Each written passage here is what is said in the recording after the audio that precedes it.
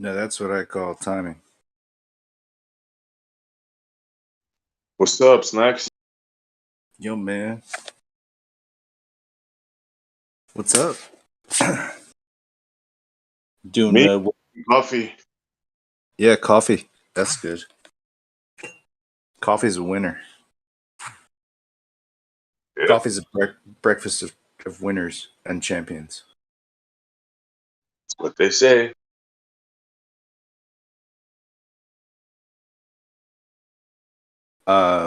But I think like break fast is probably a bad thing because it involves breaking. Yeah. So I don't know. I'm gonna call it fix fast from now on. Or I don't know, something else, something more positive than breaking. I want to do that.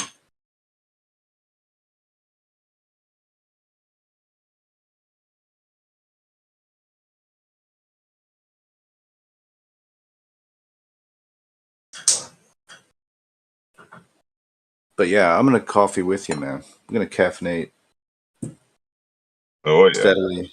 We're going to increase our caffeination rates. We'll be out of uncaffeinated reference frame. Yeah. Where is everybody today?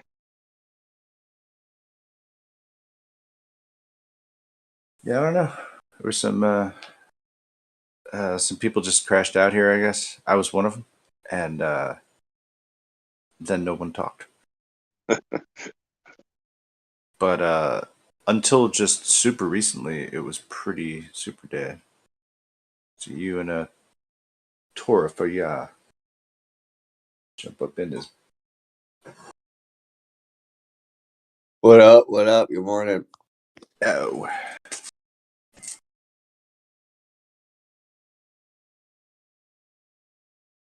rise and shine. Get your booties on.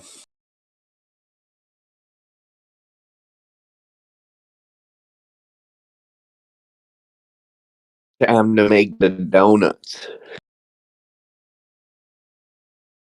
Man, I miss that guy.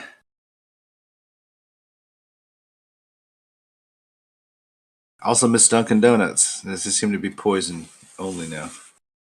They used to make donuts, edible donuts.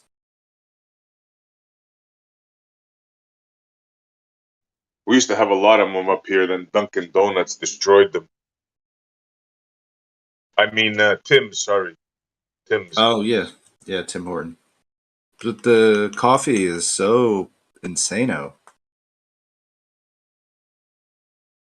Yeah, there's a big competition. McDonald's was giving them like $1 for a year, trying to like, encroach into the Tim Hortons, but they're pretty strong up here. Yeah, McDonald's have to change his name to some kind of hockey player. Then maybe they could survive. Yeah. They're called Gretzky's. It's just nobody wants to be having a hockey puck hamburger, though. Nobody wants that title. Although I think it'd still sell. You guys Just watch have it. hockey at all? I don't, but I lived in Canada for a little bit, so I know what it's about. Yeah, the playoffs are underway now. Boston just got eliminated. Man, some great games. I don't watch like I used to, but the playoffs, if you're into sports, yeah, some good games there. Out of all sports, definitely the most interesting for sure, or most entertaining. Yeah, it's fast. Well, I like basketball, to be honest with you. I like basketball too. Fast pace. Yeah. But baseball, I'd rather cut my lawn than watch baseball, you know? Yeah, So, yeah. Some will get bored. yeah.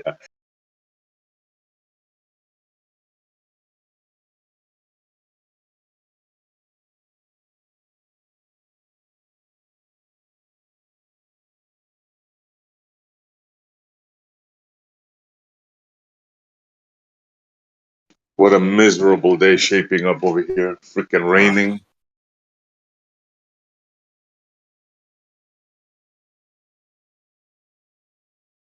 Yeah. When's the good weather start for you up there? In a few weeks. I see the grass is really green and shit. The grass loves this kind of weather. Cool, you know, rainy, but not the people.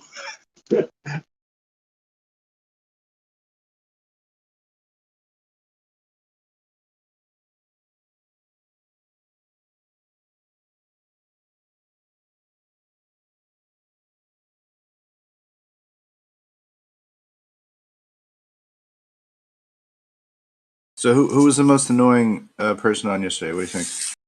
I'm gonna go with Charlie. I'll just volunteer that shit right now. The most annoying person in the server, you're saying? I mean, just yesterday, I think I would give like the award to Charlie for like tone of voice and just overall uselessness. Yeah. Well, Charlie is annoying, but Charlie knows stuff, right? So there's a fine line. Now, you talk a guy like Ed Freeze. Now, you want to talk annoying, right? Yeah. I don't know. I think every day somebody's got the possibility of being the worst just for that day. Maybe they're not the worst every day, but We can give them honorary daily troll awards. Yeah. I don't know what else to help them out with. I mean, they don't think they're helping the situation, right? I mean, they're not like they're not defeating the argument so much as they think that they are. A guy like Imagine, Ed and NASA, they're just here to play games, or Gambino in the chat. Like, these guys are just here for one thing, right? We know. it's fair enough. I was just like, I don't know. What if this were a game show, right? And they have to like stay on this like Big Brother or something like that, and they got to like every day debate this thing, and they signed up for it because they're like, of course I can prove it's a ball, right? But they have to stay on the show until they prove it. You know what I mean? They can't go see their family or anything like that. But what do you think about that? How long? How long before it would just be like insano? It's like, They let have me him off this hostage. Yeah. show. I want to get off this show. Get me off the show. Yeah, they're pretty desperate lately. I mean, it's pretty embarrassing, the stuff that they've been saying lately. I mean, wow. It's just a lot of them would have taken that bet in the beginning, and they'd still be here, waiting to see their families again, trying to get off this game show, trying to prove a ball. It's a long time, man. It's like their shit gets worse with age. You know what I mean? It's like the opposite of good wine. So Well, the stuff that they've been saying lately, like, it's off the charts, really. Like the expansion of the globe without expanding the ground, going up to meet you on both sides. Without, like, what kind of a brain do you have to make that make sense to you? Like, I don't know, man. I don't know what to say. I think having a brain would be a detriment to understanding that. Yeah, yeah.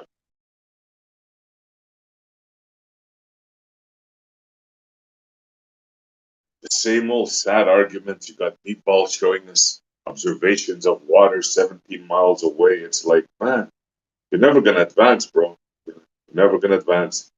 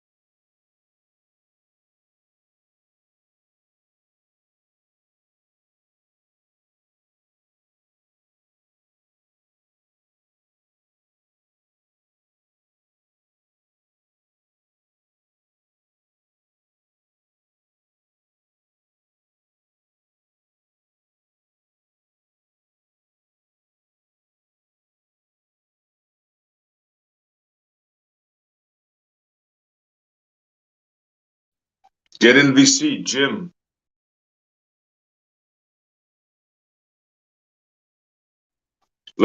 Earth is life. Why don't you come in VC with that? Like typing or what?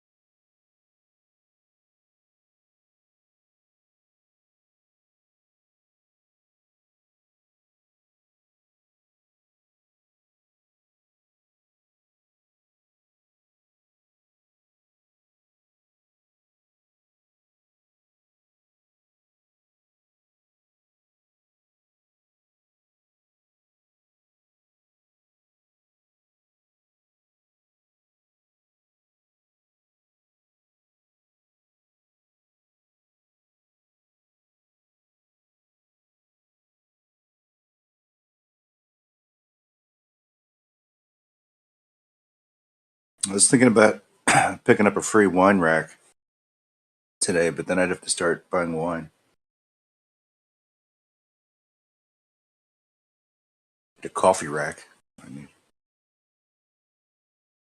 Coffee's almost ready. I can smell it. good stuff. What you got going? What's your brew? Just a regular old brew. Yeah, nice. That's what I go for. Drip filter. What you got? Automatic coffee maker. Regular. Yeah, one of them drip automatic. Yeah. Some people do that little stove like espresso situation, and they're just like, "This is a coffee maker," and I'm like, "I guess that's a coffee maker." Yeah, my sister's got one of them fancy ones. Makes a good espresso. Told you that. But I Sure. just like regular coffee.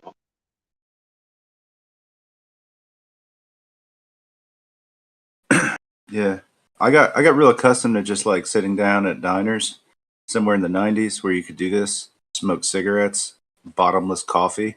I mean, what's not fun about that? Except it doesn't exist any longer. Those were those were times to cherish. And I didn't know it then. They would never come back. Anyway, right around this time, I took a trip over to Amsterdam, which is a nice place. You can smoke cigarettes there and other things, but you won't find yourself a bottomless cup of coffee anywhere in fucking Amsterdam, and that is a sin. Oh yeah, they So, don't give coffee away in Europe. Oh yeah, that's for sure. like, I'm like, I just want regular coffee, and they're like an americano, and I'm like, what do you mean by that?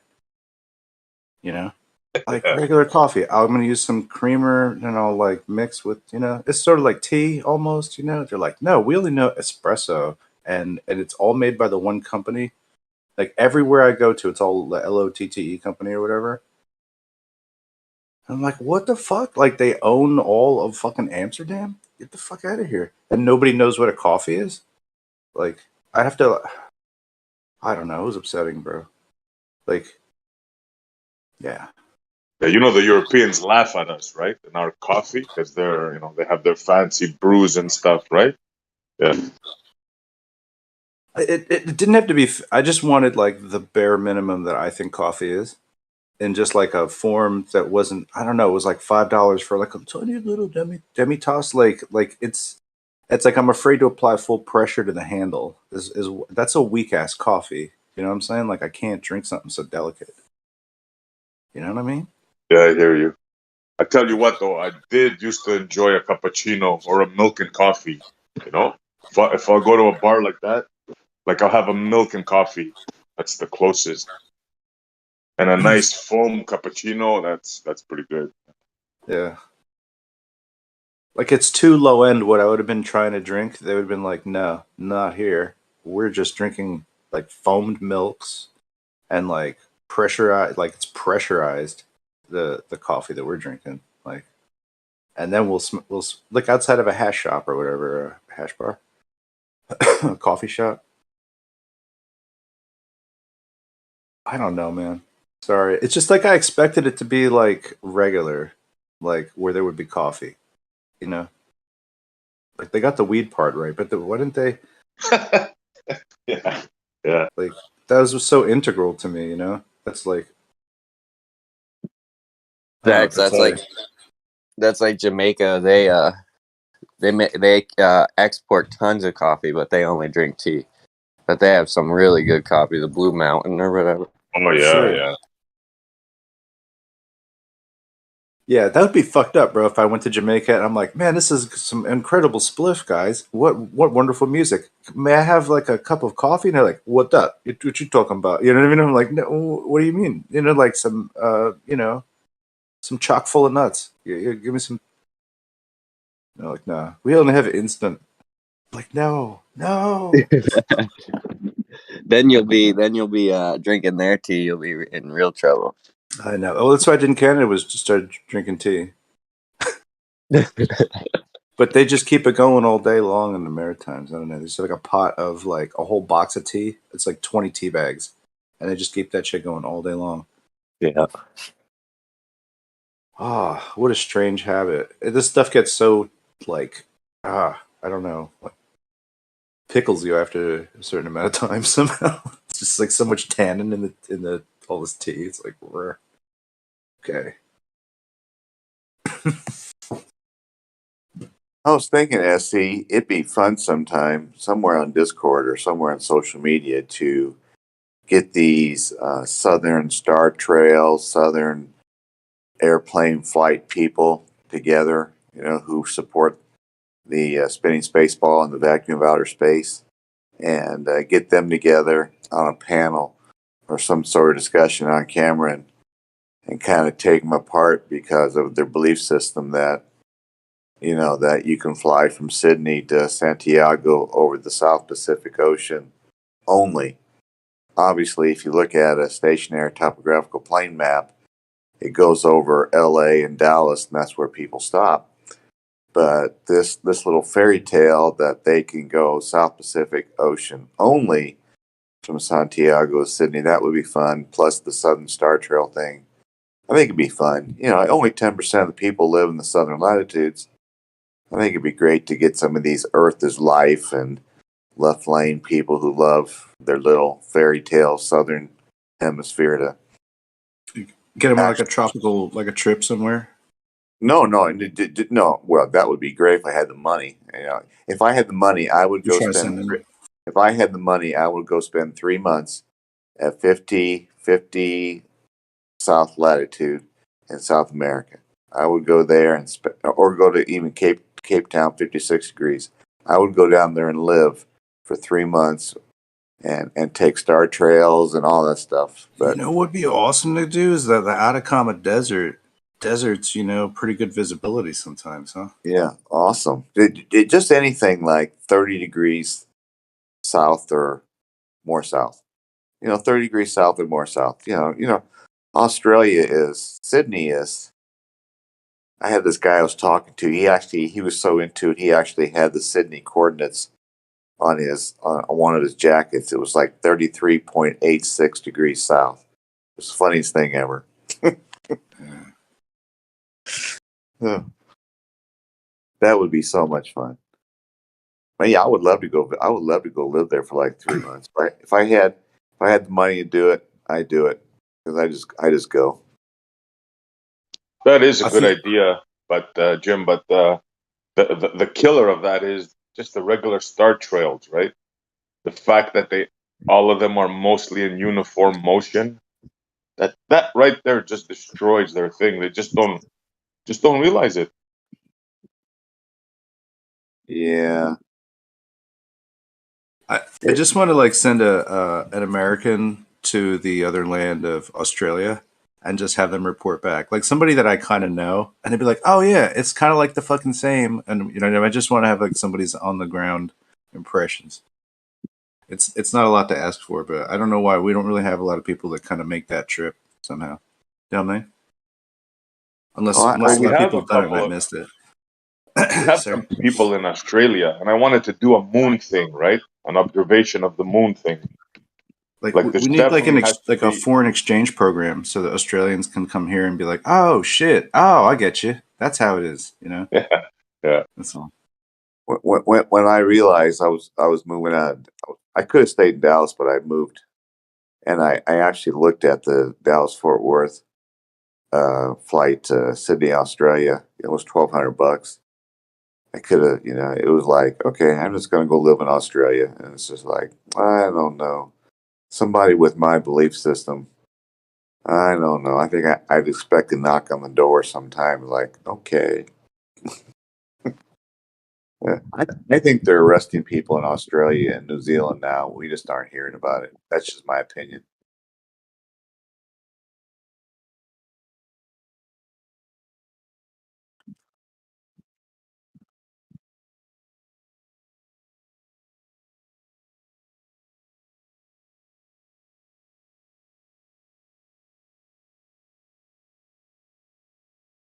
Yeah, but Jim, you're gonna get out there. You're gonna.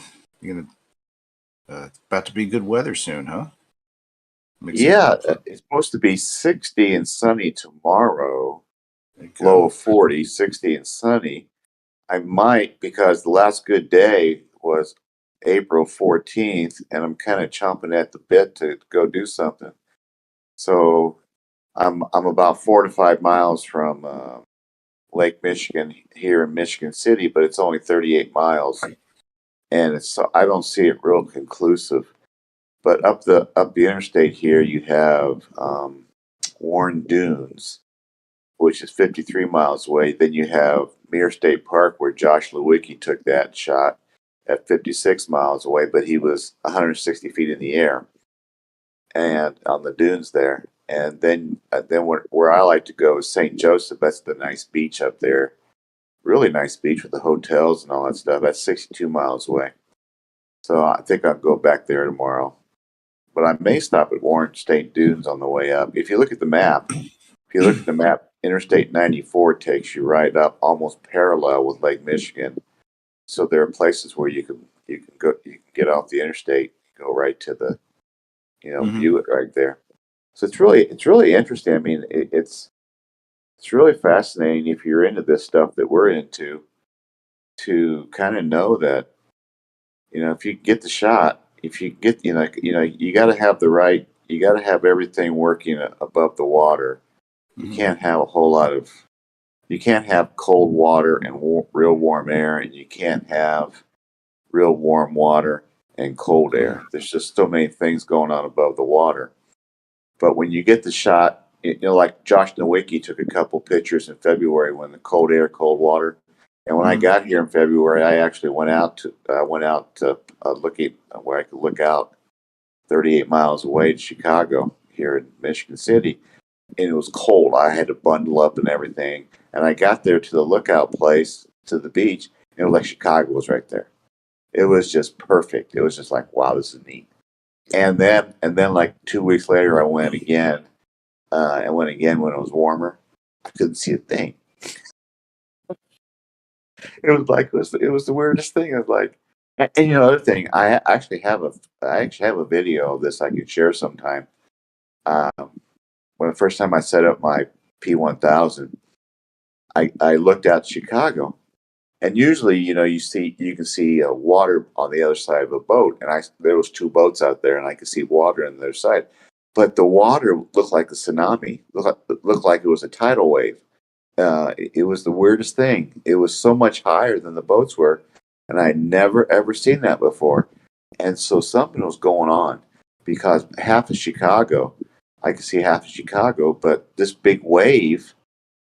It looked like a big wave. This big wave was in the way, and these boats were down below. It's like the tsunami, the wave was gonna take over the boats pretty soon. It was the weirdest. I got it on video. It's the weirdest thing, man. I've never seen water behind a boat that high. I've never seen. I've seen water on the other side, but never water that high. And I don't know, but the boats came in great. The boats were nice and focused, and you could see the top half of Wells Tower and Chicago on the other side. But that way, it looked like it was. When you look out, sometimes it looks like a tsunami. Is coming. It's like they had an underground earthquake, and here's all this water coming. Every once in a while, you get that. Look, you don't get any waves on Lake Michigan. You get some small ones, but you don't get any real big ones. And so when you look out there, you go.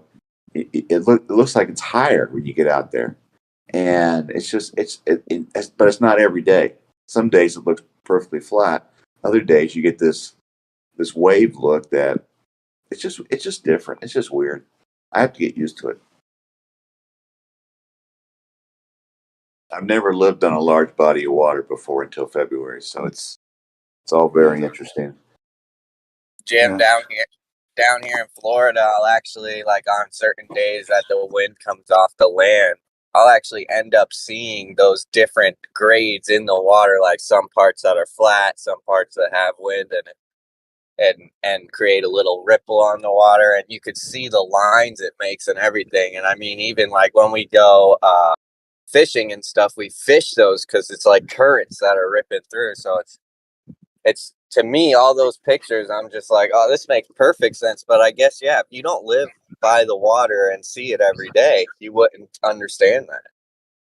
Yeah, because it's just 100%.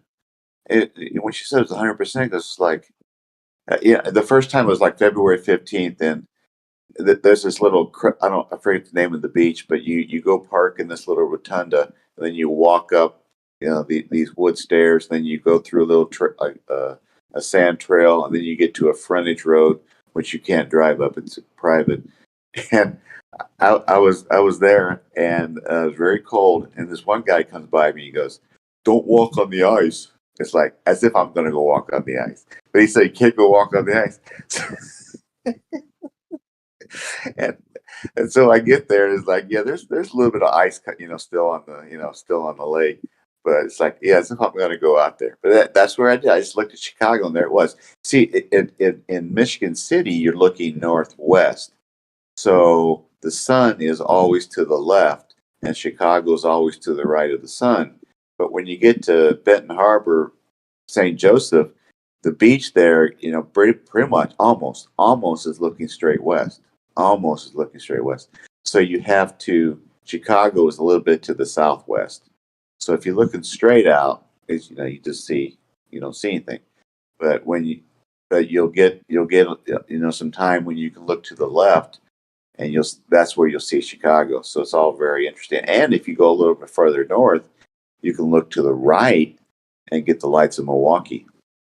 That's what I want to. I want to do that as well. Very, very interesting. It's if you look at a map, St. Joseph is 7,700 people. Benton Harbor is 8,900 people, separated by St. Joseph River. So it's a really kind of small area, but they've really done a nice job on their beach with trying to get people there with their boardwalk and their lighting and their sand and their they've kind of built up a little resort area. They have a little amusement park. Um, it's really interesting, what they've done there.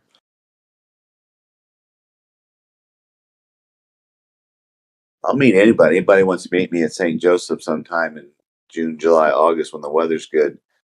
I'll meet you there. Bring your camera if you want. So, B-Ball, I know you're listening, bro. Why don't you come in and we'll have a convo about the new moon, about how it enters, how it leaves, how funny you thought it was when I put a sun filter. Come on, man, let's do it. I never thought about that, SC. I think tracking the moon at night across Lake Michigan would be fun. I don't know if I could get a the P1000 has two settings that you can look at something over time lapse, and so that would be interesting. I've stayed up there till 8 o'clock on April 9th and April 14th, and I always left because it got a little cloudy and the sun had set, had moved away, so I left. I think looking at the moon over Lake Michigan would be interesting sometime. Well, me, it fascinates me in the new moon and the eclipse, right? For me, it's fascinating to believe the story where they tell us we don't see the moon because of Earth glare, right? We Yeah. don't see the moon because there's too much Earth glare. It's close to it. It's 5 degrees. So I decided, well, let me use a solar filter and see how it looks. Can I see anything? Can I see like a shadow, a glimpse, a moonshine? I thought I'd try that, right? But they found it very funny, especially B-Ball. Really they found that very, very funny. So yeah, I find it very funny that it just disappears. And during the eclipse, right, we don't see a moon coming in. We just see a shadow. I mean, it's broad daylight, right? The brightest thing in the sky, the sun, is shining on the biggest rock, but yet it disappears. We don't see it. Now I find that very fascinating. Yeah, that blows my mind too, Essie. I can't wrap my mind around that one. Yeah, no sign of it at all. Nothing. It just disappears. I mean, come on. And it only disappears at 5 degrees. Now, if it's 1 degree more, then you can see it. Does that strike you as odd? Tell me. Yeah, Strikes me as odd. I never heard about the Selenelian eclipse until I got into this Earth stuff. I had no clue that even existed. And then I guess, we had one November 9th, 2022 last year, in the eastern part of the United States in the AM. I didn't live there at that time. Yeah, good stuff, George. It would have been fun to see that, to put that on video or something and see that. That would have been, the weather would have been good. That would have been fun to do. Yeah, Is George it- got some good pictures there. Tell me, George, have you ever seen the moon during the You had to eclipse? be like way north, like to see both of them above the horizon. You had to be like up in Canada.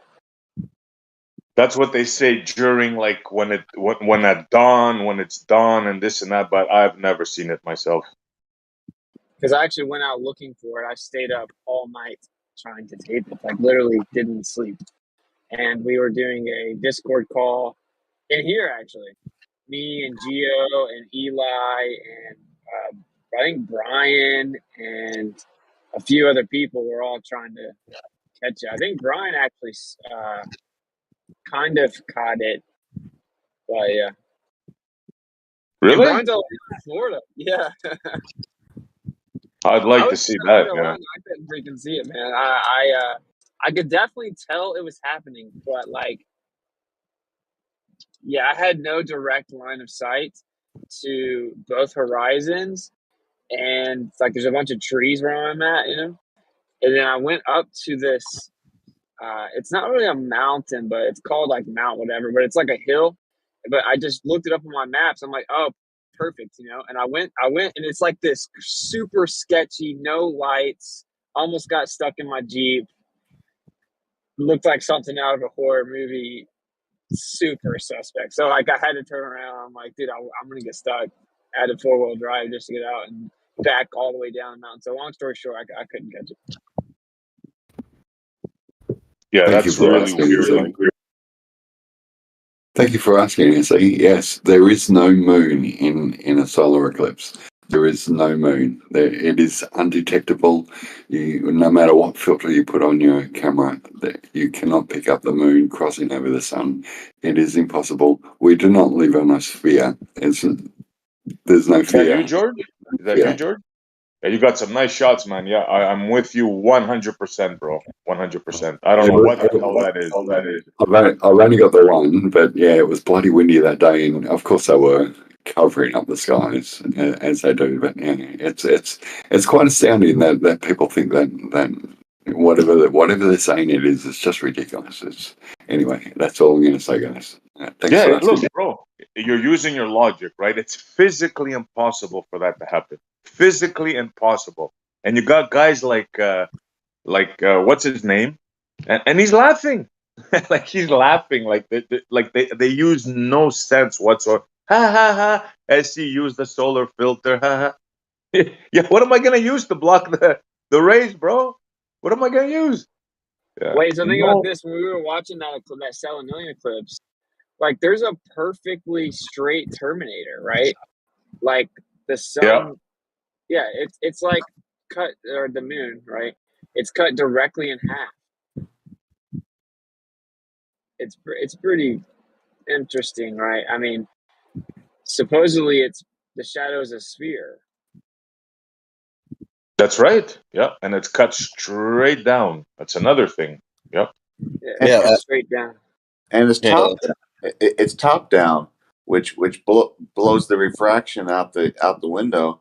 So because you cannot explain away, the top down eclipse, on a That's the selenium. Yeah, that kills their thing right there. Yeah. Reverse eclipse. Yeah. I think this Friday's a lunar eclipse, if I'm not mistaken.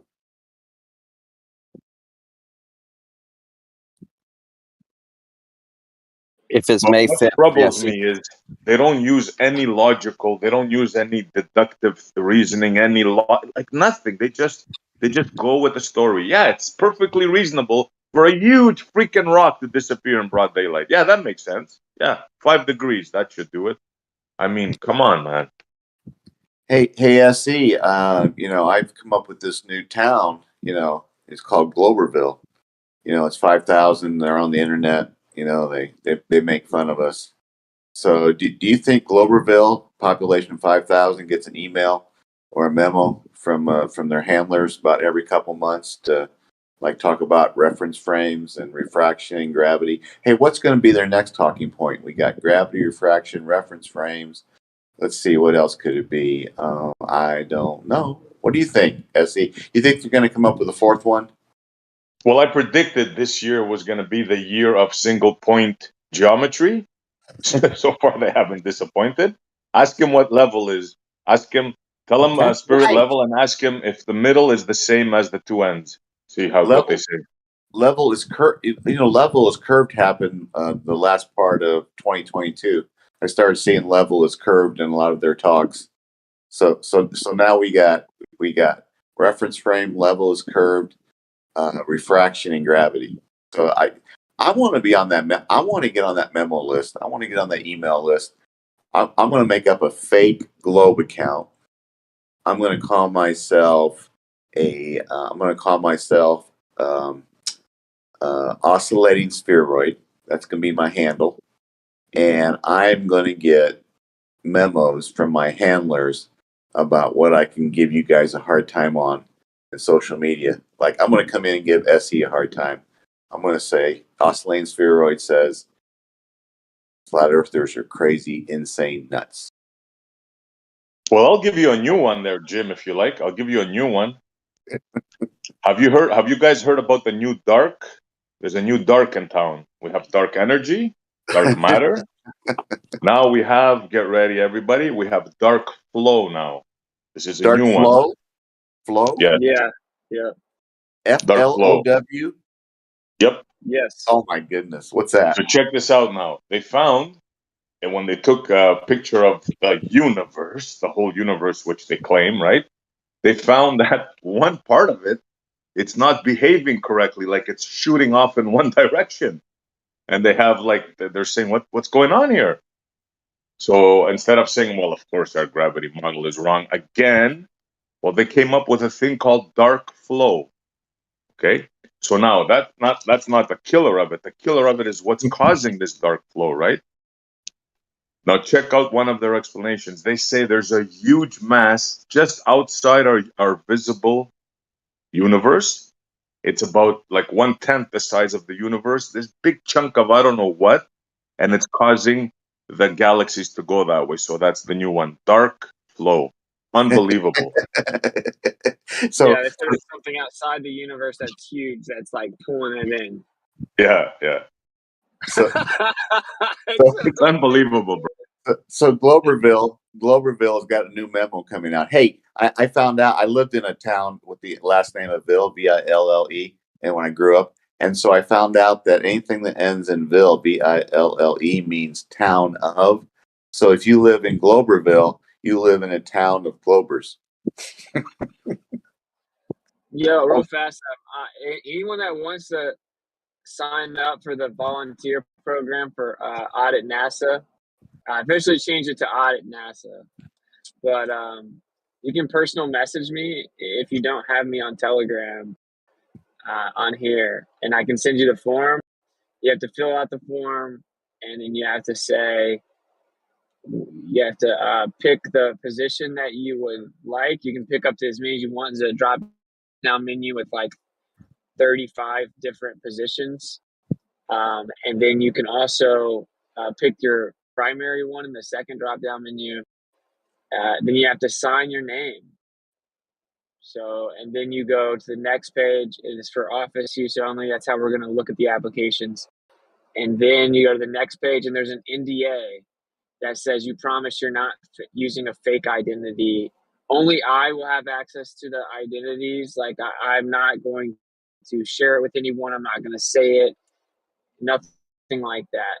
But it has to be there for legal protection. If I don't do the NDA, we'll have anti-flat earthers infiltrate. But they will not because of the NDA, because it says specifically that you're agreeing that the organization's information is private and that that the privacy is of crucial importance to ensure the success of the missions. And if you release the information without written consent from the president, that's me, then you're legally liable. And if you fake your identity, you're also legally liable, and you have to sign it before we like really bring you in. So there you go. Hey, Austin, you aren't 35 years old yet, so you can't be legally president of the United States. Oh, we're not talking about president of the United States. You should do that in like 4 years. Have you ever thought about that? Yeah, right, dude. Hey, I want to talk I to would astronauts. NOTS at the end. I want to talk to astronauts. That's what I want. That's my goal. All right, That's my goal next fill couple years. fill out your application form, man. I want to talk to astronauts. Hey, Go I was look at the thinking, drop down. it'd be good if we came up with like a question list, Oh, for that's those. my first assignment. That was the first assignment I released in the Telegram. So it's like specifically look up whatever different NASA facility you choose. Look up what programs they have to talk to astronauts. So they have like breakfast with astronauts. Then you sit down with the Q&A. Then they go on a private tour. Then they have astronaut autographs. Look at the schedule and see the names of the astronauts. Then research that astronaut and all the claimed missions that they did, spacewalks, the personal history. Then come up with loaded questions to ask them that are professional on the surface, and then turn in the assignment. So we're going to have like questions for all these different astronauts. We're going to look through the best ones. So that is the first assignment, because I think that's super important, is that people don't just go in there being like, you Satan worshiping, blah, blah, blah, like they need to have like a really specific question that they're going to ask. Yeah, I was But if looking anyone just wants into to it. come up with something, I was doing the research on it. I was looking at the astronauts that are at Cape Canaveral, and it looks like the same scenario that you did, that you wait in line, get a picture signed or whatever. And then they're and there that's for free. like, Yeah. yeah. Oh, okay. I got you. So they do like meet and greets and stuff further than that. I guess I have to look on their website further. Yeah. Like there's like a thing that they do it normally twice a day. So like, it'll be like 11 and 1 or 9 and 1 or whatever. And they have a few different ones. You have to pay for them though, right? So it's like $100, $200. Right now I'm actually on the way to the gym, but when I get back, I'm going to finish a reimbursement form.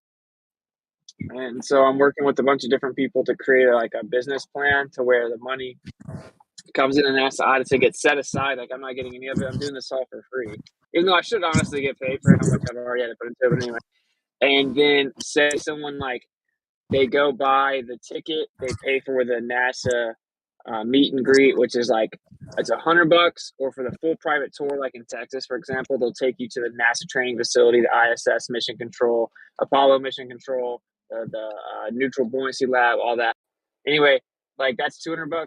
So where you provide your receipt, even if it's just a screenshot, and eventually, I long to reimburse people for their base expenses to do it. But yeah, that's another option. Is like they literally have breakfast with the astronaut, and there's like 10 people. So imagine that like 7 of the 10 are like flat earthers that act like they didn't come together, and they're just sitting there eating breakfast, cool, and then they just are subtly and tactically asking questions, secretly recorded. I mean, that's pretty epic, right? Yeah, that is. For sure. When you guys did that, was it difficult to get the recording stuff in or not? No, because like, okay, what's forbidden is like a big professional camera with a tripod. But if you have like a gimbal or a selfie stick with a phone, they don't care at all. They won't even think about it. Nice. So obviously iPhones now have freaking cinematic and 4K. So you can record something on an iPhone just as good as people could with like $20,000 equipment a few years ago. Just a couple years ago. So yeah, that's the move for sure. And then you want to figure out how to catch the audio. That's the only thing that we quote unquote snuck in, was like the Rode mics. But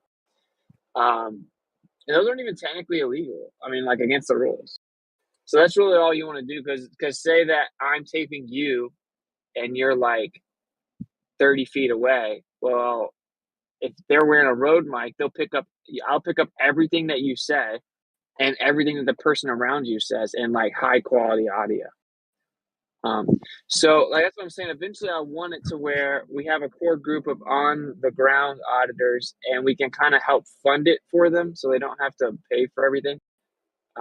They also make glasses that are. And anyway, like I don't want to talk about a lot of stuff because the anti-flamethrowers suck. So that's why everything is super private and as to the specifics. All right, cool. Yeah, I'll message you further on that for sure because it's an hour and a half away from me, so I know that I could help out in that department. That's cool, man. Yeah, I'm planning on moving to Florida probably, and I'm just gonna buy a year pass. So like, if you buy like a single day pass, it's like over half the price of an annual pass, where you could go any day that there's a new astronaut you want to talk to for a whole year. It's like $150 for a year. Yeah. So- I looked at all that too. Yeah, exactly. Yeah, my dad even wants to look into it too and check it out too. It's funny. So we'll definitely be doing a lot of trips out there. Yeah, it's cool, man. Here's my first question. How about that outer space travel and rocket in the vacuum of outer space? What are you pushing off of? Isn't that like a violation of Newton's third law of motion? Oh, don't worry about it. You have something inside the rocket that's propelling off something inside the rocket. You're still not propelling off outer space, but hey, nice fairy tale. Things don't free You don't fall really like wanna- Newton says. Yeah, but you don't really want to do that though, Jim. Right? Like, I know you might know. be doing a joke. Yeah, but like you want to go in there and be like. So I was reading that in 1992, you were on the ISS when there was a leak, and I was just really curious, like what you did or whatever. Like, just ask. You can ask tough questions, but like you're genuinely curious. And then I think the best approach is like what Justin did in the movie, where it's like a loaded question. So like I see them using harnesses and wires on the ISS a lot. And I was wondering why they did that. Is it like to help keep the astronaut in frame? Do you have any, where there's no proper way to answer that question? It's a loaded question. Like how long has it been since you stopped beating your wife? That's a loaded question. That's what you want to do. You want to ask the astronauts loaded, tactically presented questions, Yeah. so that we can put them all beside each other and catch them lying. Yeah.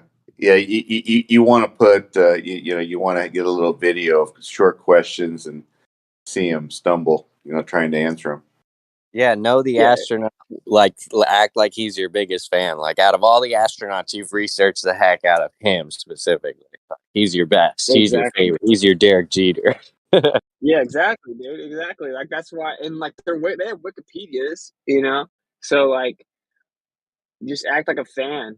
And I have a NASA hat I bought there. They have a whole gift shop, right? You can buy jackets and hoodies and shirts and hats and they have nice stuff. So go in there, spend $20, get a hat. Like they're just gonna think you're a fan. Like it's government run by a bunch of like genetically modified losers, right? So they're not paying attention, man. Like they're out of it. They're just there. It's a government run place. Like if anyone has any experience with government run places, they're very incompetent. So it's not like you don't have to really like Sean for the movie. He was like thinking we had to go like Mission Impossible or something. I'm like, I promise you don't, dude. I traveled the U.S. and every government run place, including national parks, is just super incompetent. They're not paying attention to anything. Yeah, the people they hire are not like, yeah, exactly. They're not going to be checking on you like that. Yeah, they don't care at all. I guess Don Pettit, had 2 space shuttle missions and spent 6 months in Antarctica looking for meteors. I'd like to ask Don Pettit if he found any meteors. He took any pictures. I don't think Don Pettit does the like in-person conversations, but I do. I will say this though, Don Pettit does like speeches. So that's another thing. Like NASA astronauts, just like when Scott Kelly got asked about bubbles in space, that was like a speech he gave. So they give speeches and then they have book signings and stuff that's not at NASA as well. And we should also go to those, right? So this is a problem for them. That's what I'm saying. This is an actual problem. This is like actual action. And I have this really deep intuitive feeling that like it's going to be very epic. And this should have happened long ago. This should have happened in 2015. And this is how you catch them, dude. This is how you catch them. You get them on the record contradicting each other. If you really went to space, and you really went to space, and you really went to space, you guys should all have the same experience. It's space. You went to the same place. You gave me you gave me a great idea. I've been to I guess it's relatively famous. There's a science museum in Chicago. We went there one time with I don't know when, but we went there a long time ago, and I guess it's pretty famous. So I might have to go look in their itinerary, what they're going to do, and see if they have any visitors who might come and speak there or whatever that might be astronauts or part of NASA. I might have to look into that. I tell you, Austin, every time, not every time, but a lot of times I listen to you, I get this new idea. And it's just like Wits It, Gets It, In the World Productions. It's just like, I was thinking about Level, and I was going, Austin needs to get his own production company. Now I need to go to Chicago and go to the Science Museum and see if they got any astronauts going to come by sometime. And by the way, this is not exclusive to flat earthers. Like, if a baller wants to come step up and like put their real name on the form and sign the NDA, they're welcome to be a part of the thing. They're more than welcome, because I'm actually just interested in the truth. This is not about flat earth. No one's allowed to say flat earth. And if they say flat earth in an audit, then they're not going to be doing any more audits for us. They can just go in their own capacity, and they will not be published on our YouTube. They will not be in our newsletter. They will not be, just period. They will not be a part of it, because that's putting your ego ahead of the mission. I'm very serious about this, as you can tell.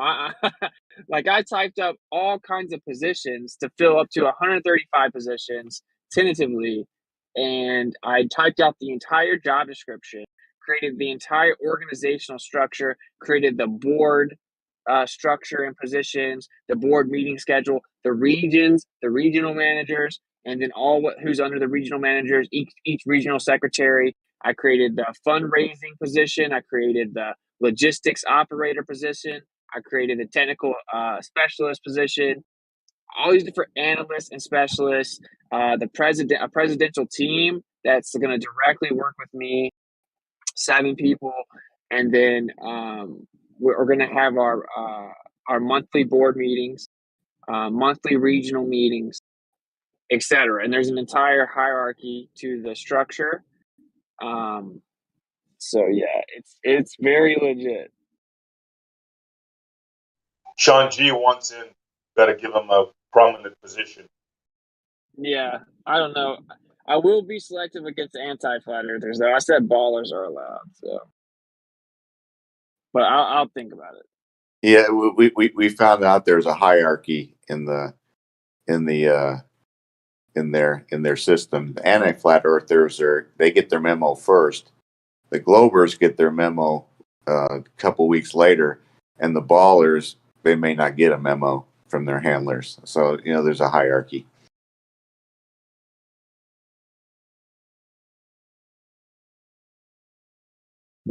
I know Sean G is a number one level 1 anti-flat earther, so he probably gets the memo like 30 minutes after they get done with their handler board meeting, and they say, hey, we need to get a hold of Sean G and let him know first, because he's our guy.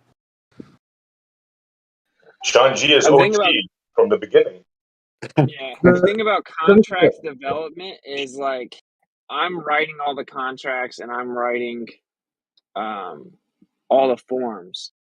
So, but yeah, I don't know. I mean, I'm sure that could be used. Jim, I don't know if you know, there's a difference between like anti-flat earthers and normal sort of businesses. So normal businesses have board meetings, but the anti-flat earthers have org meetings. Ball meetings. We have Like playing board meetings. Ball meetings. Yeah, they also have board meetings. That's why they're in here, because they're just bored and they're obsessed with flat Earth. Oh my goodness. We'll have the planar meeting room. Planar. Yeah, we have a planar meeting room. That's what we have. Yes. Yes. This is too much fun, man. I haven't laughed this much. I've laughed so much since I started looking at quantum mechanics, which has been very recent. I started reading this like, you actually believe all this crap. It's just like, you actually believe Planck's constant or Planck's constant, whatever it is. You actually believe that crap. And Planck even said it was that act of despair that he came up with it. But he did win a Nobel Prize for it in 1918. Good for him. Yeah, like the assumed smallest increment of measurement. It's just pure theory. It's like, Oh my goodness. Oh my like goodness. the Planck. That one Yeah, guy. let's call the smallest thing a plank. Plank this and plank that, and oh my god, yeah. It's such pseudoscience. It's admittedly just speculated. Oh my goodness. And it's funny. I think most people who believe in that stuff admit that it's just math. They've never seen it. It's quantum mechanics is math. That's all it is. They've never seen it. Just like their atom, their quartz, their this, their that. It's just all energies, measurements, and they reaffirm them into particles. It's all math. It's all fantasy. Really. I mean, I think you can measure waves. Obviously, you can measure Doppler, but Doppler's more in the macro. And but you get this wave superposition, and I guess it was Schwarzenegger, who came up with that one. And so I gave you that one. I can give you that, because you got two boats going in the water together, and they all create waves. And when the waves from the two boats hit each other, they make a bigger wave. That's basically what wave superposition is. And so it's really interesting. But this particle crap is just crap, man. I mean, this particle stuff. Oh my goodness. Well, funny you mention waves, because that's how they explain it. They explain things as not waves. What do they call it, man? A field. Yeah, fields. So you have fields of neutrinos. You got fields of this, fields of that, and they're all useless until they meet the Higgs boson field. And that when they touch the Higgs boson field, then they get mass. It's like Cinderella, man. Really, actually, Cinderella. What I found is when they bring up gravity, which they all bring up gravity, you can actually, if you look into electrostatics, and they tell you, you Google it, they tell you they have a field meter. They've called it, what it is that measures electrostatics. They even have an equation, deals with voltage and two other things. I'm not by my computer right now. Deals with voltage and a couple other things, and it's like Q, Cm, and voltage for V. And so that's kind of like some of their equation, and it's good, and some range of 100 millimeters, and you can actually measure electrostatics. You can actually do it. You can't measure gravity. You can't measure. Nobody's ever measured gravity, but you can measure electrostatics. And so it's real simple. They can't even describe it, bro. Never mind measure it. They can't even describe gravity. Yeah. I mean, you can just you can, to some degree. I'm not there yet, but you can describe electrostatics. But you can definitely measure electrostatics, and electrostatics explains everything. And along with density and buoyancy. And buoyancy, you just take out G, put A in there, and it's all good to go. Ballers think that little g is gravity because it's called gravity. Like they think that downward acceleration is gravity. They literally don't understand that's not even like that's the effect. So this is what we're dealing with. Yeah, the effect at best, of whatever that is, exactly. Yeah. Yeah, these people have no idea that the effect is not cause or not causal effect or causal agent. So, effect is 9.81 meters per second squared, agreed upon average, things fall to the earth. They don't know radius and mass is inside of that. They have no clue. They don't know who discovered mass. They don't know how to measure mass. The only way mass was ever measured was reverse engineered. And the only way the radius was ever come about was reverse engineered. Everything's reverse engineered, presuppositions, assumptions, assuming Texas sharpshooter, whatever you want to call it. It's all done that way. Physics, not all of physics. Don't strawman me. Not all of physics is that way, but physics is the study of the universe. The universe, outer space, planets, solar systems, galaxies, nebulas, black holes, do not exist. If you want to apply physics here on terrestrial, on the Earth, great, fantastic, let's go for it. But this physics study of the universe, I'm sorry, guys, anyway. Look, they just spout out stuff like, it's acceleration. It's the attraction of two things. It's Chucky, have you not heard? Seriously, have you not heard the superseding of your mass attracting mass? Seriously, you haven't heard that. And you haven't heard even that one that superseded it, the fabric of space-time. Well, that's wrong too. How? Well, they observed the galaxy formation spinning, and they found that's not good, bro. It doesn't work. So even that's wrong. So you got your first gravity wrong, your second gravity wrong. Now you got everything else wrong. It's like a train derailing off the track. Hey, look, you see. Yeah, you see what he said? He said gravity is an acceleration caused by the attraction of two masses towards one another. Like they literally don't understand it. No, they don't. Their own model, they don't understand it. Gravity is That's pathetic. not what it is. Gravity is pathetic.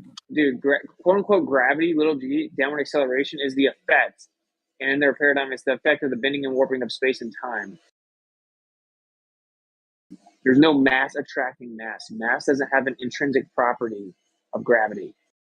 They don't know their own belief, bro. That's what I'm saying. That's the problem.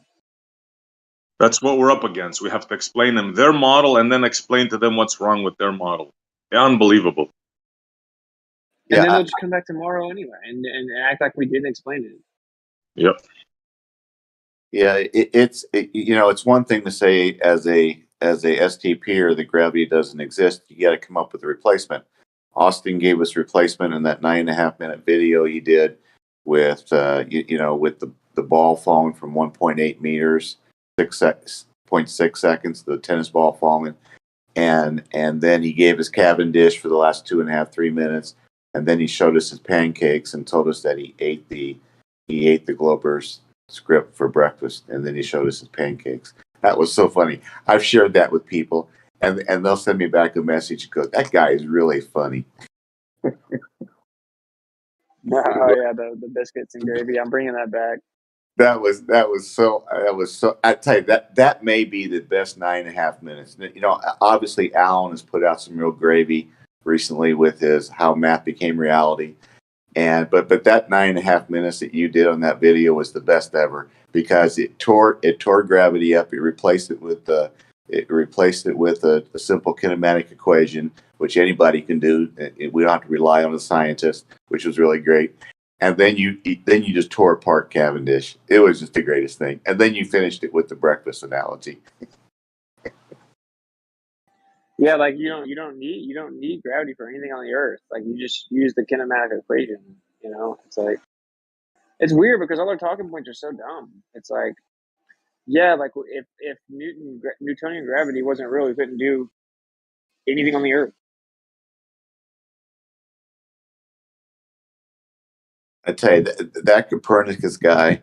I don't think he lived. I think he was a Roman. I think he was a Catholic invention, Catholic encyclopedia. I think he was made up by the Catholics. But anyway, his whole. I'm gonna show you how worthless my life is. I'm gonna go get Copernicus on the revolution of the heavenly spheres, and I'm gonna go read it. And at the end of it, he gives homage to Hermes Trismegistus, and he talks about sun worshiping. Worshiping the sun.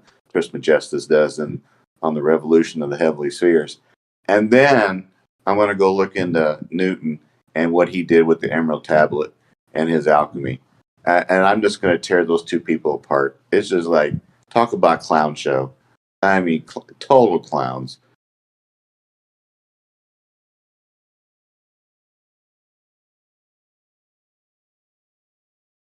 Yeah, that's a fascinating rabbit hole, brother. Go down that rabbit hole.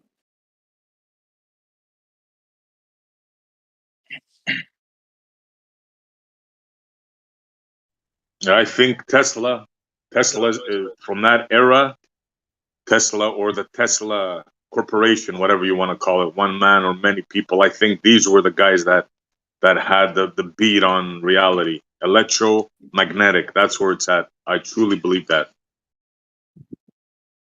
It really is. It explains the clouds. It explains evaporation. It explains cloud formation. It explains much with rainfall and precipitation, and so it explains a lot that gravity can't explain. Because if you look at the weight of clouds, and we're talking millions of pounds, hundreds of thousands of pounds of clouds. I mean, I'm sorry, guys, gravity, they be coming down. We'd have perpetual fog all the time if it wasn't for electrostatics or something that deals with electromagnetism, because gravity would be bringing it all the way down, and we'd be living in fog all the time. Yeah, the amount of water that pours out of the clouds in Florida is, I'm not 100% convinced that it all evaporated to go up there. It's insane, the amount.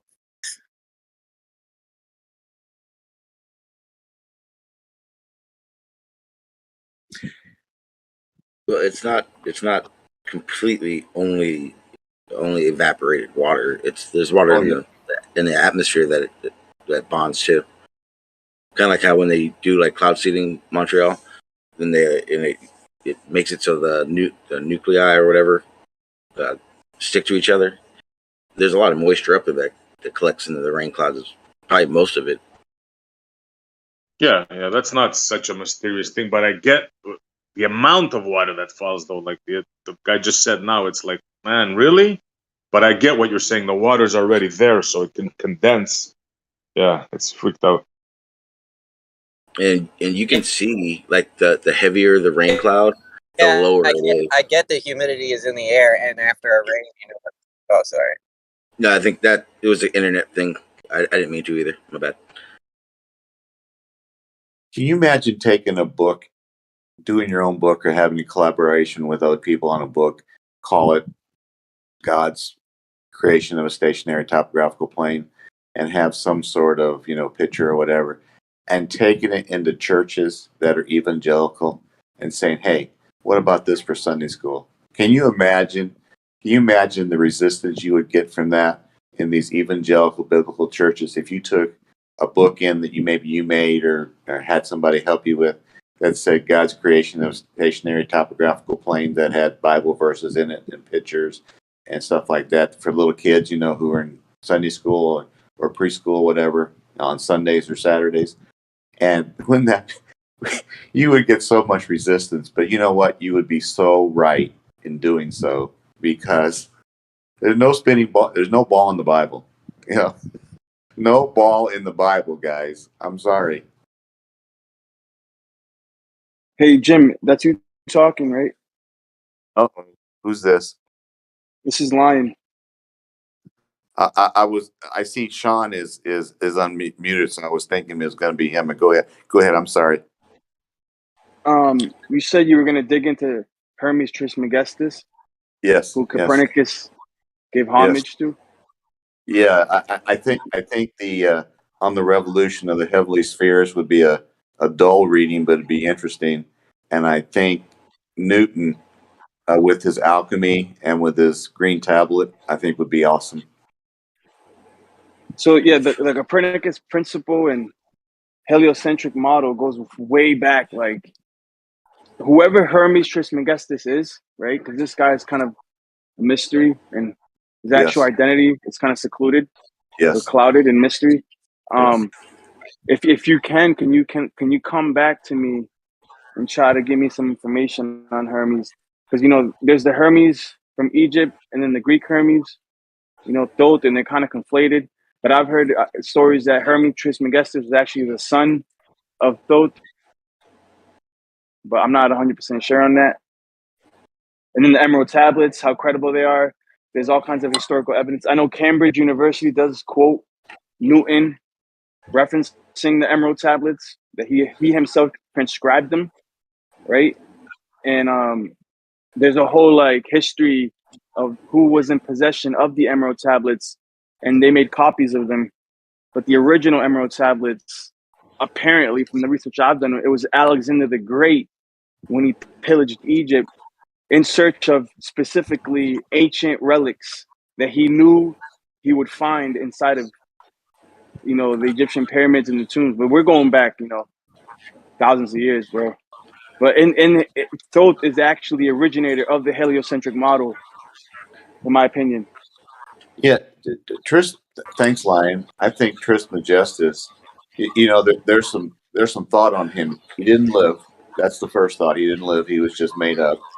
And second, that he represents maybe 3 or 4 different people inside the the what do you want to call it, history of heliocentrism and other sciences. So he's really interesting, because you could trace him back. Somebody's got a radio in the background. It's interesting that there it goes again. It's in your head, Jim. It's Sean's mic. Sean, do you want to pop yourself on mute? I have nothing playing in my background. Right, but it's repeating back off your open mic, so. Oh, okay, yeah. Yeah, I think Trismegistus is, whether he lived or not, it's kind of like Copernicus, whether he lived or not, but their principles have been brought forward to the day. So it's kind of immaterial whether they lived or not, because people believe they did, like the Greek guy 2,300 years ago. Well, I personally believe they did. Yeah. Well, I don't think that they're fictional characters. But you figure Hermes, or be Hermes, Yeah. Yes. Trismegistus, the thrice great, if you will. Yeah. Yes, you know your stuff. Yeah. But he was a sage, right? And there would have been other sages from other lands, but maybe he was the dude, for his day as possible. He was. Right? He was. It's fascinating how not everything. You can go back to the Tower of Babel if you want to go all the way back, but Trismegistus is that you delve into it. He has been written about a lot for somebody who maybe never lived. It's just kind of amazing to look at. And he was so big into sun pagan worship, and he was so big into alchemy, which says you can change lead to gold. He was so big into that stuff. And so I'll give you guys. Oh, sorry. Sorry, Jim. Go finish off. Sorry, I thought you were done. No, it's all cool, Essie. Thanks. Okay, I'm gonna give you guys a little rabbit hole to go down now, since you're into books. I found this out the other day. Have you guys heard of the Iron Library? Or no, the Metal Library. You guys ever hear of that? Well, apparently there's this library underground, and the story goes it has these huge books made of metal, 40 pounds each. And I would have thought nothing of it, just another story. But the fact of the matter is, Neil Armstrong, I believe it was in the 70s, he led an expedition, and they went down this cave, and they walked for miles through mud. It was like a huge deal. You guys ever hear that? Yeah, the cat. Yeah, he explored the catacombs down under it and everything. Yeah. They didn't find anything, but yeah, the Metal Library. You guys want to go down a rabbit hole? Isn't that crazy that it's not allowed to be seen though? What do you mean? It's closed off to everybody. You can't just go there. Any of the Vatican it's a cave, places. bro. It's a cave. I think it's in. No. But isn't it under the city still? South America or Peru, Bolivia, somewhere there. Oh, that's a different one. That's something else then. I think Sean G is doing that on purpose, but that's okay. Except for the fact that I said, "Oh, I guess it was a different one that I heard." Oh, I think we're hearing your CPU fan possibly. Oh, and the Is that okay, I possible? think I know what it is. I know what it is. Okay, hang on, my bad. You know what's fascinating about Neil Armstrong? He went to Purdue University in West Lafayette, Indiana, and we basically, my wife and I basically raised our kids there, and so we lived about 4 or 5 miles from Purdue. We went to a lot of sporting events, and on Sagamore Parkway in West Lafayette there is a Applebee's, which is just right down the road from Purdue, where you get to the athletic fields and get to the academic part, and we'd go in the Applebee's quite often, and on the wall they had all the memorabilia, sports from Purdue and stuff like that, and they had photos of Neil Armstrong because they were so proud of him, but they had Armstrong, maybe 4, 5, 6 pictures of him on the wall. I remember. Local legend, right? They make a hamburger after him or some shit. Oh, I don't know, but back then I believed, I was a believer. Hey, I'm close to Purdue University, where because Purdue University is a big engineering school, huge in engineering, 40,000 students, and so pretty good in sports, and so Big Ten school, but yeah, their famous alumni, a guy is Neil Armstrong. Am I still hot micing? Yes. Fuck. Yeah, Neil Armstrong's their big. I don't know who else is famous. I don't know, but Neil Armstrong's is their boy. Does Purdue University have anything to do with the chickens? They have if you go, what direction was it? If you go west of West Lafayette and Lafayette are separated by the Wabash River. If you go west of Purdue campus, they have quite an agricultural area out there. So whether they do animals or not, I don't know. But they have they got quite a bit of science out there with agriculture.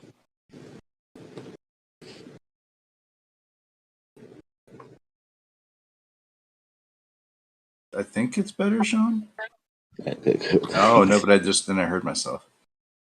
It's impossible. I'm on headphones now. So weird, man. Maybe It's gotta be somebody else. All right, if you rejoin, I'll stop bothering you about it. I don't know what's possible to fix it. Yeah, I was in West Lafayette when I was watching the Indianapolis TV station, and they told me that the ISS was going to fly right over top, and so I went in our backyard in West Lafayette, and I went there, and sure enough, here it comes out of the northwest, and it flew right over the house, and to the southeast, and I'll always remember that. And I thought to myself, yeah, I saw the ISS. I did. What do you think you saw? It was big too. It wasn't this light in the sky. It was actually quite large. It looked very close. How large? How large? I don't know. Like, was it comparable to like a 747 flying within? Oh no, it was so much easier than that. Oh, it was unbelievable how easy it was for me to see it. I just looked up in the sky. I looked up I looked around. I didn't know exactly where it was coming from. So I looked up and it was coming from the northwest, and it came right over top of me. It was like right over top of me. I had to turn around and go in southeast. And I remember how big it was, but I also remembered I just saw the ISS. I don't think you saw the ISS. Well, I did what the TV told me to do, because the TV would never lie to me. Well, of course, what azimuth did it say it would be at? What did you see? The TV doesn't get that deep with you, John. Well, we should use like ISS tracker, because ISS tracker will tell you exactly where to look along your horizon and what time. I don't think the meteorologist on an Indianapolis TV station is going to tell me, well, the azimuth is, this is this and this and this. Yeah, I know, but you can go online and to get exactly where it's at, so you can actually see the ISS instead of Okay. some object in the sky that you claim is the ISS. Hey, I think a lot of us go 10, 20, 30, 40, 50, 60 miles is just fine if anything can work 60 miles that far up because of lack of oxygen, lack of air, lack of oxygen and stuff like that. But, so where we get a problem is your fairy tale in the vacuum of 10 to the negative 17 toward outer space, which nothing pushes off of because it's a violation of their law of motion. Jim went and grabbed the script. That's where we have a problem with you is when Austin debated. You're kind of avoiding the fact that whether or not you saw the ISS. Let's talk about that. I think when Austin debated Dell, I think the guy's name was Dell, and Dell was talking about having friends go shoot satellites into space and blah blah blah blah. All of us agree that things go into the sky, no problem. It's just the definition of how high it goes and where it goes, and if it goes into your fairy tale or not. Okay. Yeah. What size do you think the ISS was? The ISS follows the magnetic flux lines. It flies in a perfect toroid. Does it? Yeah, like literally the patterns that the ISS does over top of a flat Earth do a perfect flower of life inside of a toroid, and conveniently it doesn't go over the north or the south. Oh, I'm sure it does occasionally. No, it never goes over the North Pole or the South Pole ever. I think the ISS is a front. Like, it's just a prop. It's really up there. Like, there's independent astronomers that have taken snaps of it, photos of it from their houses, from their backyards, like in front of the sun, in front of the moon. Like, it is possible to take a photo of it if you're diligent, right? And it's just a front, though. There's nobody in there. There's no astronauts in there. However it's floating up there, though, I really believe it's up there. I just don't think it's inhabited. Yep. Yeah, that's correct. I mean, like even Jaron took a video of its transit. There's no doubt that the ISS is in the sky, what's called the ISS, and that it moves around.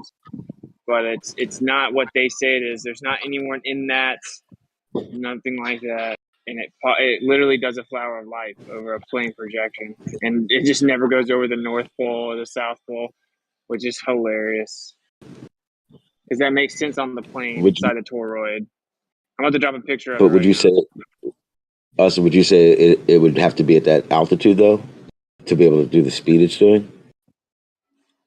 No, it doesn't have to be at that altitude. No, because I don't know what's up above 50 miles. So it's like depends on say there was like a superfluid medium. It doesn't have to be that high. There's the pattern right there. You see the pattern? That's a toroid, dude. That's exactly what on the plane Earth. That makes perfect sense. You see that? You think it's a coincidence that all the planets match this toroid? That we know we have a toroid on a plane. That you can't go to the center. What a coincidence! Yeah, there's no question there's something up there. I filmed it myself, but I can assure you 100% it's not what they tell you the ISS with people in there. That's a fact. No chance in hell. It's a prop. Well, you know what I think it is, honestly? I think it's a military because it makes sense, right? If you're the military, your number one objective is to have high ground to see what your enemy's doing. Then you want control of the skies, right? So primary objective, go as high as you can. Throw something up there. What's the big deal? You guys see what's in the chat right there? Shane always pulls through. Put that little picture up beside each other of the ISS trajectory on a plane, and then the Ferrel cell image of a toroid. I actually have a video where I transpose them. It just like fades into it. It's exactly the same. And you can look at Venus and Mars there, and Jupiter and Saturn all fit within that. Probably a coincidence. Also, whenever you look at Michelson-Morley getting the fringe shift replicated by Dayton Miller, 1925, showed that the fringe shift detected in Michelson-Morley changes throughout the year.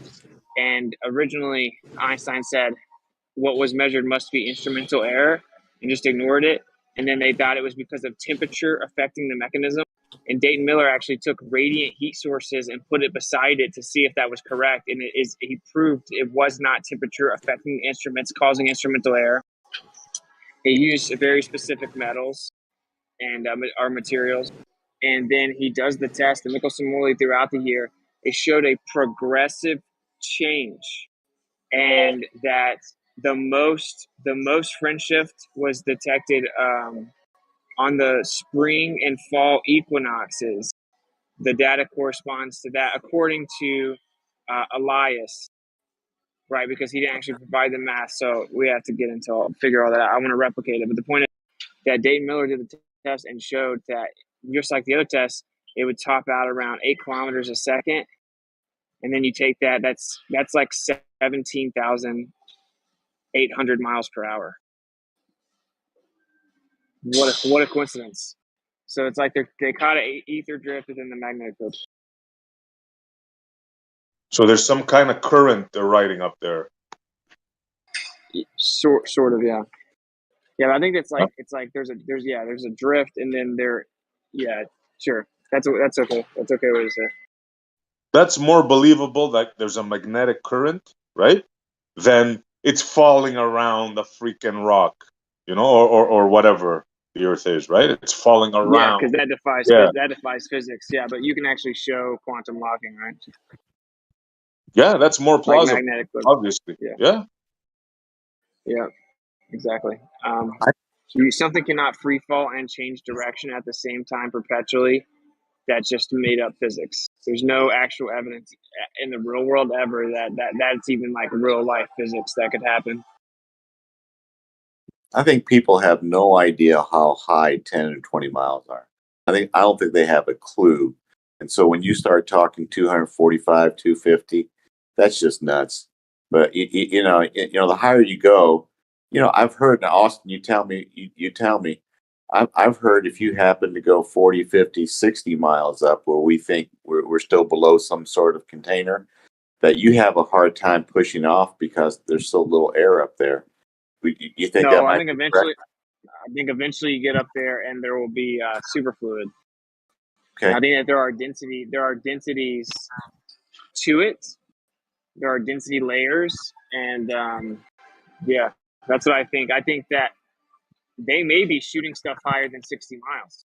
They may just be entering a fluid like medium. Of course, technically air is fluid, but yeah, they claim all that's gone. But I think personally, right, like a plasma filled type of thing starts around 70 miles. I think that's just speculation. So yeah, it doesn't make, again, this is speculation. Do you think the reason that we see the stars in the sky terrestrially with our eyes here on Earth, but when we shoot a telescope at it or something, then they look, kind of fuzzy, fuzzy stars, fuzzy little objects, that they might be in some sort of fluid? yeah, for sure, the stuff in the sky is in a fluid, in my opinion. But we're actually doing that. Right, we're doing that balloon launch soon, where we have an infrared camera to look at see how far we can see in the distance, and then a camera specifically for the stars, so we can tape as we go up to around 100. I think 120 or 30,000 feet. I think like 133,000 feet or something like that is like the goal, and we're gonna tape the stars and see when they disappear, what they do. If we keep going higher, can we see them again or whatever? So that should be done pretty soon. At that height, they say there's like 0.0 something % atmos, so they have no excuse. You should just see them better, yeah. Like when I asked the astronaut like about seeing stars in space, she said they look the same as they do on Earth. I'm like, dude, in real life, they would not at all. Like, you would feel like you were swimming in a sea of stars that you could see so clear. They would not look the same. Like on the Earth when it's a clear day and you can see so many. It would be like that on steroids. Yeah, it would be like a difference almost of you seeing something through water or seeing it above the water. A little bit less, but that kind of a thing, right? Yeah, obviously Yeah, it wouldn't be the same. No freaking way. Yeah. or like looking through a bunch of lights through a window, or like a windshield, or like at the least, right? Like really thick glass. At the minimum, yeah. Yeah. Yeah. I find it fascinating. You know, when you get into Genesis, waters above, waters below.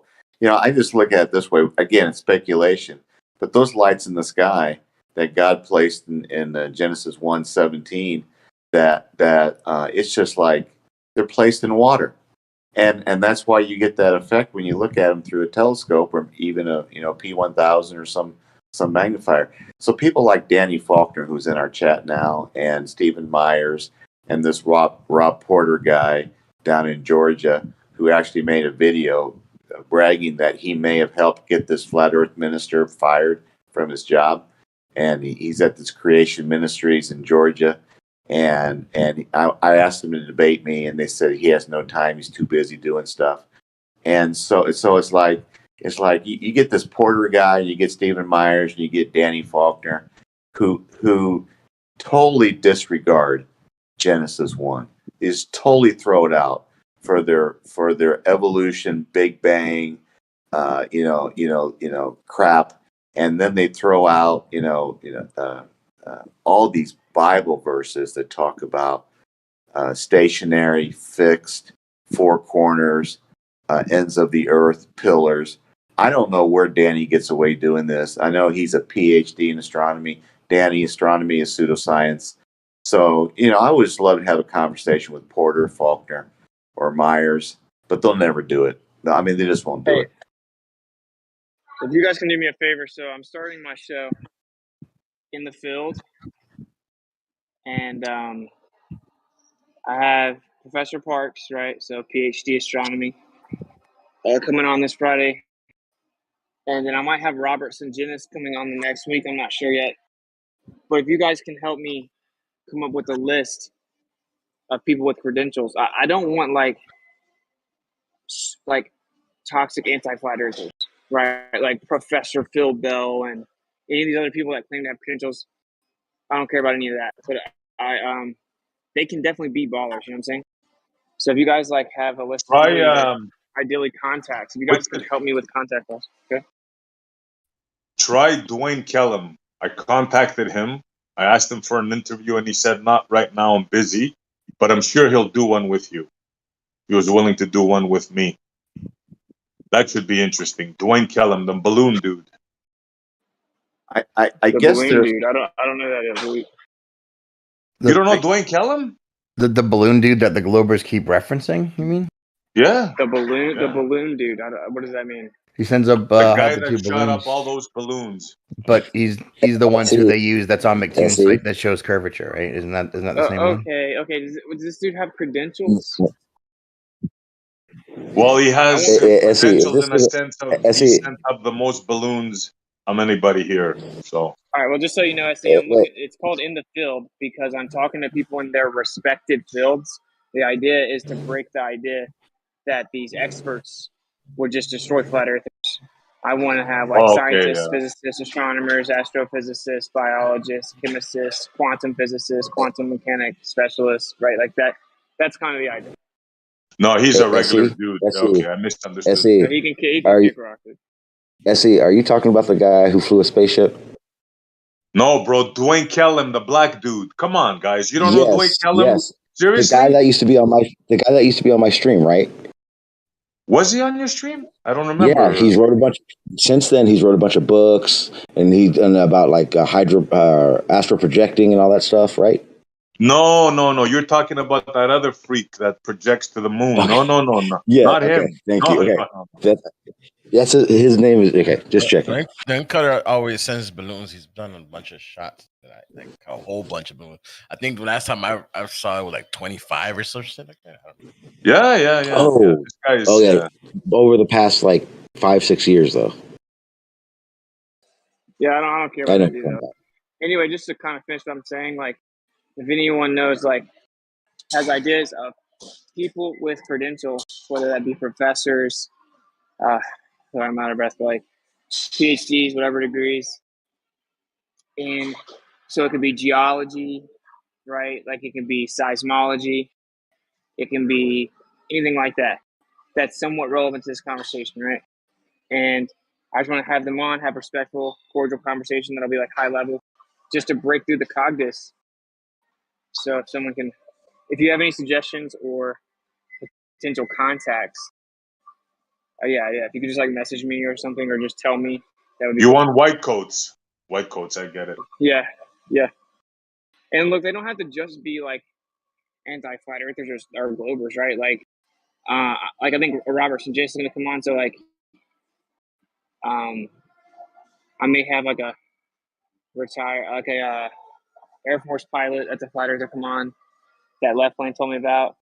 Like I'm open to it. Just the idea is like having them come discuss their field of expertise, and then me being able to ask questions relevant to this combo. You know.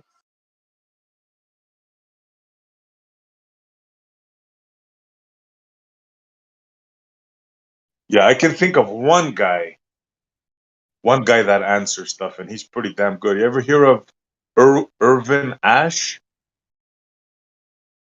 He does a YouTube channel. He explains all this stuff. No, I'm sorry. I'm doing I'm doing a set of curls. He's doing his. I used to work out a lot, not anymore, but he's elevating his mind through his body of exercise, because exercise actually elevates the mind big time. Yeah, I'm interested. I guess there's this place called Masters University, which is a Christian think tank. I don't know if the students go there, but it's called Masters University. And then there's Moody Bible and Wheaton College and Dallas Theological Seminary and Liberty University. All these places I would love to get, Austin involved with, as far as talking to Christian, Christian physicists and astrophysicists and see their take on things. Because I think they could actually be challenged. These secular people at Berkeley and Ohio State University and all these, more secularists, they could have a great conversation with Austin, but they're not gonna go, maybe I'm wrong. But it's possible that somebody from Dallas or Moody Bible or Wheaton or Liberty or Masters University just might go, I might be wrong. And maybe, just maybe.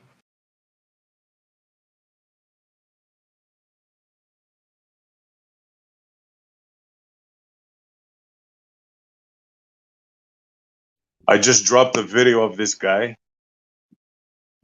and he's the only guy that has credentials that have commented on his channel that actually has answered back. Arwen Ash.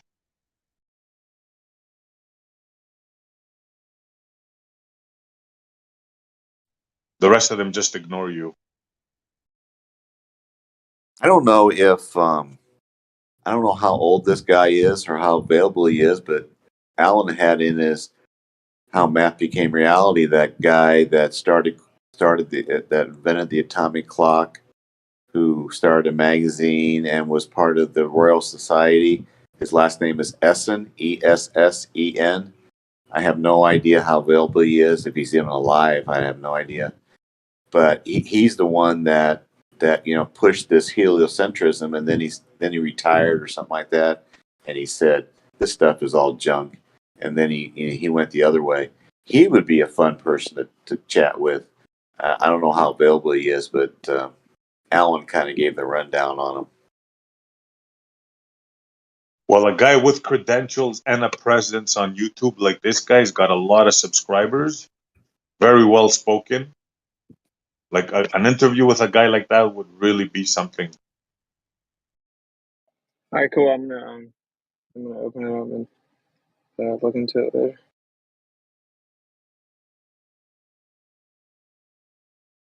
I think talking to somebody who invented the atomic clock and a member of the Royal Society who turned would be a fun conversation. Hell yeah. The Some person that cesium invented the talk. atomic clock has got to be a long time dead, right? Maybe not. When was it? In the 60s they did it?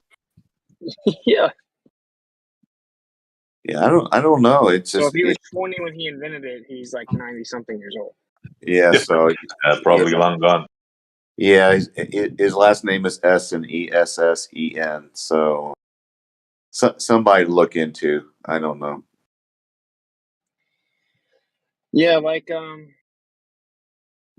mean, I'll even have people on like say whatever degree in what would you have a degree in to be a quote unquote expert in evolution? I don't even know, but yeah, like I'm open to stuff like that. Like I think that this is a big thing that's lacking because this is the truth, right? Like if you guys have ever heard my conversations with like that geologist, supposed geologist, turns out he wasn't one really, but says he is or publishes papers or whatever. Like or the astronomer or the astrophysicist or like Bryant Myers, a physicist. What you find out very quickly is the fact that they have a degree doesn't mean anything. It doesn't mean that they're right, and it doesn't mean that they just automatically win debates because oftentimes they just don't. Right? So, Does paleontology qualify for any yeah, I knowledge? guess so. As a matter of fact, their degree could be detrimental to the debate because they're going to have to stick to a dogmatic position, which you can easily expose. Like, tell them, okay, show me a fossil of that. Game over. Yeah, That's but it. what's funny One though, question. No, I'm done, bro. I'm done. Oh, like one thing that's so, dude, my arms are so dead. This is crazy. But one thing that's so like in this realm, right? What's very interesting is that when I talk to these people, dude, they actually say that they like are very intrigued by my ideas and that they've never thought of this or thought of it that way or they never noticed that problem or that contradiction, and they're like, that is very interesting. I'll have to think about that and get back to you. That's the way that they actually talk to me, not the way these anti-flat earthers want to pretend like they would talk to me. No, like they show me intellectual respect and like concede quite often. Now as to whether or not you can get someone to come do that on camera, on live, I don't know, but you'd be surprised. Like they're not nearly as dogmatic as some of the people in here. Now they are devoted to their beliefs and they will like defend it because you know the saying, it's hard to get someone to understand something when their job requires them not understand it. I guess Lawrence. Dude, that dude's not coming on my channel, bro. Come on.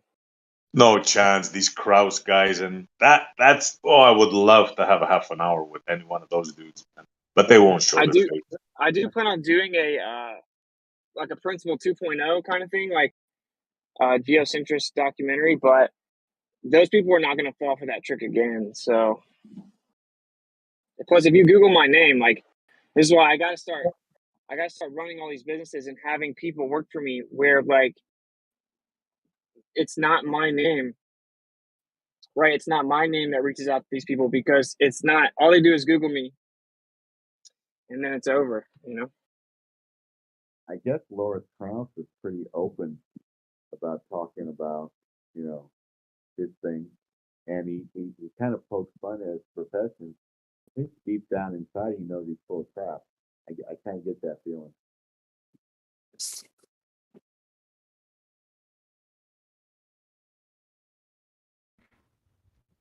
Do you drop Can your you mic? imagine asking an astrophysicist? So tell me, sir, what do you think about the baby galaxy paradox?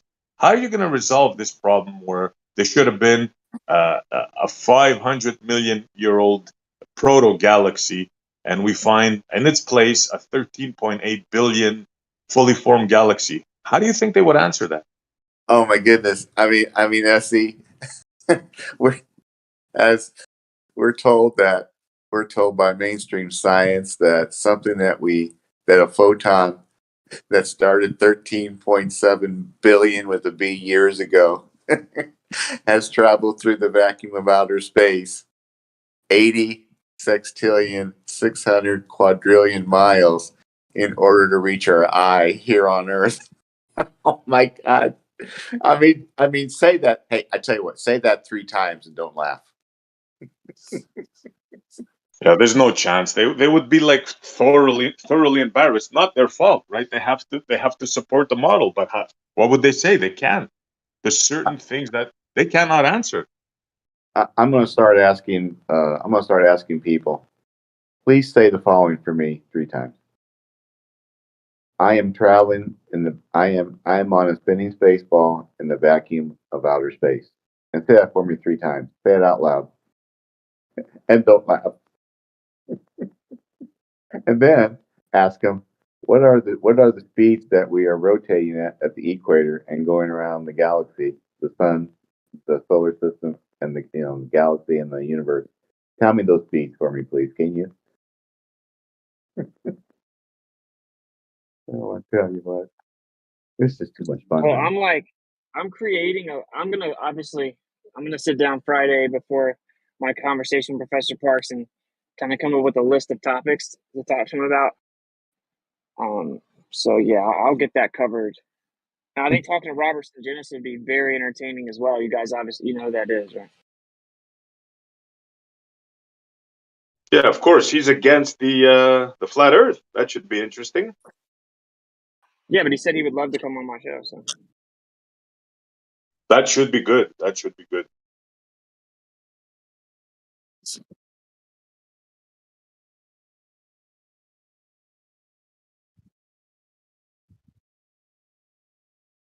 Is he gonna talk about that or any? Okay, so what happened was someone reached out to me that's friends with him and said that he has a show and he's like wanted to set up a debate between me and him about flat Earth. And I'm like, okay, yeah, let's do it. And he agreed. He said his dates. Thank you. He said his dates of availability, and then I was like agreeing to the dates. Like, yeah, I'm flexible.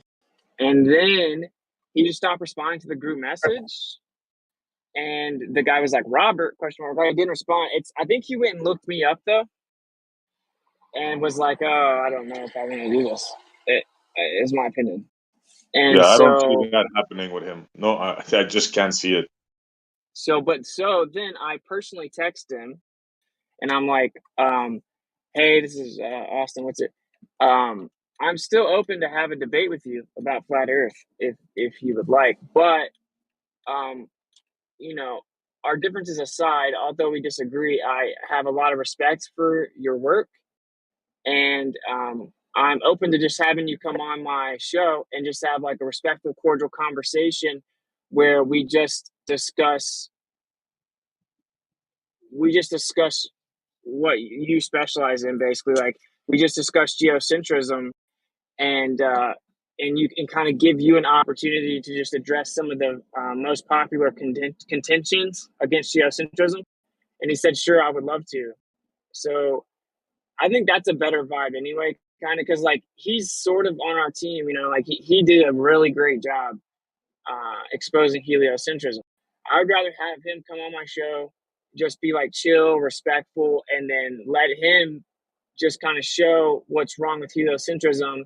And then I would just put forward all these basic questions that people ask about or that they claim makes it geocentrism impossible, and let him just kind of shred it apart, right? Where it's just like a respectful thing. And then maybe that would evolve into, well, when you're going to come around and accept that there's no measurable curvature type of thing. So that's what I think is more probable to happen than like a formal flat Earth debate. Now, he debated Rob Skiba at the FDIC, and I didn't even know that until a few days ago, Flat Earth International Conference some years ago.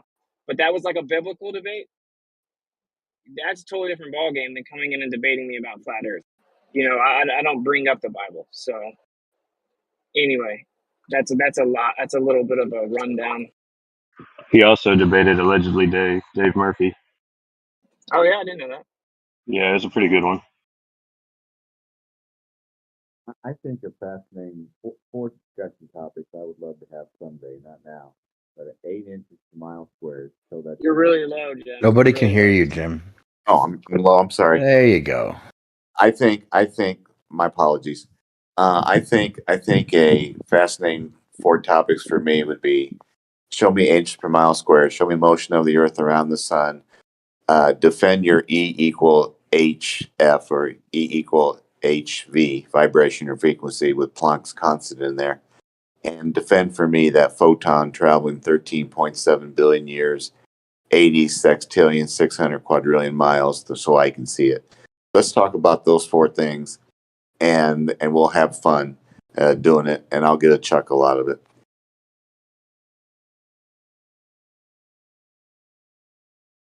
It doesn't make sense Also, if to make anyone, an enemy out of a guy like Syngenis, right? Because he does have a duality. Like, how does he, go against the solar system and then think the Earth is a globe? But he does have some good stuff. So yeah, yeah, that's what I'm doesn't make saying. sense It's like to. I would love to just give him a chance to feel comfortable and like just be hospitable to him, right? That's kind of my vibe with the whole show, by the way. So like when Professor Parks come on there, he's a pretty nice guy. I'm just gonna be nice and respectful to him, man. I'm not gonna like try to destroy him with flat Earth. Like I will ask him questions that show holes in the modern cosmology, though. But that's what the conversation is going to be about. It's not about flat Earth. The point of the show is to break the cognition of the viewer who thinks that flat Earth is just a bunch of stupid people in the corner that can't, and all these scientists would just dunk on us. That's not true at all, right? And I want to just break that cognition where I can have a higher level intellectual conversation with, say, this PhD astronomer than the vast majority of the people that mock flat earthers. Right? I think that's a much more tactical, productive thing. Like I'm really moving toward doing things this year for the true Earth. Like NASA audits is going to do things. See, I think that's what we mess up, and we're like all or nothing. We're not tactical. Do you guys agree? We're not very tactical. We're not organized. We're divided. We get into this petty like time warp loop with Xanax, and we're not very tactical. Whereas you can have like credentialed people come on, have high level conversations to show that the flat Earth position is nowhere close to really stupid and easily disproven, and that flat Earthers can hang with the best of them. And then doing NASA audits, but not talking about flat Earth at all. It's actually audit NASA now, but right, like these are tactical moves that are action that are going to actually have like effects. We should be doing that. We should be thinking like tactically. We're like, for example, we're censored, right? So people should already have glitched out the algorithms with normie videos and hashtags using the SEO results of Google that are most currently searched for. Boost your channel up past the censorship, and then drop clues in there once you've circumvented the censorship. We should be doing tactical things, not just like taking on the chin and screaming at children in the playground about water being level. I couldn't agree more with that, Austin. That's perfect, because what we've ended up with is a smallish two sides of a group on one side and a group on the other. The one thinking, well, you don't understand, chanting they don't understand, and then the other side saying, well, we think you're gullible, and you're buying into all, and it's not productive. It's not getting us anywhere. So I couldn't agree more. We need to attack, and we need to leave these anti-flat earthers who mock us in Globerville, population 5,000, location internet. We need to leave the town of Globers behind and attack and go into where the students are and go in where the credentialed academics are, and have them come on shows and talk to Austin and talk to whoever they want to talk to. We need to attack. We need to go on the offensive, because the best defense is a good offense, and we need to start offending some people with their indoctrination from age 5. We need to let them know that maybe for the first time in their life, they don't live on a spinning space ball, that they live possibly on a stationary topographical plane. So I here's think my challenge. Challenge is probably a better word, Jim. I Than know. attack. I'm sorry. I'm sorry. I'm sorry. I'm sorry. Sorry.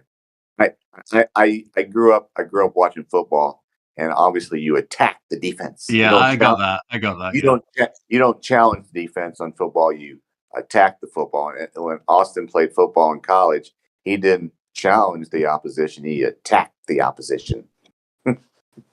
Here's my challenge for the flat earthers, the movement, is to come up with a plan. You know, some goals, whether it's fundraising, whether it's some experiments, target. You know, but anything that's done should be done in coordination with the Globers of the community, because the problem is if you do something, hold on, let me at least finish.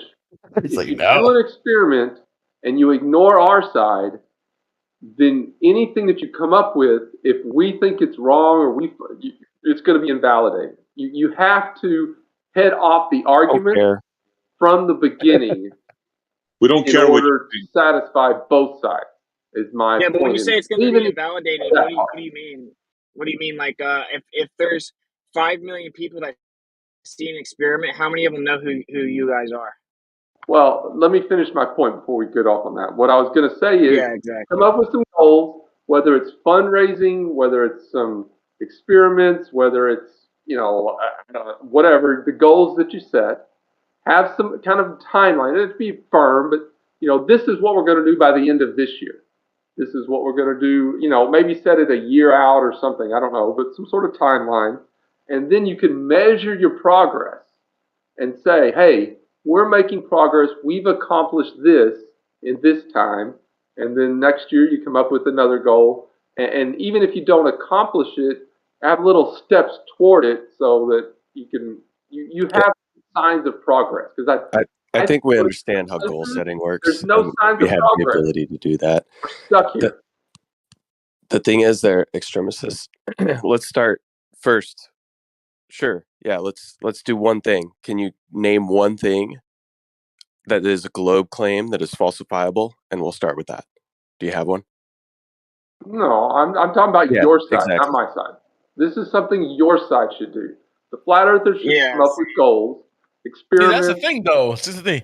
You want our sides to do stuff, and y'all join in, but you have nothing to offer for us to try with you. Exactly. I mean, like you let's just come you up said with that a we should bunch work of with stuff, you. bunch of suggestions. Dude, Jeremy's got a listen, couple. calm down. I know that there's Calm some down. out there. Listen, let me help you out here. So I came up with the test, right? And it's a radio transmission that, according to the globe, should be blocked by the curve of the earth, then go up to the ionosphere and bounce down. So there should be a giant skip zone. So we go set someone in the middle of the skip zone. If they receive the signal, it debunks the globe. Guess what the ballers did in response to that? They're like, no. Jesse's a perfect example. On they the said ionosphere basically is that not you don't understand it. but you don't understand it. You actually openly said you didn't know much about it. That's literally what you said. And now you're telling me that you have a better understanding of it. He's an expert today. Don't worry. Yeah. And this is the problem, right? Shrimp says all that people like Jesse do, for example, is just knock the pieces off the board, right? They make up ad hoc bullshit. They don't even know their own position. They admittedly don't know about the radio transmissions, but then proceed to tell me why it wouldn't work, right? Like, it's just their only objective is to knock the pieces off the board. So what value do they bring? That's why when I do audit NASA, the ballers are invited. They have to sign an NDA. They have to sign the NDA, which I wrote very tactically. Okay, because the only requirement is that you're honest and have good intentions, which excludes the anti-flat earthers. That's their problem, that they don't have pure intention, that they just want to infiltrate audit NASA to try to mess it up or bring it down or go share all the missions with everyone and try to expose it and ruin it and spam me with 300 hate messages about audit witless, get a job, you shouldn't have babies, just spamming the applications. This is the kind of degeneracy we're dealing with. You pretend that we should just receive it with open arms. Dude, it's like, dude, Jesse said, for example, that the ionosphere is inhomogeneous, so the radio waves could actually go down the skip zone. That's the dumbest thing. He made that up. That doesn't make any sense. He doesn't even understand the globe. That's my point. When I bring the test to the ballers, I give them a chance. I'm like, let's work together to do this. You guys can fly out. We'll do the test together. They don't want any test that actually will falsify the globe. So that's the problem. They're doing nothing but holding us back. Even when it comes to intellectual progression, they still think mass attracts mass, dude. How can we proceed with figuring out what is or isn't actual when it comes to gravity when the ballers want to just keep talking about mass attracting mass every day? So you guys are actually a hindrance. Like if there's not one test you can even think of that we do it, and the ballers won't just all get together and come up with some random ad hoc excuse. So you guys are worthless. You guys need us. It's not the other way around. All right, rant's over.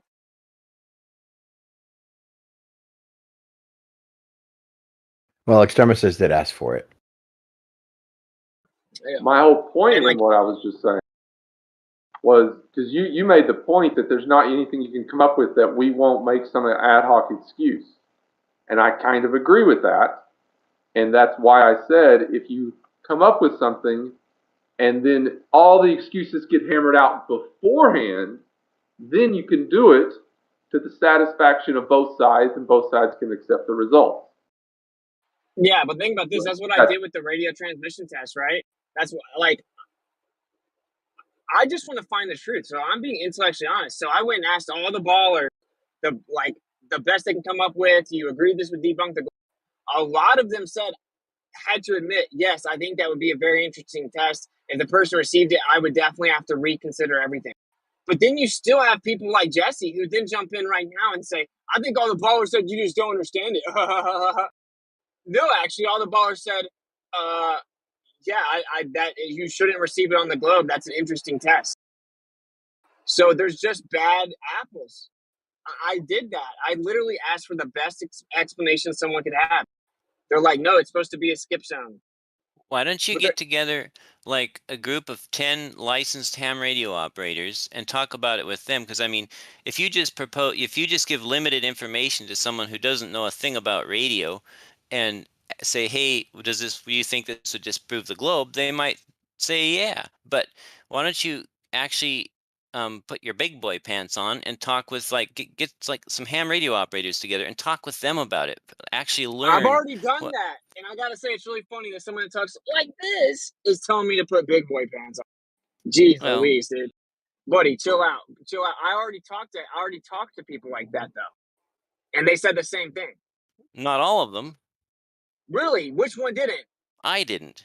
But you don't know what you're talking about, though. You said that the ionosphere is inhomogeneous. That's totally irrelevant. So the fact that you can get a little license that costs a couple $100 doesn't somehow give you intellectual superiority in the situation. I think it costs $7. You can't even actually articulate how it works, what you're saying. I said, oh, it's inhomogeneous. How would that make the radio transmission go down in the skip zone, though? And then you're just like, it just could. It just could because it depends on the angle. The angle is going to be the angle that you shoot the wave at.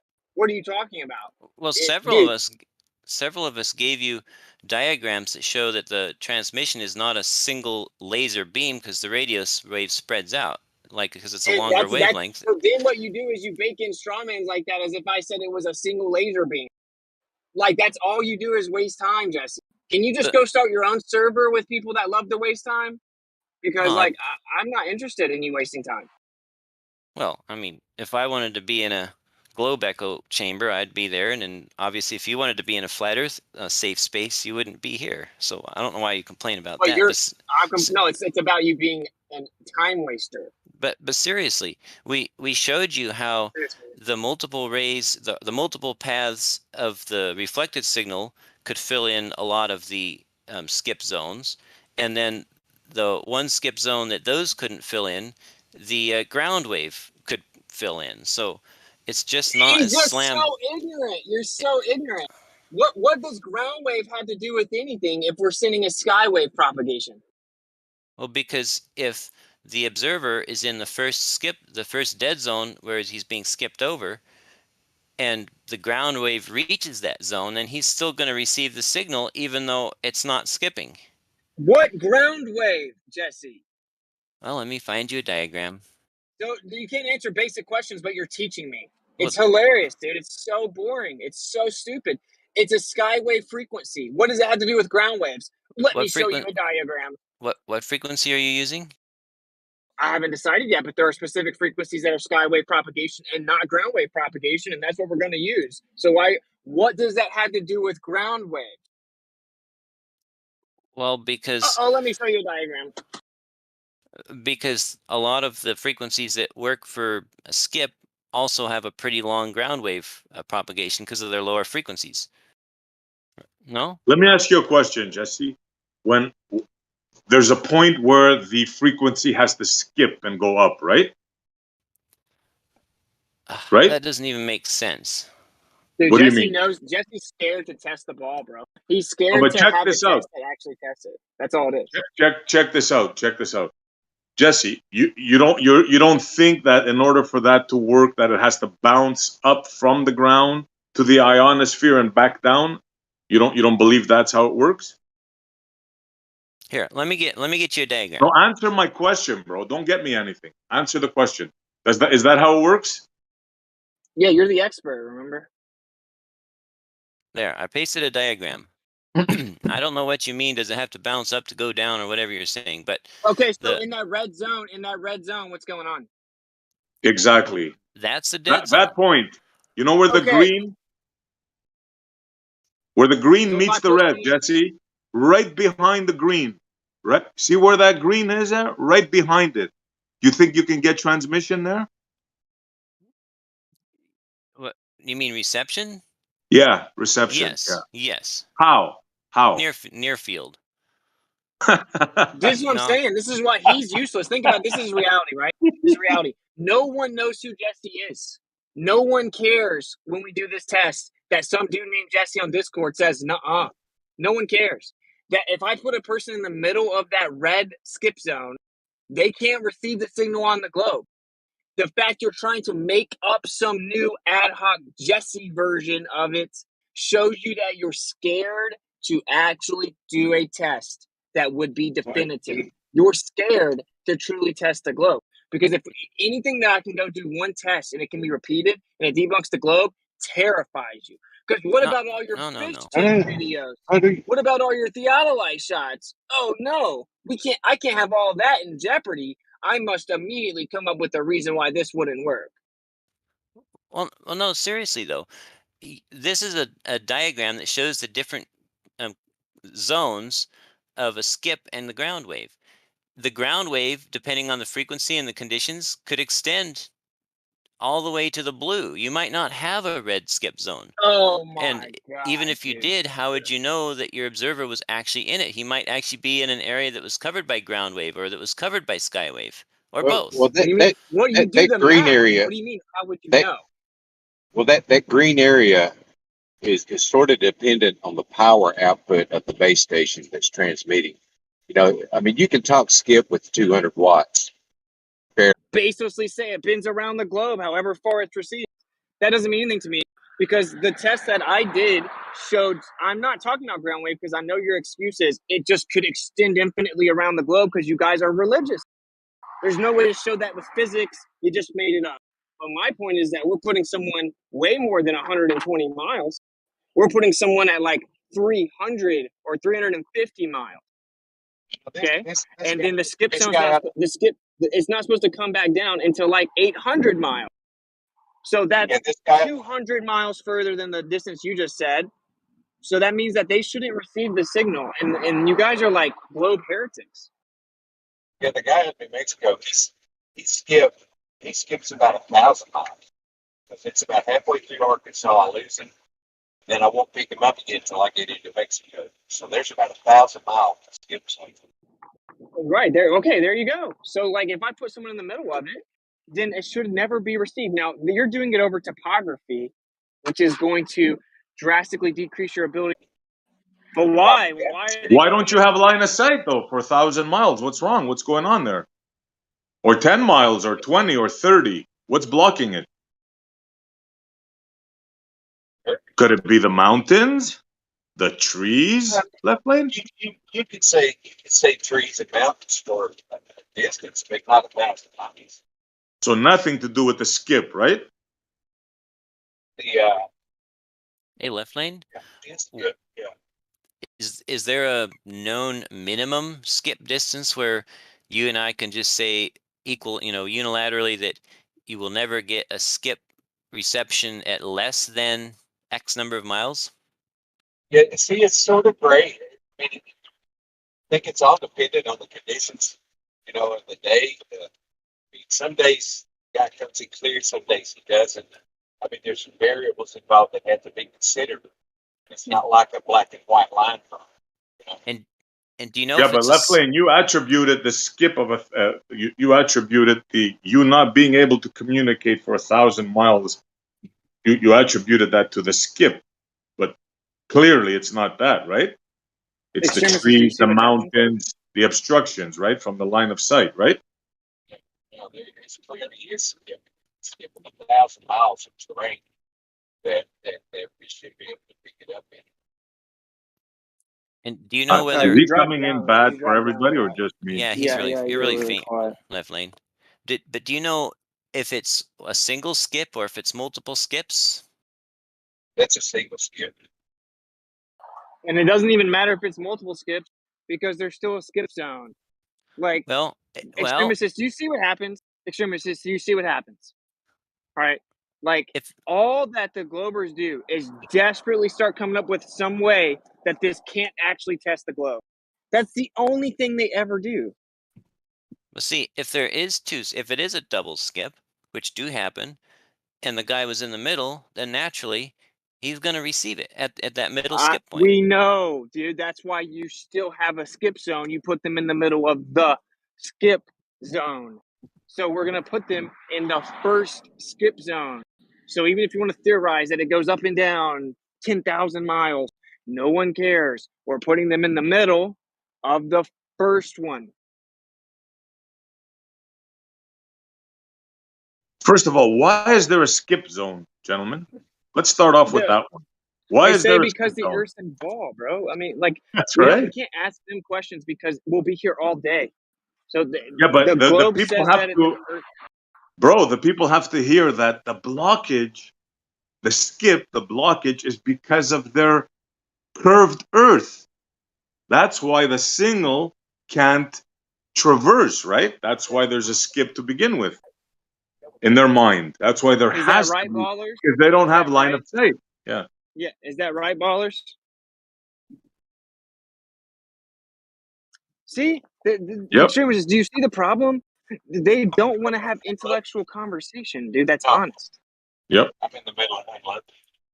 No, you're You're good. Left really lane. I believe faint, that left you would lane. answer. But Jesse's tactically quiet right there. Like, no, I just happened to drift away for a second and I didn't hear the question, so I didn't chime in to overtalk anyone else. Yeah. You can ask it again if you want. I'm listening now. Is the claim that the reason we have a skip zone because the curve of the Earth blocks the signal? Yes. Okay, thank you. There we go. Let me have a question after that. So Jesse, right after that blockage, if I'm right behind that blockage, will I get signal? What do you mean right behind that blockage? You know what I mean, Jesse. You know what I mean. You mean immediately over the horizon? Right behind the blockage, whatever it is, if it's a hump of water, a hump of dirt, whatever it is, whatever causes that blockage in your model to cause the skip, if I'm right behind it, will I get signal? If you're just the thing is, I mean, your signal can vary. Like I'm picking up this guy right now, very faint. I might go 10 miles up the road and he comes in really clear, and then I'll lose him again. It's not what I asked. Yeah, that shows you it's not because of the physical Earth obstruction. It has to do with conditions. No, yeah, well, I mean, it means that your signal varies for multiple reasons. And I mean, if you wanted to just draw the line on skipping the atmosphere and here's your start point and here's your stop point, that's not a practical way to look at it. Okay, Granted, so hold on. Wait. Left lane, you're missing the question. You're trying to sidestep it. At the point of skip, in order for there to be skip, there's a reason for it, right? And the reason is in your model, it's obstructed by the earth. So there's no question you can't go around that. Now the question is, at that point where it has to skip, right behind it, will we receive single? Yes See, or no? that's what you're saying. Right behind it, you're drawing a line, SE, and it's not there. There aren't these lines drawn I in thought you said signal the curve of the propagation. Earth blocks it, though. Yeah, that's the skip line Well, right there. I mean, so if I picture shooting that signal flat, and they actually have beams. They're called linear beams that they direct these signals, and they can talk over here. They can talk to Canada, or they point it eastward and talk to the eastern seaboard, or they point it towards the south and talk more to Mexico or Florida. I mean, and it's just there's a lot of variance in there. It's not like right here you're going to receive it and here you're not. And Wait, you're it's saying that they very can shoot linear transmission long distances and aim it directly at the place, and they can receive it. well. It's a broad. It's. I mean, it's not like a line that they point, but they they shoot their beams off in that direction. And of course, you imagine that signal spreads out as it propagates. It But gets do they just do wider. it off in that direction, or do they aim it at the place? No, they'll aim it. If they want to talk to the people on the eastern seaboard, they'll just point their antenna to the east with a certain elevation and talk. So if I use linear transmission and I put it out using line of sight, and then the waves begin to spread out, which part is the strongest part of the signal? That's what yeah. If I shoot it like horizontally, if I shoot that beam horizontally, Which part's the strongest part of the signal?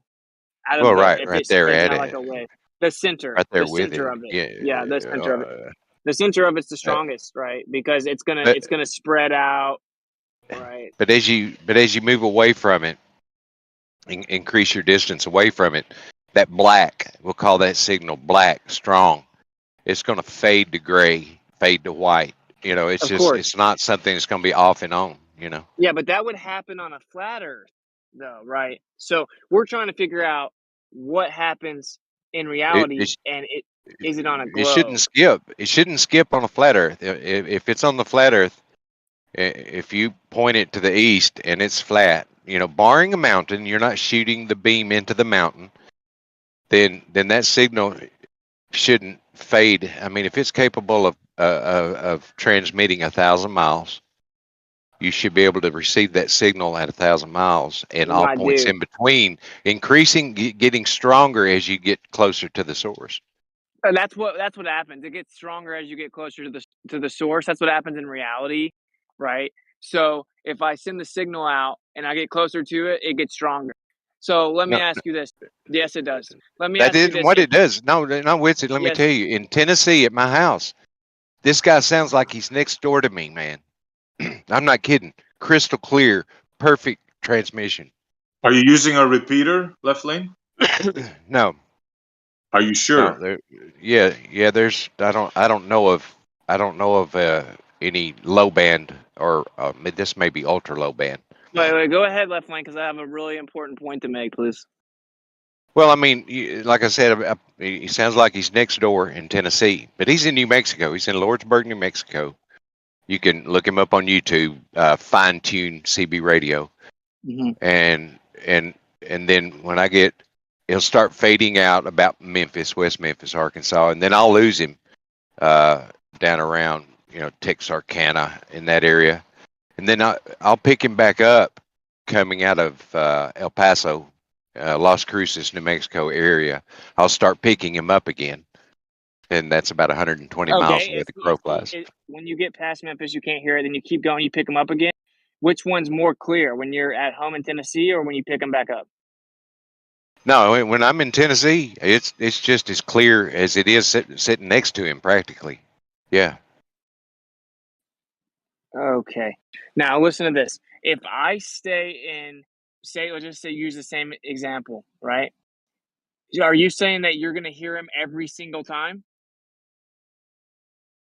I guess it depends. It depends on the condition of the atmosphere, and this sort of adds to it. There's a truck wash that's just south of me where I get on the interstate. There's a truck wash there that broadcasts an computerized automated advertisement for their truck wash. Guess what? I pick it up in New Mexico. Okay, bro, listen to what I'm saying. If I go to the same place and send the same signal every day for a year, is the signal going to do the same thing every day? Not every day, no. Some Okay, days so it's the clearer than conditions are, others.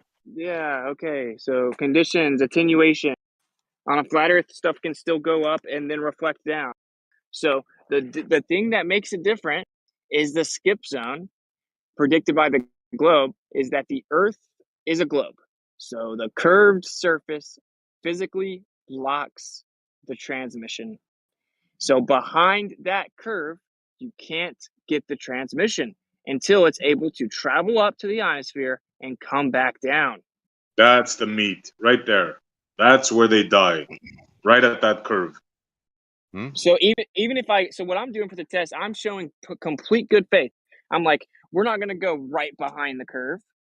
We'll go 100 miles past it, 50 miles past it, right? So that if you want to say, oh, well, maybe it bends around a little bit or whatever nonsense, like, okay, we're going to go a little past it. Like, oh, it's supposed to come back down at, say, 800 miles. Okay, well, I'm not going to go at 750 miles. We'll go, if it's supposed to be 200 miles, it gets blocked, supposed to come back down at 800 miles. I'm going to go, let's say, 450 miles, right in the middle of it, right? And I'm going to get this range, say 200 to 800, by giving the globe the advantage and assuming that the wave will bounce off at 50 miles up, which is the lowest the ionosphere starts, right? Because it could, based on, because it's inhomogeneous, as Jesse loves to point out, so it could go through it at 50 miles and not come back down so much further away because it had to go much higher before it was reflected. But we're giving the globe the benefit of the doubt, and we're assuming it's going to just work the best it possibly could on the globe, and it's going to hit at 50 miles, the lowest it can. So then we're going to do that math. 50 miles, coming down, curvature of the Earth based on the height, blocks it here. Here's our range, 2 to 800, go to 450. Okay, we're like in the middle of it. That person should not be receiving the signal. It's blocked by the curve, it's up in the air, has to bounce back down. If I put someone there and that dude receives the signal, that debunks the globe, especially if I can repeat it. But okay, wouldn't the day that he didn't receive it debunk the flat Earth? Only if you're ignorant. But what if the transmitter and the receiver were both, say, they should have line of sight on a flat Earth, then it should never get blocked, right? Okay, we just talked about how there are different conditions that mess with the signals. If you send it through an area and there's a storm, you may not get the signal. If it's more turbulent, then it'll be a weaker signal, or you may not get the signal, it'll scatter the signal. If you send it through a storm, then you won't receive the signal, or it'll get super scattered, okay? So there's attenuation, and there's obstruction, and there's scattering, and it's all based on the variance of the atmos, right? So that's cool. That's cool. The point is that you can't receive it on the globe. So, like, any intellectually honest person would know that this is a test that should 100% match the globe prediction. There should be an area that we know the signal can't be received. The reason this isn't really ever tested is people don't go over large bodies of water, send out transmissions, and then sit right in the skip zone, right? They send signals like Left Lane's talking about through the U.S. They're like, oh, I can pick it up here. I can't pick it up here, but sometimes I can pick it up here. Oh, and they just assume the Earth's a globe. They assume there's a skip zone, and it moves around because maybe it conditions or something. So then you have topography You have elevation changes. So you have topography combined with competing signals and storms and conditions all factoring in to why we get different results. The test is over water. So you remove topographical obstruction. You try to limit the weather. Good. I'm unloading. I'll mute. No. I'm just like trying to come up with an actual test. Extremist says, do you see the problem? You say that we should work with the ballers, and like, yeah, I tried to do this. This is just like Groundhog Day, because I'm just trying to look at the actual official model, what it claims officially happens, and then test it. They're trying to make up a new version of their anti-flat earth Discord model that makes sure you can't falsify it. That's why if you ask them, now, like Jesse will come up with, like, he'll say the string thing maybe, but if you ask them, can you give me a definitive test to debunk the globe? They won't even say anything. So then we come up with a test, and then they just like want to find a way that it wouldn't work. It's like a religion. So that's why it's only a hindrance. Yeah, they don't want to know. Like Jem, for example, he's the spaceman, right? I tagged them before, like the new finding of the James Webb Space Telescope, their own paradigm, how they found these galaxies that shouldn't be there, and he's just not interested. They don't want to know. They don't want to hear. And like, if this is what I'm saying, a baller should just be honest, be like, yeah, if you're right in the middle of the skip zone and you can receive the signal, that debunks the globe, especially if it can be repeated. I don't think that'll happen though, because I know the Earth's a globe, so it'll be blocked. That's what an honest person would say. Let me give you an example of what they do. So Moyog jumps in, he's like, I don't know why you would do this. You can just do VHF radio transmissions, like on a boat, from a boat. I'm like, why is your response to my test to say, I don't know why you would do that test. You could do it something else. But I'm like, okay, well, then how far can we receive? He said, you can never receive it more than 30 miles because it gets blocked by the curve of the Earth. I'm like, okay, are you sure about that? Yeah, like you never get it more than 30 miles. It gets blocked by the curve of the Earth. Why would that happen on a flat Earth? Da, da, da, da. So then I look it up and I'm like, okay, so can you, if it does go further than that, I'm guessing you would just say refraction. He's like, oh, well, no, this frequency isn't really affected by refraction all that much. So refraction can't really do that much to bend it around the globe. So that's why it always stops at 30 miles. I'm like, oh, okay. I look it up. I'm like, oh, here it says they can be received as far as 100 miles. Oh, I guess they are more affected by refraction than I thought.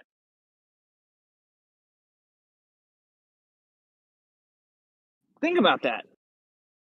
Yeah, they're not honest. That's the thing that gets me upset. They're not honest. So, like, you think it's a good test for the globe. Let's talk about it. You find out that it actually goes in favor of flat Earth. It goes over 3 times too far. And this is what I'm saying, even in the globe paradigm, right? Sometimes the VHF signals, these are radio transmissions sent from boats to the shore, right? It's like, oh, well, you'll get them 15, maybe to 20 miles. And then on a really good day, you'll get them 30 miles, which shows that just because of the conditions, you can get as low as just a few miles, the average around 15, and then on a really good day, 30. So it drastically changes based on conditions. Drastically. But it can't go farther than 30 because the Earth's going to block it. Oh, it goes 100.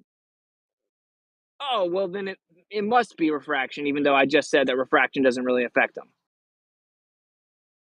When I was doing this line of sight with them a while back, they were telling me that they can target a refraction, something that's not actually there.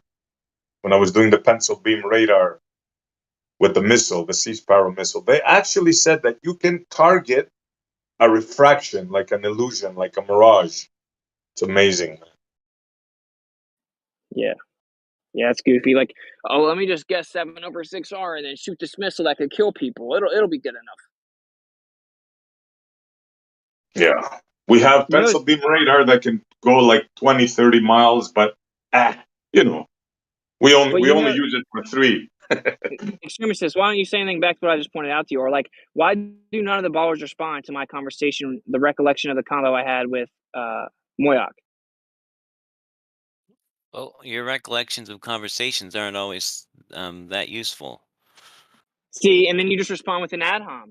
Like, this is what's so funny, bro. So wait. Say the conversation is what I just said, then respond to it.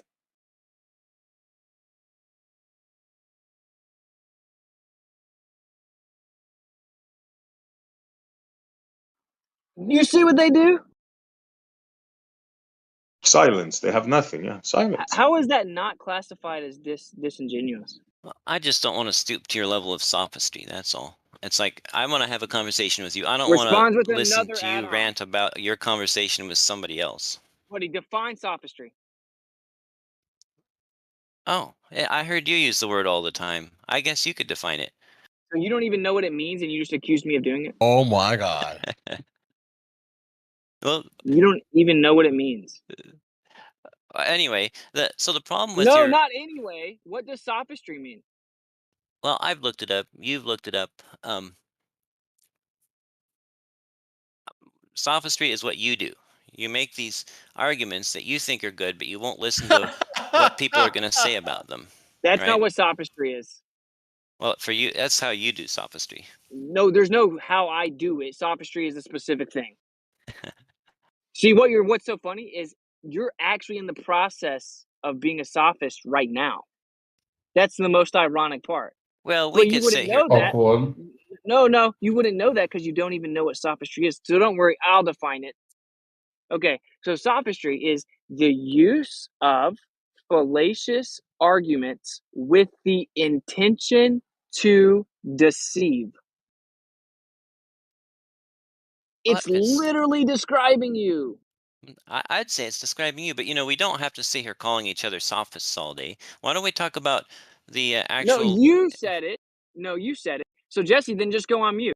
Do any of the other ballers, extremist issue brought this up? Can you acknowledge the point I'm making? It's a meta point. It's not about Moyak. Moyak says, why would you do that test for the radio transmissions? You can just prove it with VHF. VHF never goes more than 30 miles on my boat. I never receive it more than 30 miles. That's the maximum it can go because the curvature of the earth blocks it. And I'm like, okay, but if it went further than that, what would you say? Like just refraction? And I had not even looked it up.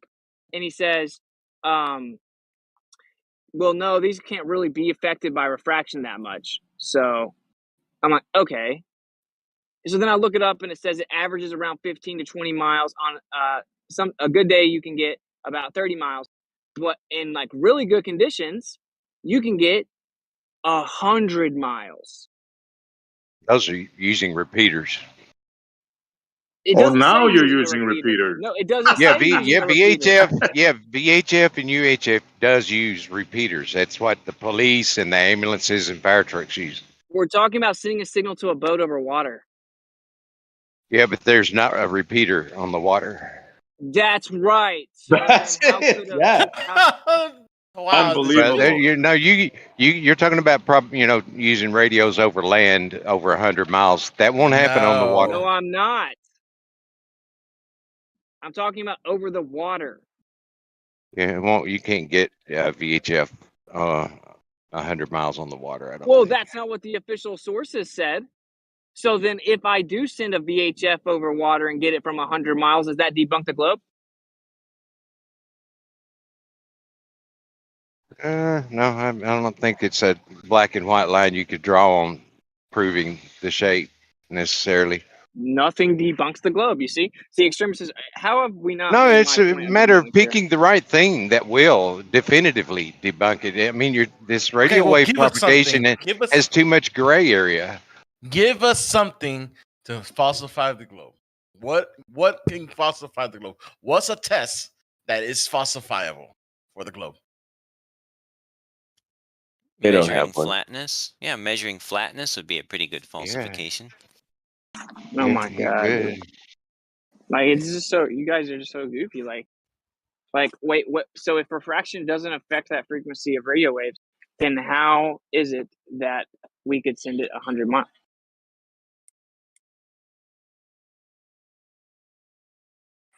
Why would refraction not affect the frequency? I don't understand. We never could find a formula for the refraction on radio waves, so I don't know. Did I feel wasn't like part of that the same conversation was taking place like turn of the century, and somebody was like, "Give me a way to falsify the globe," and somebody's like, "Try to shoot radio transmissions 10,000 miles," and Marconi's like, "Hold my beer," and then they created the ionosphere because, It's unfalsifiable. There's always going to be a reason how it can work on the globe. I don't know. I mean, Witsit's wave skip test is a pretty good one, and I don't see what's wrong with that one. I'm wondering if Mud Duck might be interested in participating in a little test, because I go out there every week. I mean, you know, he could, you know, talk to me. I would have to talk to him on cell because I can't talk that far, but I could talk to him on the phone and stay in communication with him and get him to aim his beam horizontally and see if the signal comes and goes. And you know, I don't know. We might could do a little bit of an observation. I don't know if I could call it a definitive test, but I we mean, could see do what you have an happens. issue? Do you have an issue with Witsit's test, Howard? Well, as long as I mean, I can say with pretty much confidence that that in Dallas, Texas, that there would be no way that I could pick up that guy out in Lordsburg, New Mexico, but I can hear him at my house and I can hear him in New Mexico, but I can't hear him in Dallas. And it's pretty flat land out there. There's not mountains. Not in East Texas. That's where I lose him, about East Texas. Eastern Yeah, Texas there's is about mountains where in I East lose Texas. him. Yeah, but I mean, Yeah, if you just but did as, Witsit's, but as I travel further east is where I pick him up. That's where I get him Yeah. in Tennessee. yeah, but if we just did Witsit's test, right, and we aim for a skip zone, like, I mean that's an okay test, right? I think If it is. I we, think it is an okay yeah, test. if we get a signal, then it says something about the globe. If we don't get a signal, then it doesn't say anything about the globe. Now we're talking. Look here, Okay, I'm so I sharing the mean, screen so you guys can see I where mean, I'm going to do the if test. yeah, if there's no issue with the test, then we just gotta wait for the test to happen. Right? Yeah, here's where we're going to do the test. I think we're going to go from Florida's coast out to this furthest southern point of Louisiana. So right here, that would be 376 miles. The beautiful thing about doing it this way, though, is I can change it, right? So we can just go further south in Florida. So now we can go as far as 500 miles, 550 miles. We could actually go to the Keys, get a direct shot over the water, right? 500 miles. And you can come up here, even this right here, the globe, you shouldn't receive this, 379 miles, with about a 200-foot signal height. It should be blocked less than 200 miles. So, like, this is a good test, this region right here. And if you wanted to get crazy, you can actually go from, say, Florida out to here, out to Texas. Now you got a huge range of numbers, right? You got from like 750 all the way up to almost 1,000. So, yeah. And let's say you do observe a skip zone where you don't receive the signal, and it's clear weather, it's a beautiful day. Does that disprove flat Earth? You know what I'm not going to do is answer your questions when you refuse to answer the other question, because that's all you do, because you're literally a sophist. Well, So I'll answer yours if you'll answer mine. well, I That a asked deal? mine first, and I've already answered that question. You see the difference here? I've answered that question. You still haven't answered the initial question. So which question? So you already answered the question. If you do get skipped, then you're gonna throw out flat Earth. Did I say that? No, I'm asking you What was my answer? that you had already answered it. But what was my answer? I don't remember hearing your So answer. you are by definition a time waster. That's what I'm trying to explain to you. Like, Did anyone else hear his answer? I just want to know his I answer. that's all. didn't. you didn't when I said if we don't get the signal, it doesn't debunk flat Earth, and then listed reasons why. You guys just have amnesia now.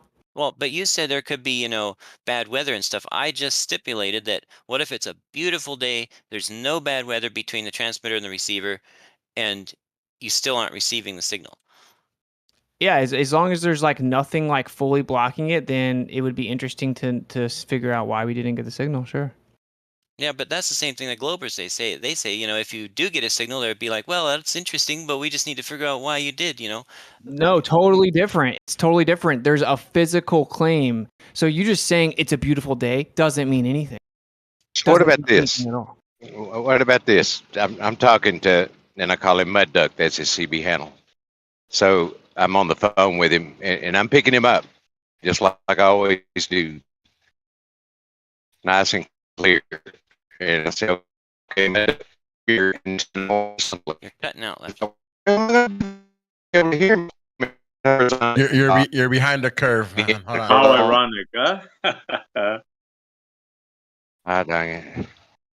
We heard you now. How about that? Perfect. Yeah, I went under a bridge. So if I'm talking to, and I'm picking you up on the radio, I'm got him on the phone. I said, good, I'm hearing you.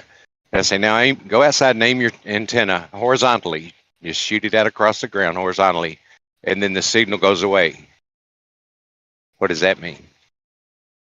Just like you went under the bridge now, where your signal got lost, kind of like that, or different?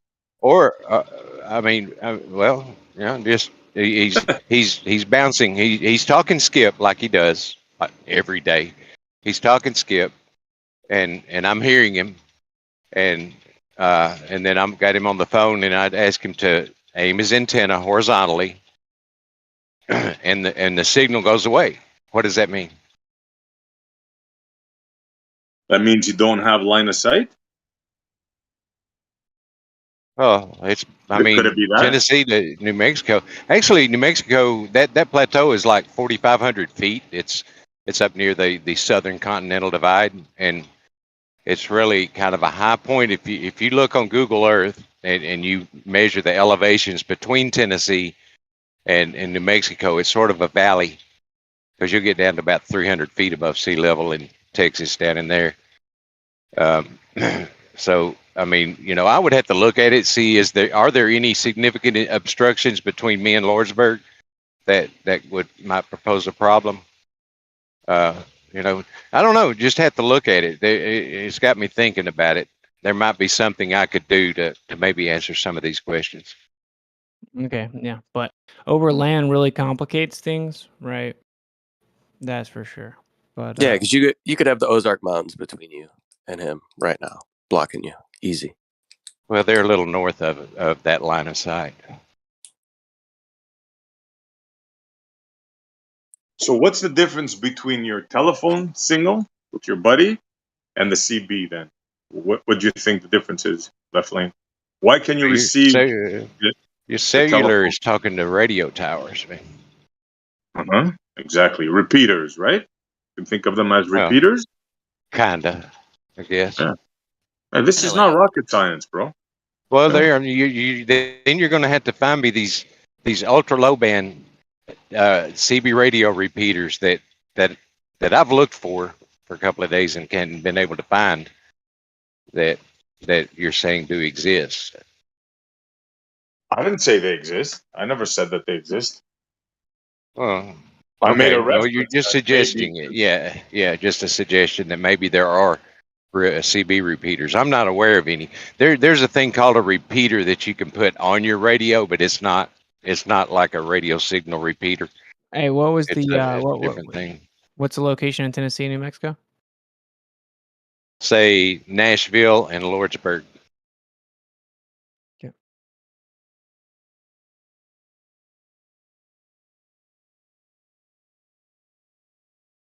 So you're saying you don't get any signal where? You do get signal in Tennessee? I have a quick question. Hold on. I'm asking him the question first. Yeah, I get it all across Tennessee. I've heard him in Virginia. I've heard him in North Carolina, all across Tennessee in that area. But where don't you get them?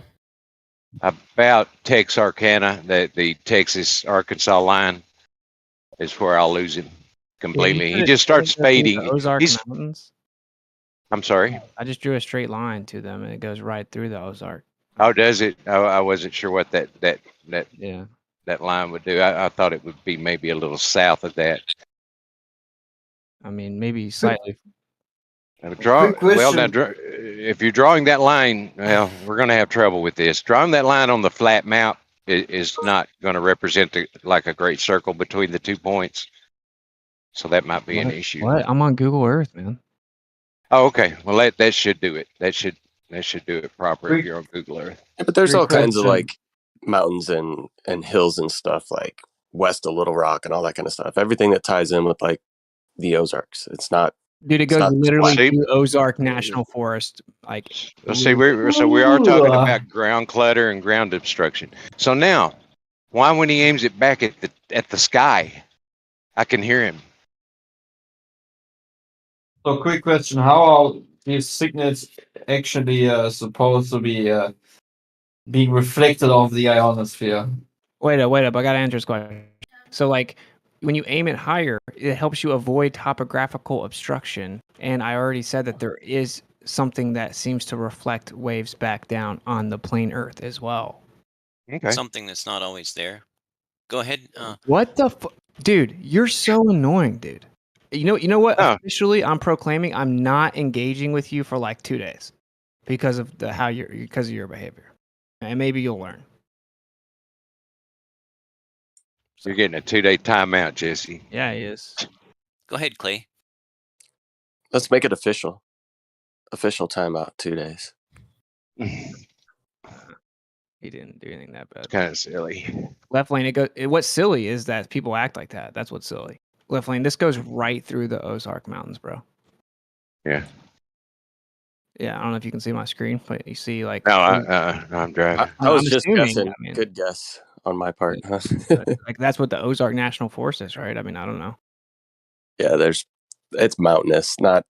I mean, it's not like the Rockies or anything like that, but it's mountainous in that area. Slight segue. Are you talking about Lordsburg, New Mexico? Yeah. That is the ugliest place I've ever been in the entire United States. Yeah, it is. Carry on. I'll drop the screenshots. Go ahead, Clay.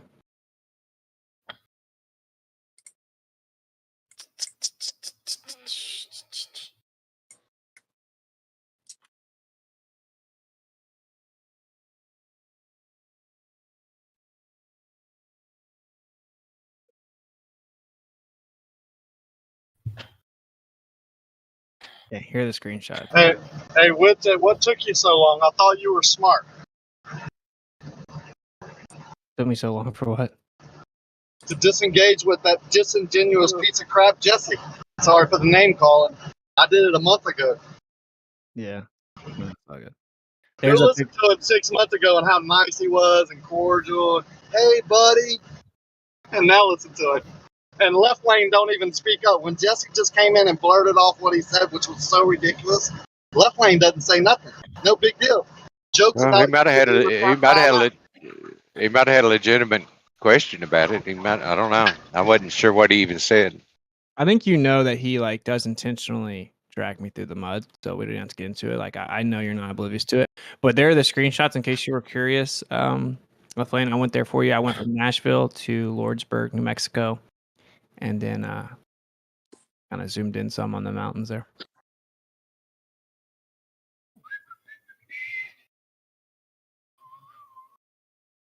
Oh, left lane. I think what I was saying was, what if his test is, a completely clear day. The weather is nobody can see any clouds. The weather maps show no clouds, just completely clear, beautiful day, and he still can't receive the signal in the middle, but he's receiving it on the end. I was asking him if that would disprove flat Earth.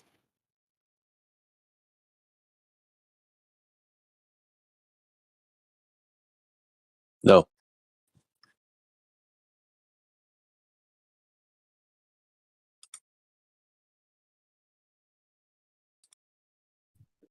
Why not? It's obvious, Jesse, nobody wants to engage with you, right?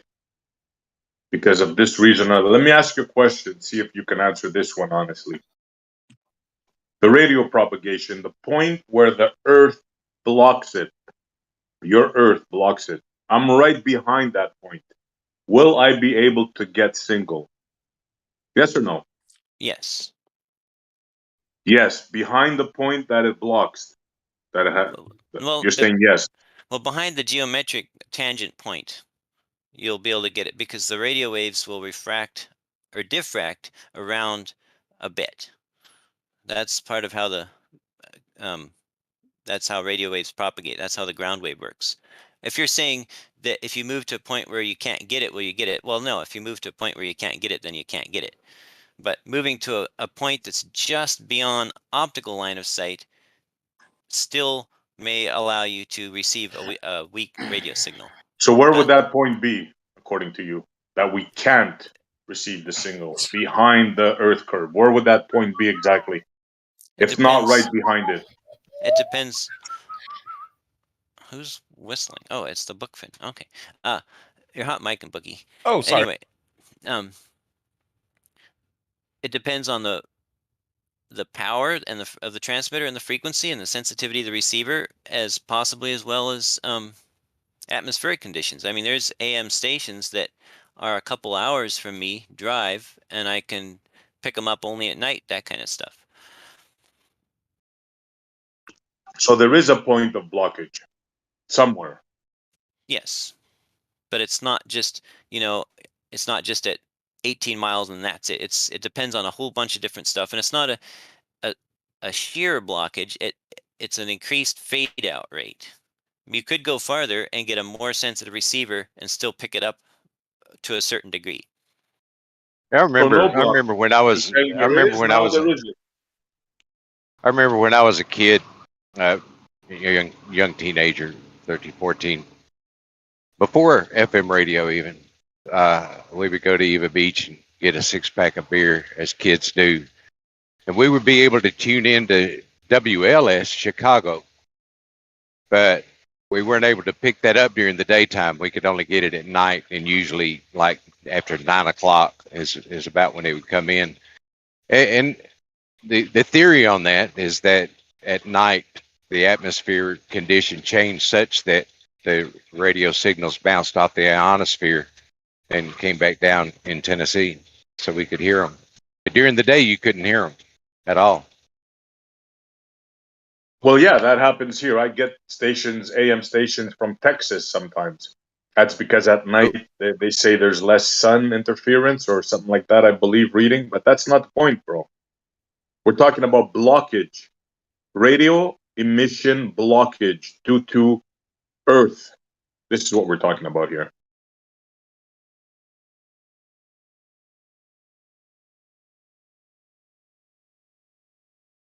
Earth or water, the said curve. There's no way around that. There has to be a point, and he admitted it, but he tried to get out of it. First he said yes, right? Because then he knew I was going to ask him, okay, that point, Jesse, where you said, yes, there is no reception. If we get reception there, what does that mean to you? Jesse? You get reception on a place where you can or where you can't get reception. You heard me clearly. The spot that you said that you can't. Well, it could mean I didn't know all the parameters for as power and frequency and atmospherics. Right. Now you're totally being, you see, this is what I tried, is being totally disingenuous. No, it's not. I'm going on the bandwagon. I'm not going to talk to you.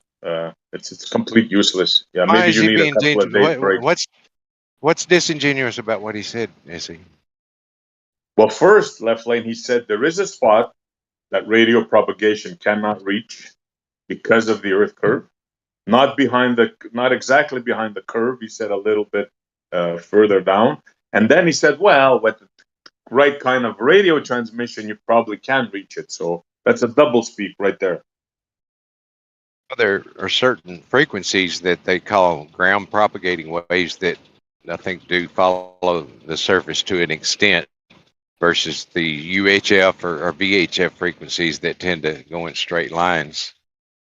We're not talking about ground propagation here, are we? Well, aren't the ground propagation, aren't they the really low frequencies like CB radios? But CBs are pretty weak unless you put a linear or a amplifier on them. Yeah, but we're talking about bounce, skip, radio propagation, blockage. Well, I think with all the discussion about it and all the issues and problems with it, maybe it's not such a good idea to use it as definitive proof either way. Maybe. But I thought that was your Let me just definitive proof read that this. the Earth was a globe. Let me read this here. So here's the official globe position. Different frequencies of radio waves have different propagation characteristics in the Earth's atmosphere. Long waves can diffract around obstacles like mountains and follow the contour of the Earth. Shorter waves can reflect off the ionosphere and return to Earth beyond the horizon, sky waves. While much shorter wavelengths bend or diffract very little and travel on a line of sight, so their propagation distances are limited to the visual horizon. There you go. Perfect. So it would be analogous to use like a shorthand wave radio and a Yagi antenna, i.e. direct line of sight, to kind of showcase what it is you guys are talking about, to get away from these guys trying to use atmospheric conditions and how things are bouncing off the ionosphere and all this extra nonsense. So let's stick to that. Yeah. Exactly. Line of sight. That's why I use the pencil beam radar. No way around it. It says Exactly, brother. visual horizon, which is redundant, and the horizon moves around. But nevertheless, what you would actually do is, of course, just the geometric position of the Earth curve, not the visual horizon. But yeah, so just like it says right here, if I go right behind it, I shouldn't receive it. That's what it says. Do you have to read that? Does somebody have to tell you that? I mean, Apparently, because now they these all guys said are perfect. That's yeah. right. As soon as I read it, like as soon as they hear reading from an official source, they're like, "Oh, yes." No. If you're not talking about using microwaves, because microwaves don't skip. So yeah, you're specifically choosing radio frequencies that you can get all sorts of complex propagation, simultaneous complex propagation modes out of, in hopes that you can cherry pick for flat Earth. The fact is, you cannot find a single microwave data link, point-to-point microwave data link, that exceeds the theoretical limit based on the globe size. And let me ask you why, and if you know anything about radio, you know that the signal drops off with the square of the distance. So you double your distance, your signal strength cuts to 1/4, and so on and so forth, because that's just the way it is. Sound is the same way. So we can, if we're going line of sight and we want to go twice as far, all we got to do is quadruple our power, and we can go twice as far. We want to go twice as far again from that, we can just quadruple our power again, and we can go twice as far. But for some reason, we hit a limit that the Earth curve predicts, and we could boost our microwave power 1,000 times, and we still can't go further. Maybe a few hundred feet farther, but how come on a flat Earth we can quadruple our power and double our distance, but at a certain point we can no longer do that, and it just happens to be right at the limit predicted by Earth curve? You mean the place where you double spoke before and said, well, we can and we cannot receive stuff? That place? Well, we were talking about long waves that are subject to ground wave and sky waves. We were talking about CBs, I believe. We were, yes. With We were left talking lane. about CBs and stuff. I'm gonna end up having to leave the room, right? Because I'm not engaging with Jesse, and he's doing everything in his power to get me to respond. I know he's trying to draw you in. I said that too, yeah. Me Sorry. and lying, and all I do know is it's been scientifically proven that lying, right, and like deceptive, manipulative intention actually creates a subconscious state of anxiety, and it actually causes cell degradation and will result in serious illness over time. So I would strongly discourage like intentional misrepresentation and lie by omission and stuff like that, because it can be like detrimental to you physically. Yes. I don't know, man. I don't know. I'm not hearing Jesse say anything out of line or not true. I'm not sure why you're doing this. Really, Left Lane, you didn't hear him just say that I want to use a big span of frequency so I can intentionally just cherry pick what I think will work for flat Earth? I didn't say a big span. I said a frequency. I I'm said a talking to long Left Lane. wavelength. I said a long I'm wavelength. talking to Left Lane. Please stop interrupting. Just don't lie about what I said, and I don't need to interrupt. Left Lane, did you hear when he said that I was trying to use a span of frequency so I could just cherry pick for flat Earth? Now, Left Lane, Yeah, what did I heard him say actually that. I heard him say that. But What did I I actually say, mean, though? so if we're going to do this thing, why don't we pick something that would be definitive? We could pick microwave or something like that. See, I'm just saying, after all this discussion and all these different variables and what if these and what, I just don't think it's a good idea to use it as any kind of proof. Buddy, Left Lane, here's the deal. As soon as we send a microwave and it goes past the curve of the Earth, you guys will just make an excuse. So I have documentation of microwaves going beyond the geometric horizon. Can we back up a little bit? Because Left Lane just did the same thing. I haven't I heard would Jesse. Hang on, Left Lane. I've just opened my mic, dude. Yeah, let you cast a little dispersion on me. Go I'm ahead. not doing anything but giving my opinion. Do you mind? So what I heard Left Lane do when you asked him if he heard Jesse do what he did, and then he said no, and then you fully explained what Jesse did. Then he I said, did not "Well, say what no. I think we." Are you done interrupting? I said yes. I heard him say that. That's what I said. So you agree with Witsit that Jesse is lying? No, I do not agree that Jesse Well, is when lying. he fully explained that he was lying about what was said, you just wanted to move on. What I think we should do is just stop talking about that. You may. Good idea. Y'all just do the same thing all day. We get tired of it, dude. Have you noticed we don't need y'all anymore, Jesse? Like, that's why we don't really want to engage. It's like worthless. For a guy that doesn't want to engage, you sure have a lot to say about it. I Yo, haven't where's asked the you Glober? anything. I could care less what you do, man. Where's the Glober room? Is there a Glober room where you guys are hanging out or something? I'm telling you. Not that I know of. There's no Glober room?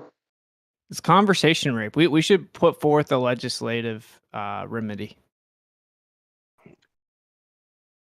And good morning, Jeremy, or I'm about to afternoon. go fuck the whole Globe. Where's the Glober room at? So I can go fuck it up 24/7 nonstop.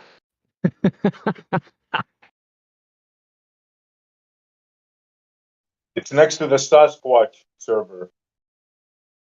Like, there is no Glober room because like the echo chamber is like just mainstream consensus, right? I mean, the term Glober or anti-flat earther, they only, even Glober, like, just exist in response to those of us who decide to go test the Earth, have seen through their lies, seen the government tactically set up perimeters on the Earth where after they explored it, and that they surveil it, and that the modern model is just shrouded in philosophical bias and unfalsifiable claims and paradoxical physics to constantly dismiss the evidence. So now we have an alternative cosmology, and we're in pursuit of figuring out exactly what the Earth is. And,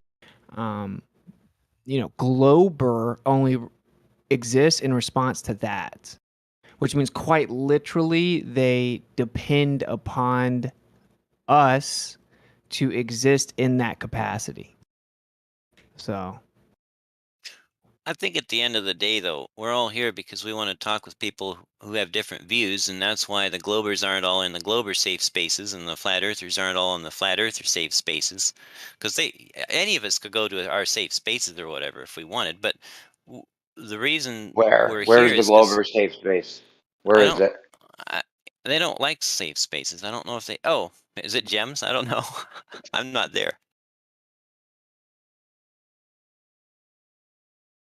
Gems is safe until one of us shows up. Yeah, but doesn't he just ban you? No, he doesn't. No, Oh, go over well, there and do whatever, Hey, let me and let say me whatever let me. I want. I gotta give him credit for that. I Hey, stand corrected. SC, everyone else that I actually want to talk to. So you notice that they brought up microwaves, and Left Lane referred to it as definitive. Do you guys? I want everyone to pay attention. Microwaves always stop right at the curvature of the Earth. This is how we know the Earth's curved. This would be an actual good test. Microwaves blocked by curve of the Earth. All we have to do is do the math. The geometric horizon is where the microwaves get blocked. Do you want to see how quickly they immediately run the other way? Okay, so it is known that there are situations in which you can send a microwave way beyond the curvature of the Earth. And they actually have an excuse for it. There's official excuses. There's actually two different ones for when they can go way beyond the Earth's curvature. So direct line of sight microwave propagation can go far beyond the Earth's curvature. And there's an official explanation that was theorized as to how that could happen. And so I could say it, but I'm not going to, for obvious reasons. Because once I say it, then everyone, the ballers will immediately believe it. Now it's true. And now somehow they're teaching me about it. And now somehow they're showing that their point was still right or whatever. But for sure, this is the facts of the situation. So according to the parameters they just laid out, this is a definitive way to test the globe. Microwaves get blocked by the curve right at the curve of the Earth. Right? So then if I send microwaves far beyond the curve of the Earth, then that debunks the globe, right? Yeah, if you could consistently, reliably send them far beyond the curve of the Earth, then that would definitely debunk the globe. Now we've shifted the goalpost to consistently and reliably when it's condition dependent. And this is what they do. So first he quote, every single time. You might get it to go just barely over the curve, but every single time it's blocked. Now, when I say, oh, so we can send radios, if we send microwave transmissions far beyond the curve, that would debunk it. If you can do it consistently and repeatedly, oh. You remember I told you guys that before this was over and it wasn't even 2 minutes that the goalpost would immediately shift and they'd run the other way? So, extremists, are you still here? Do you see why it's nothing but a waste of time and detrimental? He's No, he's muted. He's deafened. And then they accuse you of the very thing that they're doing with it. But no, we're not moving the goalpost. It's just that you're using a testing method which isn't a simple cut and dried phenomena, and you can't just make false assumptions about it and then draw a valid conclusion. Did you or did you not say there's a blind spot? No, did no one engage with Jesse? Unless the dude responds to the fact he said that every single time the curvature of the Earth blocks microwaves, and therefore that's what can show it. And Left Lane said that that's a definitive test. And now I'm bringing to the table that microwaves can be sent far beyond the curvature of the Earth, which means according to what they just said initially, then that debunks the globe. They don't know the official explanatory answer that tries to explain it away yet.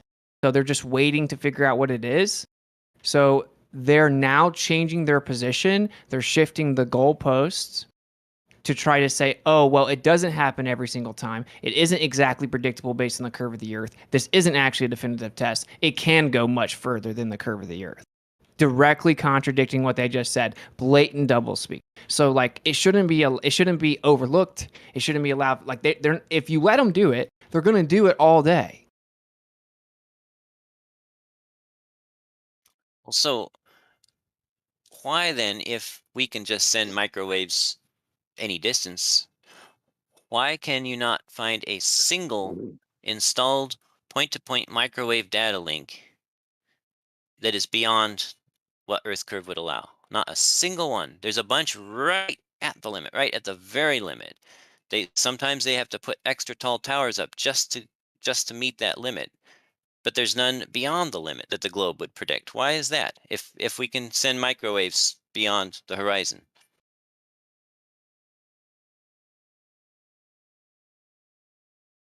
The fact that there may be some special conditions or exceptions doesn't change the fact that we can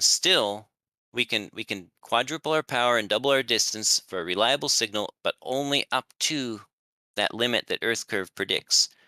And beyond that, it's either never happens or it's not even close enough to be reliable. But just short of that limit, it's highly reliable. Something there is magically either cutting off or drastically reducing the usability of a radio signal, and it's not related to power, because we can jack the power way up and we still don't get past that limit as a reliable, consistent, usable link. But just a few miles back from that, it's a completely usable, reliable link. That's still a very good argument against flat Earth, even though you may present certain exceptions, like Rakia's radar. He claims to have shot radar around the curve or whatever. But do you see the point? If the Earth is flat, we should be able to double or quadruple our power and double our distance at any distance, not suddenly cutting off where the Earth curve predicts it cuts off. That's a cool story.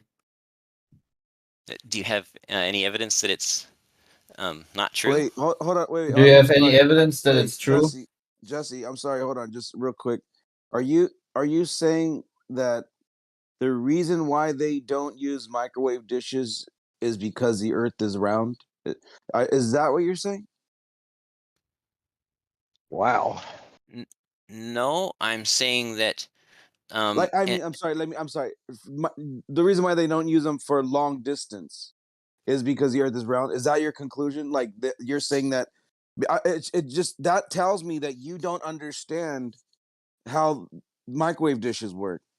Because They do shoot them long distances, but they have to use repeater towers. yeah, They receive and retransmit. and the reason why is because when you're using microwave dishes as opposed to like other technologies that we have, like microwave dishes are crappy when trying to send a signal over long distance. There's a lot that gets in the way and will disrupt that signal, that wave or frequency, because whatever it's you a want to call focused it. beam and it's point to point. And so what I'm trying to say is that it will make more sense as to why they don't do it, Jesse, over a great distance. Not because the Earth is curved and they can no, it's because they know that the signal itself is, if you were to shoot it, even for short distances, it's not a very good technology, because there's a lot, you have a lot of dB drop. You lose a lot of signal just because just the air, just the sky, just the heavens. It doesn't travel as well as other means that we use. So Jesse, to answer your question as to why don't we use that, even though we could blast it up, however powerful we want, not only is it unsafe, but also it's horrible transmission.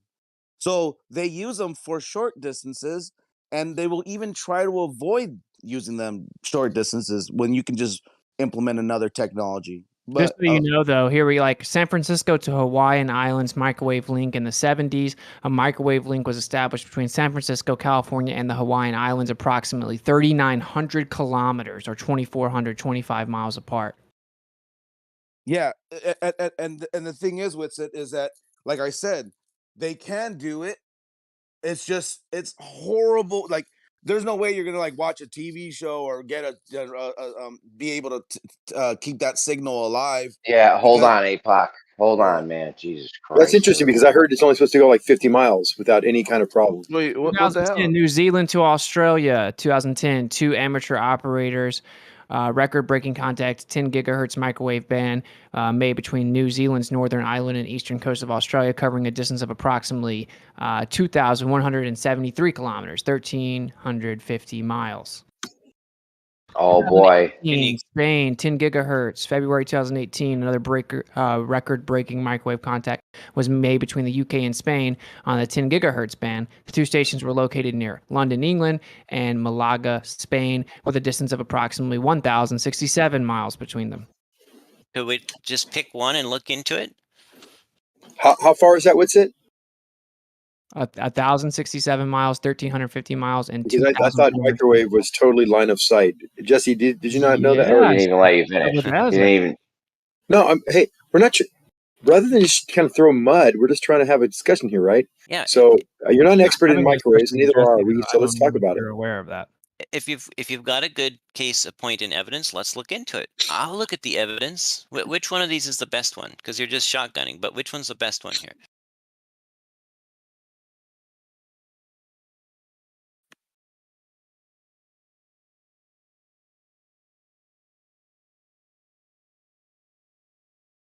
I'm still wondering why you like came at me like that, Jeremy. Like, what I do wrong? Like, you're like, what happened? Which is You all trying to right? go over this microwave thing, and you sound drunk. Wow.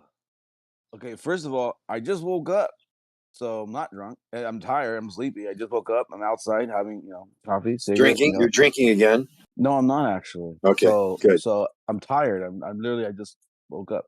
But I Okay, understand let you're Witz go supposed. over this microwave thing. That's what you're trying. Okay, I You came in understand right in that, the but middle of it.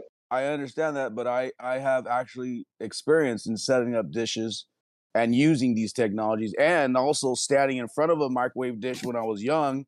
And my uncle pushed me and said, "What the hell are you doing?" He said, "Don't ever stand in front of this. You know how dangerous these are."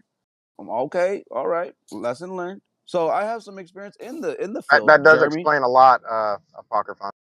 I was zapped at a young age, bro. All right. Well, can Okay. I think here's my guess, and this is a guess, by the way.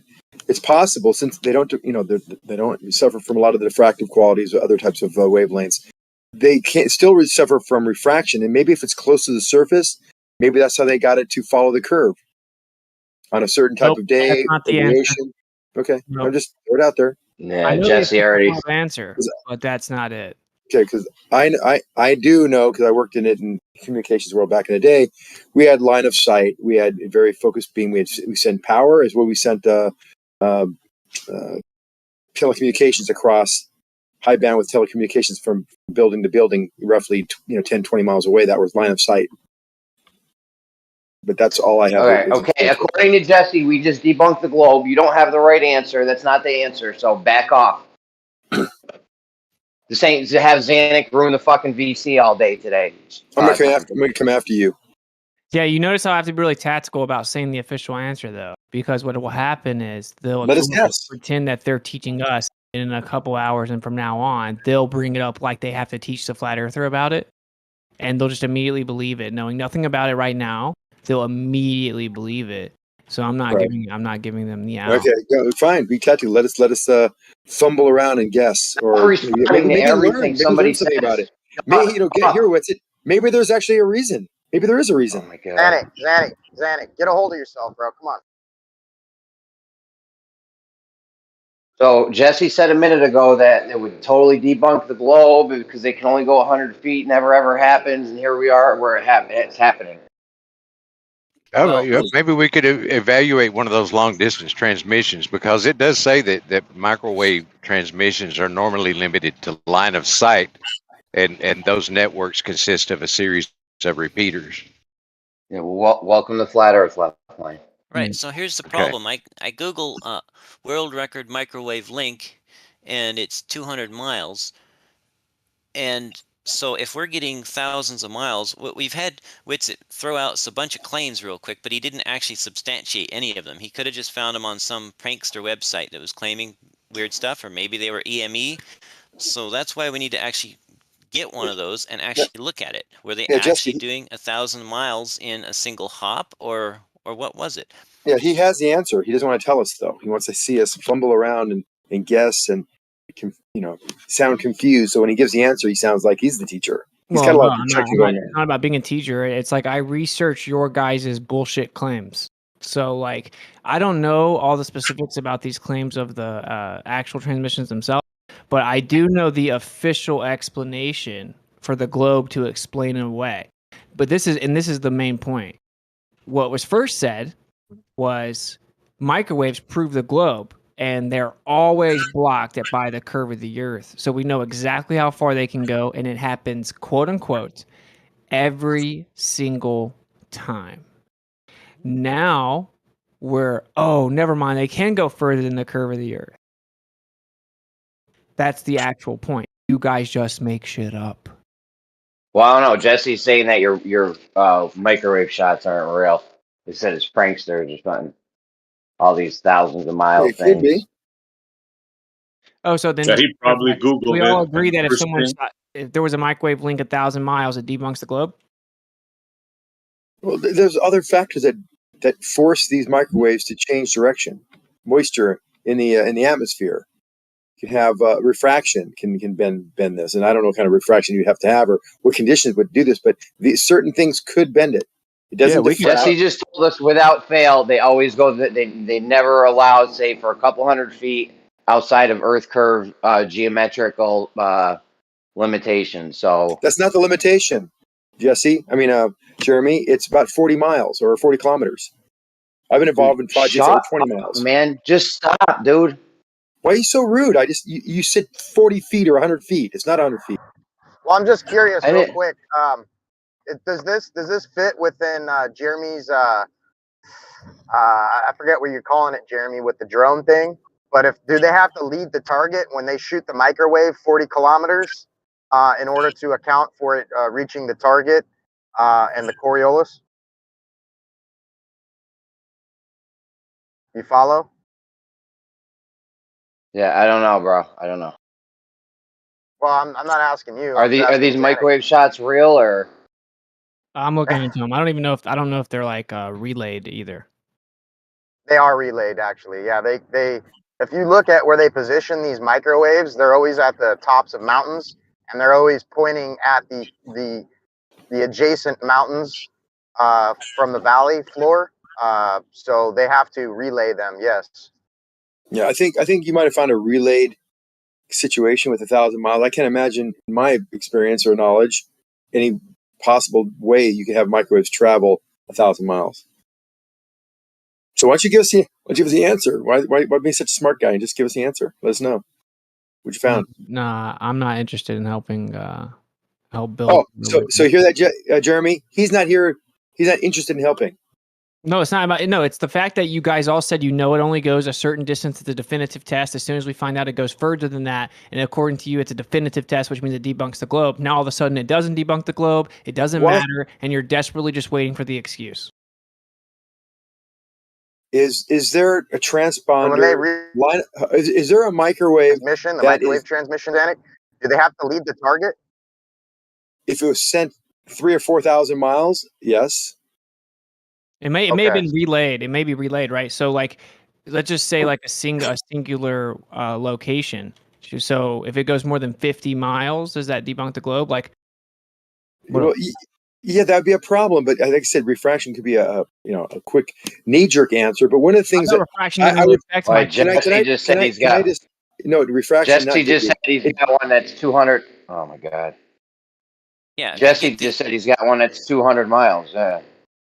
If you get the endpoints high enough, you can do 200 miles.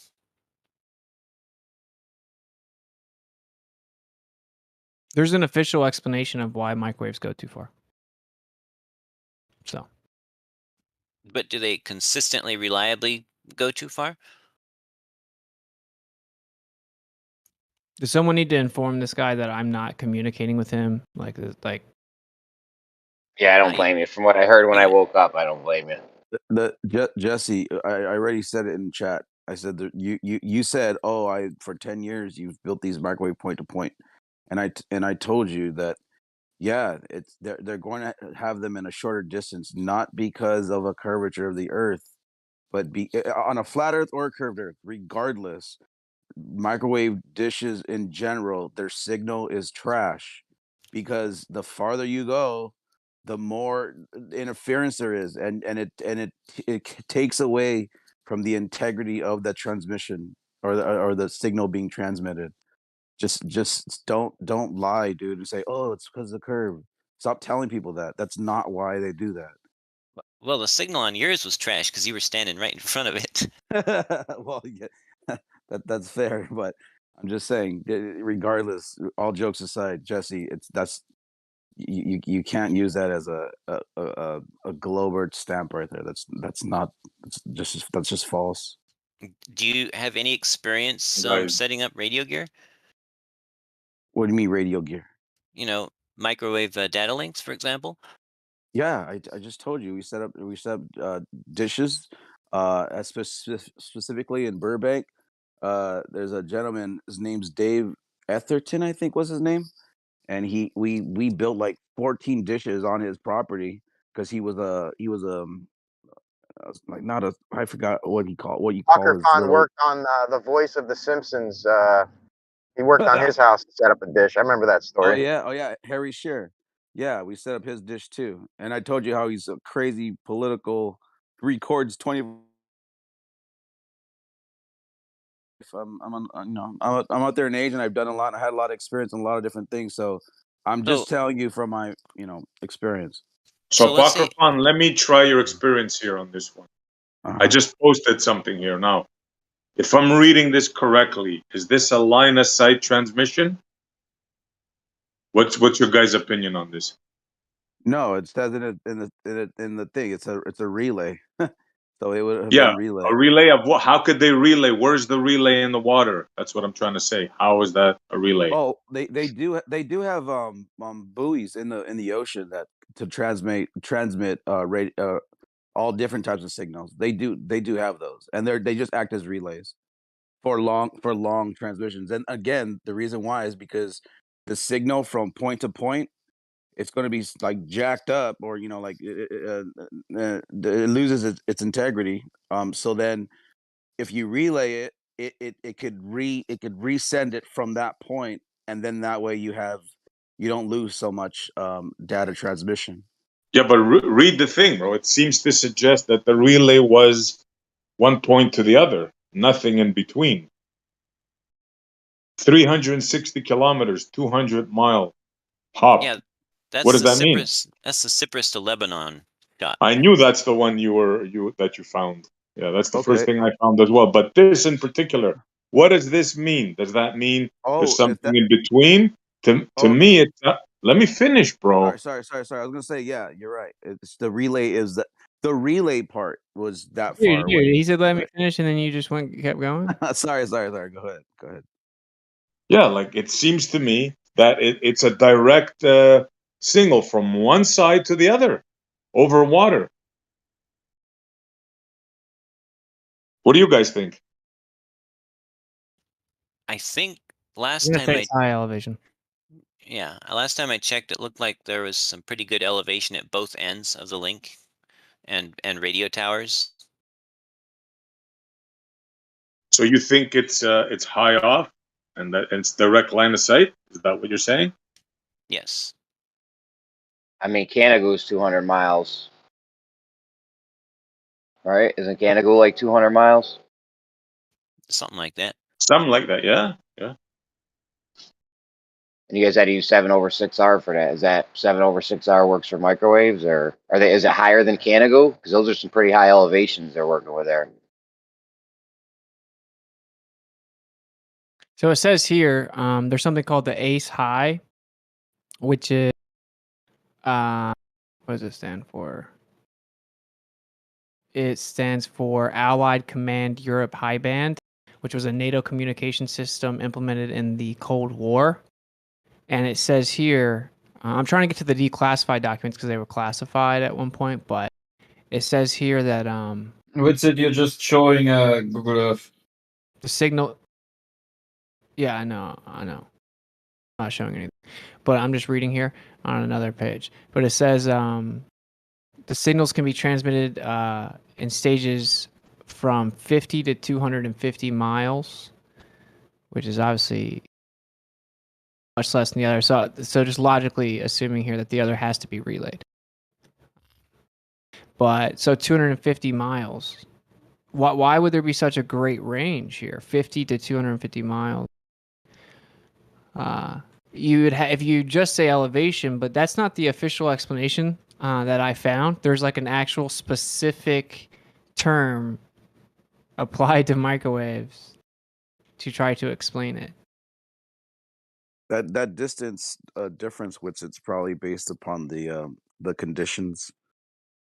That's why it could reach further or less because of the conditions that are. And these are on the ground.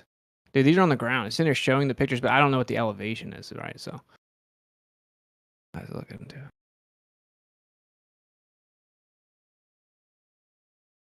Susanna claims its line of sight at 8,000 feet. I'm gonna have to check that.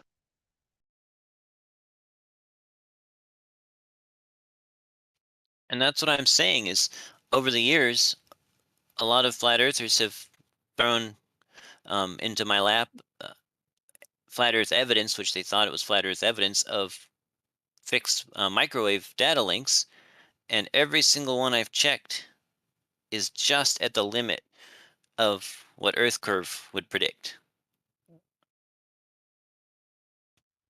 And I'm asking why. We know we can quadruple the power and double the distance up until that limit, and yet that's right where we stop.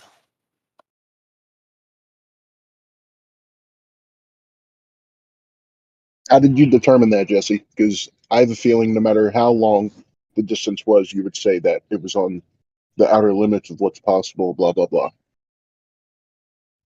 Because microwave is like heavily affected by attenuation, and like just even like humidity itself will drastically decrease the distance. Right, but if you could do 200 miles, then couldn't you quadruple the power and get at least to 250 miles?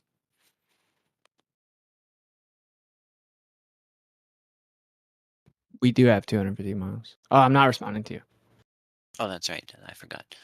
I guess you did too.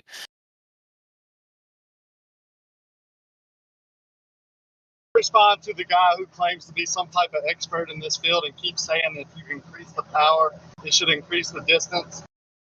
Are you kidding me? Like, it does that to a point, we know, but you don't think there's limits? Well, can you think of one limit and not be disingenuous? Just give me one thing that would hinder, even though you increase the power to the infinite degree, that would keep you from getting a signal response. Go ahead, Jesse. Let's see if you can come up with one. Apocryphon is standing in the way? Are you saying Earth curve or mountains? Why are you laughing, sir? You're being made a fool of when you say that. You're making a fool of yourself, claiming to know about this, and then saying, you've said it like 10 times now.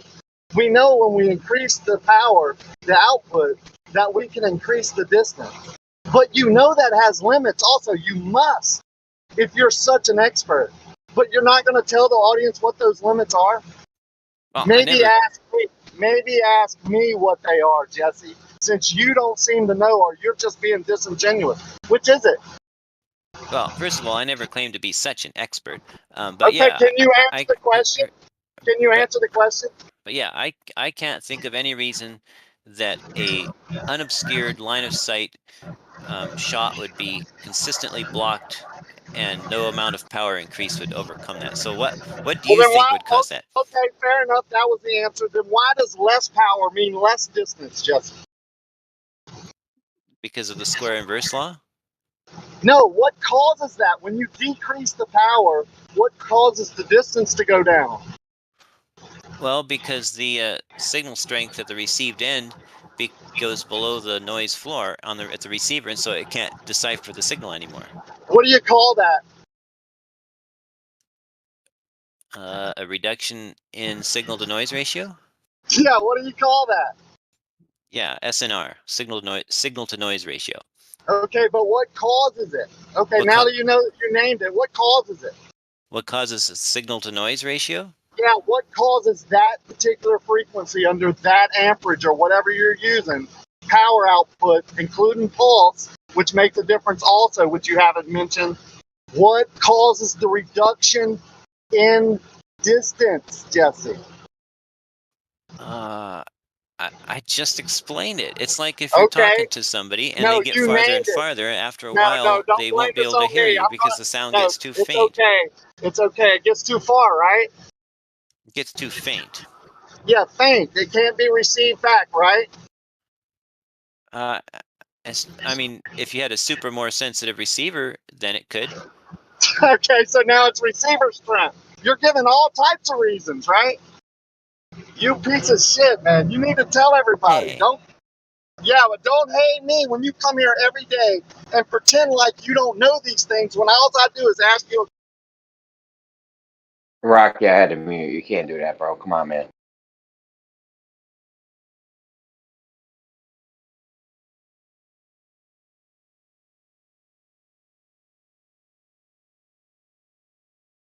In regards to your claim, Jesse, about just boosting it up, I already told you, I already said the signal itself is very dangerous and you just can't crank it up. There's been times when birds will even fall just out of the sky, crossing in front of a microwave dish, even at low power. It's too dangerous to amplify that high to make it go further, Jesse. Well, they actually can also just increase the gain of the antenna, and you don't even have to increase the amount of the power. So on the receiving side, that's what you're saying.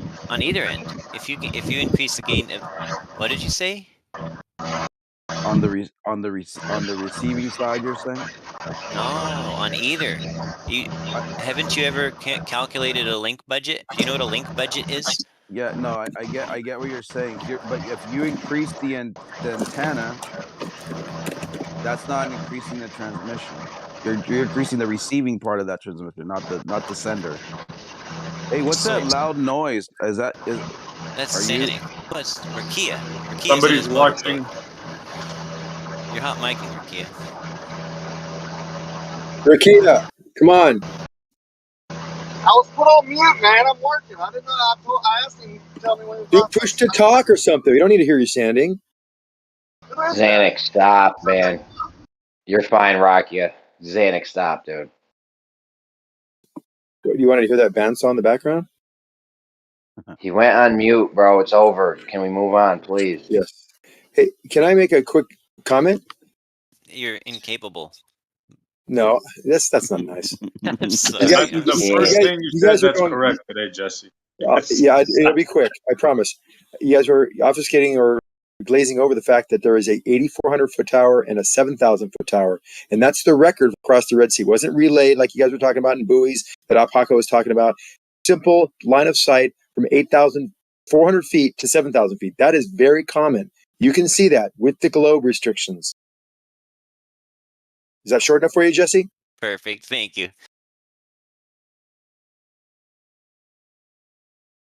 So, Apocryphon, when you're setting up a microwave link and you're doing your link budget,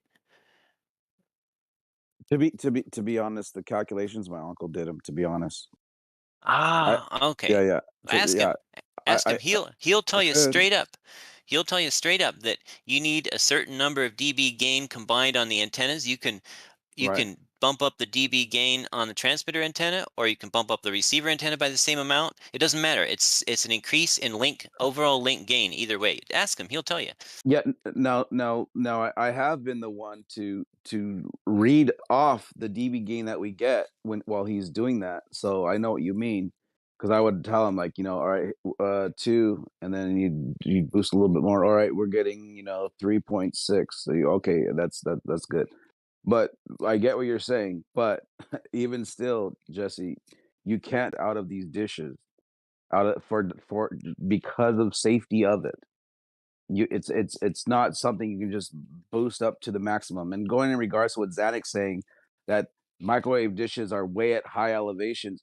Yes, because they need to make sure there's nothing going to be obstructing, because it's line of sight. So it makes perfect sense why you would put to the highest part of your city and town. Like in California, there's mountains, to the east of us, and all the dishes and antennas sit on top of the mountain. That way, everything can just get sent right over the mountain. You have to relay it over the mountain.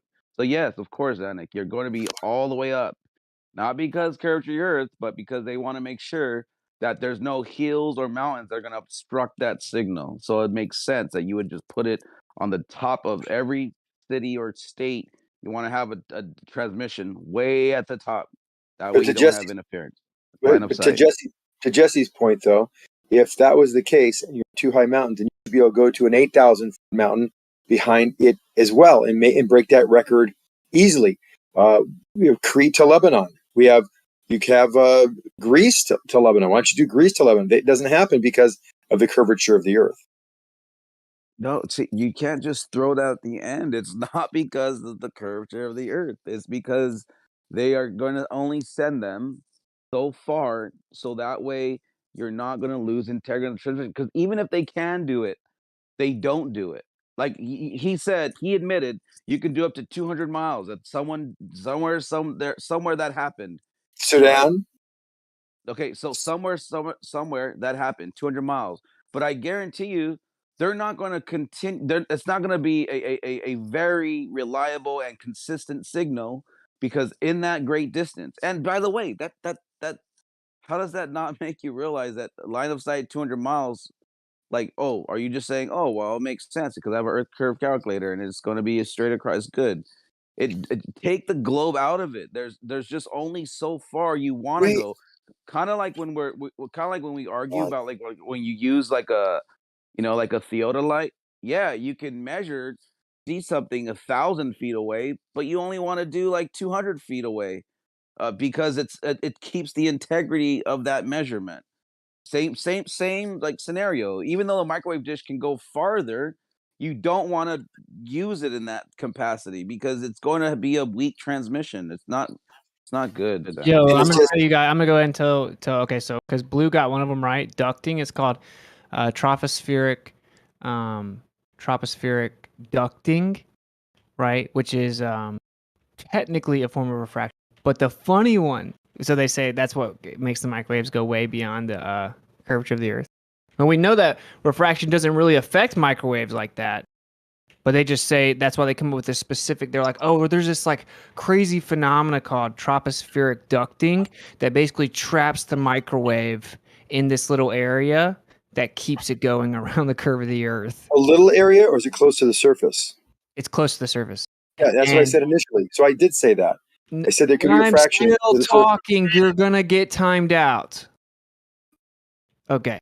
So the funny one though that they don't know about, they didn't even know about tropospheric ducting either, but tropospheric scattering, also called troposcattering, is where they say that this is not even refraction. They say that there's just a scattering of the microwaves, and it causes it to basically reflect back down, just like the ionosphere, but down right above the surface in the troposphere.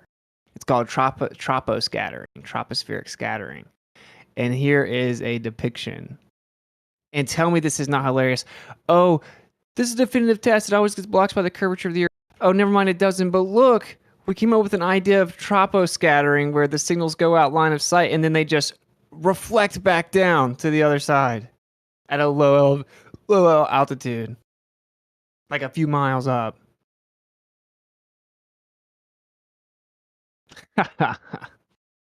So there you go. You know from what they say they reflect?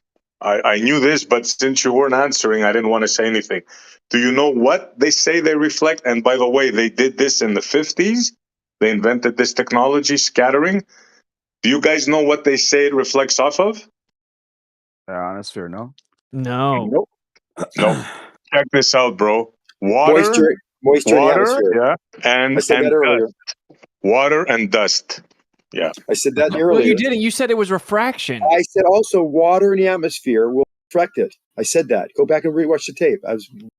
Said that initially. So think about how funny this is, right? So like first, microwaves, we know exactly how far they can go. They get blocked by the curvature of the Earth.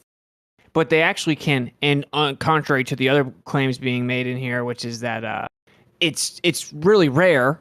Just made that up. They just make shit up. It's actually consistent. So consistent, militaries have built entire systems to use this consistently. Okay? So it doesn't sound like it's just, oh, on an occasion it might go a little further, it's an anomaly. And he said if you can consistently and repeatedly do it, it debunks the globe. Remember that? Well, you can consistently and repeatedly do it. And they came up with the idea, this is just theorized, by, mind you. No actual evidence for it. How does, I have a question. Now, I didn't know about the scattering. Hold on. I didn't know about the scattering volume. How is that done? How is it received? Can I ask you a question? No, I'm almost done. So when it comes down to it, the point is that we can send out this line of sight microwave, and it consistently and reliably goes significantly further than the curve of the Earth, up to hundreds of miles further. And they say it's troposcattering, where the signals reflect a few miles above the ground, reflect back down at the scattering angle so that they can be received on the other side of the ball, but you can just shoot them as if it's line of sight.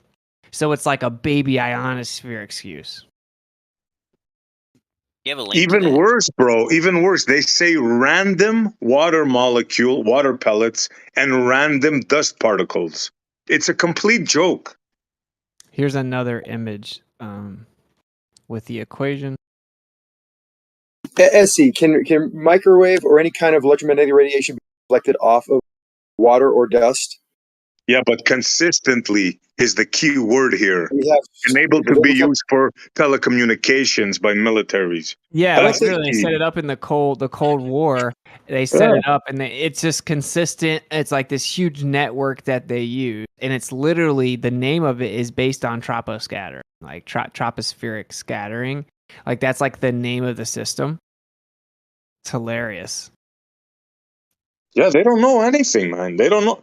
But now they It's automatically unbelievable. believe this, SE, right? Like they just heard it. Now they automatically, oh yeah, makes perfect sense. Yeah, this is legit. Yeah, they automatically believe it. I was dying to tell him this, but you said don't say anything, right? Because I knew right away when you said there's a method of that. I knew it. I knew what it was. Yeah. Yeah. They also use this tropospheric ducting excuse for like VHF as well, because VHF goes way too far, like hundreds of miles too far, which is funny because that's what Moyak brought up, VHF. They claim that tropospheric ducting can cause the VHF signals, right? Very high frequency to go way beyond the curve of the Earth. It's like this little portion, kind of like what they say with when you shoot the sonar waves through the ocean from well to well, right? And it's Wait, you said high frequency? It's like it holds it down. It's like it holds it down in this little area, right? So that it's trapped there, so it just keeps going around the ball. That's You said high frequency though. What's high frequency? VHF. Microwave? VHF high frequency? I said, what is VHF? It's a wave. It's a radio wave. What does VHF stand for? I can't remember. Very high frequency. Very high. 30 to 300 megahertz. Well, Yeah. 30 to Hey, what does 299 VHF megahertz. stand for? It stands for 30 to 299 megahertz. Hey, what does VHF stand for? Very high frequency. Thank you. But the point is, dude, he should be banned. Jesse should be banned. It's hold on a seriously second. so disgusting and annoying. Like, just keep intentionally not answering the question, intentionally responding with the spectrum when you know the answer. You what's know, higher? Xanax's question was retarded, and he said VHF Really? is very high. What? Well, no, we're talking about high frequency compared to other types of electromagnetic radiation. Are microwaves higher than VHS?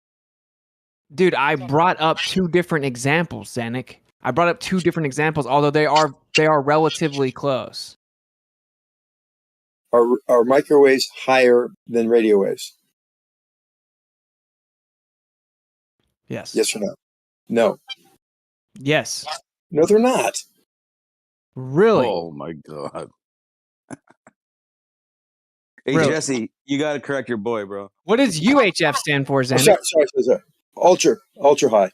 So microwaves are higher than radio waves. Yes, I'm saying radio waves are not as high as microwaves. You're talking about VHS and UHF. and those are not as high as microwaves. Dude, you're now trying to flip it like somehow I was wrong. No, Wow, because, Xanath. no, because we're Wow. talking about when you compare that to visible light and infrared, all those No, are Xanath. much Admit that those you are were much wrong. higher. Is Admit visible that you light were wrong. higher than a radio Admit wave? you were wrong. Admit that you were wrong Yeah, I right now. misspoke about Yo, you microwaves. didn't Anyway, speak. You jumped in to correct me. I did, because you're talking about it's very high, but I'm talking about with respect to X-rays or visible light or ultraviolet. Those are all much Ask the question lower. like a gotcha. What? You asked the It question was like a gotcha. Wait, I'm gonna It was. recap. Stop. I'm gonna recap. Stop. So I just explained different examples that VHF can go like hundreds and hundreds of miles further than the globe Earth predicts, and they use the same excuse for that. They call it tropospheric ducting. And then you jumped in to say, because I explained that they were very high frequencies, and you were like, "What? Very high frequencies? What? VHF?" And I'm like, yeah. What do you think VHF stands for? Then you didn't answer. It turns out very high frequency. Okay, so you're wrong with that. Then you said, as a gotcha, wait, are microwaves higher than VHF? Like you had some type of gotcha. I'm like, yes. And then you said, no, they're not. Like you're teaching me. Well, that was a Then mistake. I asked you, what does UHF stand for? Ultra high frequency. And then you tiptoe your way over here to acknowledging that you were wrong by pretending that you knew it the whole time and you just accidentally misspoke and were teaching me.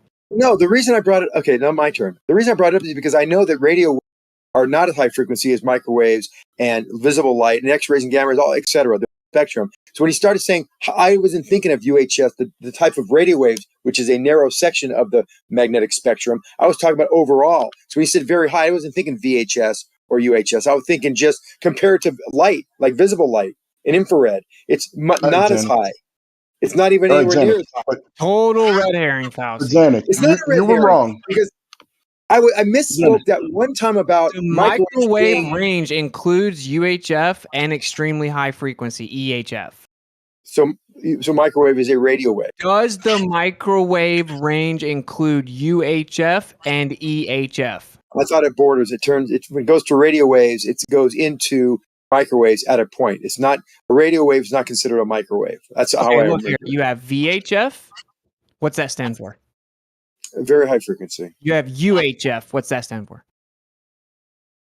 Ultra high frequency. You have FM. You What does have FM? SHF. What does FM? What does FM stand for? Stop. What does FM? Stop. You have SHF. What does that stand for? Super high frequency. Okay. And then you have EHF. What does that stand for? I don't know. Extremely high frequency. Extremely high frequency. Great. What does FM stand for? Frequency modulation. Okay. So is a microwave the same as a radio wave? What's the difference? Is it just a frequency range? Well, that's a good question. What do you think the answer is? Microwaves agree. Microwaves have never been considered radio waves in my education, but they could be. They could be lumped together. What's the difference? Frequency range. So it is just the frequency. Well, it's a frequency. Also, some of its physical characteristics, like visible light. We can see visible light. We can't see microwaves. That's one characteristic. They're technically at the higher end of the radio spectrum, okay? But they just are commonly like considered different. Like they're just like called different things. That's what I said. Because they have different we have different ways of like using it and like receiving it and stuff. Well, it has certain characteristics also. Like you can't send radio waves and actually transfer energy via radio waves as easily. I suppose you can. Okay. Well, I mean, I want to be very correct here. So, but microwaves allow you, as you can't do with infrared, and you can't do with radio. Microwaves, that particular frequency, allows you to send energy. Are microwaves within the spectrum of radio waves? No, characteristically, no. Microwaves are not radio waves. Wrong again. Are microwaves in the spectrum of radio waves? Oh, they're higher. They're a higher frequency than the radio wave. They're between infrared. They're between infrared and radio waves. Okay, you might be kind of right about that. Like technically, they say it's right outside. Thank you. Yeah, but so it's within the. It's the same. So it's electromagnetic radiation. Stop. It's electromagnetic radiation. And of course, it is. Keeps getting a higher frequency. So what's physically different about them? It's just I forgot the difference, but there's something about the frequency wavelength. There's something like okay, fine. Well, obviously, wavelength is intrinsically tied to that. So, duh. Okay, so then it's just the frequency, meaning it's all electromagnetic radiation, and it's just different frequencies. Correct. It's all electromagnetic radiation. I agree, and you also agree that they classify those as being just outside the radio wave. So you lambasted me for no reason. You're being pedantic. No, Xanax. Xanax. I had to misspeak real quick, but my point was we're talking about radio waves and microwaves, infrared, and those. You said it was very high frequency, and I was thinking in the spectrum of electromagnetic radiation, it's actually it's not. It's kind of All right, lower. but Xanax, you were wrong, and I want you to remember the next time that am I wrong I want you to remember. Listen, you were wrong, and that's About fine. what? About what? Listen, just listen and let me talk. You were wrong. You were shown you were wrong, and that's fine. But remember that the next time that Whitsitt is a little late posting a citation, or he gets something half wrong, and you want to claim that his conclusions are wrong. Just remember that, because he's right a hell of a lot of the time. All right. I play fair both ways. Come on. No, you don't. You don't. Yes, I dude. do. He No, doesn't. you don't. No, Although I do you are appreciate wrong me at the a end. lot per day, and he is All right. almost never wrong, All right, but all he's right, giving enough, crap enough. all the time about it. Enough. Just remember it. That's all I'm saying. Okay, hey, so look, okay, let's talk about the spectrum here, okay, because this is interesting. You guys don't even really understand it, right? Like the ballers don't understand it because they have pseudoscience clogging down their brain, and they think that light is like something of its own. But no, What do you mean? in reality, stop. In reality, this is what it is. It's all electromagnetic radiation. Okay, so if we go, say we go all the way to the end. Let's go from end to end. What's at the ends of the spectrum, Zanuck? Yeah, gamma rays and radio waves on either. Okay, so we have Zanuck waves on one end, and then we have radio waves. Yep. Right. We have Zanuck No waves. argument. Okay. So then we go from the Zanuck waves, and then we go to X-rays. Yes, we're learning this in 6th grade. Just to clarify, what are the Zanuck waves? Zanuck wave, you want the gamma rays? You talking gamma rays? Hello? Just a second. Yeah, he was trolling you. Yeah, I know. Okay, so we have the Zanuck waves, Yeah, man. and it goes to X-rays. Yeah, then you got the ultraviolet, and you got your visible, your infrared, microwaves, and you got radio waves. Okay. Wait, what? You heard me. Okay. Ultraviolet rolls into visible light. You can't see it because it's a little higher. And then what you can't see, which is lower, which is infrared, which isn't refracted as much as visible light. And then you got microwaves and radio waves. Okay. So it's all the same stuff. Electromagnetic radiation, and it's just at different frequencies.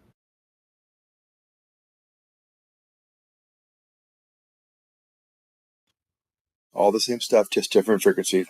There you go. Energy potential different, characteristics different. But it's all the same stuff, though, right? Why can we see visible light and can't see ultraviolet?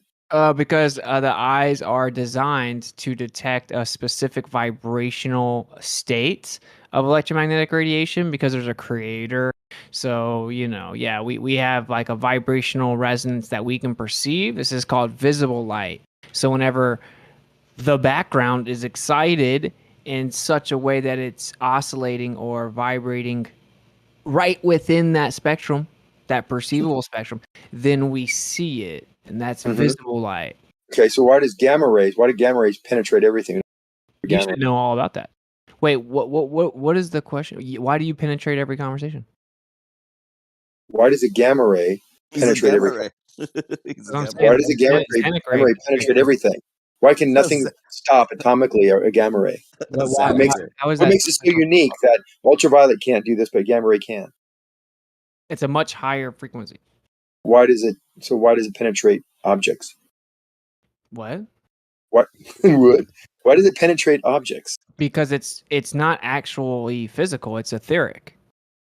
Oh, so a gamma ray can't penetrate, go through a bone? Go through I just said the opposite. Go through iron?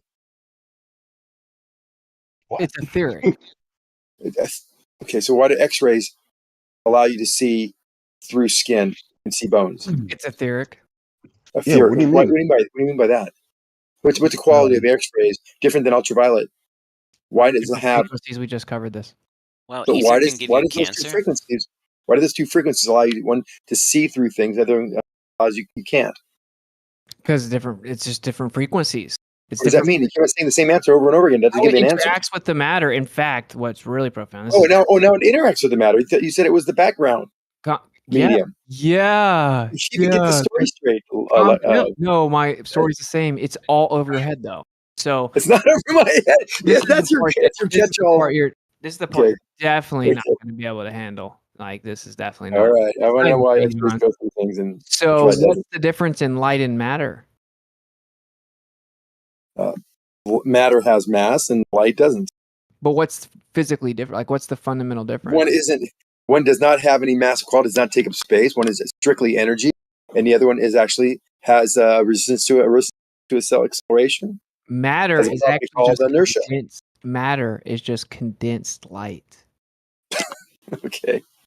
You can laugh, but there you go. Now, I mean, I give you partial Matter is credit for that. energy Hold on, I condensed give to you a state of partial credit vibration. because mass is energy. It has a representation of energy. It's not the same, but it can be expressed in terms of energy. So you're not totally wrong by mass being condensed energy, but you kind of are. I mean, I know you're using it. Think of it. Think of it this way, Zanuck. Like your hand you can't probably punch through a brick wall, right?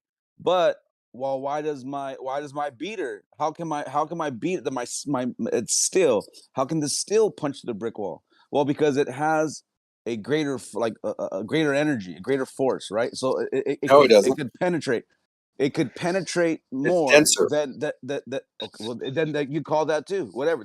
Then gamma rays at that frequency they could penetrate more because they're maybe that's the word. Maybe because they're denser. Maybe It that's the doesn't word. destroy it. There's no impact. There's no impact to residue of a gamma ray going. I was using the like your fist compared to steel. And Well, you're using bad analogies.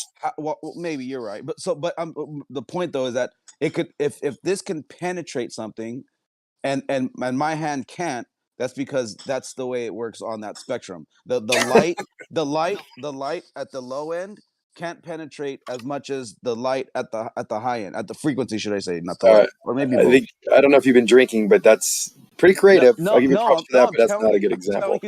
I'm just telling you the truth that it's because it. You're white knighting for Witsit. I gave him two things: a gamma ray and an X-ray and ultraviolet. And I asked him a question of why one can penetrate things and there'd be no destructive qualities whatsoever of a gamma ray. Yet ultraviolet we can't see. He said because it's euphoric.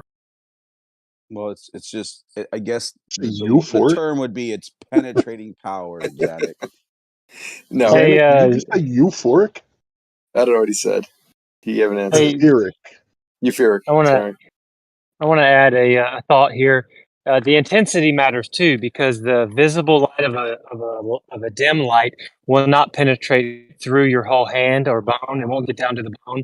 But if you have a really bright flashlight, you can make it shine. You can see the light through your hand because you're increasing the intensity of the visible light, and it can push its way through the medium. That's pretty cool. Yeah, that goes back to if it's strong enough, it'll go through. That's the whole point. Yeah, and isn't it there true? Are destructive qualities to a gamma ray, though, right? No, it's just destructive in different ways. Yeah, it's not going to. So isn't it? Go ahead. Sorry, isn't it true that we've figured out and we've worked with and played with true science to figure out exactly what frequency and what to tinker with to use gamma rays and X-rays to our advantage as a human race? But the Creator made all this stuff. We discovered what He left here for us to tinker with, and that's different than making up something based on philosophy or this is just what I think. That's observable, testable at this frequency and that frequency. You can do these things with X-rays. It's amazing. It's pretty amazing, actually. Even like the fact that gamma rays can penetrate through, and they do leave damage. Like you can't get a million X-rays. You're going to have a lot of consequences down the line. Is breaking things in pieces.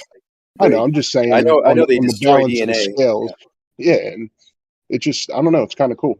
Like they can go through and reveal things that you can't really see. Well, it's interesting because Witset's implying that it's not, those waves are not waves. They're just exciting the medium, the ether. Well, it makes sense, though, man. Like it No, that really makes no does. sense It, at it all. brings it all together.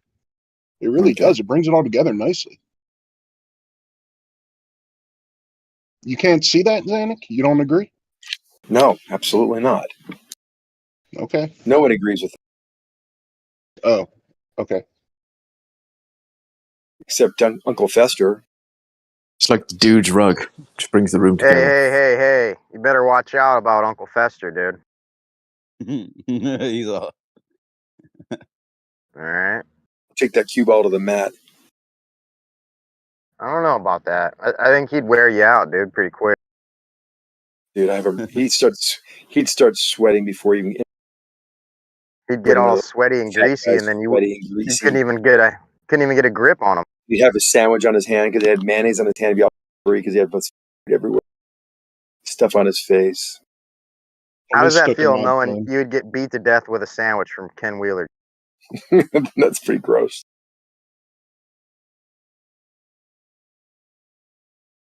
Oh boy! Guy trying to wrestle Jabba the Hutt. What else we got on the plate for today? You guys having fun with this conversation? Is this where we're gonna end the day at? Talking about fucking microwaves and shit? I think they're fascinating. How many microwaves does it take to pop a popcorn kernel?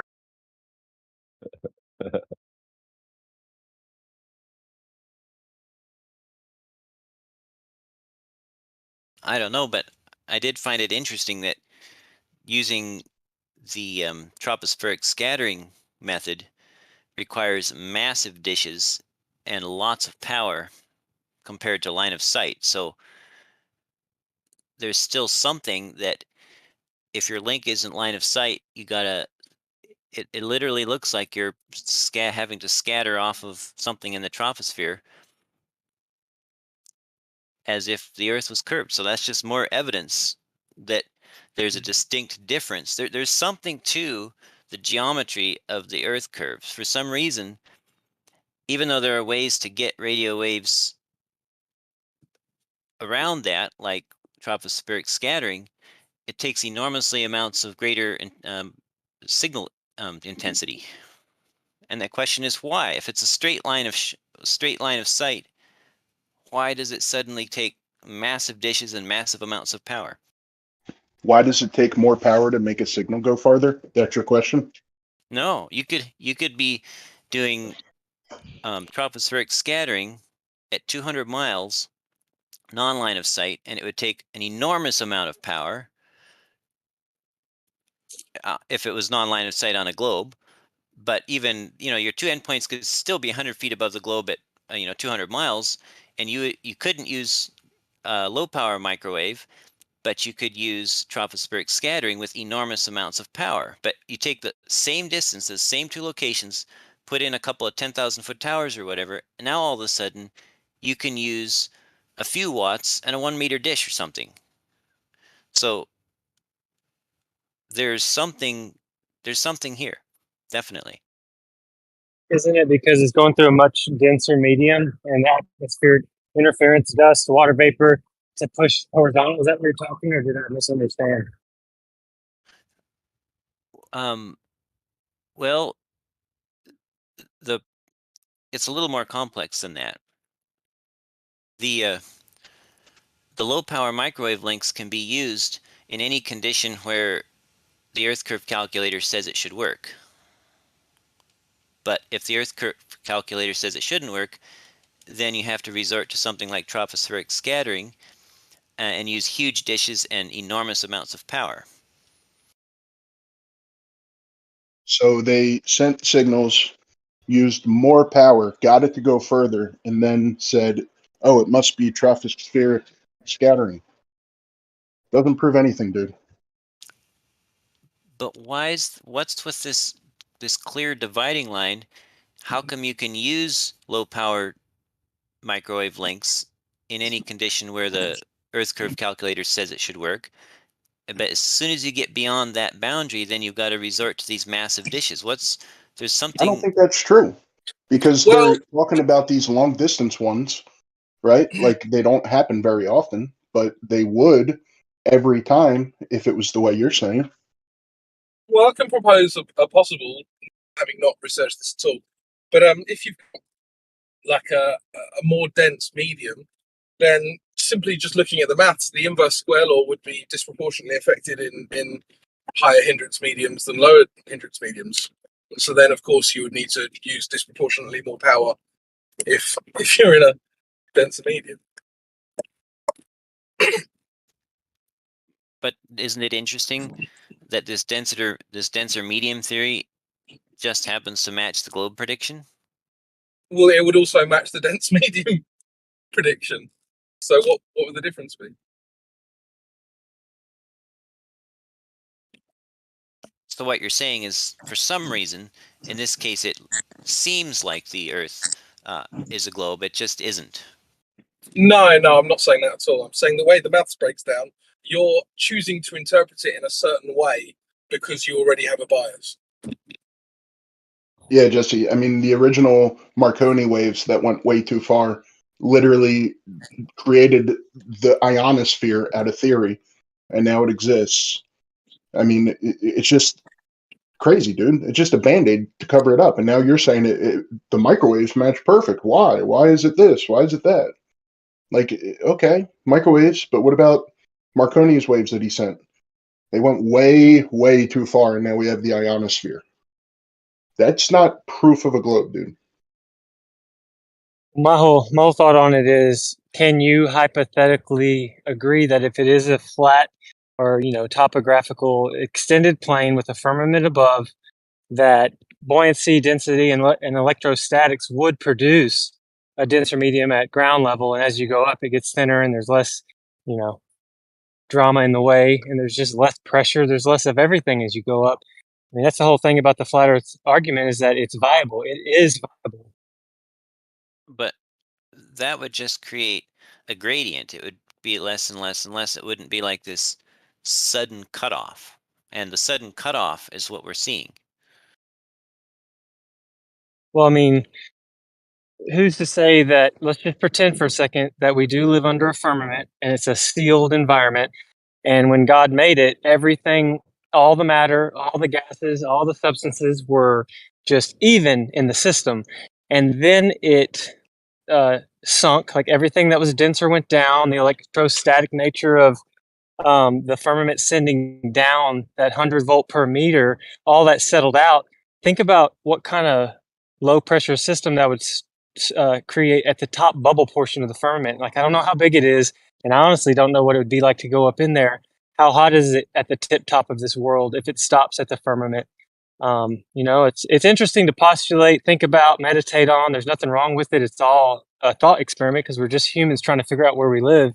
And the problem is we've been told a matter of fact, the heliocentric model is true and everything is material. As far as you can see, we know the distances, we know it's actual physical gas or physical objects, where some people may believe that once you go up high enough, it goes from material to spiritual because we have a creator, and maybe man's mind can't understand what actually is.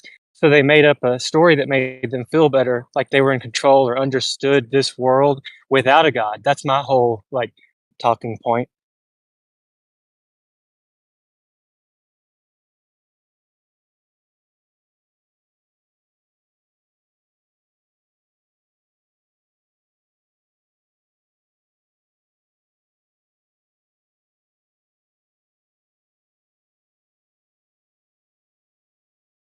Sorry, I'm on a run too if I'm out of breath, but man does not like to say, I'm not sure, I don't know. And man doesn't like to humble themselves and say, there's somebody higher than me in my thinking and my ways. I don't have to create all of this with the power of my voice, vibration.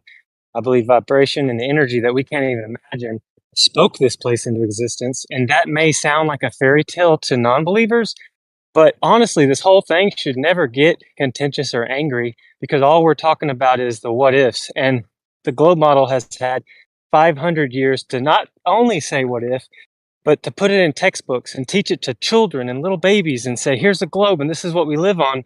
And I'm saying I'm not 100% sure that that's true, but it's been pushed as if it's fact and true.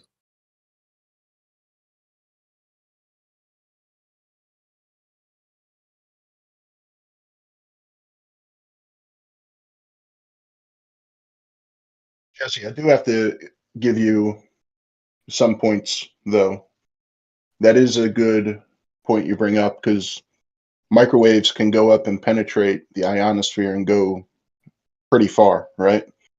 So, although maybe not. Like, I'm wondering if there's just like a distance limit for microwaves, you know? And I was thinking 200 miles laterally on the Earth. If you put that up in the air, I assumed it would be further, but 200 miles up is pretty high.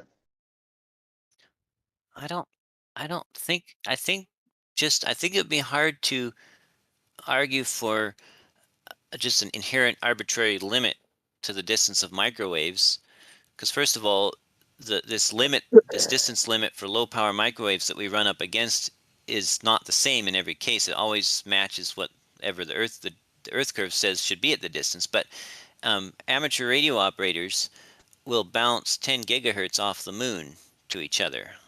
So that kind of indicates they could go pretty far. And they don't need a whole lot of power to do that either. Jesse, come on, man. You're not bouncing a microwave off the moon that you think is 238,000 miles away while we're moving incredible speeds as well as the moon. Oh, you don't think that's ever been done? I don't think that's what's happening. I think the signal may be bouncing back from something else. But yeah, Well, I don't know that anyone, especially flat earthers, are going to buy that. It just seems ridiculous. But again, that's my incredulity. But when you're telling me that that's the proof that they go farther than some set limit, I'm going to tell you that that's not conclusive. well, yeah, I've never actually done it, but a lot of ham radio operators do it, and it's something I want to do. And the delay they get is also matches up to the distance of the moon. So somehow that radio signal is getting delayed, and then it's coming back at the same time at the time that it would have if it had bounced off the moon at that distance. But I haven't done it myself yet. But regardless, we know a microwave link can do 200 miles, right? Correct. So then we should be able to do them at 100 miles, right? Sure. And yet, unless we get them high enough to overcome the predicted curve of the Earth, we can't. Not even at 100 miles. You cannot make a reliable, I don't think you could make any low power microwave link work at 100 miles, 100 feet off the ground. But you get it up 10,000, 8,000 feet on each end, and all of a sudden that exact same distance and that exact same power and the exact same antennas suddenly begins working. And if you lower them down bit by bit until they reach that point and they stop, that matches the predicted Earth curve, right? Yeah, but didn't you Fair make point. this point earlier? You're just restating the same point that was already rebutted.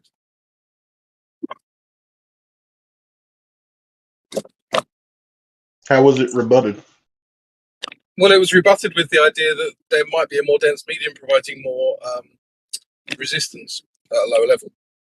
So Jesse's choosing to interpret it as tropospheric scattering, but it could just be that the inverse square law that this would have to apply here would be disproportionately affected by a more resistant medium.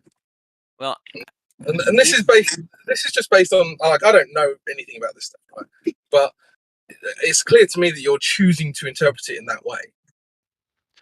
But even flat earthers have sent up high altitude balloons with cameras, barometers, temperature sensors, the whole bit, up to like 114,000 feet.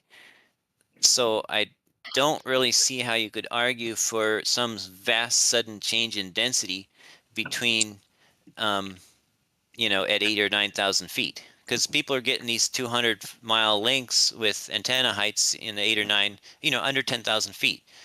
And so in order for that vast change in density to happen below 10,000 feet, we would have seen it when these balloons go up or airplanes. I mean, airplanes go up above 10,000 feet. So I don't know what your argument is. I think he's Hold more on, I'm going. arguing how the microwaves would work in that medium. I'm going after Crypto. Go ahead, Crypto. I'm next. When you're Yeah, done with this interaction, I'm going next. I can tell you have no idea what my argument is because what you said had nothing to do with what I said. So yeah, we can carry on. Go on, Jeremy. Okay, how does salt in the atmosphere hinder microwaves at all? Probably. I mean, if there was enough of it, it could cause attenuation, I presume. And There's a lot reflection. of salt in that. And Light yeah, and reflects off. scattering too. Oh God. So there's a lot of salt in the atmosphere. So the lower you are, that's where probably the most salt is, right? What do you mean salt? Salt in the atmosphere. Is it in granular form or is it in dissolved? Yeah, in there's the grains water? of salt floating around. Grains of salt. Yeah, Xanax. There's not much. Yeah, there's not much of that actually. I just stick my egg outside in the morning for a couple seconds and the salt rains down on it. You guys are hilarious. But I have an honest so there's question. salt aerosol. Hold on, man. There's salt go ahead. aerosols in it. Thanks. There's salt aerosols in the air. Do you mean close to the surface or at 9,000 feet where the along the Lebanon link is? Well, I'm guessing there's more near the surface since that's where the most atmosphere is. So it's kind of irrelevant to the argument. Yeah, I don't think there's much salt, once you get a few feet, maybe a few 100 feet above the surface. I don't think there's much salt. I mean, it would cause airplanes to just rust up all the time. Yeah, once you get what? Dude, it's the most abundant thing. We just went over this the other day with your fish tank. You don't remember all the citations we Not in started the pulling up with the atmosphere. aerosol? It's the most abundant thing in the atmosphere is the salt aerosol. Hold on, let me find it again. See if I can find that. And let me know when I can propose a question. Hold on. Okay. A substantial amount, here we go, ready? A substantial amount of particulate sodium exists in the atmosphere.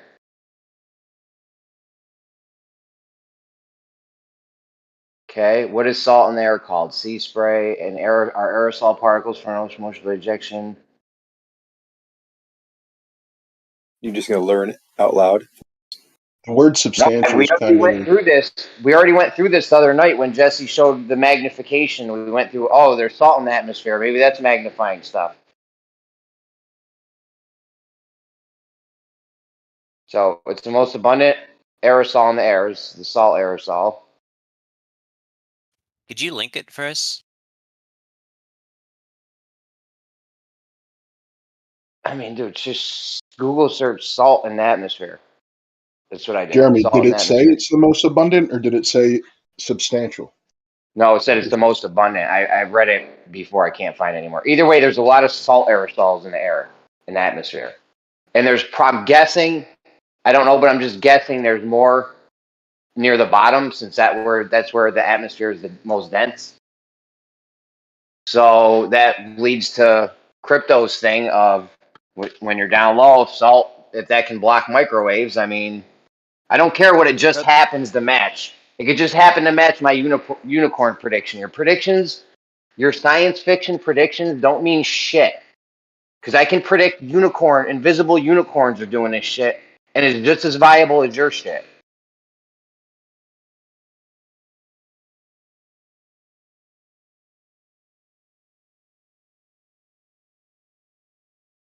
Anyways, whoever wanted to go ahead. Yeah, I think it's a good point to bring up, though. But go ahead. Okay, so I'm always thinking about this stuff, and I'm not a pro in any of these fields, but I'm just thinking, if you shoot a gun in the air, it's deadly and it goes so fast it can kill things and such. If you shoot a gun underwater, someone like 10 feet away from you with a 9mm, there's going to be no harm to them because the medium that bulleted it is in stops it pretty dang fast. And even if you increase the power of the gun, the water just still stops it. So where I'm going with this is, if we can test how far can these different waves propagate, horizontally before the medium stops it and there's like a dead spot. My whole thought is, if you shoot a gun in outer space, it'll go forever. If you shoot any kind of wave up there, there's nothing to hinder it. So if we're imagining that radio waves or whatever is going up to the ionosphere and coming back down and back up and back down and across the way, it's penetrating a much denser medium as it comes to the ground to quote unquote bounce off the ground. But if we know the limit of it across horizontally is only this far, how does it sustain the energy needed to penetrate down through the medium, come back out? And same sort of thought with these satellites that are light years away, sending their signal that can only be how strong, and it comes all the way down to the Earth without being hindered or stopped. Away. Satellites are light years away. I'm saying, like, if that's true. We don't have Not any true. We don't have any. even 1 light year away. We have one that is barely exited solar system, and we can barely communicate with it. Okay. But does that make The sense? point With is, the point is, there's the most atmospheric turbidity is near the surface, and the higher you get up, there's going to be less and less atmospheric turbidity. Right. So technically, measurements of moon with use of radar should vary the higher you go, like a lot. Well, my whole thing is, if we pretend like the Earth's atmosphere with radio waves is no problem, like infinitely, it just pushes through the dense medium, and you know what I mean? If we talk with a ham radio and it zigzags all the way around the Earth, it's like, I don't know. I mean, I'd like to figure out what's the limit of this radio wave straight with no, over the ocean with nothing in the way. When does it stop? We test radio waves and other types of radio wave wavelengths of those types to be less susceptible to refraction. We can actually see the light off the moon, so we know we're getting that electromagnetic radiation from the moon. That's not a question. Whether it's making turns or different types of it has characteristics of being refracted, you can see that by when it's right above or when it's in the horizon and the rate at which it's moving. These things can give you clues on if it's being refracted or not. And we only see a refractive effect when it's near the horizon for a very short time, roughly about a degree or so.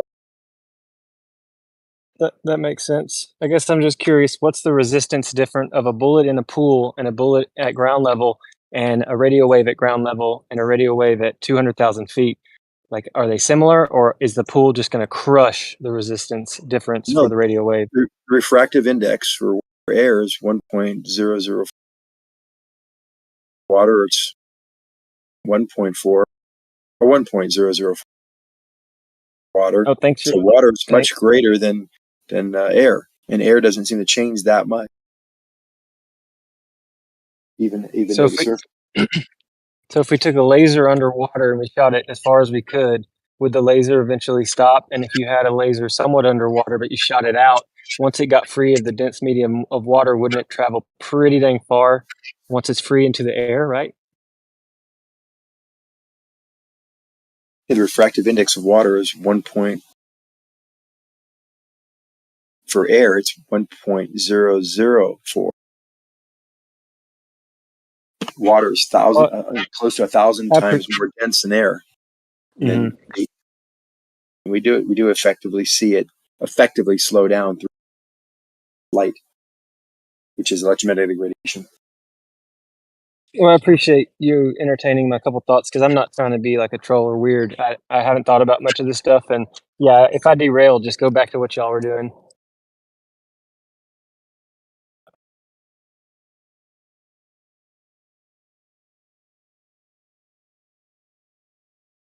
Hey, Regis, I linked you to a video about a guy who tells about his experience receiving 10 gigahertz signals off the moon. But there's a bunch of people that have made videos about their experiments. You might check into it.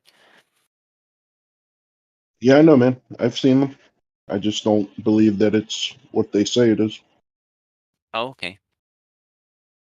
But I do think you have a good point with the microwaves and the 100-mile distance and how it still doesn't work unless you're up above where it should be. I'm gonna look into that more. Perfect.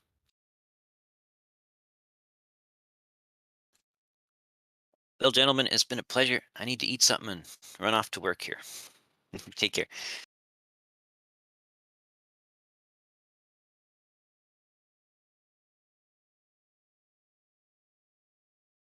Bye, Jesse.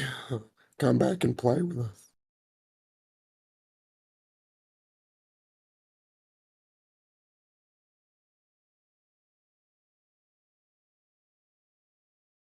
Was that Brenda?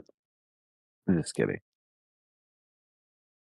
No, that was Brenda. Yeah. Hi, guys.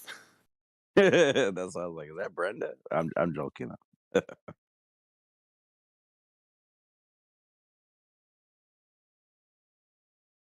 How dare you?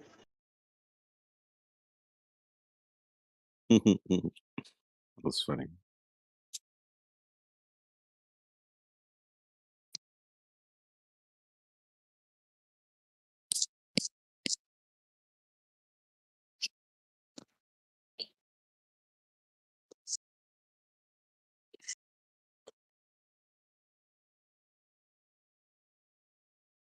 A lot of chat skanks going on here. We got Kessler, as above, so below. I'm not sure if they're a flat earther or not, or a globe earther. Got Blue Marble Science, got Agent Flat Cats. Who else? Extreme Assist was in there. There's so many chat skank anti-flat earthers that don't have the balls, pun intended, to come in and chat with us. What's that He about? usually comes in, doesn't he? Why isn't Yeah, Blue? Blue in? does sometimes. Blue does sometimes. That shit kicking old some a gun there, shoot there by Blue Marble Science there, shoot. But yeah, I don't hear from anybody else. What, I'm not talking? Huh? I'm talking in here, so Who's that? Sorry, I had to scroll up really far. technical French cat. People usually call me out that I'm not talking in voice call, but Oh, okay, cool. Right on. What's up, dude? A lot of Globers have cat icons on here. Yeah, I there's have two. a There's cat, tactical. so I There's have a cat, tactical so I French just cat, go and then on. there's Agent Flat Cats. I'm not sure which is which, but Well, I know. yeah. Yeah, go ahead. Steel City uses one too, right? And I mean, I have a cat, so someone the else. cat on my profile picture is mine, so I just like him. So I put him on my profile picture, and it kind of like correlates with my nick. He's cute. Cats are little alien demons, bro. That's true too. Yes. Dude, I got the wildest story ever. I never told anyone. I can't stand cats, man. Yeah, all it takes is one bad cat instance, and people are just like, "All right, fuck cats for the rest of my life, and probably the next 5 lives." Yeah, dude, and they're just so arrogant, man. They don't want any like affection, but Damn, I my don't cat know. is different. It's annoying. Yeah, it depends on the cat. Yeah. I've The never blue seen a pretty cat fur that. ones. I feel like cats might be flat earthers though, because they're just like fuck your globe. I have a friend that their cat used to always scratch them up, and like he always had scratches on his arms and his legs. I'm like, dude, why do you have a cat still? It's always messing you up. But I've got a cat that plays fetch, and then all he wants to do is sit on your lap and hang out. It's very weird. Because my other cat is standoffish as can be. So I don't know what's up with their weird personalities, but yeah, I don't trust them. That's pretty cool though. A cat that wants to play fetch. It's a cat dog. Cat Yep, dog. he's a cat dog for sure. And he's like annoying, dude. If you like pace while you're talking on the phone or something, he just comes up to you and keeps on tagging your leg, saying, sit down, sit down. Let me sit on you. my son Pausing you is because they're giving you toxic. What's up, dude? No, sorry, I was just gonna giving. Go ahead.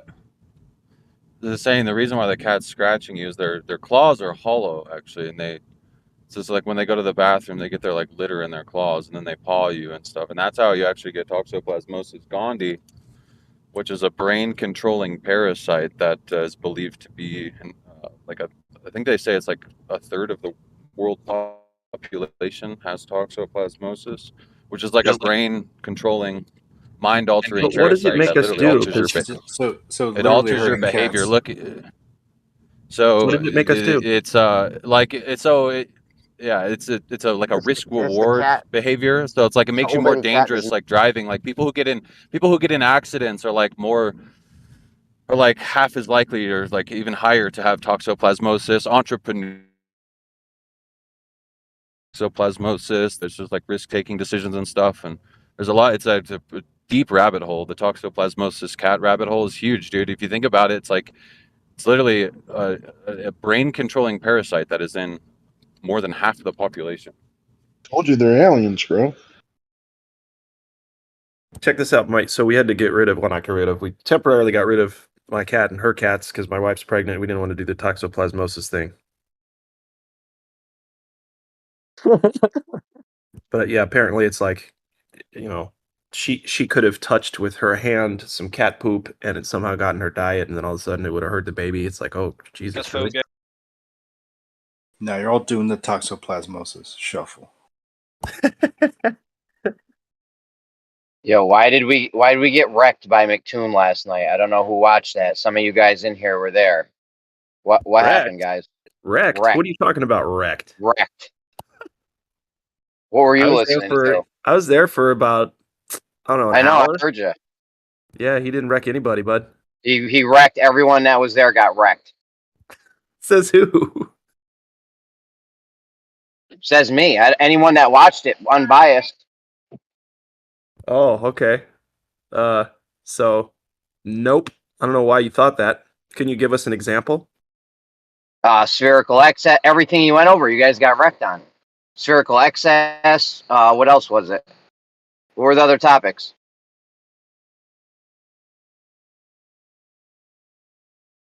I don't know. I was arguing with him about a bunch of shit. Like what? Give me something. How did we let that Hold on, happen? let me think about it. Hang on. How did we get wrecked on spherical excess? I was gonna say, like, how do you wreck someone on a lie? I mean, you guys just let it fly by, and the audience afterwards, it might have looked like there's spherical excess, and all the spherical excess measurements always add up to more than 180. And I mean, Yeah, I wasn't arguing that with him. I wasn't there for that, so I don't know. what were you arguing There, about? Jeremy?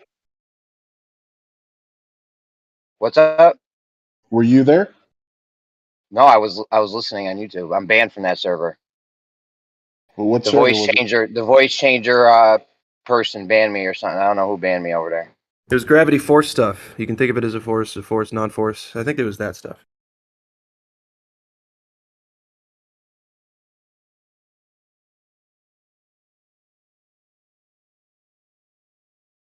So hard to believe McToon wrecked everyone.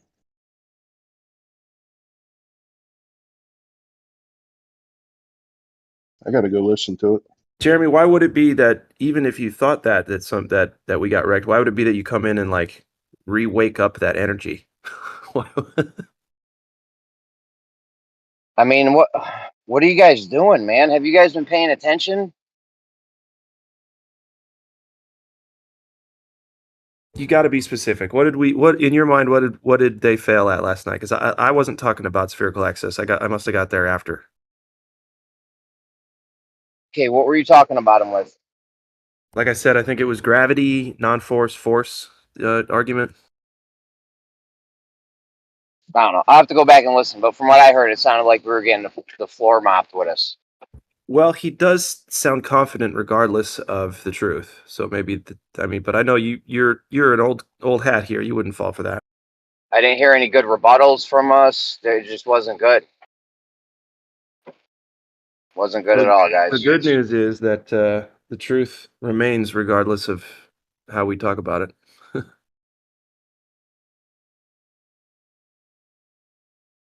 Exactly, it's old cat argument.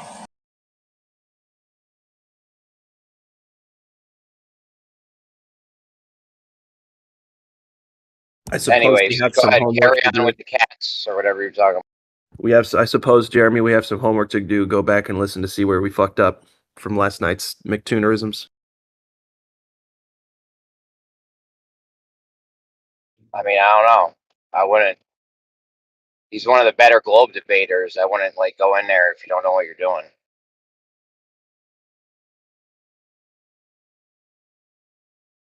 Isn't that kind of like saying he's the best drummer with only one arm? You know there was a dope ass drummer with one arm, right? Yeah, Def Leppard. But he played with his feet and his elbows and all kinds of shit, and he had a lot of stuff programmed. I mean, honestly, to be honest, man, he did it better than anybody would have, one-handed for sure.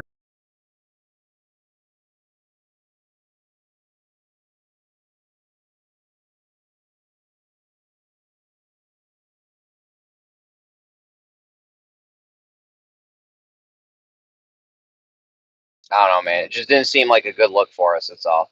Maybe I saw it differently. I don't know.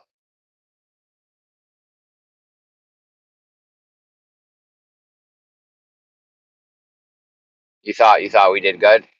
I didn't hear one way or the other, honestly. Whenever I hear McToon in an audience, I'm just like, oh, it's this thing again, this shit show. Oh, honey, make the popcorn. You know, it's like I don't know. Anybody who really wants to learn something from one of those McToonerisms, is doing themselves a disservice, I think. But I mean, you're right. There are people watching that want to see something unfold, and they might go back to Globe or stick with Globe or whatever. I don't know. I mean, that it shouldn't be that way, but we've got people out there who don't care about the truth. They want to see who's popular. Well, they want to hear the arguments. They want to hear the arguments, right? And from last night, I don't know. We didn't put up a very good argument. All right. That's just what it seemed like to me. Maybe I heard it wrong. I don't know. I guess McToon is a good Globe debater, but I've seen him up against Witsit too many times and get absolutely destroyed. So it's hard for me to look at him in that light. But Yeah, I guess Witsit wasn't there recently though. I have seen that. I know Witsit wasn't there though. So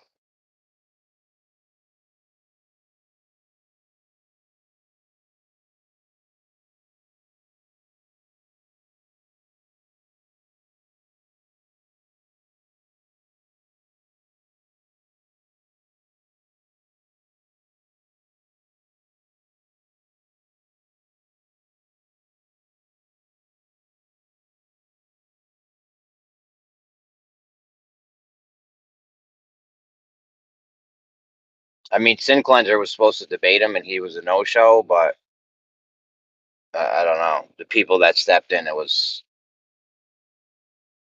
that good.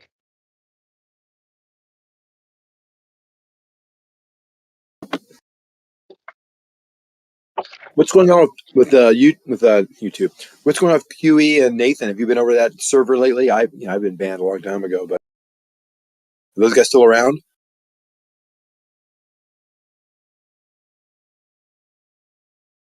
I stopped listening when that whole thing with Witsit went down.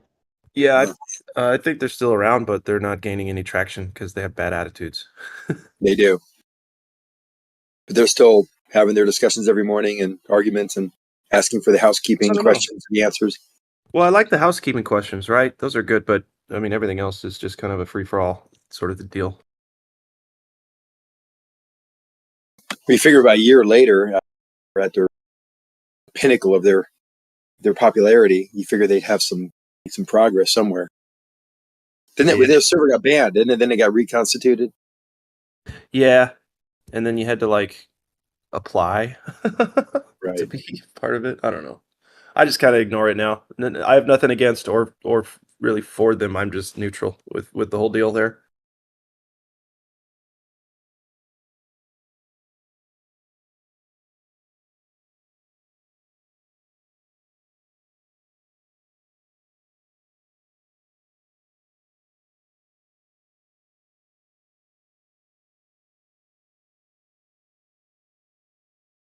Zanuck, before you were banned, did you ever go over and talk over there? For years, I was over there. I was their staple. Did he let you talk at all, or was he No. always? Yeah. There's pretty simple concepts, so I couldn't even respond. I get 2 words out of my mouth, and they'd mute me, talk for half an hour, unmute me, then I'd talk for a few seconds, and then mute me again. So you don't know, so then it was. Yeah. He's pretty brutal with that, man. Like that gets old after a while. Like I can only listen to him, win a debate because he's able to do that, for so long, and then it just gets frustrating. Yeah, he's surgical with the mute button. I got to give it to him. Yeah. I don't know.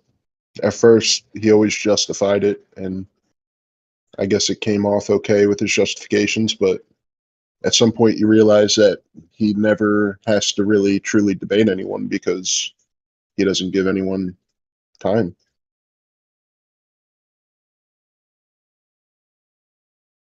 I've got a topic of discussion if whenever you guys finish this one. What do you got, Paul? I've been doing some, reading and research and stuff from all the discussions we've had about, origin of life and evolution, all this stuff. One of the things I noticed in these origin of life researchers, they put things in a very controlled setting, right? They clean the flasks really well, and a lot of times, sometimes they actually get the solutions in bulk from these places, other places to prove this. Please, anyone that can explain this, how do you maintain laboratory conditions for the production of some of the first building blocks of life in a non-laboratory environment? Can any Glober please walk me through how that's possible?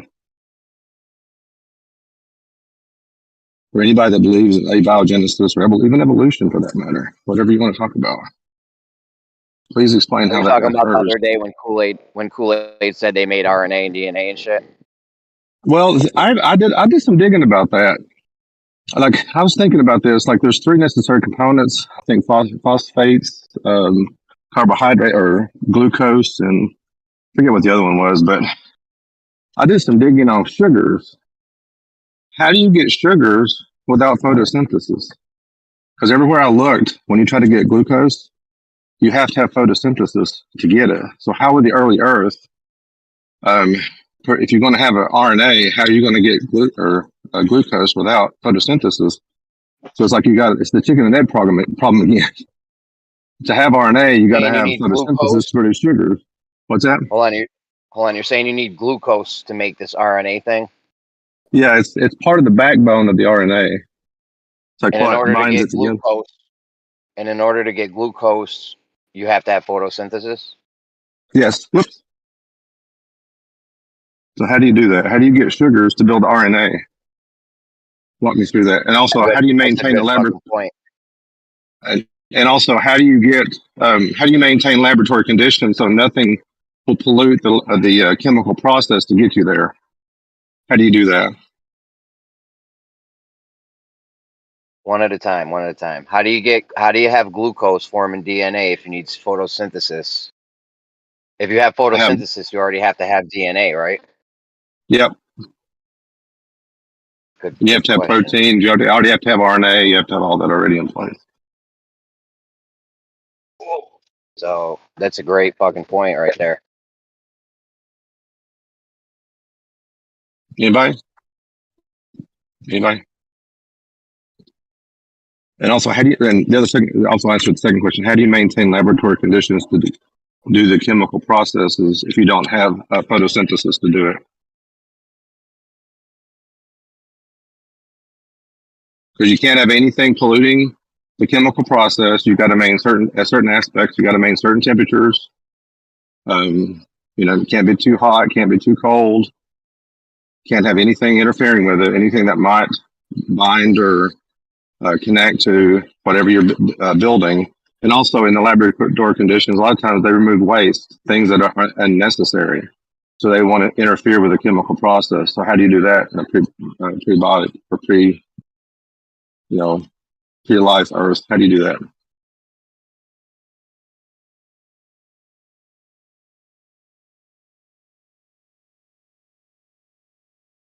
Zanuck, you seem like you had a good grasp on it the other day. So what do you think? You said something about the cell membrane, about osmosis and all this stuff. So do you have any idea? That's a good point. Needing glucose, which is these C6H1206 molecule. How do you construct that without a plant? So I started thinking about that first when you mentioned it. It's like, okay, well, everything in the world, any sugar that is found, was it all based on something coming from a plant? Well, that's a good question, was it? Yeah, I think Was you're it? right. Yeah, I think it Can you has to get be. glucose? Can you get glucose without photosynthesis? I don't think so. Okay, we And got here's a another real fucking serious problem here then, Zanuck. Big problem. time, big problem. Well, how do you get lipids to create the cell membrane without a living system? Also, second, for a cell membrane to work, the type of lipids inside the cell have to be different than the ones outside the cell. They have to be slightly different. So how does natural processes, non-laboratory environment do that? I don't know. So the cell walls of plants are quite different than other types of non-plant organisms that use photosynthesis to create glucose. Take the water, you got the air, you got the carbon. You got to mix those all together. It doesn't happen naturally in any other life form. Maybe initially it did. Maybe first cell cellular animal. What were they? How were they getting glucose? I guess no, because plants were before the first cells, so they were eating plants. I see your problem. Yeah, I don't know. Yeah, I guess If plants you come can't have, first. if you need glucose to form RNA or DNA or whatever, but in order to have glucose, you need to have photosynthesis, and in order to have photosynthesis, you need RNA and DNA. Oh, I see what you're saying. Yeah. So how are those first cells? I guess with cells, plant part organism. work, Paul. Do what? Do what, Jeremy? I said good work. Good work. Well, you just need some other mechanism. I don't know enough about it. Maybe there's some mechanism in a primitive cell that allows them to combine the carbon and the water and the hydrogen. Well, actually, the water, and then the carbon. All you do is something that breaks down or can make a molecule from carbon and water. Well, here's the thing, though. Most enzymes are required. Like, this is the argument I've heard. You got to have an RNA can do some level, same things that proteins can do. It can act as an enzyme. It can act as a different proteins, right? Well, now, when you say a simple cell, you've got multiple problems already. So you means you've already got the RNA, the proteins, or something in the cell, which means you've also got amino acids. How do you produce amino acids without all the waste that is part of it? Back to my laboratory settings again. Without the waste? You even have proteins. Go ahead. You said without the waste? Yeah, when you have a chemical reaction, there's always there's a byproduct that's usually a waste. Yeah. And if it's not extracted, it can actually pollute the very thing you're trying to do. You got to remove it. Right. So the cells have the ability to excrete waste. How do they do that? Oh, great question, Zanuck. Great comment. How do they do that? How do cells excrete, which means take it from inside the cell to take it outside the cell? What is used to do that? I'm sure there's a mechanical mechanism that actually expels waste products from all sorts of chemical, whatever digesting process. I know how they do it. I know how they do it. Remember the doors and wheels argument? There's this thing in a cell that they were trying to use as a door.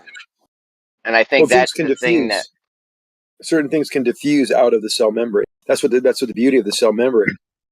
To have things well, you're missing it, Zanuck. You said these mechanisms, okay? As soon as you imply mechanism, that means there's some kind of mechanism that is causing it. Well, most mechanisms in a cell that do those things that you're describing, which the cell does do, are proteins.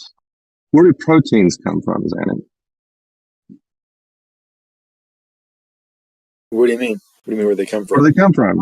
Where do the proteins come from on the cell? Where do they come from? I don't know. The protein tree? Oh, yeah. Well, there's actually this long tree inside of every cell, between every plant, bacteria. It's called RNA and DNA. Mm-hmm. It's code. It has code. This code produces the proteins that are necessary. Back to the chicken and egg problem. You didn't solve it. You took it back. You made it worse. It's deoxyribonucleic acid. It's DNA. What's that? Okay, what's on the back? Go ahead. What's on the backbone? What's on the backbone of I can't ever say the word. Just say it again. The DNA, RNA. Deoxyribonucleic. I don't know why I'm saying it. It's just a funny word to me. Anyway, go ahead. What's on the backbone of that? What's it made of? What's the backbone of the RNA DNA made of? What is it made of? Chromosomes? No, sugars. Oh, sugars. Okay, Certain- sorry. Glucose.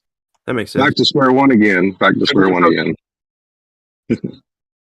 So you got to have the sugars. Let's think about Xanax logic. Okay, there's something on the cell that causes these things to happen. These things are made by the things that do this are proteins. Well, the information to manufacture the proteins is on the DNA, and on the DNA is sugar. So how'd you get the first sugars to create the RNA and DNA? Back to my original question. He's going to say pond scum. Oh, laboratory conditions. Oh, that brings that up. How do you maintain laboratory conditions to get certain chemicals that isn't polluted in pond scum? How do you do that? So nothing else will react with your react. You're trying to create this molecule in this pond scum, and you're trying to protect it so it doesn't break down or degrade or get some other reaction, cause it to do something that it's not supposed to do. How do you do that in pond scum? Evolution or gravity or something. I'll give you a D for effort. Yay! Anybody else? Well, I was just going to add some craziness to the fire. I believe in the fall of man, that we once weren't like this. And, we're communicating right now with noises and frequency in our voice box. There's a chance that we could speak just with the power of our mind, telepathy. I know that's crazy, but I heard a whole thing on photosynthesis in a talk, and somebody said that we actually do photosynthesis as well. If you don't put sunscreen on, you're fasting, and you have the right salts, you get energy from the sun, and that may have been one of the first fuel sources for humans before we went to the secondary method of chewing and eating and processing in our gut. And that putting sunscreen on causes the cancer. And I mean, I'm not saying you can go forever without eating, but it's a neat concept to think about. Well, here's the thing. Let's think about that for a second. That becomes a problem with evolutionists as well, which I'll bring for the evolutionists for one. Okay, sunlight is energy, right? Energy can do a lot of things. We can power my cell phone. We can power a house. We can do all kinds of things with sunlight. The thing is, you got to have a mechanism to process that energy. Like I can take fire and build a steam engine and move my car with it. I could also heat my house and generate electricity, but the conversion of heat or solar energy is two separate mechanisms. They're not the same mechanism. So you have to have a mechanism in place, like photosynthesis, for example. Photosynthesis takes the energy from the sun and uses that and converts that to plant energy that the plant needs, which manufactures glucose that we need. For every life on Earth needs glucose because you need it for RNA and DNA. But you just can't have sunlight without a way to convert it. You can't have just energy. You can't just have heat without something to convert that heat into something. So if you have, what mechanisms, like in the plant, for instance, are in place to convert sunlight into energy? Well, it's I forget what the term is, but it's the thing that causes photosynthesis. There's proteins in the plant that convert sunlight into energy. I forget what they're called. Anybody might know. This is the green in the plant. This is the green. That's the protein. His mother Sophia's green energy. I'm just kidding. I think it's chlorophyll. I think it's the term chlorophyll. That's what I was thinking of. Yeah, more like borophyll. So anytime now think about this on an evolutionary standpoint, you got to develop a mechanism in the cell somehow. If you can gain a new form of getting energy, you've got to have something to convert it. mechanism in place to convert it? What's the how do you convert like from heat, which they say we came from vents in the ocean, to photosynthesis? Because it would seem that the mechanism to convert heat to energy and converting photosynthesis or photons to energy are very different mechanisms. Yeah, they say that now, Paul. When after they found those vents, before that they were saying, "No, there's no such way that life can form without the sun." But when they found that, well, they rejigged everything, of course. They discovered these sea slugs or sea snails that actually do a similar thing to plants, where they convert sunlight into energy. I thought that was kind of interesting. Well, the end of the talk said Yeah. that the burning process, when you burn, that's actually your skin telling you, I've got enough energy for the day. Please step out of the sun. It's a mechanism that is there to protect us.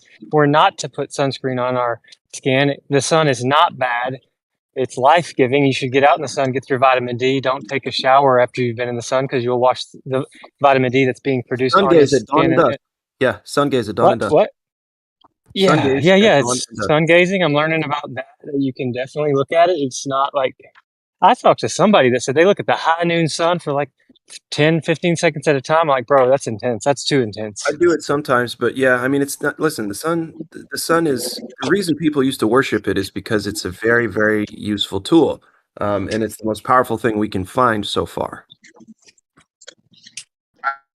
I looked Yeah, at but don't be Josh's looking at mom the sun, guys. Come on. Don't be When we looking start at to the sun.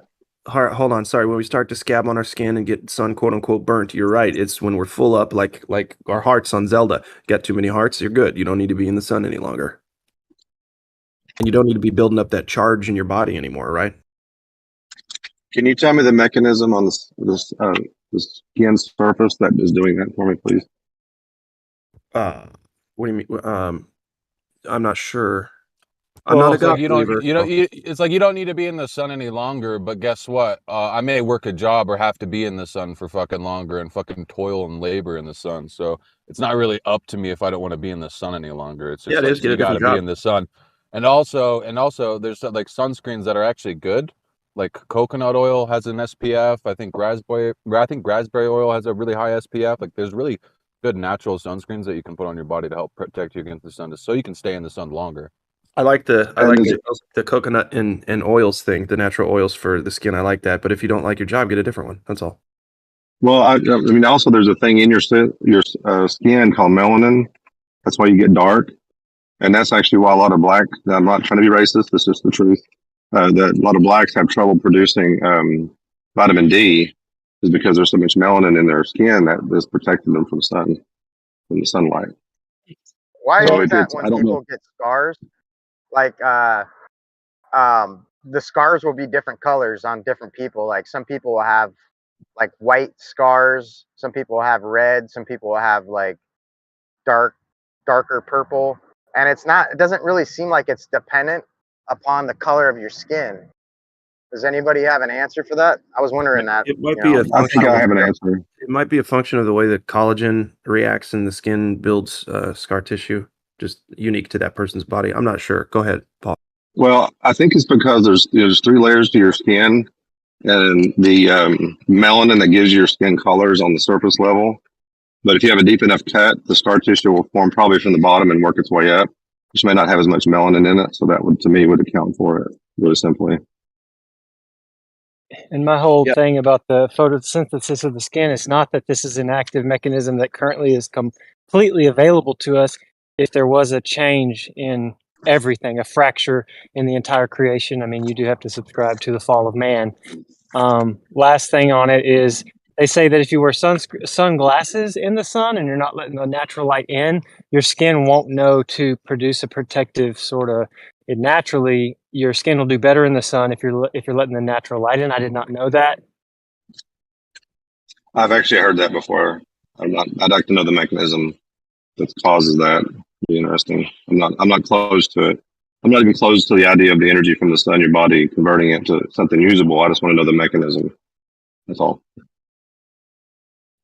Yeah, and what you said about the photosynthesis and the stuff needed to That's very important, and we shouldn't walk past that to say that all that system that is required to produce photosynthesis had to be there as a whole. In other words, it couldn't have evolved into that. You understand what I'm saying? Yeah, there's Yeah, no that's right. the irreducible complexity is a huge factor in this. But in the beginning of life, Exactly. and that's why they don't want to go there, because they know that's their Achilles heel to this whole argument. That's why they stay in evolution. But here's the thing: you are looking at the way system is working now, and if you go back to what the other guy was saying about, if we do think that the world was more perfect in the beginning and it's gotten less degraded, then you're going to see that. You're going to see degradation in species. You're going to, and that we see that everywhere. You know, if you isolate a population, then you're actually not improving it. You're causing it to be less functional. You're not improving it. And to keep the things from getting worse, you actually keep things mixed up, because it keeps DNA mixed up. It keeps things to help the errors from creeping in that will cause the problem. So actually, the proof for evolution could be a proof of degradation, not proof of evolution. You know, I was and in order on to have deaf and degradation, that means you need the thing as a whole to begin with in order for it to degrade. Sorry, whoever. Exactly. I know we went at the same time. Go ahead, bro. Oh, no problem. I'm kind of shotgunning y'all anyway. I'm on a run still, and so one last thing with skin and the sun. In the same talk, they said for people that eat a lot of processed foods, and especially the oils, that causes people to burn super fast. Where if it's like whole food, natural, a lot of veggies and this and that, it really changes what your skin can do. I mean, I've got a little bit of Chippewa and Cherokee in me, and I've always been able to go a lot longer sun than like my wife. And I know some roofers that they have a 30-year career roofing with no sunscreen, dark skin, and I mean a lot of them don't have cancer. So there's a whole deal with that. Last, and I'll hand it over, is y'all may have already covered like the law of entropy, where a big bang, everything exploded, everything was all in chaos. There's no way for it to form, even if you give it a trillion billion years, because like if you shattered a wine glass right there and gave it infinite amount of time, it would never come back into the wholeness of the wine glass. Yet we have an eyeball today. Yeah, chaos brought about order in their evolutionary paradigm. Instead of order going to chaos, which means it was perfect in the beginning and it became corrupted. Yeah, their whole cosmology makes no sense. The whole paradigm from beginning to end makes absolutely zero sense. Physically, it cannot happen the way they say it. It's just not possible. By their own findings.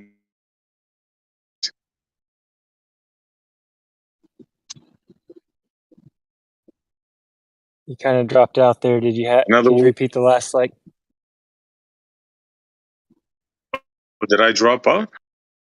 Yeah, what I I don't was think saying you're is, able to hear me either, SE.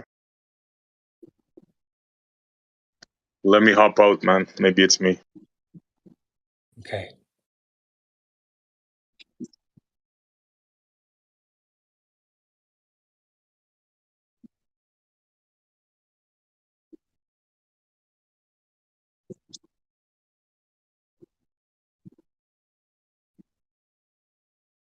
You know, when you want to build a chemical in a lab, like any kind of chemical, you want to produce a new, like Teflon for making nonstick pans. And I'm not saying Teflon's good, I'm not bringing that argument. But if you want to make Teflon or any kind of chemical, there's a process. Oh, wait a minute, I know a better one. I got a better example. Breaking Bad. Anybody seen Breaking Bad? If you've not seen Breaking Bad, watch it. It's good. Nope. Yeah, We don't. I don't watch movies pertaining to crack or meth. Breaking Well, Bad this is as addictive as meth. well, yeah. I got started watching it. I was like, okay, I got to finish it. Then I did Don't Call Saul, Call Saul, or whatever the next one is. But anyway, here's the thing: when he was making meth, they said his solution for meth was 99 or 95 or whatever it was % pure. And then if you think about what he would have to do to maintain that level of purity for the meth or any kind of chemical solution. So if you're trying to make a specific chemical, biopolymer, whatever you're trying to make, think about the laboratory conditions that you would have to make sure nothing interferes or contaminates that process. Okay. Now they're saying somehow in early Earth, non-laboratory conditions, we have all these different biological chemicals that are needed or molecules that are needed for life formed in a non-controlled, non-sterile environment. That's what they have to say. Yeah, that's a good point. They also have to say complex organisms that couldn't function as a whole evolved. Yep, and they'd also have to address these things happening in a prebiotic conditions and homo. I always fuck this term up. Crimo. Yeah, I can't even say it. James Tor. If you watch James Tor, you'll know what I'm talking about. But homochromatic form or something like that. You know what I'm talking about, Paul? Yeah, I think I've heard him say that. And actually, I'll admit some of the information I've got is from him. But I've also done my own research. I actually went and read some papers. You know, and it's funny when you read the papers about abiogenesis. There's a lot of vagueness involved. What should have been this way, or had it been that way, or it's possible this, or it's possible that. There's nothing of any truth. It's nothing of substance. Like, well, we had this condition, and this is how we know this condition was. And then we have this chemical process, and this is how it went through the chemical process to get this and that. They don't do that, you know. And then I think one of the papers, or I think Jim talked about this. One of the papers that he read was about like how they were trying to make the for one of the first building blocks of it.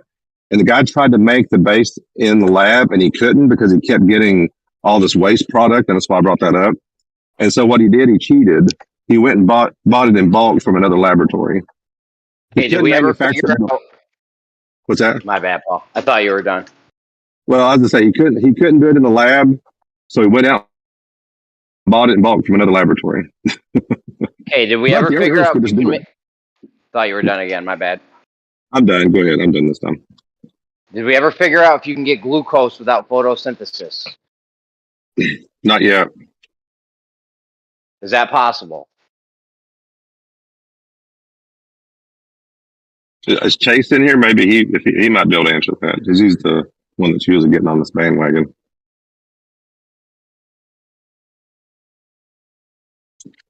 Yeah, whenever they bring up the protocell, I think Chase brought it up, and even Doofus has brought it up before.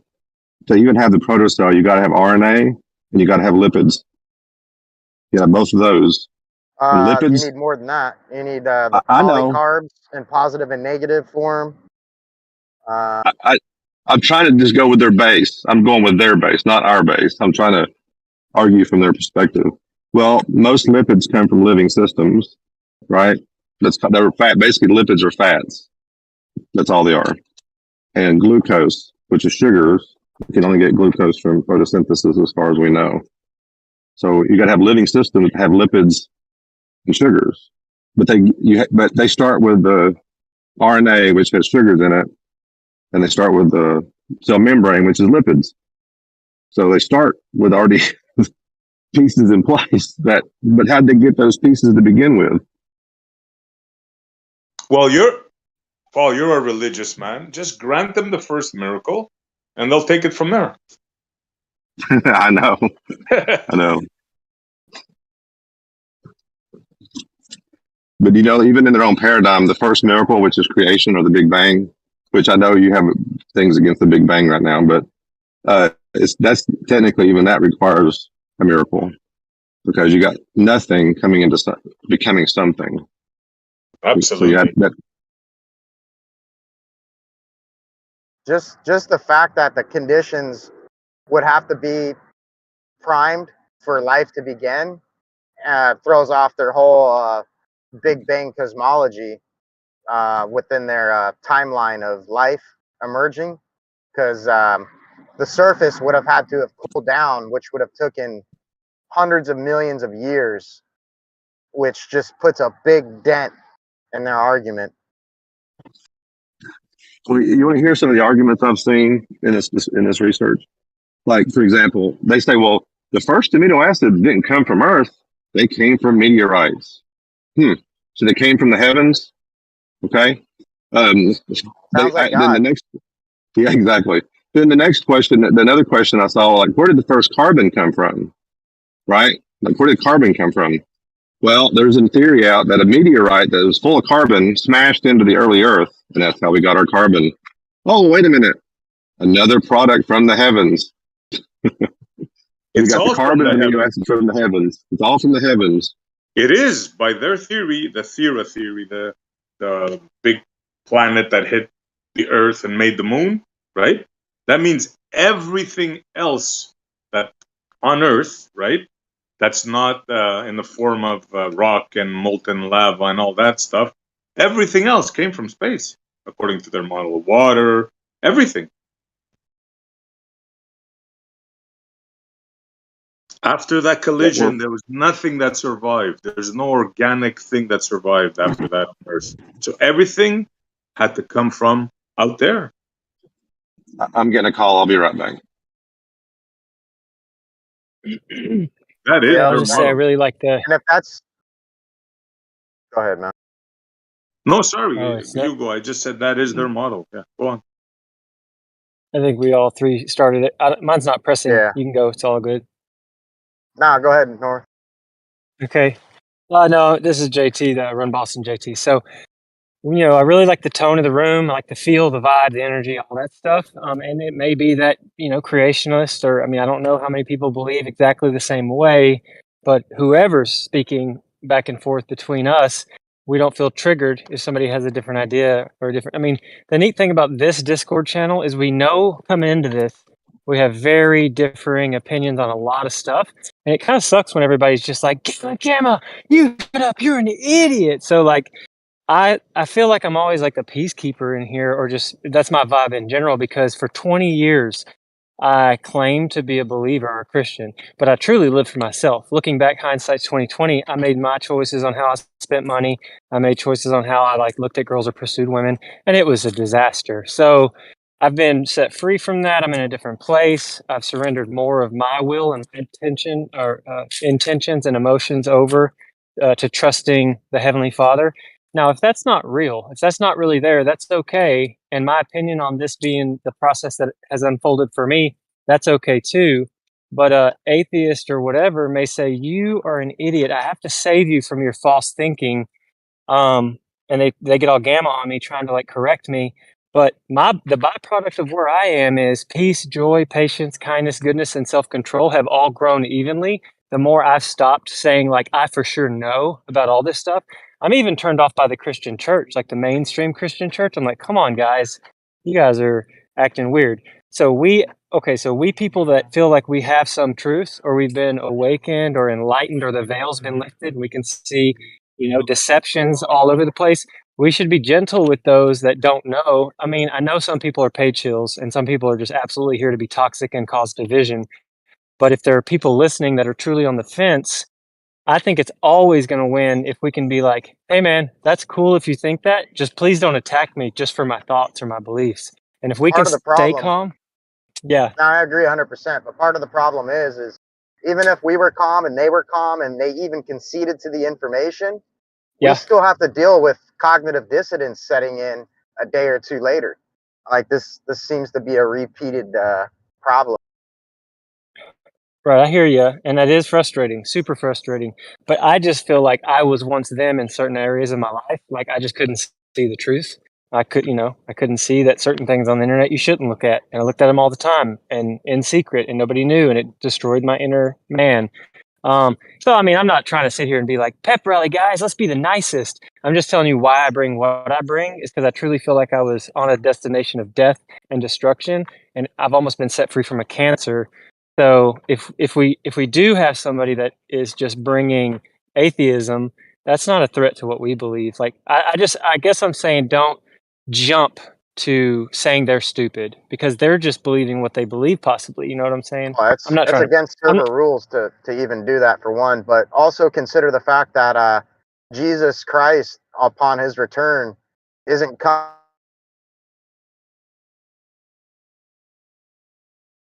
He's going first to attack the churches. Why do you think that is? Because of the disinformation that's being plagued upon humanity. Like, we're bombarded with it, even from our own scholarly churches. Like, they deny God's word, but yet still simultaneously want to act as if they're promoting it. It's pretty heavy, man. Like, when we see a non-truth being presented as truth, like, we're supposed to attack that, not necessarily in like a vicious way, but a vehement way, to where we're not going to let the listeners be tarnished by the disinformation. Like, we kind of have to put our foot down in a certain way and say, nah, man, like, this is where I make my stand, in the sense that I'm not going to allow this vulnerable person to be swayed by your disinfo. So we do have to keep that in mind. Yeah, I hear you 100% because Jesus did flip the tables in the synagogue. And I hear you. It's true. Remember, he said clearly his people would be destroyed in the future for lack of knowledge. And so we have to be able to discern knowledge from disinformation accurately, Yeah, and make a stand against it. that makes sense. I guess I'm approaching it with how can we make a stand, a firm stand, that this is my yes and that's my no, and do it in love. Because if their body physically goes into a fight or flight tense mode and they clam up, they're going to cling to the disinformation. And you almost have to say, like, hey, I know this is where you're at, bro. I don't agree with you at all. Let's talk it out. Like, this Discord channel is online and to talk about all kind of thoughts. Now, if they talk about hurting children or murder, then yeah, shut it down immediately, vehemently. But truly, like Left Lane or Jesse, I don't know what they truly believe, and I hear people belittling them often, and like cutting the person down, when what if he just truly is scared and doesn't know where we live? Like, he's here for a reason. And I would rather lovingly say, like, bro, I hear that you think heliocentrism is like legit and real and you're trying to save us. That's cool and all, but we're trying to save you too. Let's not scream, because once it gets to like absolute, like I'm sweating and just want to leave. Imagine like a new listener, they're just like going back to the ball.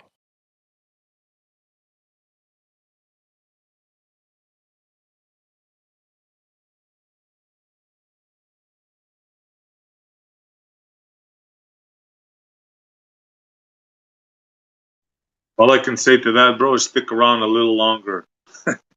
your, your, your opinion and attitude just might change a little towards certain individuals. And I'm not pointing out or talking about the two you mentioned, just talking in general. Yeah, I hear you. No, it's all good, man. Much love. And I truly, everything you said, 100% valid. I wouldn't try to shut it down. I just love how many different angles we can bring at the truth and light and love and high energy, and just like, how do we save these people? I mean, there's all kinds of ways to do it, but I think we're doing the right thing by showing up. We're clocking in. We're coming here.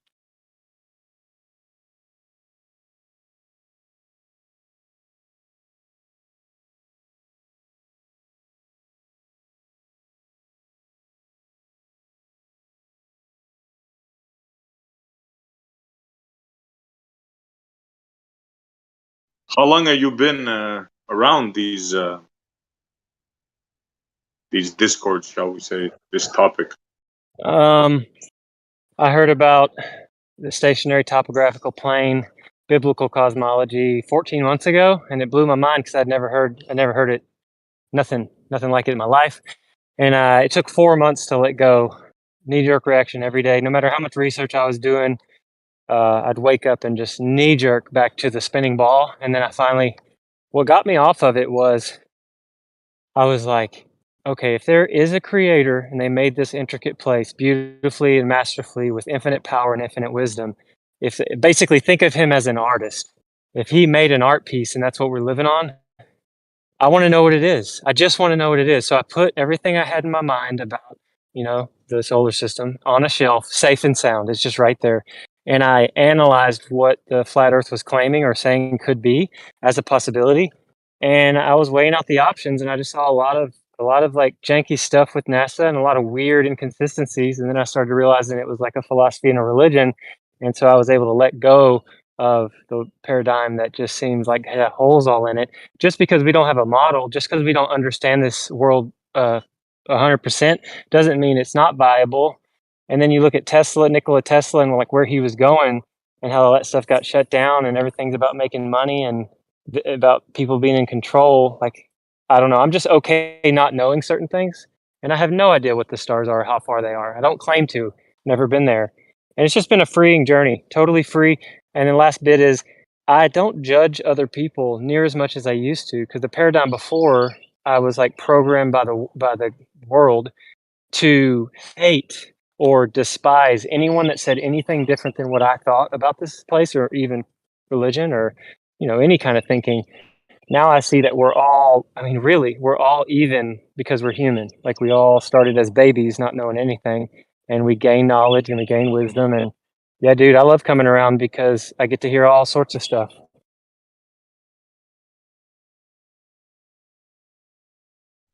Good.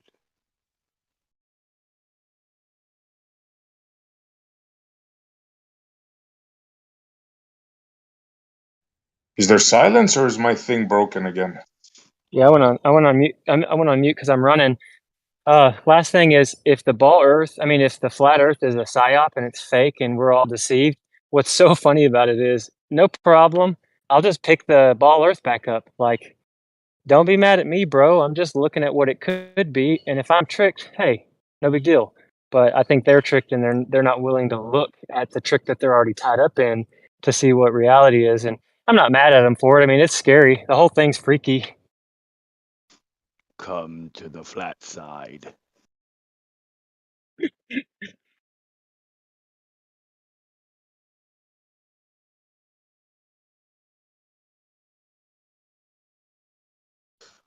A good flurf you will become.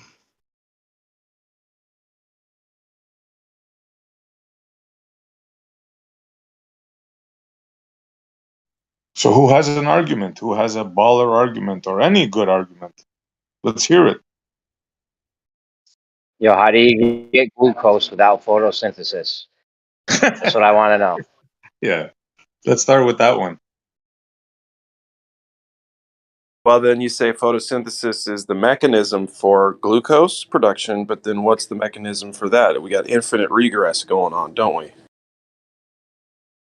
The effect is glucose. Yeah, we got to go one step at a time. We need glucose. Can we get it without photosynthesis? Man, I don't know. I think the human body can make glucose from sugar without using photosynthesis. I don't know if that pertains to your argument, Jeremy, but that's true. That doesn't help though, because we need to make glucose without having DNA. So if it happens in the human body, that doesn't. Why don't we just start digging?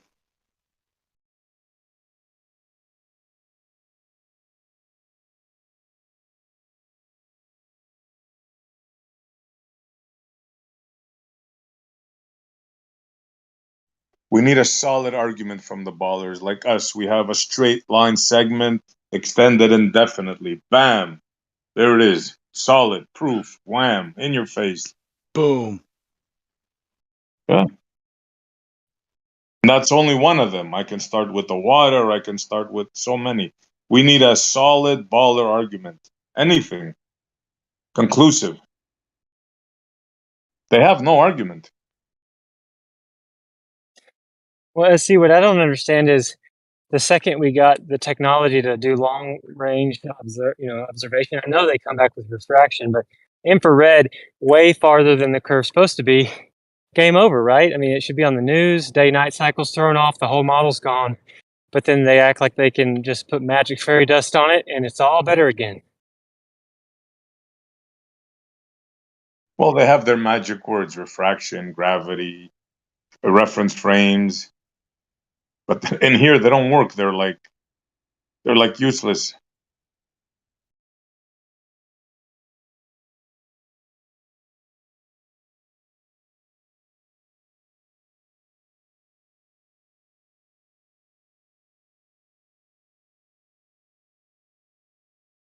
And they think we're the fool for not believing in the special words. We don't believe, and we're uneducated, and we're foolish. It's silly.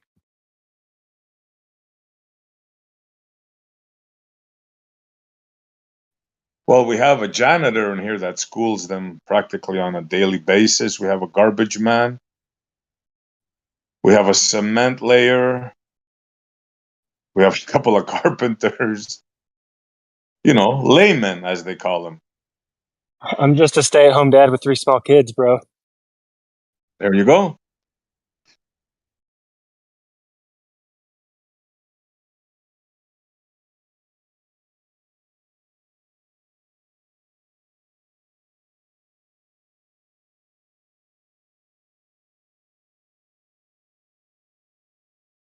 I've devised a test in my All mind. right. In my Let's mind. hear it.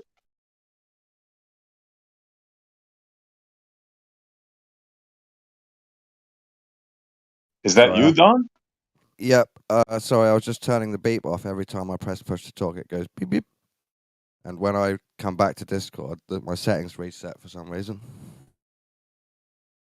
I was thinking about Gleam's claim that looking at the horizon on flat Earth and globe Earth, any model he says, is the same as being behind a train track. So you're actually behind a solid thing. He thinks that's what it's like looking at the horizon. And I think to debunk that, you could swim in a lake and you just let yourself drop into the water a little bit till your eyes are on the water. And you can prove that you can still see the edge. That the water hasn't risen up round you into like a personal dip hump to block your view. It's just level with your eye line because your eyes are above it. And this can Dip hump? debunk things. Yeah, dip hump. Well, okay, first of all, sorry for laughing. Second of So, all, at what distance is this dip hump? I'll try and explain what I mean by a dip hump. What did I mean? Gleam seems to think that when you're in the middle of a surface, around you is a circular hump, making you in a dip. This is how he Gleam explains. thinks that. You're saying Gleam Yeah. thinks that. Not a literal one, but vision makes it appear as though there's a barrier hump in a circle round you. Like being behind a train track, actually with your eyes right behind the track so you can't see.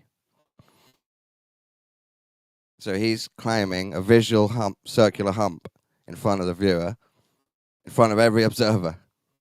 Personal visual hump barrier. And I'm saying you can easily debunk that by going in a lake and putting your eyes near the water and looking back at the shore. I'd like to hear Gleam say that for himself, number one. And number two, I wouldn't make it up. He actually said something like this, but in different words in the text. That's fucking sloppy, dude. You can't even directly quote the guy. You're like, oh, he said something like that. If you want the direct quote, I'll go get it. Fucking ridiculous, too. Do you want the direct quote?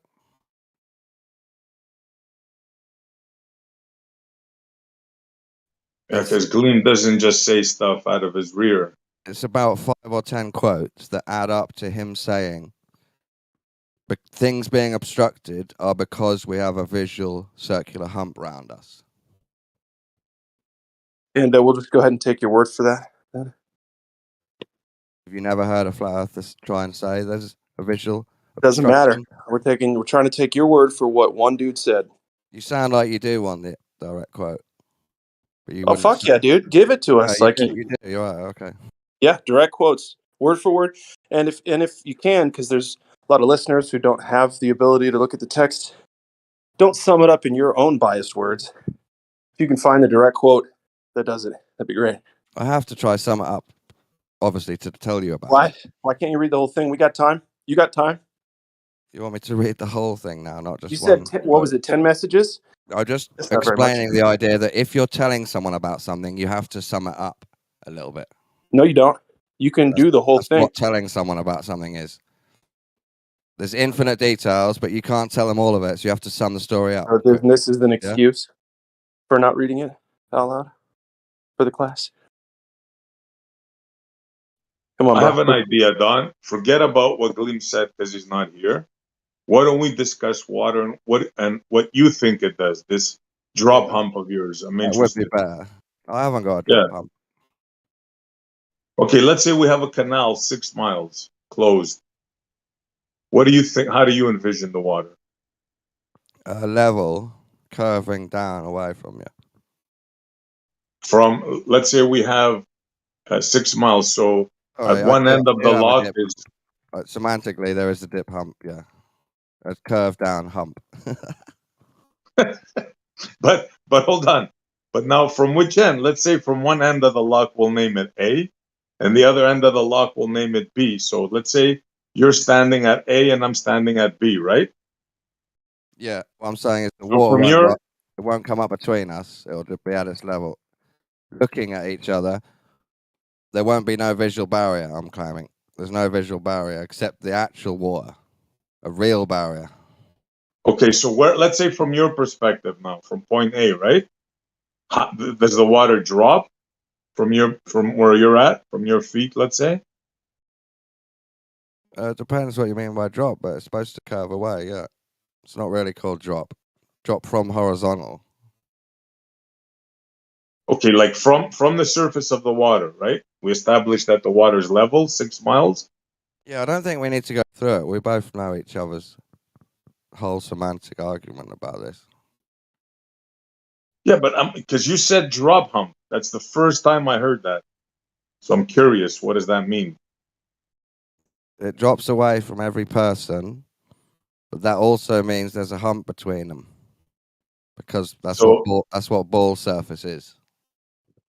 So we have a drop from my perspective from point B. We have a drop from your perspective, point A in the canal. But somehow those two drops make a hump of water that blocks our view. Welcome to balls. It's beautiful. I just wanted everybody to hear that out loud. That's all. That's cool. So this is what they believe, guys. I mean, what can you say? This is my original claim. You can debunk flat Earth by going in a lake and looking at the shore. But do you realize what you just said, Don? Do you realize what you just said? Debunk perspective claims by just being in a lake with your eyes near the water. It's that simple. How? By just going in a lake and looking back at the shore and seeing that the water hasn't obscured visually in between you. So if something's behind it, appearing to be behind it, it must actually be behind it, not on top of it. Yeah, but you just said 2 drops of water make a hump, which obscures vision. Now you're saying something different. That's terrible. That's terrible semantic misrepresentation. 2 water drops make a hump. It does sound ridiculous, doesn't it, Don? That's not what I said. You did say that, Don. You said a ridiculous thing. That's what happened. Okay.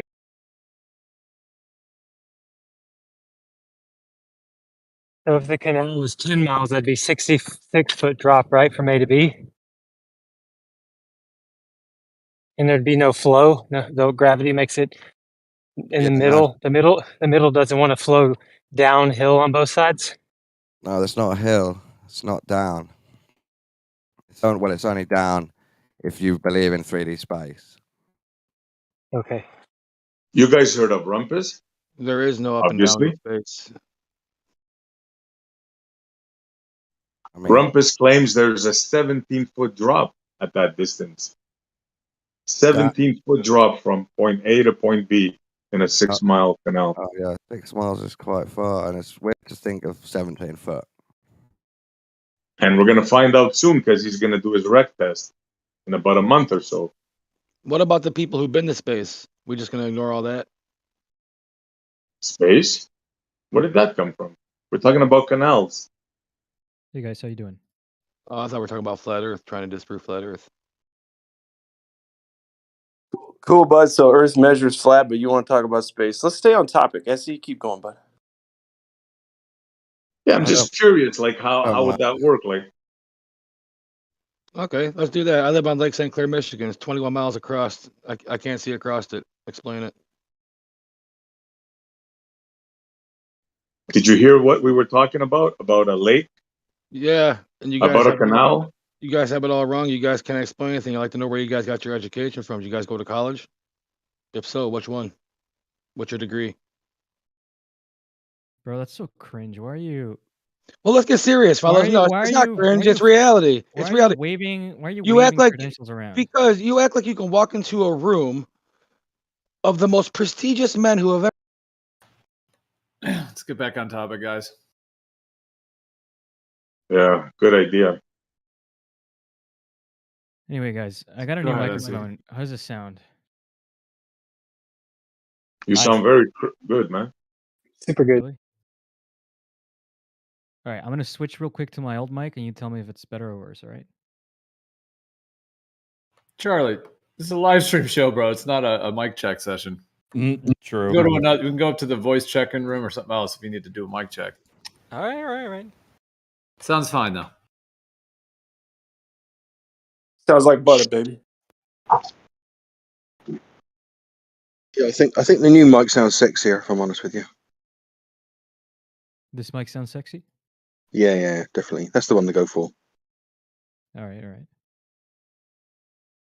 Slightly better on the. Say something in the lower voice. It sounds better in the bass. I think the other one. Do you know what I mean? Application of the stand. There you go, that's Connected it. Dynamic microphone. It sounds like a radio talk show mic. Do you know what I mean? It's got a little bit of off the treble and into the bass Better. from where I'm sitting. Wait, why'd you mute this guy, dude?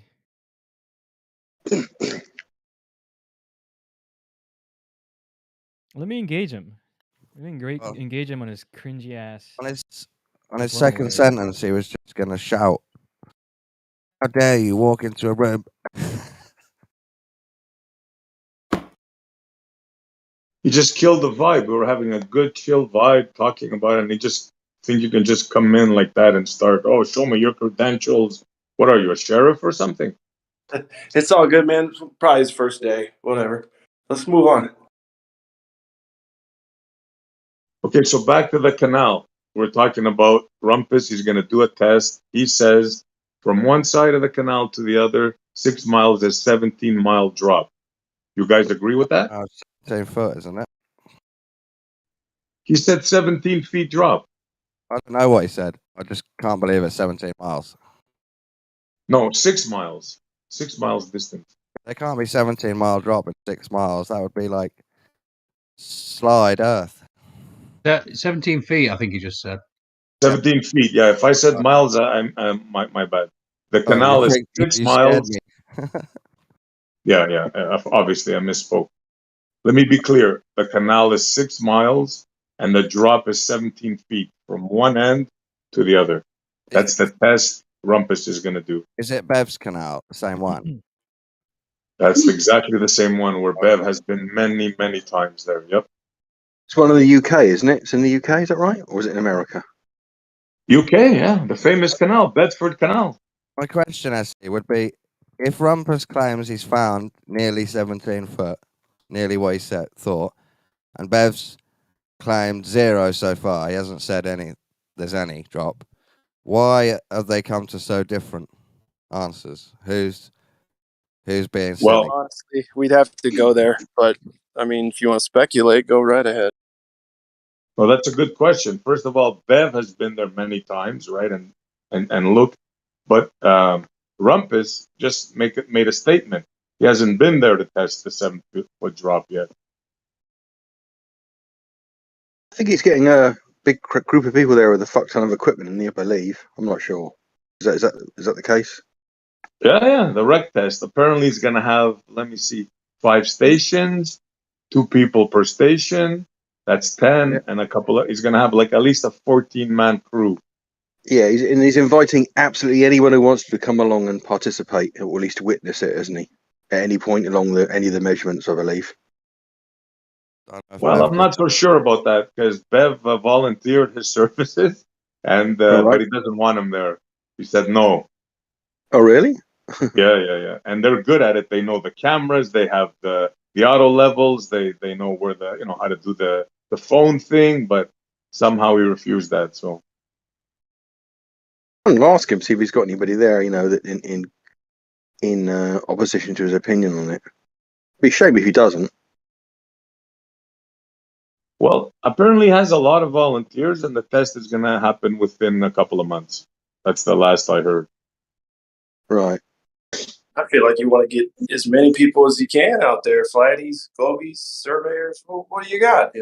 What's up? Hey, that's it. That's my take on it. The more the merrier, really. As long as no one's tampering or doing anything malicious, so they're just basically, putting ideas together and helping out. That's fine, isn't it? It's just an experiment.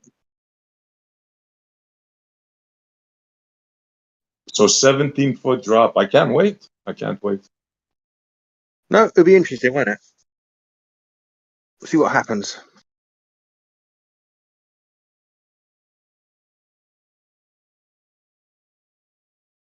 Of course, if there is a drop of any sort, is it curve or is it some sort of atmospheric effect?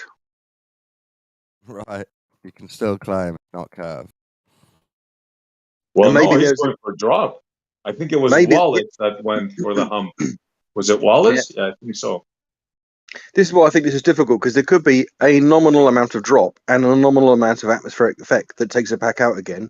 There could be no drop and a nominal atmospheric effect that pushes it the other way and makes it look like there's a drop. There's two things, at least 2 or 3 things there that are very difficult to measure on the face of it. Yep. He's going to have to do, if he's going to make a proposition that fits in the existing scientific model, that's got a refractive model that works on pressure differentials across an altitude strata. So he's going to have to do some quite hefty old measurements of air temperature and pressure, not at just one location, nor at just one altitude. Be interesting to see what's going to happen. Well, apparently he's going to have thermistors, that's what he calls them, on every station. Yeah. Oh, okay. Yeah, that's fair enough. Well, that's going some part of the way to, getting. I mean, the more data you have, the richer the data you have, the better in any measurement.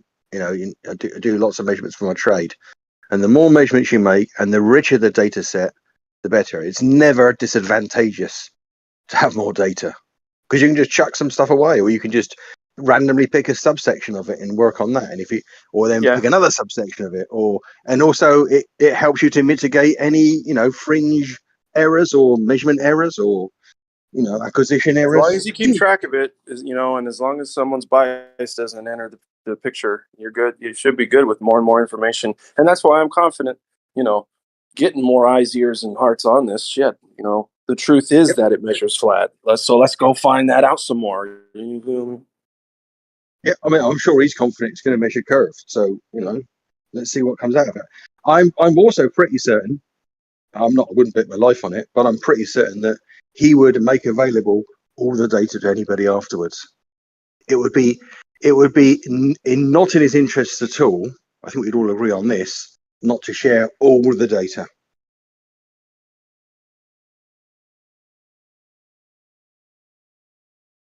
Yeah. Yep, So what he's we should going do, for the maybe just get like a Google Drive, right? A Google Drive that people can only view, and then someone needs to be trusted with making sure all that data, no matter what it supports, gets up in that Google Drive, so we all can sit and scrutinize it and talk about it.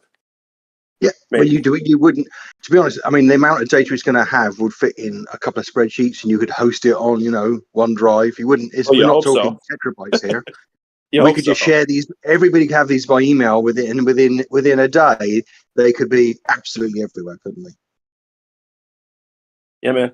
And, It's gotta, that's the the best. thing is motivating people to do it, right? We sit and talk all day Sure, about it. We just have to do it. Pull the trigger, all of us, or absolutely. whoever's. You know what?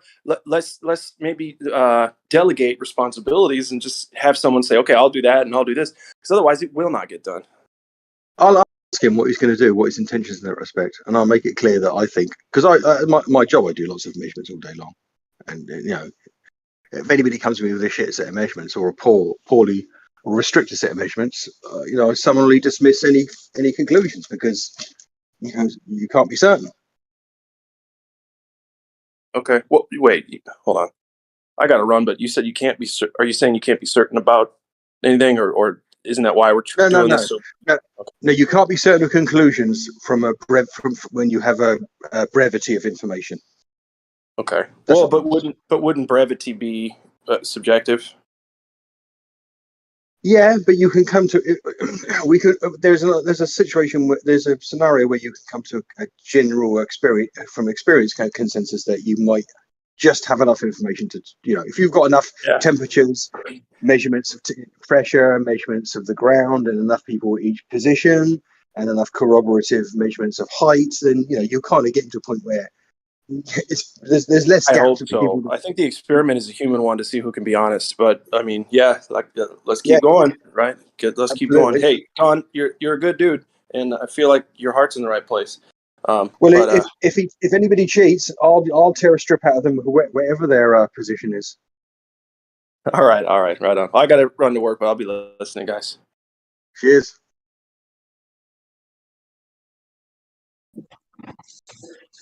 I'm back now. Did anybody figure out this photosynthesis thing while I was gone? What's your claim, Paul, again? Well, did you not hear? I guess you weren't here, Don. Sorry. Okay. Some of the arguments for life, early life, is that you had RNA. Well, on the backbone of RNA is glucose, sugar. How do you have sugar without photosynthesis? So your only claim is sugar requires photosynthesis? Yes. How is there any other way besides photosynthesis? Please explain how you can get sugar without it. And also, how do you maintain laboratory conditions in a primordial Earth to produce the chemical that you need? Oh, I answered that one. Maybe they had a spaceship with lab conditions, like in orbit. That's how they made man. But who claims you don't need photosynthesis for sugar? Well, I'm just saying, how do you do it? Like, to have RNA, you got to have sugar on the backbone of the RNA, right? That could happen out of a hot vent and a bit of mold, couldn't it? Virus mold. Please, okay, then walk me through the chemical process, and also how do you maintain a sterile environment to keep anything from polluting that process in the vent? You don't necessarily need a sterile environment to make things. Really? Why do in chemistry today in laboratories, when they're trying to make a specific compound of some kind, they have very sterile, clean environments to do it? Why do they do that? Because they're trying to limit the conditions and the variables, aren't they? But God doesn't need to do that. Not always. Because they're trying to achieve a very specific condition, as you just mentioned. It's really easy to botch it when you've got contaminants. Yeah, of course, I agree. It's good to have lab conditions if you want to do precise things sometimes. But I'm saying there's no antecedent that has to be like that for life. Okay. Let's think about this. Okay, I'm trying to produce no man-made interference whatsoever. You've got to have, what are the necessary components to make the sugar, right? What are the necessary components? What are the steps? What are the building blocks to get you from the base building blocks to the sugar? And what are the chemical processes that would have to occur to keep that from happening? And how do you keep any other, like was Odysee was saying, how do you keep any other contaminants from impeding in that process? And also, in a lot of chemical processes, you got to maintain temperature, pH, What else? You know, a lot of these factors have to be in play to produce any kind of chemical or any kind of chemical compound. I can just give you, Paul, that you needed the God gene. I don't know if aliens did that or if the universe did that by itself, but that's what Okay, you well, need. now wait. That's what you needed. Let's talk about these aliens. Are they made of RNA, DNA? Are they made of that as well? I'm not sure. I think they were humanoid. I think they had to eat things. I don't know what they were made of. Did they have So you're sugars willing and proteins in them? Don't you're know. willing to accept aliens, but not God? That's interesting. No, I accept God. Exactly. I'm explaining human origins between God and what we have now with aliens. Sounds pretty Okay, far so fetched there, Don. Yeah, they make movies about it. It's that far fetched. Yeah, yeah. You sound like you're in movie land. Yeah. Well, you ever heard of Occam? True. You, Sorry. well, you ever heard of Occam's razor? Yes, I like it. What's that? I like it. Ask him what it means. Ask him what it is. What does Occam razor mean? It's if you haven't got enough information, the simplest answer is probably the closest to the right answer. Okay, is adding an alien in between the origin of between God and man, is that more simple or more complex? It's more complex. Okay, so let's remove the aliens. I know we're not removing complexity because we've already proved to ourselves that the universe is super complex. So there's no point in removing complexity. I don't think so. No, I think it's actually quite simplistic. It's man that overcomplicates things because of their lack of understanding. Okay, you tell me how you think God made man. Oh, that's a different kind of question. Oh, wait a minute. That's a different kind of question, Well, I've got though. my answer. Aliens. He used aliens in a laboratory. He may have, but we have no evidence of that, right? We do. All the ancient scriptures talk about big people as our authority figures. Well, I have one scripture that says God breathed life into man and eliminated all the aliens. So which one do I go with? Definitely the older, more freeing ones. Older, more freeing ones. What makes them better than anything else? The ones that don't guilt trip you into believing certain things, you should go with. So you're saying guilt's a bad thing? I'm saying people write clever books, so you shouldn't go with the Bible because of that reason. That's a fallacy. You're appealing to consensus. Anyway, I didn't want to be put on the spot of which one should I choose. I'm just saying, even some of the Bible texts talk about giants and watchers and man being created in a garden. I know, but in that, at least there's a mechanism explained between God and us. There's details, well, actually, it there's doesn't. information, there's research we can find. Well, actually, if you read the Bible, the giants didn't come till later. In the first, when God created man, it was God and man. There was nothing in between. You need to go back and read the text. God. Well, it's true. If you read the text, giants came later.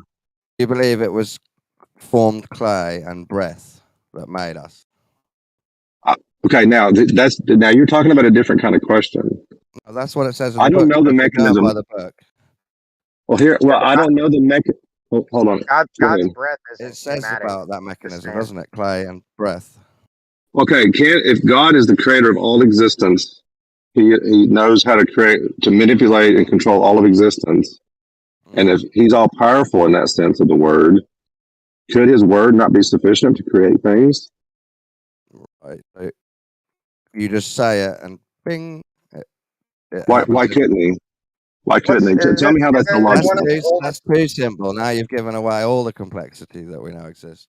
I mean, if you're going to appeal to stories, I mean, this is the oldest story known to humanity, and it's actually found within all sorts of cultures and timelines. Like the Adam and Eve story is like the archetypical quintessential story of humanity. I mean, it doesn't have to be Christian basis. Like even Sumerians and the Phoenicians and agree. Prior civilizations spoke the same story. Yeah, I agree. There was areas man and woman had to develop in the areas. Let me tell you something else real quick. I don't have to know how Henry Ford built the first Model T to know that he built it.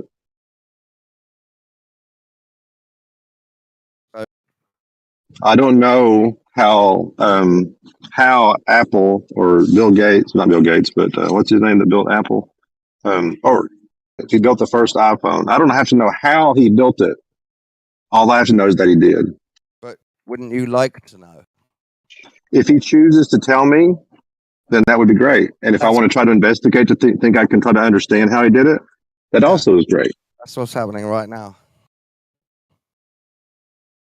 Oh, that's fine. If you're going to say God created it and we don't know how and we're trying to figure that out, that's perfectly fine. I'll take that. I'm God explaining to you how I made you.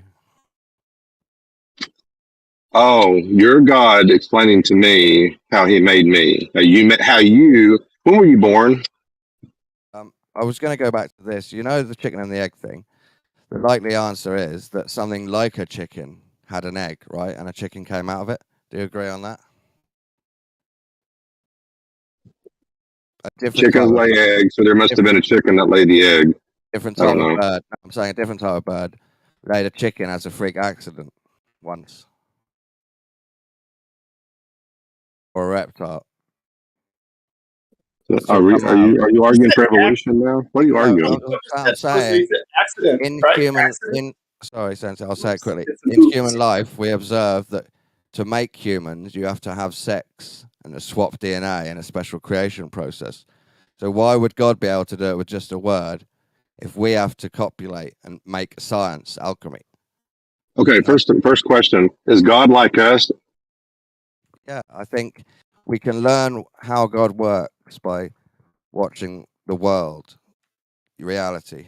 So if sex is needed for creation, God probably needed to have sex in some type of way. Okay, that's there. For one, there's a problem there. For one, for God, if God made space, matter, and time, that means He cannot be made of space, matter, and time. So to attribute material attributes to something that is not based upon material things is wrong. You shouldn't do that. I'm more concerned about him talking about how like a chicken came from a different type of bird as an accident. I really want to hear that explanation. I know it's weird. Yeah, that's good. Go ahead. If I had to answer myself, one of them had to come first because I don't want to follow this back to infinity and say, oh, I don't know. So I'm trying to come up with logic. Chickens come out of eggs, and reptiles have eggs, and reptiles seem to be much older type of creature than birds. Maybe, definitely chickens, because people say they're prehistoric. So there's some evidence to say they're an older type of creature. And if they were having eggs, once a bird or a reptile must have had a chicken as their baby somehow. And I'm saying you can follow what you know happens in reality to understand about metaphysical reality. Do you understand the problem of the infinite regress? Yeah, that's why I'm trying to avoid it. You can't. In your own arguments, you're saying that because everything came from chickens came from eggs, and all the other reptiles came from eggs, and that means every other thing before those came from eggs, and everything before those came from eggs, and then everything from those came from eggs. Eggs are common, so it probably needed one to make a chicken. So I'm choosing egg as coming first. Okay, where did the first egg come from? With that logic, where did the first egg? You can prove humans had to have science creation. Where did the first egg come from? Does it just land on the ground? Did this all of a sudden just pop out of the ground and something broke out of it and it became an egg, became a chicken or a reptile? Where did the egg come from? Very good question. I got a theory about that. Came out of the slime. What if it was like kind of like frogs, right? How frogs will like develop this this sac around themselves, like hibernation state, where they can like basically shut down their whole system and then spontaneously conditions.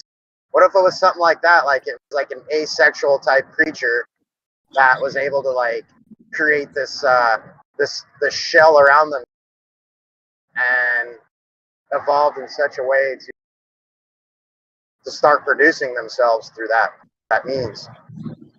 I mean, I'm going out on a limb out here.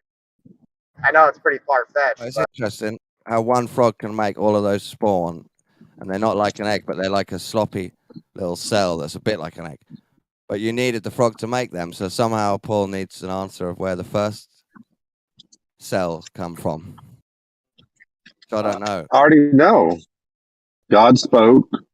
Let there be land. Let there be land-dwelling creatures. Let things swarm in the oceans. He spoke, and those things came into existence.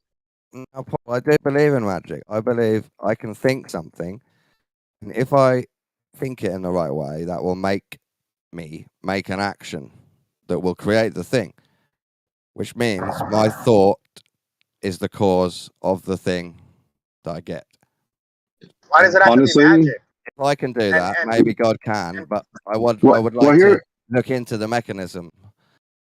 Here's the thing. I'm going to steal some science fiction terminology or from a scientific writer, science fiction writer, and I'm going to butcher it to death because I'm paraphrasing it. But whatever someone doesn't understand, basically they call that magic. Right, that's what I was going. Because we don't. Like magic does Because exist, you don't. Don. Because you don't understand how the mechanism. If you hand an iPhone and play music to an iPhone to an Aboriginal person that's never seen an iPhone, he'll think, magic, man, you're making music come out of this box. It's magic. Right. Again, just because I don't. Explanation. Yeah, because I don't understand how God did it. And honestly, if God is pure mind, then that means, honestly, and there's another thing. I think this is interesting. I don't know if you heard this, Slow, but which is primary, information or the matter? Which is primary? I would say information because matter is just a decoding of that information. Exactly. It's the means by which the information is carried, which means you can have a bunch of, you can have a USB drive and say, this is why things exist, but it's blank. You know what I mean? What precedes information though? A mind and the ability to choose. Intention. Yeah, I would say wisdom, which is all encompassing within everything I was just stating. What I'm saying, Paul, is there's a huge gap between God's thought process and his intention, its intention, and what we have now. And I think that's enough gap to fill in with human origin story from aliens. It might not be true. God could have just said, I want this, I want this, I want this, and here we are. I mean, and here I'll give you this, Don, and I've never even said I never had a problem with this either to a certain level. I mean, God could be the contractor in building a house, and he hires a plumber, an electrician, a carpenter, and a drywaller and a painter to build the house. I don't have a necessary problem with that. Hey, don't forget, he hired Satan too. He hired Satan. And they all screwed up. That's a different argument. That's a different argument. They all screwed up. So God didn't mess up. The contractor did. Okay, that might be a good argument. That's it. Yeah. We're arguing about the shape after this built. How you guys doing today? Doing good. It sounds like Charlie. Hey, Paul, did you finish your point? You said I might not have ever heard this. Was it the information matter thing? You're roboting so hard. Yeah, I know what he's saying. I kind of made the point, or trying to make the point a little bit, but the information is primary because it's like I can write with using the magnetic letters on a board the word orange. I can use chalk to write the word orange. I can even use different symbols. The matter is not important. It's the information that's the most important part. So take that to the next step when it comes to DNA. The matter is not what gives life, actually. It's necessary for life, but it's not what gives life. It's the information embedded in the matter that gives it life. Like how the DNA knows how to, the encoding of the proteins in the DNA to make proteins. Right. It's the information is primary. Right. And then also that was a good point that Witsit made with intent. It takes intent to Well, that's why have all you, that process. yeah, you're breaking up again, but yeah, that's why I use the word choice, because you have to choose something over something else and say this is better than that, or I want that over that. You know, but even when you're encoding something, that's the same idea. Well, I need this letter first, then that letter, because I want to get this specific outcome. Yeah, there's the ability to choose, and intent is another good term.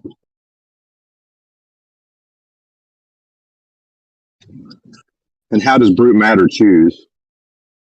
It can't.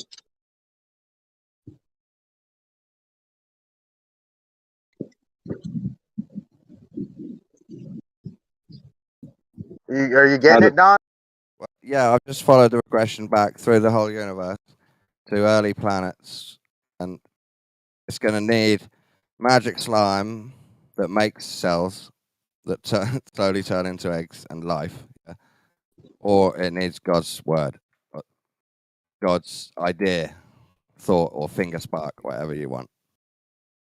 Okay, which makes more sense, Don? An intelligent agent bringing the things into existence, or random, uncontrolled processes that have no way to control anything, bringing things Well, into I mean, that's assuming that life can come from that. Like, there's no situation or example that Don can provide where life emerged from innate matter. No, I'm following it back with logic, so I've got no idea of the actual science. Okay, logic. What's your favorite video game, Don? Old ones, but I like Far Cry 5 at the minute, where you get to shoot bad guys. Oh, Yeah, Far Cry is a like good game. I like first person as well. Can you imagine that game writing itself, Don? Well, yes, just like with AI now, it would need humans would be the divine spark, and then AI would design its own computer game down the line later. So we'd be the cause, but AI would do it. Yeah, I don't doubt AI can do it, but can it, like, without the AI, because man created the AI, right? Something's got to start from nothing, hasn't it? Before the other things happen. I believe that. Exactly our point. Yeah, there's a creator. Something had to have started. Well, I asked this question before. If God made man and man made AI, can we technically say God made AI?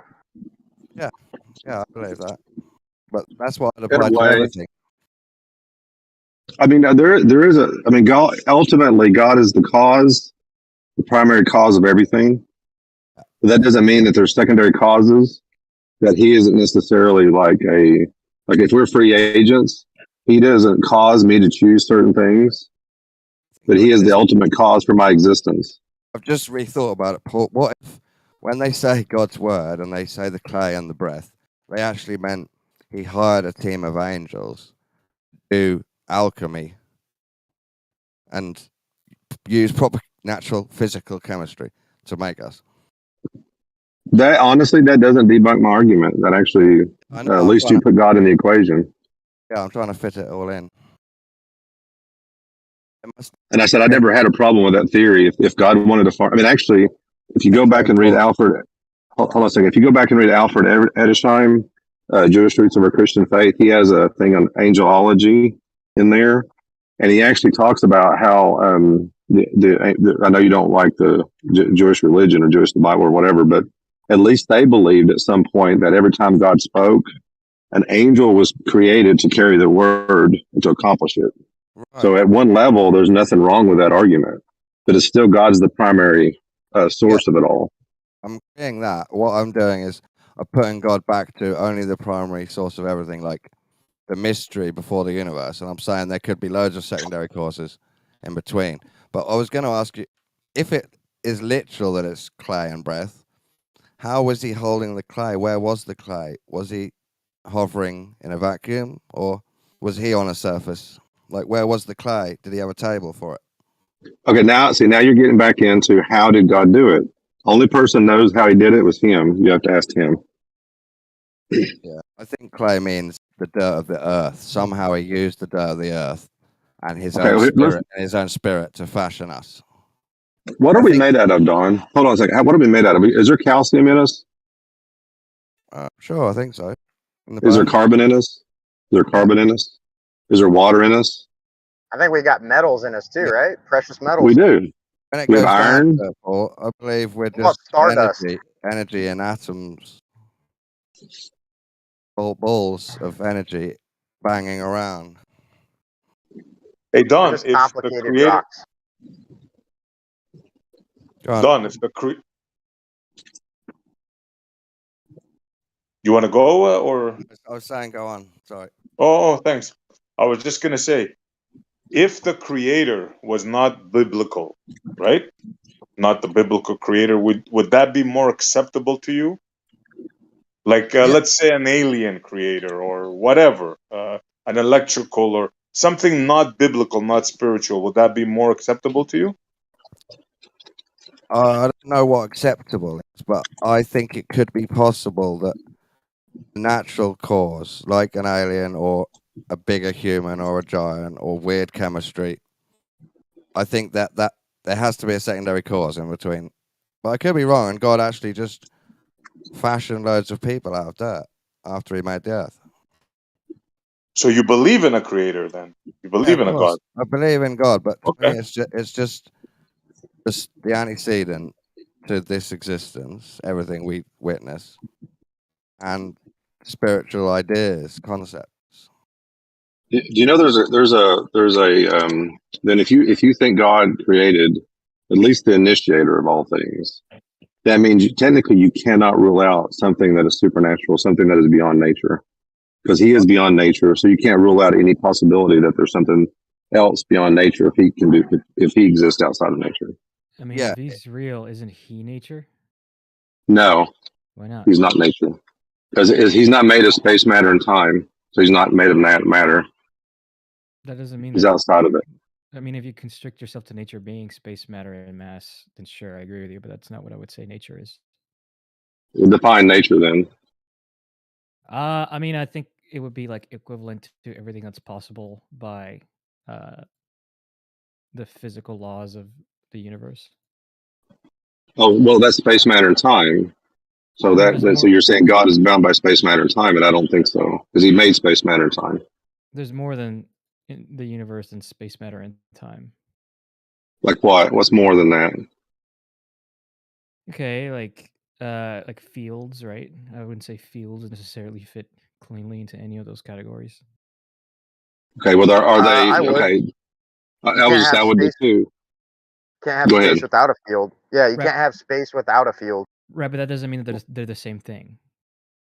Right. You make this fallacy all the time, right? Like an apple is a fruit, but that doesn't mean that apple and fruit are the same concept.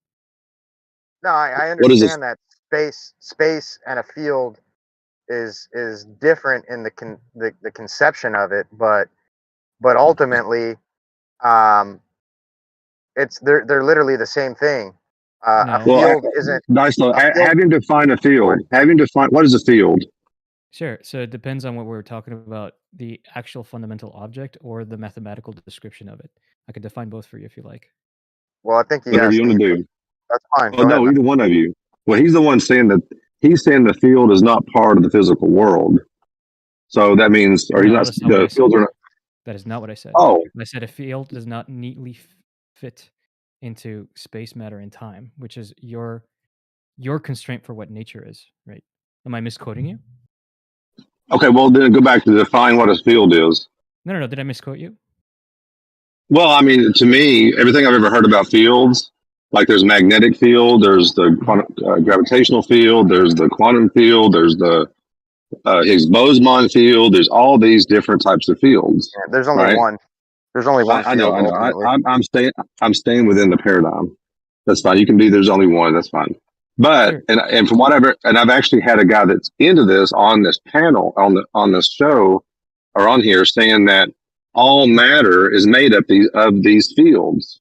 Yeah, I would agree with that. So to say, then you can't say they're separate because I never said that they're separate. I said that they're not the same thing. Okay, if matter is made up of fields, how is that not the same thing? Okay, for the same reason why apple, which belongs to the category of fruit, does not mean that apple and fruit are literally the same concept. But an apple is always a fruit, though. Right. But you Okay. understand that the fact that they're related doesn't mean that they're equal. Yeah, but an apple cannot never stop being a fruit. Right, but you understand that although they're related, they're not the same thing. But you understand Well, that an there are a apple's lot of always a related fruit, fruits so to it's apples. always a fruit. Right, but I didn't make a point that an apple isn't always a fruit. I made Yeah, the if point I say an apple is, how do you disconnect one from the other? No, I didn't Well, say that here. they're disconnected. I said they're not literally the same thing. I don't know Well, why you here. guys keep making this mistake over and over again. It's not the first time you guys make it, right? Like, Well, here. I'm driving by. Here, let me. I'm driving by houses right now. I work for a living. I'm out all the time, and guys have heard me talk about many things on here and using things I see around me. The house is not the bricks, but the bricks are made up of the house, right? Sure. Okay, so if matter is made up of fields, the fields aren't matter, but they're still made up of fields. That means fields at some level are connected to the physical world. Well, you said something that's wrong, right? The matter does not make up the field. The matter. The field makes up the matter. Yeah, the matter is a property. It's a manifestation of the field. But So but it has other properties, right? Okay, is a field physical? I would say so. Okay, does it occupy? Does it exist in space and time? But it depends on your definition of physical, right? Because some people would say physical means you can touch it. You obviously can't touch the fields that we're talking about. But Well, technically, if I'm touching matter, I'm touching the field because it's manifested in a form of matter. Sure, but that's not a technicality. That's something that you have defined by convention, which for the purposes of this conversation, I can accept, sure. Whenever you touch something, whenever you hold something, you are interacting with the field. Okay, so it's physical at some level. By your definition, yes. So how's my original argument? How's that invalid? What was your original argument? That fields exist in space, matter, and time. They exist in this reality, and they're virtually all of existence is made up of them, according to you. Right, but the fact that they interact with the physical world doesn't mean that they neatly fit into these categories of what was it?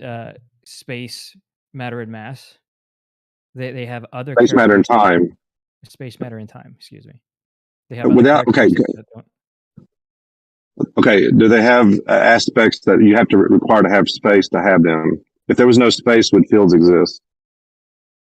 I don't know. Okay, if there's no time, there certainly wouldn't be anything to measure them against, right? But because one of the central tenets of a field is that it is the way that you probe it is by probing a point in space or an area in space. Right. So if space didn't exist, then there'd be no field. No, there would There's nothing to probe. There'd be nothing for you to probe, but that doesn't mean that the underlying object isn't there. Right. For example, if there's no space, what does it occupy? It doesn't have to occupy only space. It could occupy something else. Can I give you an example? Like what? You give me an example of what? Yeah, give me an example of what it could occupy other than space. Well, I don't know. Like it could be the case, for example. I'm not saying I believe this, right? I'm saying this could be the case. That, for example, we live in a simulation and the underlying object, which actually is fundamentally the field, is some piece in memory for this mega computer that's running the simulation, right?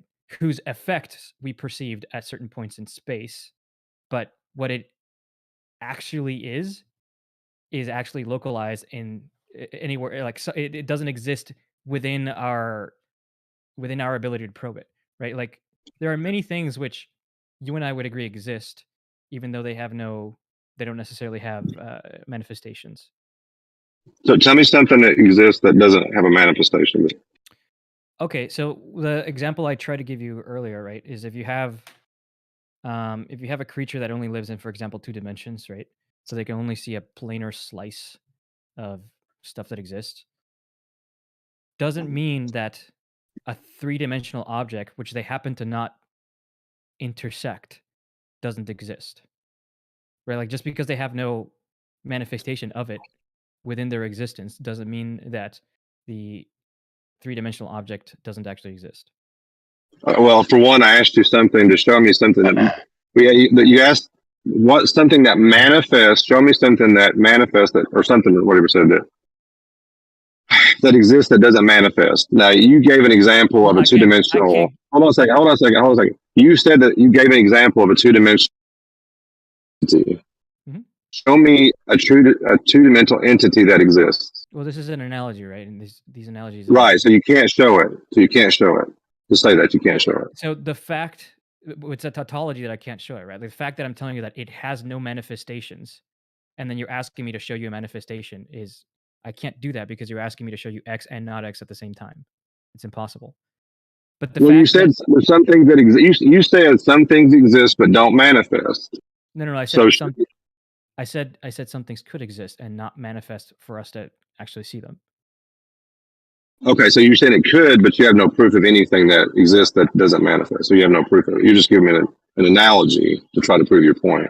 So the only thing that I have evidence for are the aspects of it which actually manifest themselves. But there's nothing saying that there isn't something more fundamental that has other aspects which don't manifest themselves.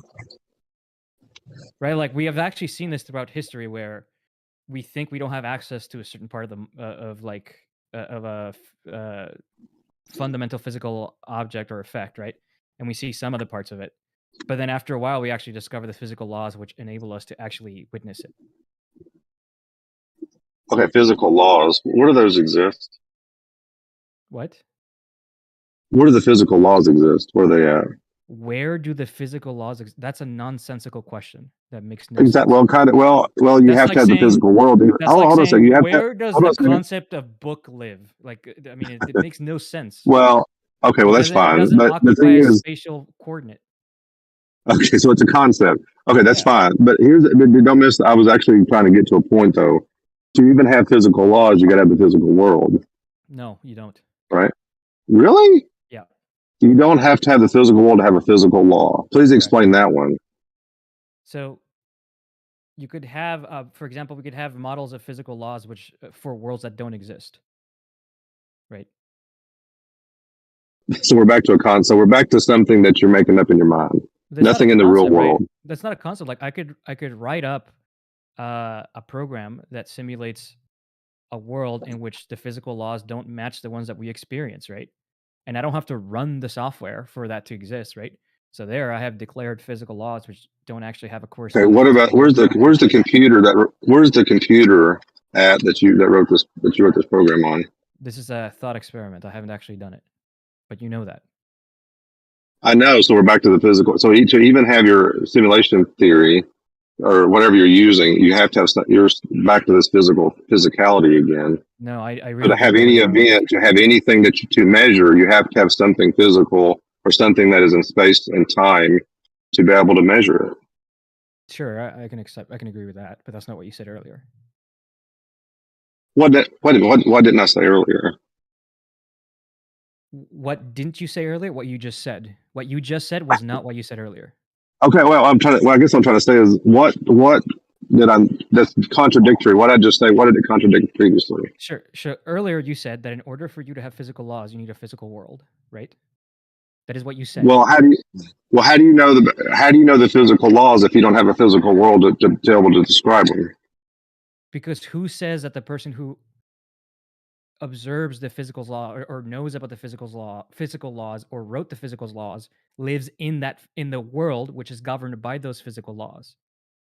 Oh, thank you for my argument for God. So God is not bound by the physical laws in this universe. So he's outside of nature. Thank you. How does that draw to the earlier arguments at all? Well, I mean, you just said in your simulation theory, I can write physical laws inside the simulation theory. I am not bound by those laws, but I can write them. Sure. Right? Okay, then you just made the argument for God. No. God can write the physical laws and not be bound by them. The original point was. The original point was. Yes, that was the point. You made the argument. The point was like what you call nature, right? Obvious in nature, in the concept of a simulation, would clearly be subjective to where it is that you live, right? If you live in the simulation, that your nature are the physical laws by which you are bound by, right? Are they not? Okay. Yeah, I mean, and honestly, I'll say there's laws that govern God, but they're not the same laws that govern us. He's arguing just to argue. Okay. I think so. I think he's arguing just to argue. Oh, he is for sure. He say he doesn't even believe in this. He's just being a contrarian. Right? I mean, you can just look up any definition of the world, natural world, right? It's space-time matter, the confinement in which we experience nature, the natural world, space-time, and matter. I mean, the natural world is a phrase, so I would have a difficult time finding a definition for it. But it's fine if you want to define words, however you want to define them, right? That's fine. I don't have. That's what you're doing. You're redefining I don't have a. nature. No, I never, ever, and you know this, Witsit, so I don't know what you're saying. I never harp on definitions for words. If you want to define a word to be X, I will continue talking to you as if that definition matches to that word. Like, can you submit your being? You're just like arguing just to argue. Well, and I am not the guy who goes to like public parks and actually confronts people about shit. Okay. Right. Look, see, like you can't even answer. Right. You said That's you don't an ad believe- hoc. That's you. Here's a. All right, whatever, man. Just saying, it's like very obvious to everyone in the room that you're just being a contrarian, but it's okay.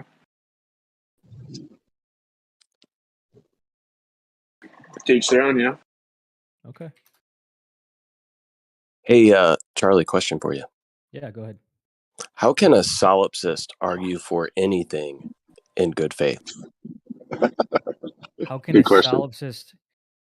I mean, do you really think your question is in good faith? Because you're saying that's. I mean, So the implication of your question is that the you answer is believe to that I'm ask the not. question back to the person who asks the question. Is that You're not asking in good faith, right? Like, because you believe that my No, I'm worldview. asking in good faith because I know what a solipsist is. Right. So And you're in good faith. solipsist, You're in good faith would you let me stating finish, that you Charlie? don't believe I speak in good faith, right? That's what you're saying. You believe I'm it's impossible for me to asking be good you- faith. I'm asking you how a solipsist can argue for something in good faith, meaning how don't can see you a legitimately reason- stand behind a particular argument, or are you just arguing for argument's sake if you are a solipsist? I don't see a good reason I don't see a good reason why a solipsist would always have to argue in bad faith or ever have to argue in bad faith. I have no reason to think that. So, since you are a self-proclaimed solipsist, how can you argue for anything definitively in good faith? That's a great question. I It's a can bad only question. argue in things, well, up until you add it in good faith, right? I can only argue in things with error bars. I can only argue on things contingent upon my axioms, right? That's all I can do. I admit to that. However, I don't appreciate you saying in good faith. Like, what to you about solipsism implies that all arguments are in bad faith? Well, the lack of objectivity of anything, right? So if all of your argument would come from a subjective standpoint, how do you have any legitimate objective argument to begin with?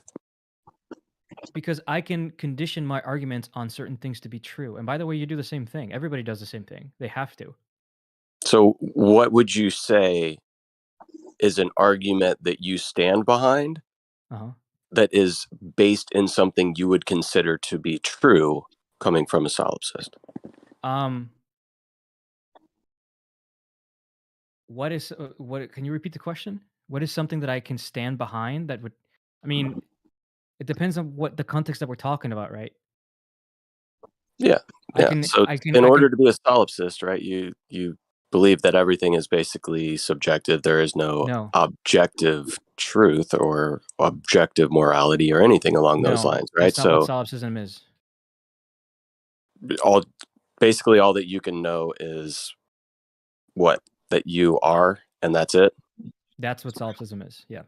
So that would be the only thing that you could technically argue for is your specific existence, or what you would consider to be the self contained within you. Anything outside of that, you would be arguing not on a basis of your faith or your true belief in anything, right?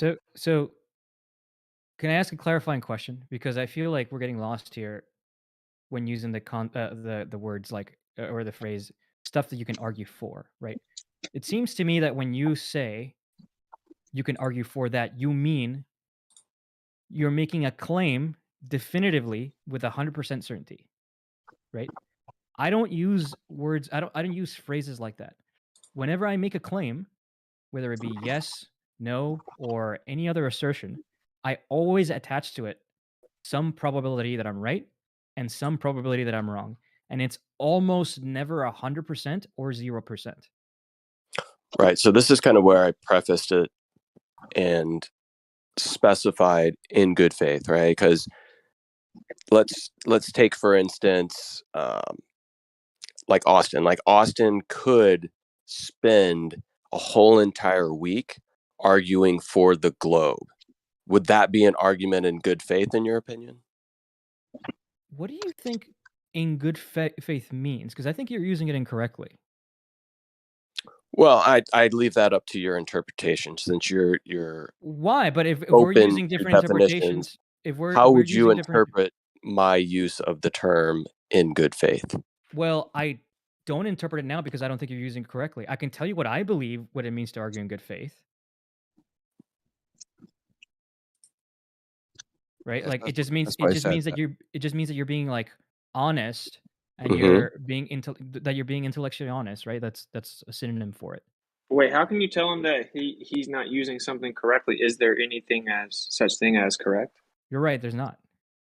Can I ask him a question about, as a solipsist? Define truth for me, please.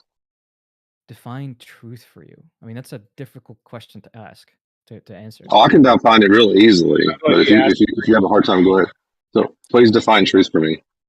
I mean, I don't appreciate you saying like, "Oh, defining truth is easy," as if I said it's easy for me. as if this You isn't said like it's hard. as if this isn't a fucking like major concept that philosophers talk You got to talk show, about man. even Why to would modern you get day. emotional, man? Because I keep getting interrupted. I'm not getting emotional. I'm just getting louder. You're Okay, like, well, define truth for me, please. Right? Like questions like what is truth isn't something that's easy to answer. And then Yeah, you might give me like my you might All right, let me try. arrogantly fucking Let me make fun try. of me by like Hold on, giving me that Charlie. answer, but that's Hold on. Let me try. Let me try to define truth. It's obviously it's subjective, but it tries to be based on facts gathered the best we can. Right? Does that make sense? Can I give you my definition, see if you agree with it? Sure.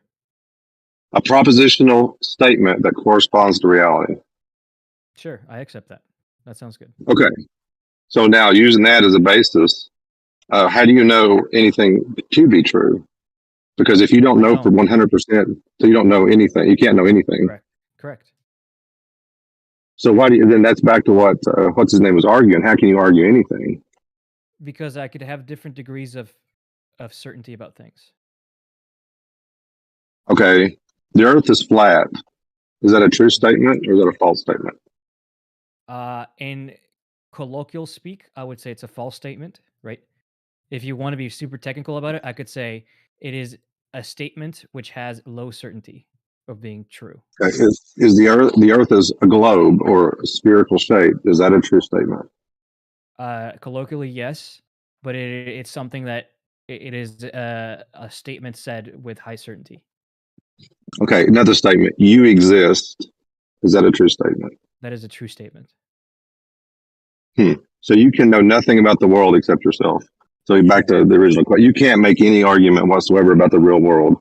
If by I can't make any argument, you mean I can't make any argument with 100 or 0% certainty, then you are correct. But I never claim to, right? So you're just like to argue, just to argue. No, right? There's Because here's the thing. Coin, right? Hold on. If I ask you, hey, flip a coin, right? And I ask you, is it going to line heads or tails? What are you going to tell me?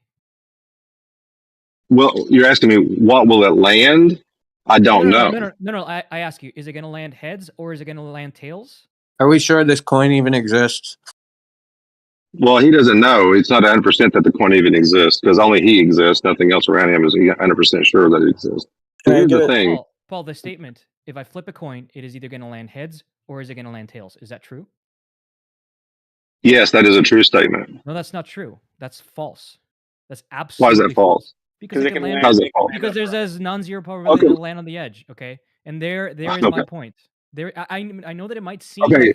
like a technical. Hold on. I know that it might seem like a technical point for you, but the argument that I'm making about solipsism is a technical point, which is Well, why you know it's what's so fucking funny, stupid. dude? Hold on. Which is why it's fucking stupid to harp on my solipsism, just like how it's fucking stupid for somebody to go, well, actually, the coin could fall like on the edge.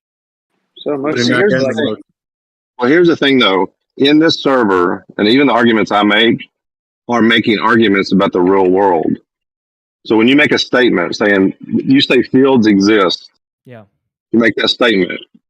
Then you have to make an argument of something that is in the real world. When Austin makes an argument for the ether, he says the ether exists. He makes an argument that the ether exists. It's in the real world. So you're making argument. You're trying to define and make statements about the real world. Even in science, that's what it's about. Your hypothesis, either your hypothesis is true or your hypothesis is false. That is the way it is. Things are either true or they're false.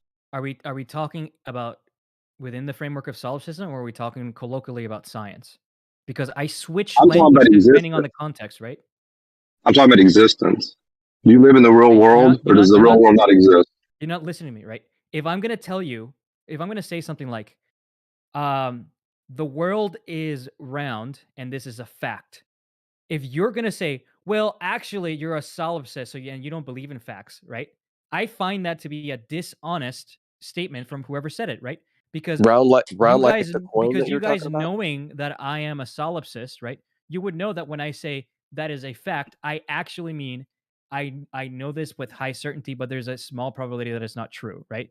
But because I don't want to fucking lose time making this distinction, I would think that you guys would extend me the charity, right, to make that distinction, because I'm sure you don't want to hear me say every single time, hey, Charlie, do you believe this to be true? For me to have to specify, yeah, I believe it to be true, but there's a small probability that it's false because I'm a solipsist and there's always like a non-zero probability that something is true, right? That'd be fucking dumb. So for you guys to harp on that point is fucking dumb. Well, see here, let me go in a different direction. You know, when you said that about the coin, my first thought, because I did not think about the third side. If I'd have thought about it, I would have said no, that is not true. But then you brought that up, and I changed my position automatically because you're right. But is there a third option? Sure, I was technically right, but within the bounds of our conversation, a third edge clearly doesn't matter, right? Or at least at face value, it didn't seem to matter. Because So we do this things all are the either time. All the time, we human beings pay attention to things that are within the context that we were talking about, and we ignore things which are not within the context of what we're talking about. Because if we didn't do that, we'd be catatonic. There'd be way too much information overload and way too much to talk about. But here's the thing, though: we all live in this world as if the real world exists. Sure, I agree. So you can't. So as a sophist, you can't say, "Well, I don't know if the real world doesn't exist," because you don't live that way. And honestly, you live the world as if things are true or false. You don't live in this.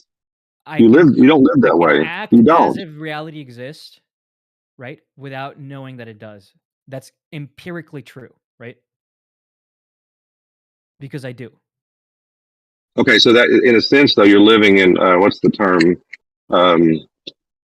Holding two positions, contradictory positions. No, not at Believing all. one, living the other way. Yeah. Not at all. Why? You live as if the world. You believe. You don't know if the When world you could flip a exist, but you coin, live that way. okay, If it does. Excuse me. When you flip a coin, do you behave as if the coin could land on the edge? Be honest here. Yeah. What? I flip the coin. It lands either heads or tails most of the time. I live that way. Okay, great. But you believe that it could land on the edge, right? Is there a small percentage chance that it would? Yes. I mean, it's there. Yeah. Do I But I need don't to live as if it's going to live. I don't bank my life on. there for you?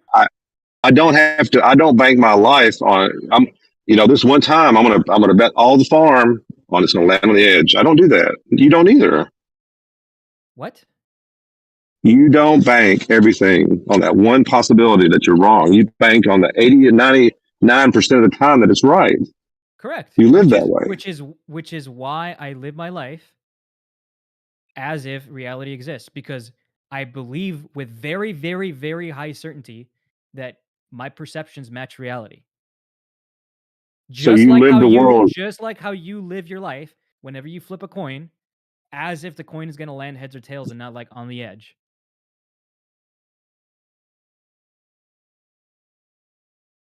Like I don't understand how that can make this like more simple. Well, I'm just trying to make a point saying that you live as if things are true or false. That's all I'm trying to say. Yeah, I've You never don't said live I as things don't. are ambiguous. I mean, there are some things which are ambiguous, right? But you're right. I don't live my life like a solipsist. I don't think any solipsist does. And if they do, they're fucking schizos. So then go back to what was originally said. When you're making an argument, then you need to, in good faith, stand on either statements that are true or false. And that's No. I think that's what he's trying to make. No? God, oh God, are you going back to the shit? No? Again, What? if we're talking about solipsism, then I will specify the degrees of certainty by which I believe in things instead of saying this is true or this is false, right? If we're having a conversation about anything else like we were before that, then I can say, this is true, evolution is true, the world is a sphere, roughly speaking, right? But if you're going to probe me on solipsism, then sure, I will switch my language to match it. But I think it's dishonest, in bad faith, one would say, for you to switch the context under the hood without signaling to me like what it is that you want to talk about, just to do like a gotcha on me. All I'm saying is just, I think that's the only point I'm going to make, and I've just said it. You actually live as if then you already made the statement, so I'll just leave it there. I think we're going around in circles now. Yeah, I don't disagree. I live as if the world is as if reality exists, right? Because I believe reality exists, but I don't know it with 100% certainty. That's where it ends.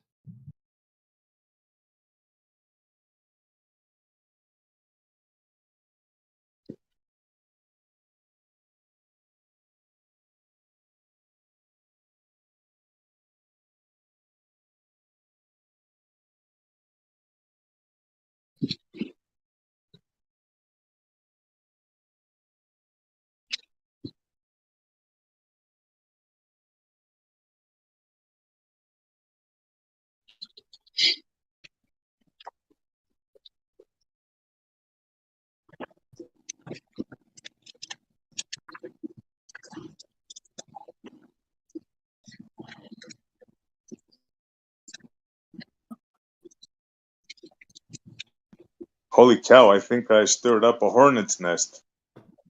That's okay. I liked it actually. I liked it. The thing is, I think sometimes we miss Do we the ever statement. figure out? Sorry. Oh, I say all I will say is I think unless you think and know things are true or false, means there's truth and falsehood, you can't really actually even begin to understand the world around you. You can't. Either my senses are trustworthy or they're not. So if they're not trustworthy, how do I know the real world around me exists? Now, when I look at the color, I mean, your senses can be. Hey, did we ever figure out a measure of error, right? Right. Yep. That's exactly what I was gonna say. I So I reject the idea that your senses are either 100% or 0. That you can never trust them, or you always have to trust them. okay, either I'm feeling the air coming out of my AC and I feel the coldness of that. Either I trust that sensation or I don't. 2 solipsists walking into a Discord. How many people are in the Discord? Just one. Yep. I have a question for you. Jeremy wanted to talk real quick. Hold on. Sure. Well, he's muted. I may be roboting, but did we ever figure out? Well, this is off topic. If you were going to go on with that solipsism thing, go ahead. Well, I mean, I just wanted to ask Paul, like, if he's familiar with the concept of noise, right? Like, if I have a sensor that measures, I don't know, like temperature, right? And I sell it on the market, I can tell you, oh, this sensor will detect temperatures from this range to this range with, with an error of plus or minus 2 degrees, right? Like, are you familiar with that? Like, what that means? Did I say anything about a measuring device? So you're telling me I can't tell the difference between hot and cold on my? I can't trust my senses of feeling the hot No, and cold this has coming out of my nothing to do with AC. that. This has nothing Well, to do that's with what I that. just said. That's what I just said. I know. I'm starting a new conversation, right? I mean, and I'm asking Okay, you go questions. ahead.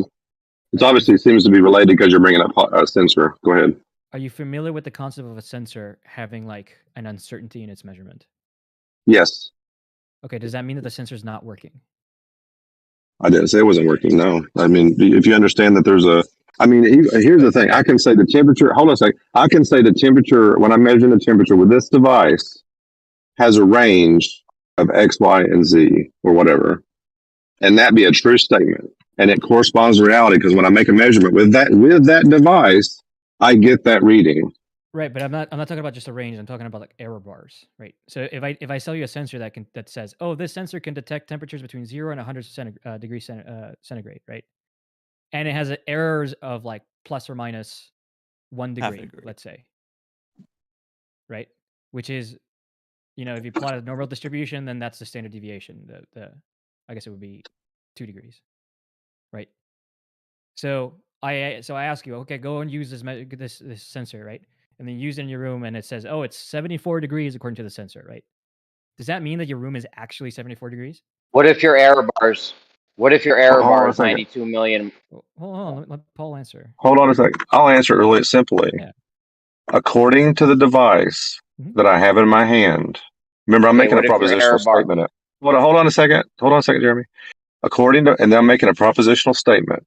According to the measuring device that I have, it reads 74 Okay, degrees can you guys hear me? Celsius or Fahrenheit. If I get another device that is calibrated a different way and I get a different reading, then I can say that device is showing 73 degrees Fahrenheit. Right. Now, here's the thing. All those things, even the degrees, is a convention. Because me and you both can use that one device all the time and say, hey, go measure that room. Here, take this one, take this instrument. And you go in and say, oh, the room's 74 degrees. I take it, you go in and you measure 74 degrees. Each time we do it, it's 74 degrees. Then we both can say a true statement that the temperature according to that device is 74 degrees. So no, because what the device is No. telling you is yep. What the device is telling you is not that it's 74 degrees, right? The device is telling you that it's 74 degrees plus or minus its error bars. That's what the device is telling you.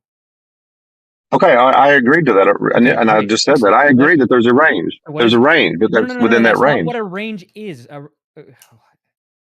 So okay, what is wrong with me saying, right? Instead of to the I mean, generalized propositional logic for a second to like numbers, okay, instead of just true false. So the question, the quote unquote propositional question in my mind of what is the temperature of the room? Instead of it being 74 degrees with 100% certainty, instead I just in my mind put a normal distribution centered at 74 degrees with a standard deviation of plus or minus 1 centigrade. And then I'm just doing exactly that, but with true false statements. There's nothing wrong with that. That's what a solipsist is. Well, no, the thing is, as long as we understand the range, or I say range, but you say plus or minus. When I say that, it's within this plus or minus. When I say range, that's what I mean. We can still say it's a true statement that according to that device, the temperature is a plus or minus 74 degrees. Right. And according to that device. Right. Okay. So now you're making the distinction between sound and valid logic. Okay. All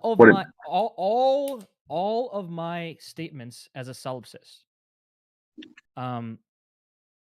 all of my arguments as a solipsist are all valid arguments with 100% certainty. Because the structure of the logic holds, right? Whether or not they're sound is what I attribute the uncertainty to. So the statement is, under solipsism, I believe this to be true with 99% certainty. That's a true statement. Just like how it's a true statement. Just like how it's a true statement that to say, oh, the measuring device measures 74 degrees centigrade plus or minus 1 degree. That's a true statement. No, I don't disagree with that. So what's your point? Excellent. The problem is what you are calling a statement that I can't say is true is just this device measures 74 degrees part. When in reality, what I'm trying to get you to understand is that what I'm saying is Right now. this device measures 74 degrees Fahrenheit plus or minus 1 degree centigrade. Do you understand the difference? This has become very tedious and redundant. Like maybe Jeremy. Well, yeah. I mean, I have to because you guys apparently don't understand and I'm just in the solipsism. middle of speaking, so maybe we can let Jeremy jump in. I've heard him try to jump in for a second. You guys have to be patient because he may have a couple of second delay.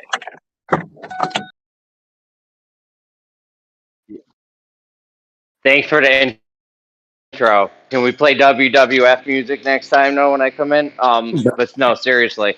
What if your error bar is 92 million miles? Do you think would that be wrong?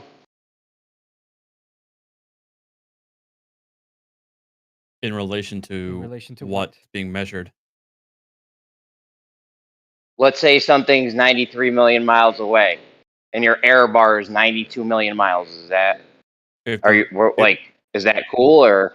If the range of error for trying to measure something that's 92 or 93 million miles away is 92 million plus or minus 92 million miles, then I would not consider that to be a reliable measurement. Is there like a certain reliable methodology for or measurement? Yeah, do you guys like to just stay plus or minus 10%, or is there a certain, like, when does it become false? I mean, it's not a hard boundary, right? It's up to your interpretation. Okay, so in science, what's the acceptable percentage? For what? Anything. I don't know. What's the acceptable percentage in science for anything? That question makes no sense. Oh Are you trying to say for a discovery, what's the acceptable certainty for that discovery? Then I would tell you, okay, 5 sigma, which stands for anything said with a confidence higher than 5 standard deviations, right? In engineering, I would say, well, for anything to become quote unquote significant, really ballpark something like 10%, right? But again, this is also a subjective measure. There's no Dude, objective. in engineering, 10% is a ton. Sure. What I agree. And depending on the context, right? It could be a ton, it could be a little. No. What do you mean no? No. And like this is the thing, right? There's no scenario in which like 20-30% error is acceptable in science. That means that your theory or current understanding is just wrong. That's not true. There are plenty of scientific papers that use, for example, devices which measure with an error of 20 and 30% relative to the value they're actually trying to measure, right? And the publication so not accurately measuring.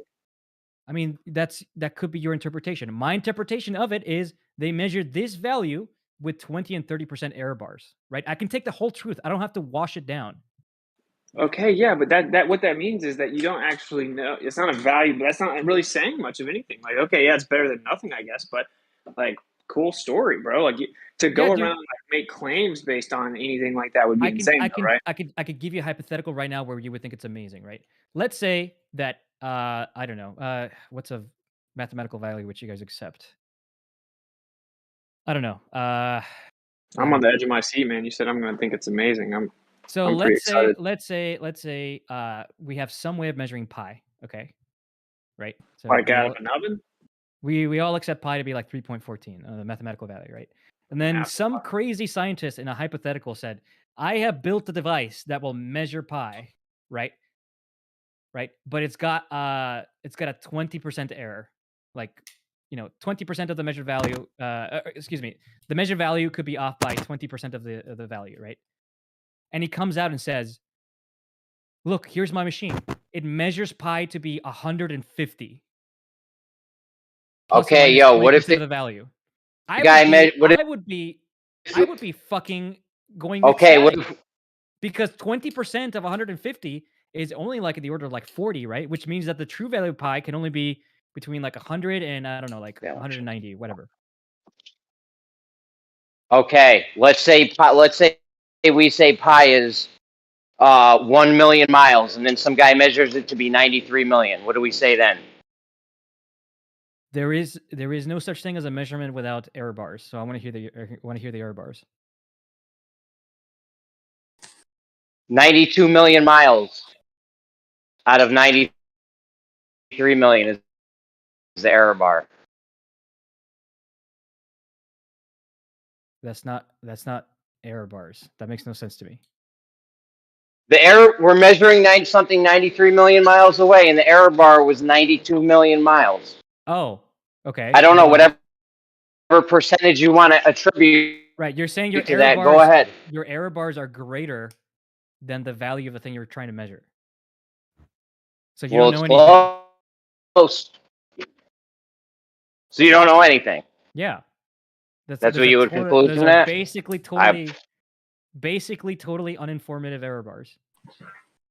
Basically, totally. And they were wrong. Right. So if they measured it at 1 million, they would basically, you would consider them, they were wrong, way off, not even close. I don't understand what you're trying to say. You keep getting cut off at weird points.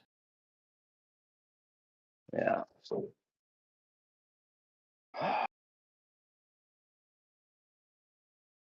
think I just realized part of where the problem is lying in this discussion too. I think there's a difference between knowledge and truth, right? But you need truth to have knowledge, right? So if you're saying, I know that within this jar of marbles, with a degree of confidence, there's 300 marbles in here, could be plus or minus 200. But then I count them and I find out, well, there's exactly this number in there. There's a degree of confidence in your knowledge, but I think that's where the conflation of the two is coming into play. Why? How am I conflating them? Because I think you need truth and falsehood to determine whether something is true or not. Like, is it true that our sun is 93 million miles away? Is it true or false? If you say, well, I have a degree of confidence that it's this amount by 1 million miles, so it's still a true or false statement. But the knowledge is, can you know down to the exact proton distance or electron distance or atom distance from my position to the sun? You can't know that. So the distance to the sun, beyond knowledge. The distance to the sun. So for somebody to say, like, if we're being highly technical here, the distance to the sun is 93 million miles is false, right? Because you can never know distances exactly. You always know them within some range. That's my point. Right, but because we don't want to lose time doing this, because you know what I mean when I say the sun is roughly 93 million miles away. It's infinity away. Hey man, I gotta point this out to you, okay? What we were talking about was like a standard of acceptance in science, right? If I'm trying to make a measurement, if I'm off by 30%, that is an inaccurate measurement. If I say, hey, this is this far away, and it turns out I'm 30% off, that's a huge discrepancy. In science, here earlier. He bolted. In science, we never say this is X distance away. We always say X is this distance away with these error bars. Okay. And it's perfectly acceptable for the error bars to be 30% of the value that you're measuring. It's absolutely okay. Says who? Says the experiment that is being run, which specifies to what degree you care about the accuracy of your measurement. If you're running an experiment that requires your accuracy to be within 10%, then sure, 30% will be horrible. If you're running an experiment that requires your accuracy to be within 50% of the value, then sure, 25% would be acceptable. It's sensitive to the context, right? Like, okay, so distances in space. Okay, that's not enough context, but sure. So 30% is good. So if we found out that Venus was actually 30% closer, that'd be fine. Sure, plenty of calculations in cosmology are done with order of magnitude estimates. right? Which would put you way fucking more than 20% off in your calculations. Okay, Right? perfect. In some of these calculations, they're only trying to get like the right number of zeros in the number. Yeah, so I'm glad we got here. So when you guys pretend that you guys know what the Earth is and you know the accurate model and know what we're doing in space, in reality, you guys have no clue. No, we have a clue. We know the numbers and we know the uncertainties. Okay, what's the uncertainty to like the North Pole star? I don't have it on hand, but I can bring it up if You you want want. to guess? You want to take a shot in the dark? This is like arguably the most important star if there were one, right? Like all the stars all the stars seem to move around it. This is close to the center of rotation that we observe in our sky. It's notoriously like the most important star throughout all of history, and that's what we use to determine direction. Right. So I would say the North Star is pretty important on the Earth, right? So from my quick Googling, what I can find is 430 light years with an uncertainty of 30 light years. Plus or minus 30 light years. Okay, now check this. So they discovered it's actually more like 323 light years. Mm-hmm. So that's what's much more than 30 light years, huh? Yeah. Right. So, and at one point it was like 523 light years. Mm-hmm. Well, what was the last error bar you just gave? You said plus or minus 30 when you said 410. Yeah, plus or minus 30 from like. So yeah, this was way out of bounds or something. Yeah. Mm-hmm. Yeah, this was way out of bounds. So you see the problem? It doesn't really matter. Like you guys can say that there's an exception. What do you mean it doesn't matter? It doesn't matter because you can say there's an accepted error bar, but then whenever the evidence comes and shows that it's something way more than your error bar that you claim, you guys will move right past it, breeze right past it, accept the new number, and then pretend to know the new people don't just accept the new number. You're not understanding. The error bars are for the specific measurement that made it, right? It could be that the measurement device that was used has a systematic error that shifts the entire distribution in the wrong direction by that amount. Yeah, buddy, calm down. Okay. I'm trying to make a point, which is when I say you guys, I don't mean like the people doing it. I'm talking about you guys, that come defend this model all the time. So when they say, if I had asked you this before it changed, you would have been like, yeah, we know how far Polaris is within a few light years, say plus or minus 30, that's the accepted. So we know Polaris is at this distance within 30 light years in both directions. And now we've discovered, no, it's at least 30% closer, and that's completely wrong. Now it's no big deal. Just breeze right past it, accept the new number, whatever they say the error margin is again. You will just repeat the cycle and act like Polaris is this far away within 30 light years. And then when it changes in a year, you guys will do it again. So the idea that you guys actually know what's going on and that you guys are defending an accurate model is a facade, because in reality, it's constantly changing. So when you guys say, where's your flat earth model? In reality, you guys don't have a model, right? Like you don't have a model. It's changing by immense distances and values and magnitudes and brightness, luminosity, all kinds of things. Every day, all day, you don't have a model. Right. You keep telling yourself that, Witsit. Wait. Address what I just said. Okay, I will very well address it. The measurable distance to Polaris, the observable distance to Polaris, isn't part of the model, right? The model has parameters that you can fit into it. The model doesn't change because our measured distance to Polaris got a more accurate measurement. Incorrect. What do you mean incorrect? Don't worry. You tell me. No. You tell me. Okay, which physical law was invalidated or changed as a result of the discovery that Polaris is actually a lot closer than what we think it is? Well, this is what I'm going to give you an example. All the distances to the stars just in general, right? So you make all these claims. Are you going to answer my question? I'm trying to shut up. So the point is, you guys say, for example, that there should be a certain amount of parallax. or certain aberration values, all this different stuff, right? And then you look out and you say, okay, distance, this much parallax, it must be this big, must be this distance, have this luminosity, blah blah blah. Okay, and then whenever the evidence shows that's not the case, you simply change all those values. You say, oh, well, everything else, we'll just take what the parallax is supposed to be and shift everything around, and boom, it's good again. So that's my point. You don't have a model. Still waiting for an answer to my question. How is Ask it again. I don't think you heard it, apparently. How is the position of the stars and what they're doing in relation to us moving in space and looking out to see them not part of the model? Are you going to answer my question? You asked about Ask a it law again. of physics. That's a complete non What sequitur. physical law was disproven by the discovery that Polaris is actually a lot closer than we thought? Hey, are we talking about Tell physical me. laws or are we talking about the model? Well, you're talking about the model. That's what the model is, right? No, it's not. Models aren't physical laws. Okay, hold on. So you're saying that the actual observable values for parameters are part of the model, and whenever they change, then therefore you must necessarily change the model?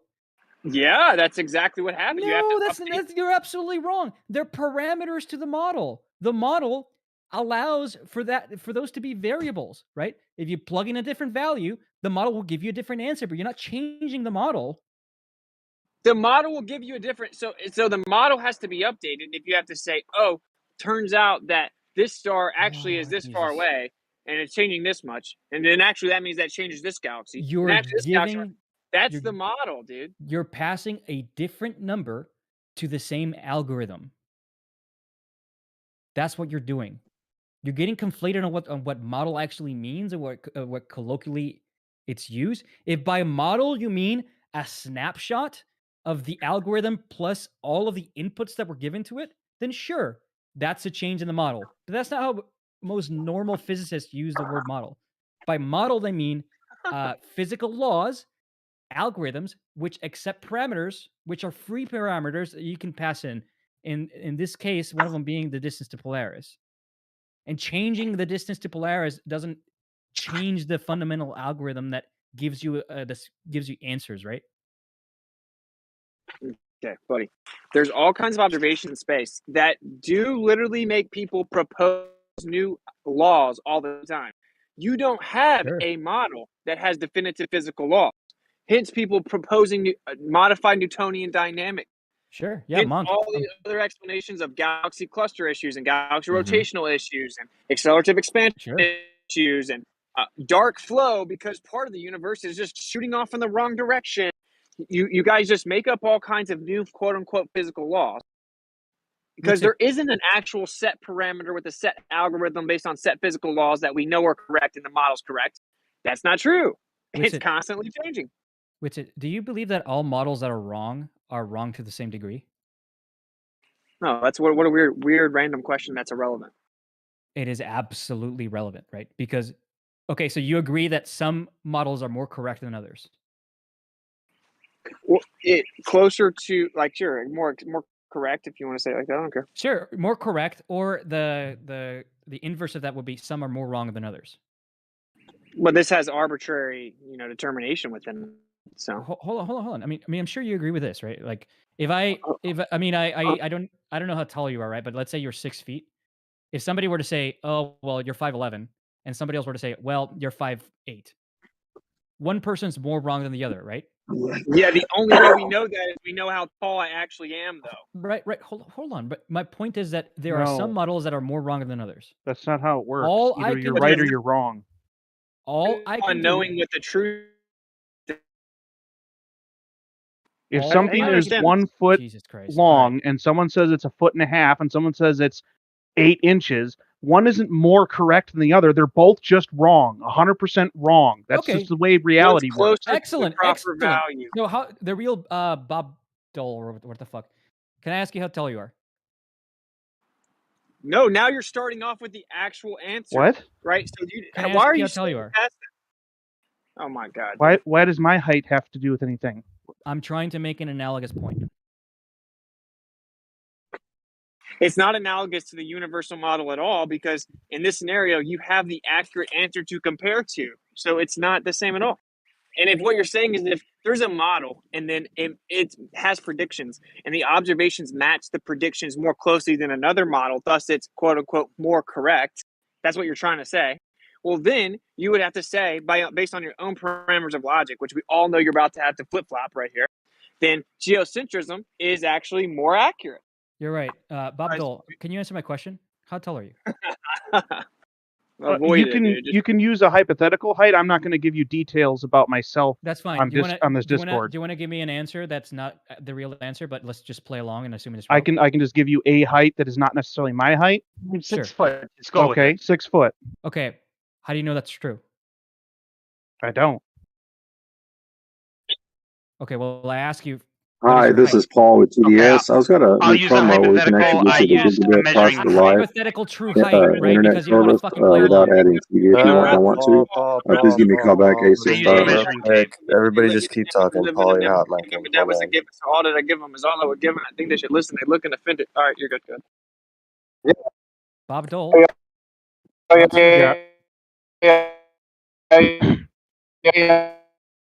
Jeremy, you're roboting. It sounds like. Oh, Jesus Christ. You're roboting super bad, man. No, Charlie, what's exhausting is that I just now refuted your entire point and went straight to the heart of the issue, and you don't want to address Bob it. You want to Dole. focus on some semantic, Bob pedantic Dole, little if bullshit. you're not comfortable giving your height, can you give me an attribute that you would be comfortable giving that has a value to it, like a number? I did. I just Were you gave not my listening? height. 6 No, foot. well, you gave me a height, and then I asked you how do you know that's true, and then you said you don't, right? I said Right, measuring it. I don't know that's true Why don't you know it's true? because how would I know that? Like I don't spend my days trying to measure my own height. Well, why would you give me an answer? Why would you give me an untrue answer then? I didn't say it was untrue. I said I don't know that it is true. Okay, that's fair. Is there an attribute which you know to be true that you can give me? An attribute? Yeah. Okay, so like the color of my eyes. Is that what we're like? Does that work? No. That's How an about I'll attribute, give you- right? I'll You need to give be a you- distance. So okay, can you give me Charlie, I'll give you my weight. I am 190. Okay. 190 pounds. Well, I mean, you're not a flat earther, so But I'm why would I willing argue? to entertain. Well, it shouldn't matter. I mean, entertain right? this. Like if the logic checks out, the logic checks out. It shouldn't matter Okay, what sure. he thinks. Sure, okay. So why how what's your weight again? 190. How do you know that to be true? I weigh myself. I have a weigh scale in my bathroom. How do you that know I you're use. exactly 190 pounds? I don't know that. Well, I asked you for your weight and you said 190. Yeah. Okay, my case point. There. My point made. That was such a stupid way. Am I coming through? No, but Is the your- reason why he's saying case in point is because I'm relying on a tool of measurement. Don't care. Even though, Don't but care. that tool of measurement may have somewhat of an error inherent within it. But I'm That's still what's going up. to rely on it, assuming that it's properly calibrated.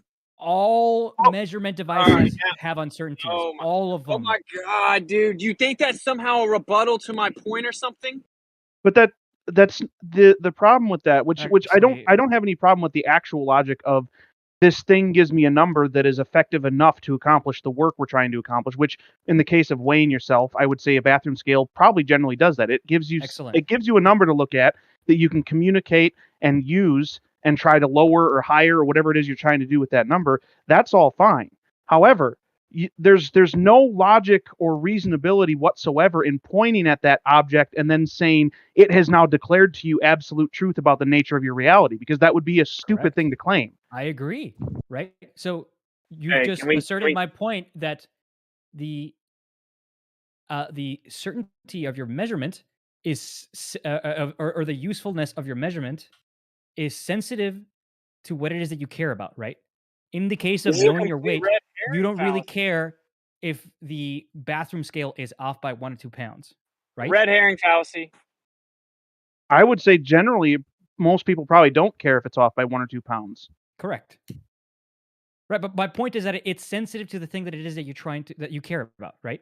Right, but whenever you're Excellent. weighing yourself in your bathroom on a bathroom scale, you're not trying to determine the nature of your reality. You're just trying to get a quick, dirty number so you know what to work on or what to do. Potato to me, right? So if you're I'm looking, trying to, it's not potato. If you're trying to do something that is going to give you an answer, and you're searching for what reality it is you live in, it's far more important than what do I weigh on a bathroom scale. Those are two completely different situations.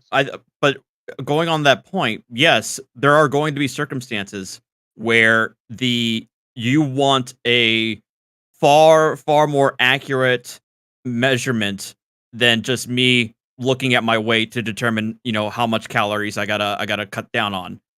So if you're working in a chemistry lab and you're trying to make medication, combine some very sensitive chemicals where the a small amount wrong can be practically a matter of life and death, then of course you want a measuring tool that's going to be very sensitive with a very, very, very low room for error. Okay, can we get back away from the red herring fallacy now? So then, all right, then what's the issue with our current model having certain levels of uncertainty? Okay. So back to the actual point that you guys are afraid to address. So he said that, do you agree that just because a model's incorrect, that doesn't mean it's just as incorrect as another model? Basically trying to take jabs at flat earth inadvertently, right? So he's saying there are different levels of accuracy within models. So obviously the only logical standard that you could build a statement like that upon is if there's a model and it has certain predictions and then the observational data matches this model more closely than another model, then you can call it quote unquote more correct, although neither one of them are correct. And then they're both going to constantly update based on the data because it's not correct. Okay, so then if we're going to apply this same logic, what you're going to do right now is flip-flop, because there are amidst situations where the geocentric position, its prediction matches observational data way more accurately than the heliocentric model. So then according Yeah, I'd like to see that too. Okay, no problem. Look, maybe you guys should learn your religion. So in 1925, Edwin Hubble discovered that the distant galaxies actually moved directly in relation to the Earth. Now, prior to that, that was not believed. Wait, what do you mean? Hold on. What do you mean by that? Their speed and distance is directly relative to the position of the Earth and observing it from the Earth. So what did they say? They said, okay, that must mean that the universe is expanding in all directions. Mm-hmm. And it's accelerating away from us in all directions. Yeah, do you know and why it just that was makes made? Yeah, I'm explaining why it was made. And it just makes us look like we're in the center, even though there's no such thing as the center. Now, okay, cool. So you had to update your model drastically to making completely unfalsifiable claims that don't even make any sense, where you're now claiming that space itself accelerates faster than the speed of light into nothingness, has no limit, and it goes in all directions. It looks like we're in the center. Everything expanded from a single point in all directions, but there's no center. Hold on. No. I'm making my point. What model was disproven or had to be changed by the observation that the galaxies move away from the Earth? The previous interpretation of the heliocentric model, which was that popularly was that there is a center to the universe because there was a singular point and everything expanded out from that direction. Wait, so you think before Edward Hubble observed the distant galaxies moving to each other, people thought that there was a central point to the universe? That's your claim? Yes, Charlie. So I don't think you're know, right about you that. don't even know. No, oh, well, you don't know what you're talking about. So, and this is my point. Before I've said more substance in my 30-second rant than you monologued on about for 20 minutes. So please give me some room. Thank you. So the point is that the model had to get completely updated to where now there's an accelerative expansion where space itself expands faster than the speed of light into nothingness. Everywhere looks like it's the center, and there is no center, even though there was a singular point that everything expanded out from in all directions. There is no center. Okay. Well, the claim that you just made, right? That before Edward Hubble observed the galaxies moving away from each other, that everybody thought that there was a central point in the universe. As far as no one said everybody, no one said the word everybody. Well, not everybody. The accepted model, right? That there was a central point in the universe. Is that less offensive to you? Wait. Do you think that was always the case? What was always the case? That there was no center to the universe? Do you think that was always the popular, like the consensus position? No, of course not. I've never said that. I said before Edward Hubble made his observation, right? You claim that that up until the point where Edward Hubble made that observation, the accepted point was that there was a central point in space, right? Am I misquoting you? It's all within that time. 1925 specifically is the accelerative expansion. Okay, within that time. Okay, within what time? You're what's funny is you're pretending you're teaching me shit when you clearly have no idea about any of it. Do you not see the irony Do in you it? want to argue the point instead of attacking me? Well, then stop doing the actually I'm ignorant and I'm projecting my ineptitude to try to convince everyone I'm confident. Bullshit. Whitsit. Einstein. Well, then the stop Einstein interrupting field me when I equations- have to teach you, dude. The Einstein field equations were published in 1915. Okay, Hubble's observations of the galaxies moving away from the Earth were like in the fucking 20s, or the late 20s, 1929. Okay, that's like a full 14 years. So no, you're absolutely wrong. You're absolutely wrong. You are absolutely wrong in your statement. You were absolutely wrong in your statement. You're getting hey, muted the the galaxies next are. time you interrupt me. I'm not Do you interrupting. hear I me? wasn't done with my point. I was in the middle of talking and you start going, oh, and then keep just taking over. You've talked over me 10 times. If you interrupt me and just talk over me again like you got some juice on the internet, you're going to get muted. Do you understand? Make your point. Okay, cool. So the point is that this was just specifically to the accelerative expansion, like I just said, and it was all shifting around this time, okay? Early 1900s. My point is that before that, none of that was thought. No one thought there was an accelerative expansion, expanding in all directions, faster than the speed of light, that there is no center, that everything expanded out in all directions from the center, but there is no center, okay? No one thought that. Sorry? Before what point? Like the 1900s. No. So- You said no. Not like the 1900s. You said before Hubble made his observation. Does everyone hear how he's like being a little bitch, or is it just me? I mean, if you want to clarify, that's We fine. hear it. I don't understand if you're trying to clarify or if you're reiterating your point. I'm pretty sure it's not just me, right? Like everyone else hears what's going on. Yeah. Yeah, So- we'll air it, we'll air it, dude. Don't worry about that. You think Okay, Charlie so- would know Hubble's first name, by the way? Yeah, and this is Edwin. This is the point though, right? Right, early 1900s. Okay, this is where everything started updating. So that means before that, it had to be something else if it got updated. Okay, my point is heliocentric model. Everyone thinks one thing. As the evidence goes, they have to keep changing it, Okay, now the idea is using basic logic. If there was a single point and everything expanded out from there, then that would be the center. In addition, if there is just a tiny speck of dust in this ever-expanding universe or this massive universe of nothingness, right? There is no observational preference to the Earth. It's just a random dot flying, pale blue dot flying through space. Okay? So that was the heliocentric model's position. Thank you. Just based on basic logic at the beginning. Now, what does the geocentric position say? There is a preferred observational position to the Earth because it's in the center. And so everything's going to look like it's in the center, or everything's going to look like it's moving around us or relative to us because we're in the center. These are two fundamentally different things. So then, which model, after we observed that everything looks like we're in the center, which model was more correct? What's your question? Which model was more correct? Between which two models? The heliocentric or geocentric model? Yeah. The heliocentric model. Do you see what he's okay? So I'm just going to keep repeating. Okay, so your entire standard of determining what we can consider to be reality is which model is quote unquote more correct. Correct. Okay, so the geocentric model says we're in the center, so everything is going to move relative to us in relation to us. Everything we're seeing is going to be motion that's all relative to us in the central position. All observations are going to show us in the center. Heliocentric model says we're not in the center. We have no special or unique position. We're just flying through space. There will be chaotic, random observations that have no specific observational preference to the Earth.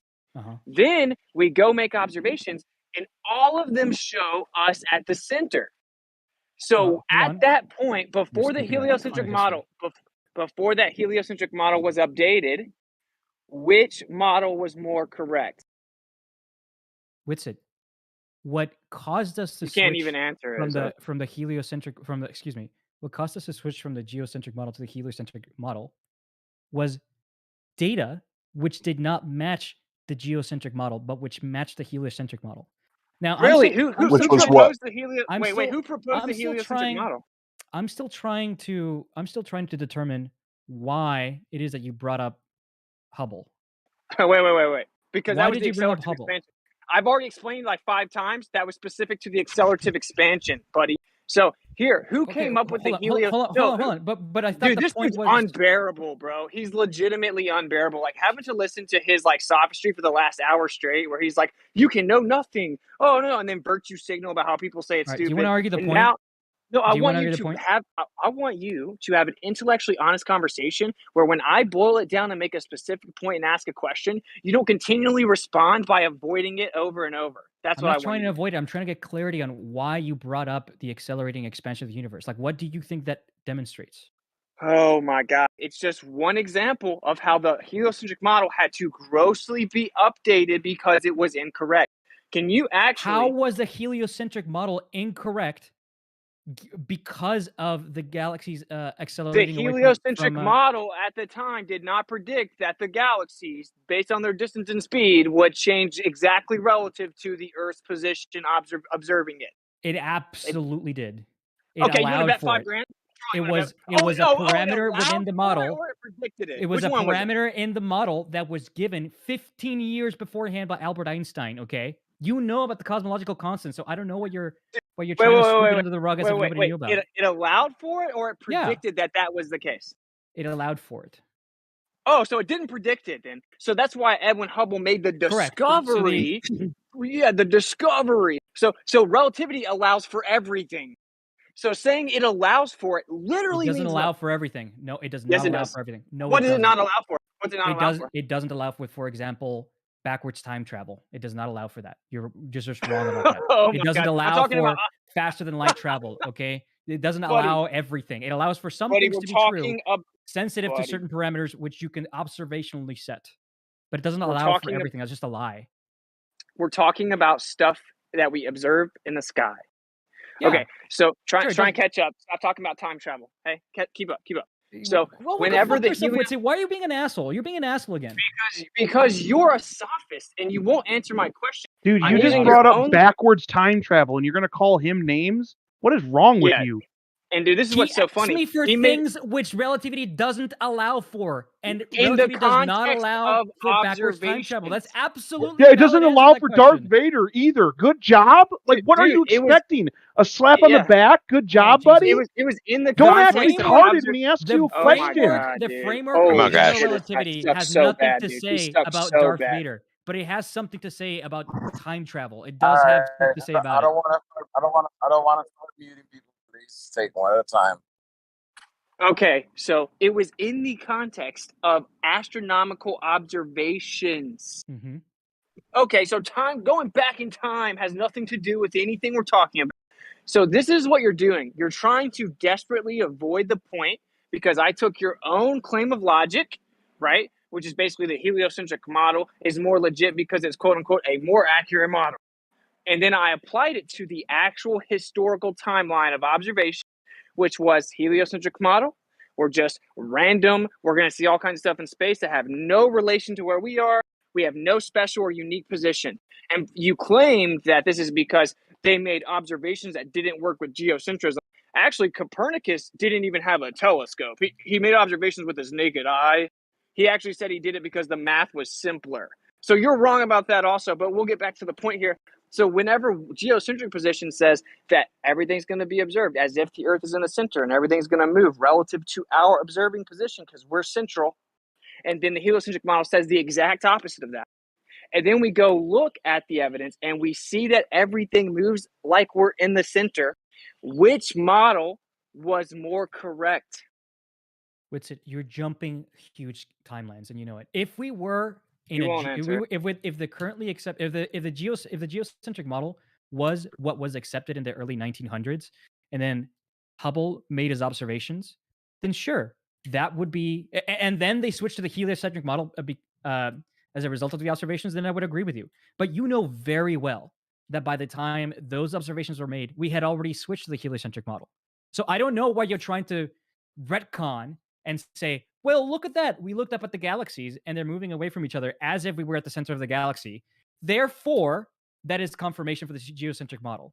When you know very well that other data, other observations that we had already made already tell us that that is not the case, right? So what you have to do, if you're starting from scratch, right, and you're trying to decide what models are more correct than others, then you take the totality of the data, not just the ones that agree with the model that you want to be true.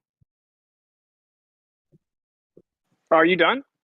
Because that was just a long way of not answering the question that you're terrified of. So when it comes to the claim of how we're going to observe the entire universe, I'd say that's probably a big part of the claim, like the Earth's position in the universe, thus how we view the universe. I would say that's probably like the whole point. Okay, so whenever one model claims that we're not going to view everything like we're in the center and we're just in a random, not special, not unique position in the universe, and we're going to see stuff moving chaotically everywhere with no regard to us, and the other model says we're in the center, we're going to see everything move relative to us at the center. And then our observations show us that all the data shows us at the center. Which model in terms of that prediction was more correct? The one that says there's a preferred position given that data, but that's not the data we have. Oh, it is the data we have. No, so, it's not. Okay, name one astronomical observation that shows us not being in the center. The cosmological evidence for example, general relativity, which has as one of its premises that there is no preferred position in the universe. You notice how he didn't say one? Hey, I'll just repeat it. Hey, name one astronomical observation that shows us not at the center. Sure. For example, lensing of light, right? When we see massive bodies. Oh, that couldn't happen if the Earth was at the center. And let me just point this out real fast. He doesn't seem to get it, right? Just because relativity says that there doesn't have to be a preferred position of the Earth, it specifically says the Earth can be at the center. So if there's evidence that comports with relativity, that doesn't in any way exclude the Earth being in the center. Actually, Whitson, you can't fucking do that. You can't simultaneously say that and not also acknowledge that the expansion of the universe is allowed by general relativity, okay? Which would look just like as if we were at the center of a universe. You know that to be true. See if you can keep up for once, okay? So you just tried to claim that. Go fuck yourself. Don't do that shit. Why do you have to do this shit, dude? I really do believe that you're a smart individual that has like useful stuff, useful, insightful things to say. But you're so fucking bogged down because you're so fucking paranoid that everybody's fucking out to get you, and then you have to fight. That you have to assault. I've only just come in. Like, you just gave a fallacy of composition, and then he's just trying to point out that it's a fallacy of composition but making it easier for you to understand, right? So what you said is affected. Sorry, where's it? Go ahead. You're going to talk, but I just wanted to point out the fallacy that he's pointing out. Yeah, I mean, it's all good. So my point is, when I asked you specifically, because you said that's not true, you said that astronomical observations show us that we're not the same. I said, wait. Name one astronomical observation that doesn't work with the Earth being in the center. And you said all the cosmological evidence that agrees with relativity, because relativity says there's no preferred position. Well, relativity specifically says that the Earth can be in the center. That's what relativity says. Do you not see how that contradicts the concept of a preferred position? What, being in the center? Yeah. Being in the center is a preferred position. Right. Do you not see the existence of a preferred position in conflict with the statement there is no preferred position? Dude. What if we observed it from Alpha Centauri? What would it look like from there? I don't know. Would that what be if the we center? met up with little green men and time travel? Hey, the point No, is it's a serious question. What would it look like if we did the observation from another galaxy? Would that look like that galaxy was the center? We would see like we're moving relative to the Earth. But also, left lane, have you actually gone and done that, or is that what if? Do what? Have you actually gone to Alpha Centauri and done observations? No, it's just a legitimate question. I guess if everything's moving away from everything, no matter where you were, it would look like you were in the center, wherever you were making your observation. So Left Lane, how far is Alpha Centauri away from the Earth in your fairy tale? Do you know that top of your head? Or do you just I don't want to derail it to. I don't want to derail it to that. I'm just making a point. How about There's another point. 4.37 light years away? Have But I just schooled there's you? another 4.37 light years away in your fairy tale. question. Is the heliocentric model part dependent on the observation of the universe? Isn't the heliocentric model just our solar system? No. See, this is another thing that you guys say. You guys say mass attracts mass, and the heliocentric model has nothing to do with the rest of the universe. Like, how do you guys not? What the? If you're claiming that the Earth goes around the sun and there's a solar system, and that's part of the reason we see what we call planets in the sky, and that the sun's a star, then that means you're claiming that there's this huge distance of revolution doing a specific thing, orbiting the sun, which means you're now intrinsically making Hey, claims Ellie. about all the other stars in relation to those observations. Maybe. Okay, well, that was a question. You're hot, Mike. Yeah, I got you. Austin, you're hot micing, I think, or something maybe. I'm not hot micing. Okay, like that, dude. I said some Boston. please take Run Boston. Oh, okay, JT, the guy, not Austin. Gotcha. Can some baller please just jump in and save us time and acknowledge that's obvious? If you're saying that there's a solar system and that this planet's this far away, blah, blah, blah. You're saying that when we look in the sky, we see what we call planets that look like stars, right? To us. Anyway, that they move around the sun and that they're at set distances away, which means you are intrinsically making a claim that the other stars we see are further away than that. And you're making a claim as to why we see those stars the way we do, because we're moving around the sun. So when you claim the heliocentric model, you are making a claim about the rest of the universe as well. Yeah, but isn't Yeah, that I the don't agree, extent? but y'all go ahead. You Isn't don't that the agree with extent? what? I mean, but what you just said, those two facts, that's like the extent to what the heliocentric model speaks on about the rest of the universe, right? Just Well, that has all kinds everything of else, cascading everything else is Hold on. further Did you away. just say you don't? Hold on. All right. Is there Did anything you else? just Because I say gotta you go don't? otherwise. Hold on. Well, Did you just say you don't agree? Hold on. Did you just say you don't agree with the two facts you just said? No, I didn't say Yeah, that. yeah, I did. I said that. I just understand that the heliocentric model pertains to our solar system, the sun, and the planets that are involved in other objects. Maybe out to the Oort cloud or whatever. But that's the way I understand the heliocentric model to be. Okay, well, that's wrong. If you're claiming a heliocentric model, you're making claims about the rest of the universe. And when Gosho says just the things I named, those have tons of subcategories with a domino effect. Because if you're claiming that the way that we see the rest of the stars is based on us moving around the sun inside a bunch of stars that are further away, then we look at the stars and we're like, okay, here are the different positions and the different brightness and the quote unquote parallax and the different positions throughout the year and the different seasonal changes.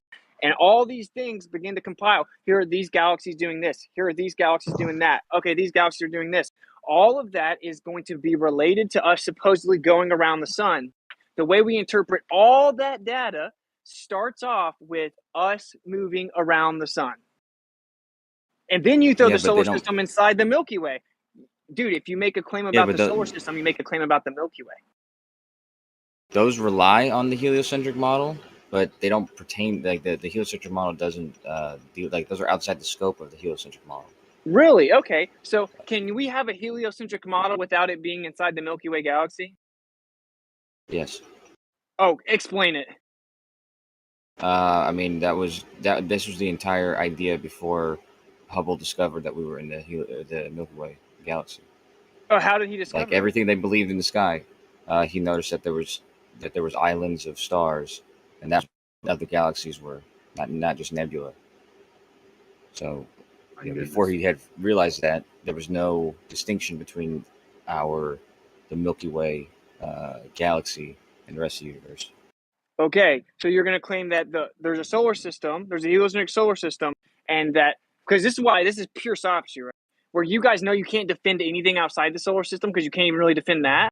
So you just want to remove it from the combo where you don't have to defend it. and that's just a tactic. Argue the point. Jesus Christ! Why do you? Yeah, that is the point. The point is that if you the point you're like you talk about meta like 50% of the time you fucking talk, right? Like a very good point was just made that we didn't even know we were in a galaxy until fucking was it Hubble that discovered it, or who was it? Yeah, until we made a new discovery. So now based on the observations we make in the sky and the way we see what's called the Milky Way galaxy and how it behaves relative to the rest of the stuff in the sky, if we're actually moving around the sun, then we have to explain that we're inside that galaxy, or there's no other logical explanation with the movement around the sun that there's some type of exceptional difference with Milky Way. What you just said made no sense to me. Like clearly there there you was go. a time Pretty simple logic. You really don't get it? What the point that was just made is that there clearly was a time where heliocentrism What's this was we accepted, shit though? Hold on. There clearly was a time that they thought What's this we shit? Wait, there clearly was a So you time asked for an that they example, thought. and one was given to you. Can I just make this point? There clearly was a time that they thought the sun was the center of the entire universe. So you're making a moot point. Correct, right? But you asked for an example when heliocentrism was accepted, and it was not accepted that we were in a galaxy. And I did not say that. One was given to you. No, we didn't ask that. You're discussing at the moment. Your rebuttal seems to be that the chronology of ideas, therefore reality. But no, that's not my argument at all. Well, it is, because you were saying, well, before Edwin Hubble discovered X, Y, and Z, then this was like the idea before. Well, the idea at a certain point in time is irrelevant because we're talking about what reality is. I am willing even to admit that our current understanding, right, the current accepted understanding, is wrong in some ways, right? It's just less wrong than our understanding was 200 years ago. What I was saying, because I hadn't finished and you just carried on talking. Yeah, go ahead. Okay, so the issue is that your defense against Witz's point is that the chronology of ideas, they were wrong at some point in time.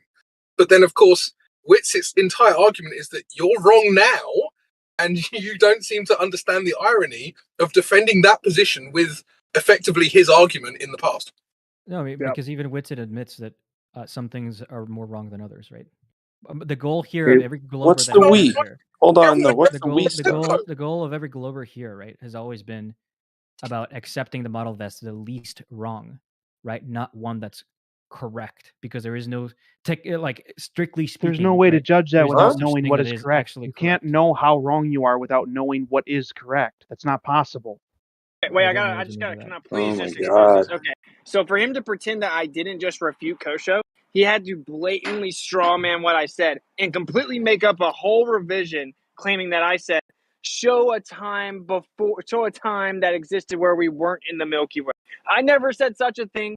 What I actually said was, can you explain the Earth being in a heliocentric model with current observations and us not being in the Milky Way? He said yes. You didn't say with current yes, observation. I did. Okay, no, Buzz, you want to bet $100? Buzz, you want to bet $100? No, but I don't recall you saying. We both don't recall you saying that. So okay, you're both sophists. That's not my problem. Well, here's what I can offer you, Whitsitt. If you can find me a recording of you actually saying with current observations, then I will yield that. We cannot explain us being in a heliocentric model and not in a galaxy. Dude, I said astronomical observations over 20 times. No. Current ones? Yeah, dude, what do you think? Current? If you said, can you explain the Earth being in a heliocentric model and not in a galaxy with the current observations? Then of course you'd be right. That's what we're talking about. No, but that's not what you said. What? Oh, that's obviously what we're talking about, though. Nope. That's the first thing you said when I came in the room. Wow. Nope. Yeah. The question he's. And then Coach is going to double down on it. No, they're not doubling. Yeah, okay, so what Left Lane had said was, if it was correct, that the heliocentric model is pertaining only to the solar system. And if anything, like what's it you had said, like, it implies the other stars are much farther away. Well, then I would agree that would be an implication, or that would be the only involvement of everything outside of the solar system would have with the heliocentric model, is that those things are just farther away. No, that's not the only thing. Okay, regardless, after that, you had said, you said explain this heliocentric model without the sun going around, or the sun being in the Milky Way. And the thing that I said was exactly what people believed all the way from the time when heliocentrism became a thing, all the way up until Edwin Hubble discovered Exactly. galaxy. You didn't So- answer my question. I said explain the heliocentric model not being in the Milky Way, and your response was, "Oh, people used to think that before they made the observations that made them change it." So you just completely avoided the actual question, and now we're sitting here still talking about it. This is what you guys do every day, all day. What I'm saying to you is that what I'm saying to you is that it's definitely explainable, even without bringing up the galaxy or anything about it, or anything But you'll outside the notice source. as well. No, it's because not. the That's heliocentric Witt's model point. doesn't pertain to that. Can I get a Witt's point is, from Witt's? if you believe in the heliocentric model, then this, and this would not be the case. So it wouldn't be possible. You guys bring up a time in history where they thought it was that way, ignoring the observations that we are in a galaxy. Hey, Like he's talking about right now. Jesus. Do you? I guess my question for Witsit is: do you draw a distinction between the heliocentric model, quote unquote, and the rest of modern cosmology? Because to me, there's a distinction, right? To me, the heliocentric model doesn't really have anything to say about cosmology, like at all. Dude, this is the whole point. Dude, it's like so funny. You guys are sitting in Discord on 2023. Oh God, why can't you just fucking engage with the question? Stop it with Dude, the meta. hey, you know what? You guys are being disingenuous. Hey, buddy, you're gonna get timed out for like 3 days. You keep on doing that, dude. Because that's like the 10th time I've asked you to stop doing that. So you need to show. Okay. So what I said, you guys are in Discord on 2023 defending the heliocentric model. You're defending the heliocentric model today, which means based on everything that we know, everything that we've observed to date, you think that we're in a heliocentric model, which means if you're claiming the heliocentric model, you're not able to just say, I just want to talk about the planets. That's not how it works. It dominoes into the rest of the universe. They are tied together. This is objective. I agree with you, right? I agree with you that the fundamental laws which yield the heliocentric model also need to be consistent with the rest of the universe, right? But colloquially speaking, when people say the heliocentric model, they don't really mean cosmology, which seems to me that that's the thing that you're trying to tease out. So if you want to talk about like the fundamental physical laws as they pertain to both heliocentrism and the universe, I'm more than happy to talk about that and forget the rest of this fucking semantic argument just happened. No, I was responding to left lane because this is what happens whenever I start to point out all the problems with current cosmology built upon the heliocentric assumption, specifically the Copernican principle and the heliocentric model, because that cascades into the rest of the universe and all these other claims people are coming up with. Every time that they don't have an answer because they know the model completely sucks outside the solar system, they want to just say, we're just talking about the solar system. That has nothing to do with the rest of the universe. And that is patently wrong, and it's a tactic used to avoid defending the implications of the heliocentric claim. That's just the fact. That's why I called it out. I mean, it's not patently false, right? But that's fine. So which observation, given the heliocentric model, do you think is not compatible? Excuse me, which data do you think is not compatible with the heliocentric model? Like, because you brought up the Hubble observations, right? Which are completely consistent with it. So yeah, okay, yeah, I never said it was inconsistent with relativity, though. So yeah, you have 1933 Fritz Zwicky looking at the galaxies and seeing that there was only 1% of the mass predicted. The gravitational prediction only had 1% of the needed mass required to prevent it from escaping the cluster, the galaxy escaping the cluster. Right. So then, nope, there must be 99% invisible mass there. Then you go to 1955. You have Vera Rubin. I'm sorry to interrupt you, but like one point, I would like to respond to one point at a time, right? Yeah, go ahead. If that's okay. So the inconsistency of like the observed energy of the universe and what the physical laws which had been accepted at the time predict, I don't see how that has anything to do with heliocentrism.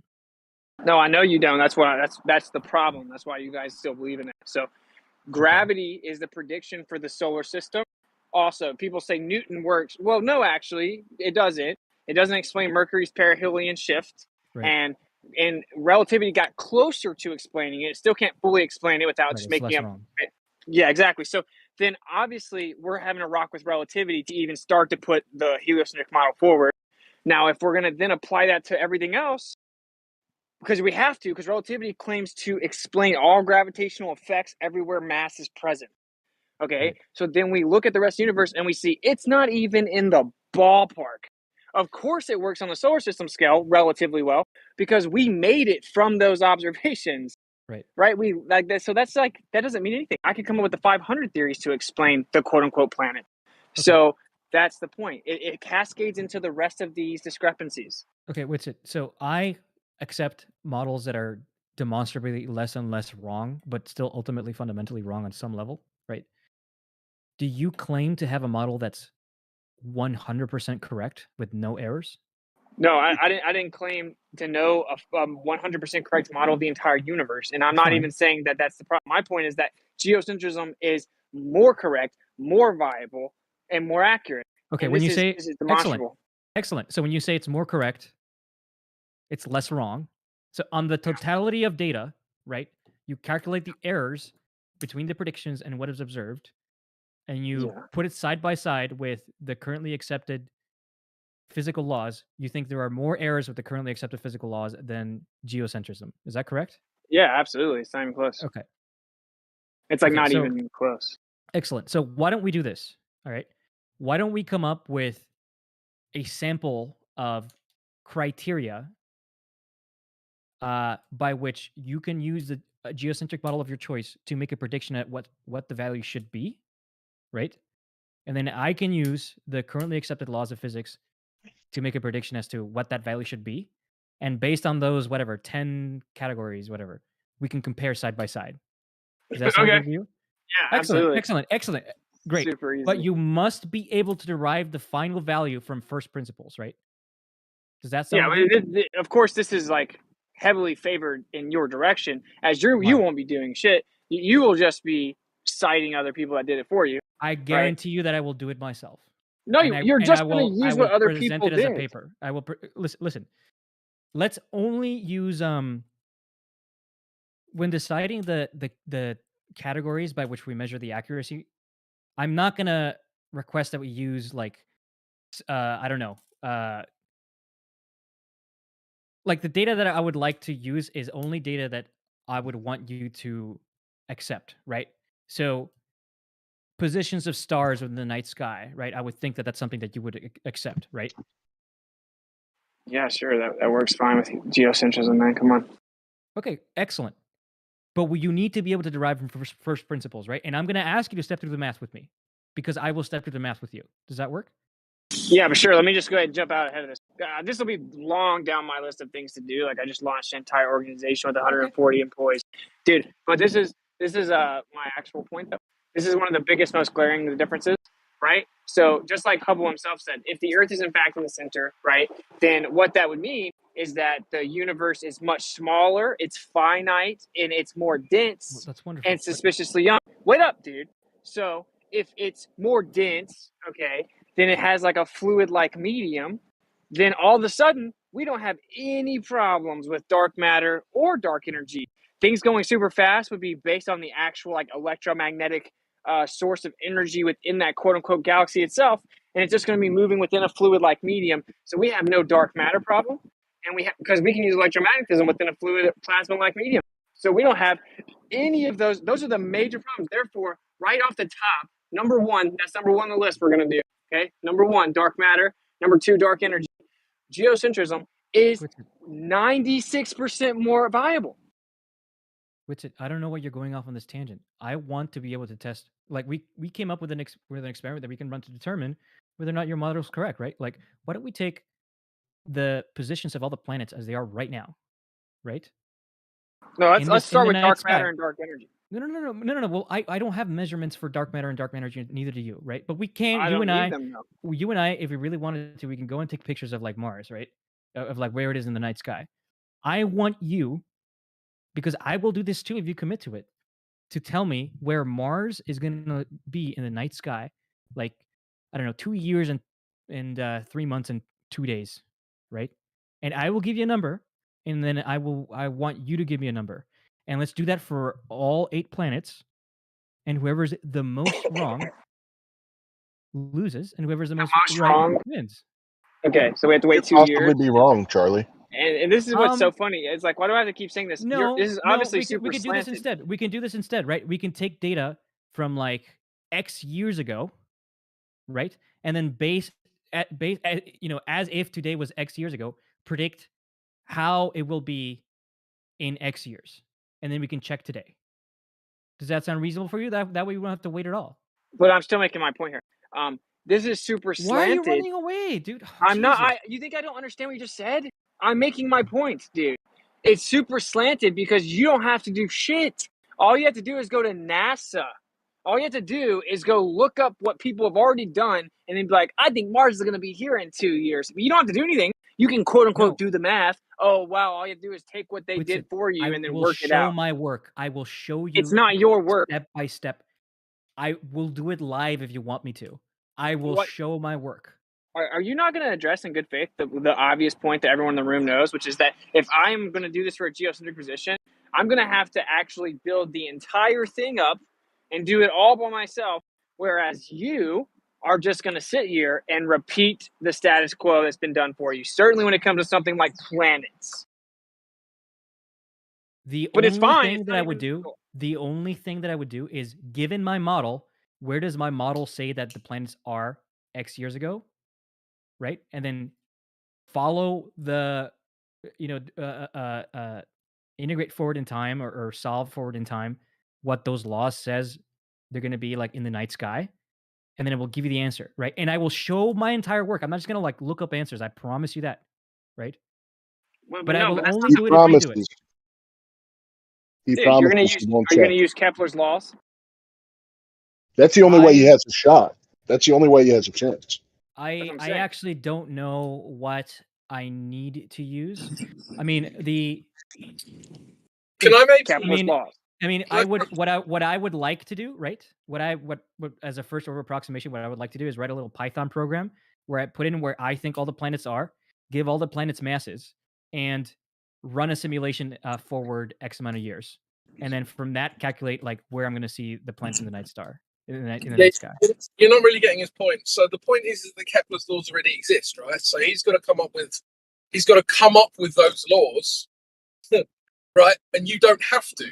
No, so he doesn't have to come up with them. He says, why does he need to come up with them? He says he already has a model that. Come on, man. Did I finish? Yeah, sorry. Go ahead. No, I didn't finish. Okay, thank you. So you've got all of these laws with which you're just going to take the fundamental groundwork and then like add the maths to that later. You're layering on your own maths, right? But he's actually going to have to. This is his point, right? I'm just clarifying because you haven't addressed it. He's going to have to come up with his own laws, which he then adds the maths to afterwards. So you've got one very small step. He's got a very large step and then a very small step afterwards. Does that make that clearer? Crypto, explain to me how he can say that the errors from his model, okay, are smaller than the errors from my model if he hasn't come up with the actual model. Okay, so I'm not a mind reader. I was just explaining what he's already said that you missed. So if you want to ask him that question, go ahead. Well, I think you missed it because you're defending him for it, right? Like if somebody claims I made the best cake ever, I assume they used an oven, right? I just clarified what he said. Crypto. He said his model fits the data better, right? So now you're doing a red herring on something else that I didn't address. Crypto. Well done. Crypto. He says his model fits the data better. All I'm asking is crypto. All I'm asking is that he demonstrates how his model fits the data better. If he doesn't have the model yet, then he could never make that assertion. So maybe he should walk that back. Let me just bring some clarity to it instead of you guys talking about what I think. Okay, the crypto made a point to you and you can't address it, so it's whatever. I had to make it 5 times. You still ignored it. Doesn't matter. Okay, so technically, I could just go back and just use like a Tychonic system, and I can just use like a neo-Tychonic system, slightly updated because there's been much more observational data since then. You can just have a neo-Tychonic system. That's the base kinematic and geometric relationship. certainly of things like planets, no big deal. Then you have a dynamic relationship. Well, your side doesn't even know what that is yet. So if you wanted to add into it that somehow you need to know the cause of the dynamic relationship, then your side would fail miserably and I would actually win because I would just use electricity or magnetism and then immediately win. Okay, the point that I'm making is when you get further into it, because you're talking about physical laws, so like, okay, you mean like dynamic forces, dynamic relationships, then you're going to have to talk about stuff like, well, what is the medium? What's the actual dynamic force that's acting within this medium? And then the properties of the medium within that force. And then listen, dude, you're going to have to show the relationship of all these things. Are you trying to get me banned? Is that what you're trying to do right now? All right, this is just over your head, frankly. Like you're just gish-galishing right now. It's just over your salad head. dressing. Salad dressing. See, that's what I'm saying. Like you can't keep up, Charlie. I'm not even trying to be ugly. Very simple, very explicit. Why is this allowed? Why does this dude get to continually do this? Yeah, I mean, Charlie, what he said made perfect sense to me, all of it. So I don't know how you're not keeping up. It really wasn't actually that complicated. Ricky, yeah, it's very clear. Is this the guy that can't know anything? Is this the guy that says he can't know anything? Oh, he can. He can know which is 100% wrong, apparently. All right, I think I made my So point. he can know something. If you want to do it, let me know, and I will actually genuinely do it with you. But hey, see you later, guy. Bye. Yeah, see you later. This is one of those tactics that they use. It's like, if I didn't understand what you said, then I'll call it word salad. Okay. One after another, dude. We've heard that 100 times before, guys. Let's not do that because we know it's a tactic. So just don't do it. It's really, when you know it's happening, it's really hard to listen to, man. Like impossible. Charlie's an intelligent dude, but he cries about Witsit being a dick, but he's always a dick to Witsit. It's kind of which is why I like reciprocate the energy. Yeah. I reciprocate the energy because, dude, this is what really frustrates me. What really frustrates me is when I know someone's smart enough to know what they're doing and they're intentionally using sophistry. Because sophistry is a pretty disgusting tactic. Like, I don't throw that word around loosely because it involves intention. It means the use of fallacious arguments with intention to deceive. So, like, or it'll say typically with intention, I believe, most definitions. That's how I use it, right? So that's a pretty serious allegation. That's what frustrates me. That's when I get upset. Like if someone genuinely doesn't understand my position or whatever, like that's fine. But it's like when people are playing games with me, it's like, this is so disrespectful. Like my time is valuable, bro. You know what I'm saying? Like just because I'm in here a lot doesn't mean my time's not valuable. And the amount of energy put into presenting like a very specific intellectual point is also valuable. So it's disrespectful to just breeze past it, walk right past it, ignore it, play these little games. It's just it's just really frustrating. But anyway, there's my little rant. But does everyone see my point about the geocentric model? I could do it. I do plan on at some point doing it. But like, I'm super busy, man. Like just running audit NASA is a lot of work.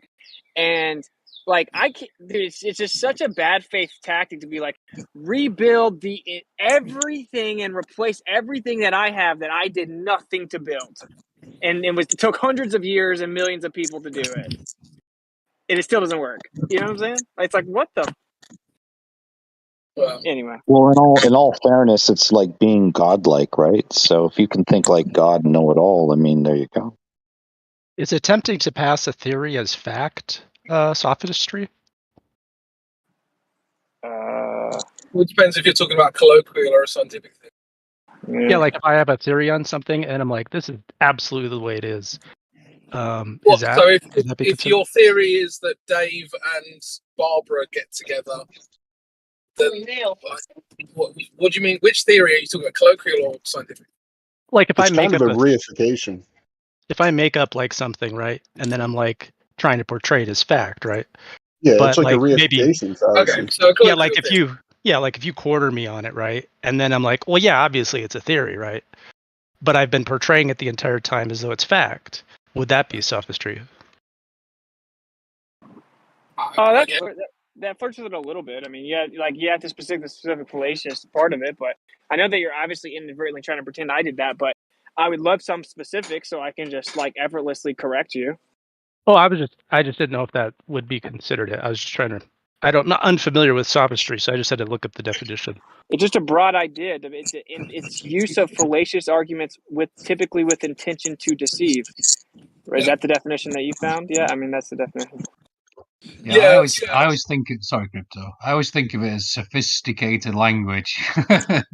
Or sophisticated life. I mean, Yeah, really yeah. sophisticated.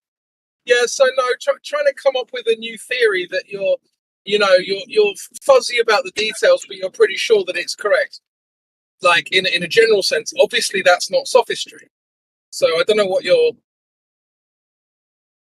trying to get out here. Yeah, it would have to be very specific. What you would need to do is name the fallacies that someone's using, and then how they're intentionally using those with tactics so that they can deceive. Right. Yeah. You like, for notice example.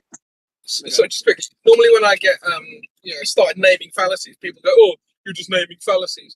Well, no, you have to name the fallacy because then you understand why it's fallacious, right?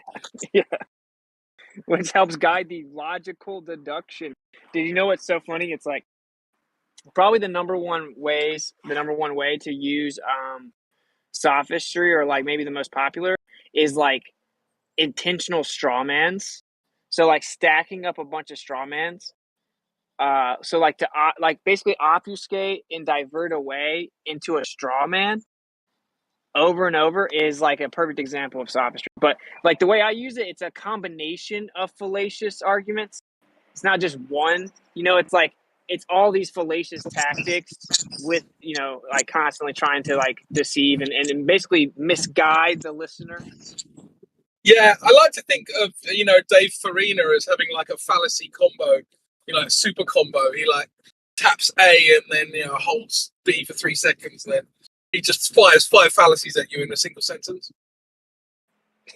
Yeah, like that's perfect example of sophistry. It's like a lot of them. It's like the combo fallacy. But yeah, because like so I think I'm gonna have Robert Sungenis come on my show.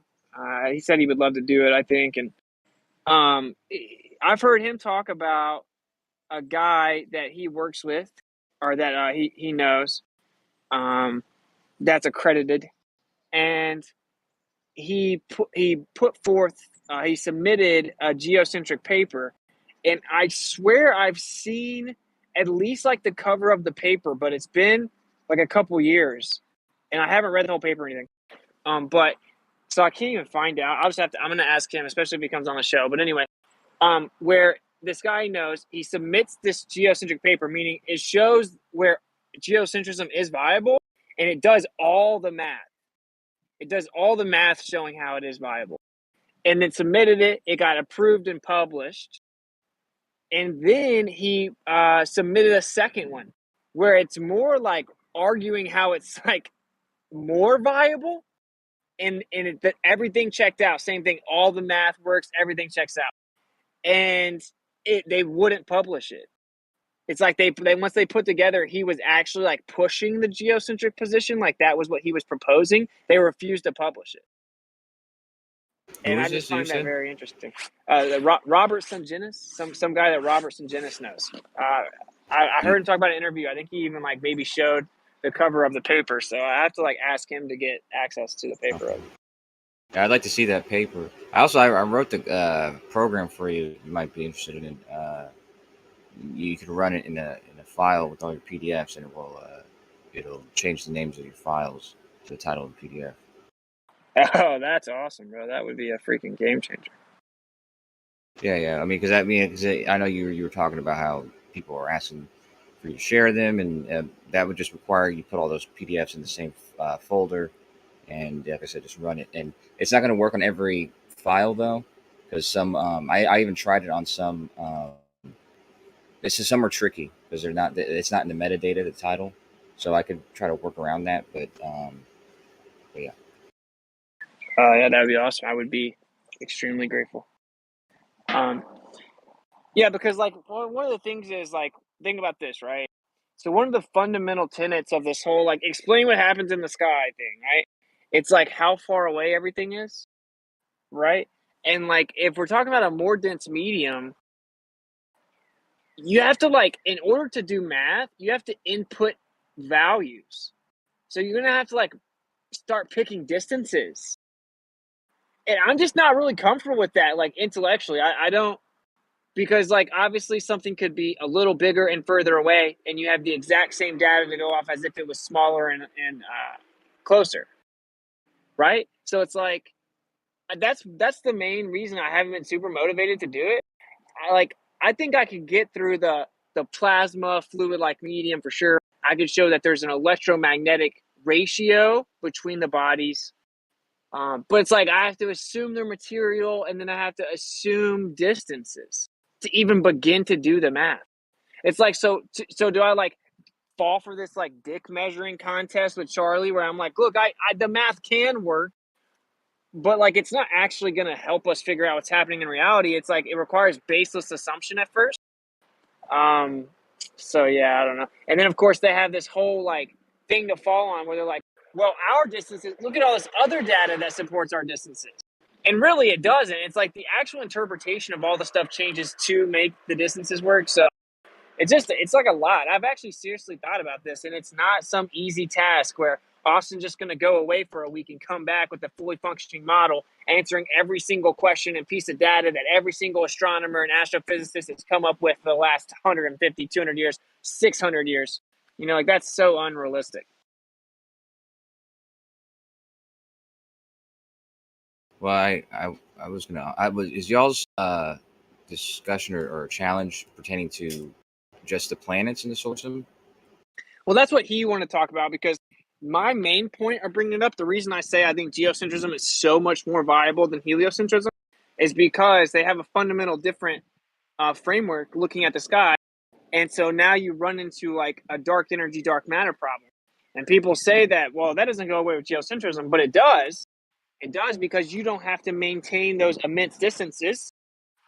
They can be much more local, which means it can be in a much more dense medium, which means if you can have a much more dense fluid-like medium, you don't have a problem with dark matter or dark energy, especially if the cause of this motion, the different motion that we see in the sky, is electromagnetic, right? Like then you don't have a dark matter problem, you don't have a dark energy problem, especially if you implement an idea of even the ether.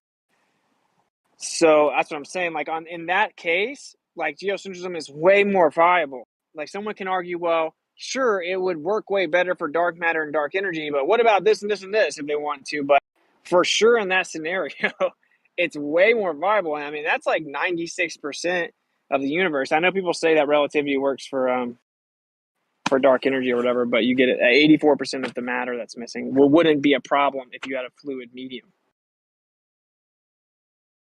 Geocentrism. I'm trying to remember because there's models where the sun orbits the Earth and the other planets orbit the sun. I'm trying to remember if that's a problem. That's like a neotychonic system, or even I think maybe even Tycho himself actually proposed that type of system at one point. But I got to think about that for a second. Just think if that violates one of the things I was thinking about. There is a violation if you guys use the moons in the solar system. Yeah, they're in. I guess depends on what you're claiming. If you're claiming that the distances in the solar system are consistent with what we know or not. But no, I wouldn't be doing that. No, like I don't believe the distances. I believe the ratios, because it doesn't require belief. The ratios are just the observed ratios, like the relationships, right? Like that's pretty definitive, as far as we know. I mean, you know, it's all based on just like apparent observations, which is redundant, but like I don't buy anything else, man. I don't buy the distances to the planets by any stretch of the imagination. I don't believe in. I don't even think there's like, could there be millions of miles? Sure. I don't think there's any millions of miles. So it's just not something that I vibe with at all. You know, Charlie's not here, so I guess this wouldn't really be. I don't want to give him an assist or anything, but there is particularly one thing that's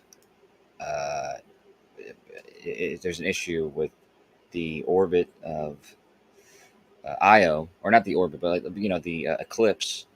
How often Io is eclipsed by the moon or by its planet Jupiter. because it does that by a very exact schedule because it's cyclical. And the problem with that is that timing changes based on the sun we are with Jupiter due to the speed of light. And so that was actually used to calculate what the speed of light was. And that would infer the distance to at least Jupiter and that moon. The speed of light in an assumed vacuum. In a vacuum. But if you want to make a list of things, you don't have to, obviously, but if you want to make like a list of things that you think like basically debunk geocentrism, then I'd be happy to look at them. Like, I'm gonna do a show with Robert Sungenis, and that's what I'm gonna do. I'm gonna just toss him the alleged debunks of geocentrism and let him address them. Well, the problem with that statement I made was I'm not sure if that does debunk geocentrism. The distances, like I said, would have to be consistent with what we know them. But I was trying to see if the planets orbiting the sun and all that orbiting the Earth would still violate or be violated by that fact, or if it wouldn't. But I haven't had time to think about it. See, I think one thing that me and him disagree on staunchly is the distances. Like, I think he's in like some paradigm where he might think things are somewhat closer, further out, but he's like, NASA's satellite Pioneer shows that geocentrism is more accurate. You know what I'm saying? And I'm like, bro, you need to chill, dude. I don't know. You drank the Kool-Aid, bro. But yeah, it's whatever. But I mean, I think it would be edifying in the sense that he can address subjects like parallax and aberration and like these basic things people claim debunks geocentrism, and it won't come from me, right? Because like if I say it, it's automatically wrong to many people, right? So yeah, I don't know. But those same people probably disagree with Robert Sungenis as well, though, right? Yeah, the people but you're talking about, like Globers. Well, I'm talking about like normal people, right? Like I wouldn't even call like everyday people Globers, because the only time you get the name Glober, it's like inside this conversation. Like no one is a Glober in everyday life outside of flat Earth. Like that's just the Earth. They don't defend that the Earth is that. They don't, nothing like that, right? I'm just talking about like that. I mean, if you want to call them a Glober in the sense they think the Earth's a globe, sure, but those people don't really disagree with Robert Sungenis. My point is to try to make really dope content where people can send it to people they want to introduce the subject to. I'm not doing it for a staunch Glober. You know what I'm saying? Like they're gonna probably hate on him just as much as me. Okay. So yeah, I was making that distinction because I wasn't sure if you were talking about multiple or just people you engage with in this community, like Globers, which I don't even consider myself a Glober, just because I make distinctions between Globers and Ballers, and I do consider myself a Baller, but not a Glober. I think Globers are more closely to what you call anti-flat earthers, or whatever. But I just think there's a slight distinction. Well, that is a little shorter. Well, yeah. I mean, I see what you're saying. Yeah, but nah, man, my content's not for them. Also, I just know that a lot more eyes are going to be on this conversation, and like one of the biggest parts of it is like, are we actually flying through space? And that alone has what I consider maybe one of the most most important philosophical implications. Right. So like I'm very content with someone having their eyes open to wait. This whole idea that we know we go around the sun for a fact isn't quite as sewn up as I thought it was. And what would that mean if we actually were in the center? Like, I think that alone is like a pretty big deal. Like you may know the answer to this question, or the other ballers do, but like with the wobble.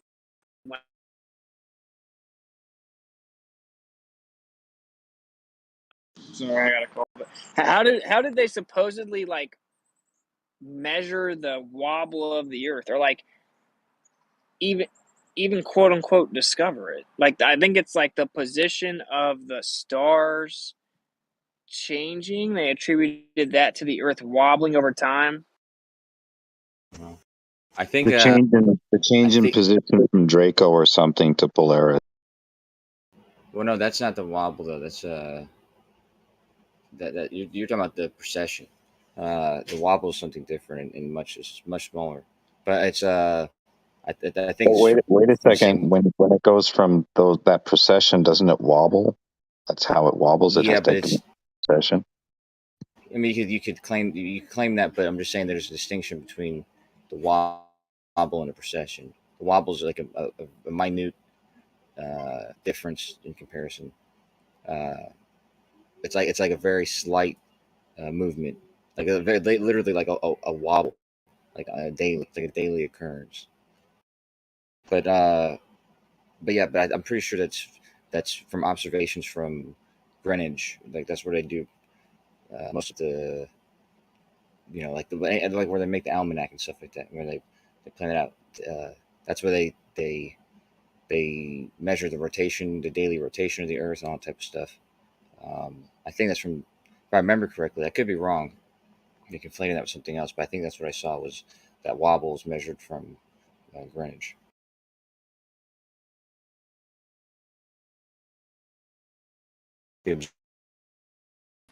Okay. Yeah. Like, I just know that, like, you can't actually measure it. From my understanding, you can't measure it. I don't know.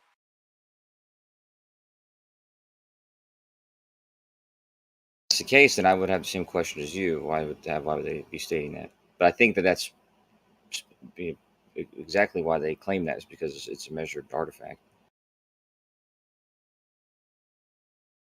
I didn't really follow you though. Like, so they measure what? Like, what exactly are they measuring?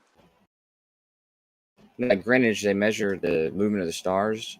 So I don't know how often they do it. I think they do it daily. I think they do it all the time.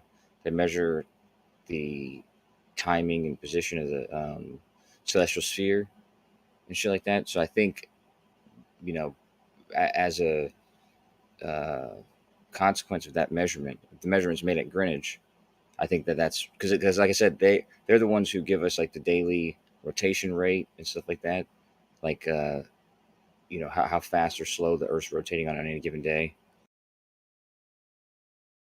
So I think that's where. So it's the change. It's the change in the stars over time. So, but like, what I'm trying to figure out though is like, I don't even know all the specifics of this because it's such a like not talked about thing because people just say it's so small, but that doesn't matter. It's still important. Like how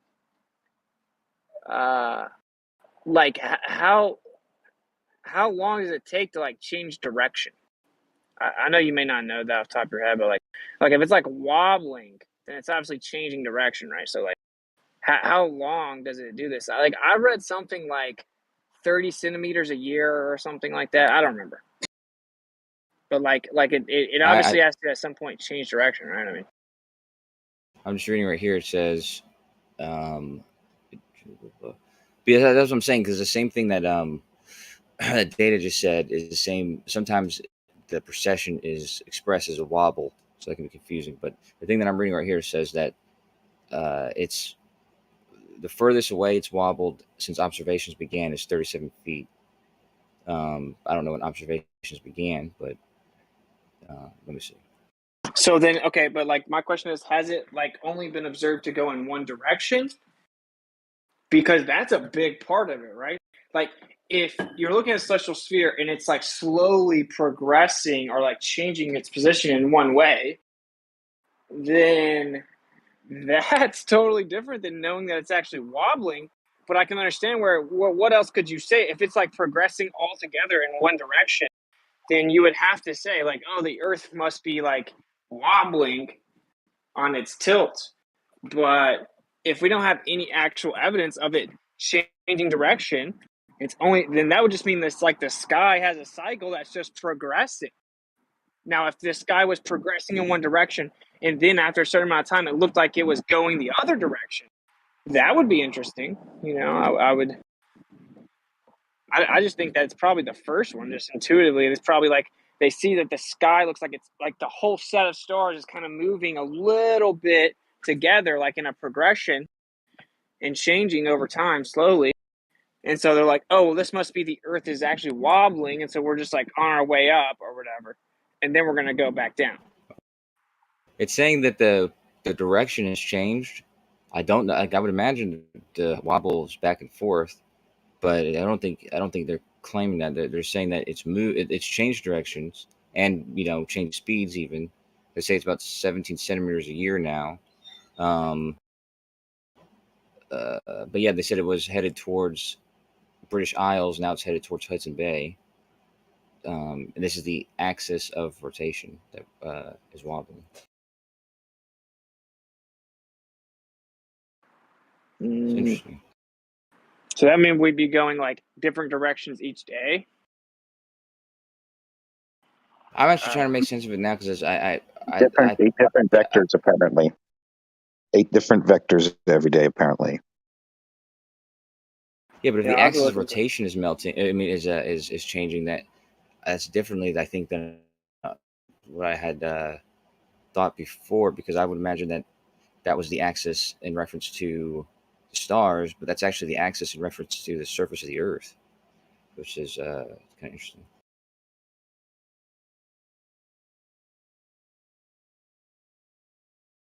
Yeah, like the Earth is for sure stationary, so I don't know, at least as I see it. So I have to look into the wobble. I think the wobble is interesting. It always gets swept under the rug because it's just claimed to be such a small effect. But if it was so negligible as if to just be ignored, it wouldn't exist in the first place. All right, it was obviously required to explain something. Yeah, like I said, I'm reading. What I'm reading now gives me a different understanding of what it is than I did before. So, because like I said, So I'm trying to make sure that that's correct. That it's the spin axis itself that would be changing in reference to the surface of the Earth, which in itself sounds bizarre. And yeah, you wouldn't imagine there would be a huge increase or any at all, because that seems like a very bizarre thing to me. If something's spinning and the axis is changing, but only in reference to the surface, not only in reference to the surface, but in reference to the surface, that means that the object itself is spinning at it. It's like if that were to persist and it, like move to the equator, it'd be like the pole was at the equator basically, and that was rotating, which is way different than what I expected. I mean, what I understood before.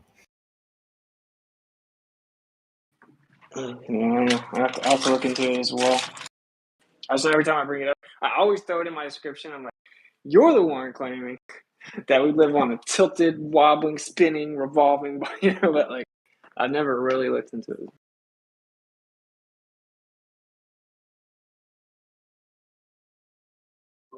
Hey, Kosho, could you say for us, for all to hear, say it 3 times?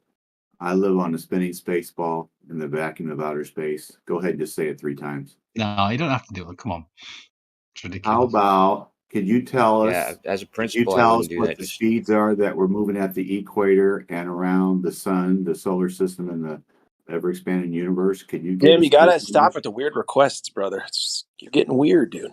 We love you. I'm just asking. We know what he believes. Their numbers. Right? That's all. That's the kind of thing you ask a hooker after Okay. you pay her. Anyway, we know what he believes there, Jim. Right? Don't we? I don't. I was don't like, believe that question is answerable. Globers to tell us what their model is, so we know that they know what their model is. That's all. Okay. Well, even if they know their model, that model doesn't match reality. So what? Now what do we do? I just like to know. If Globers know what they live on, what they think they live on. They don't know what they live on. They have no clue. Well, that's we have obvious. A slightly better idea by admitting that it measures flat, but still, that's about it. Yeah. Yeah. No, I just enjoy the Discord and TikTok and Facebook Globers who are non-academic and non-credentialed. That's very interesting. Yeah. I was just going to say, back in the day when I used to drink a lot, I used to listen to philosophy endlessly. Usually Alan Watts and people like that. But I remember once I went through a phase of listening to Terence McKenna. Probably listened to Terence McKenna a little bit. This is a long time ago, so I can't remember the story at all. I just remember the punchline. And he tells a story of a young private in the army, and he grows up to be this prominent person, and I can't remember. I want to say it's someone like Nietzsche or somebody like that, but I can't remember. But it's somebody like that. And he got he had a messenger. I always liked the definition of angel as a messenger in a dream. Some people might not like that, but I always like that. Anyway, so he got this messenger in a dream, and I always remember what the sorry, I've totally killed the story, but I always remember what the messenger said. He said, "We're going to take over this place using measure and number." Isn't that telling? We're going to take over this place using measure and number. That always stuck with me. And it's a long time ago since I heard that story, but yeah, probably about 15 years ago. That's why I can't really remember it. And I was an alcoholic for over 10 years, so doesn't help with memories.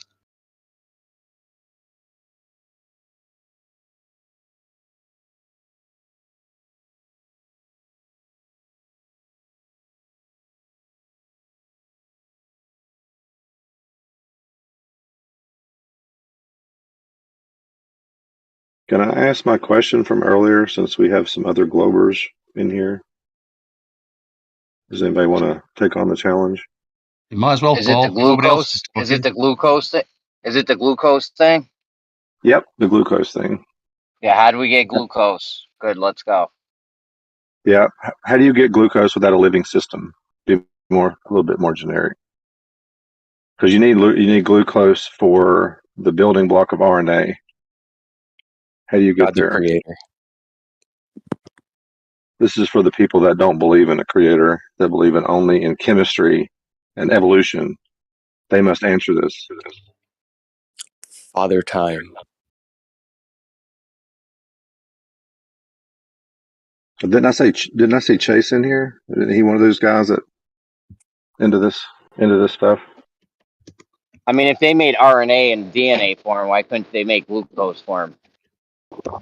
Like naturally without any living thing. Yeah, and next question, and also connected to this, if it is a natural process without any living system, what kind of laboratory conditions would you have to be under so whatever you're synthesizing or is being synthesized is not contaminated or destroyed? So how do you go through that process in the early Earth? Please explain.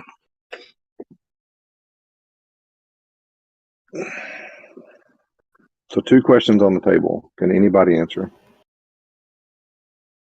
Wasn't it plants that figured that out? Plants figured out how to make glucose? From sunlight? I thought so. Yeah, photosynthesis. Yep, exactly. I was being a little bit more generic because I did a little bit more digging, and there's a pathway in living cells that you can get. Like I think even other cells can create glucose, so you don't have to necessarily have to have photosynthesis. I don't think. Anybody want to address it? Component. Yeah. Well, and glucose is necessary for RNA because it's the backbone of RNA and DNA. It's on the backbone. So, which came first? Where did the glucose come from to be on the backbone of the RNA?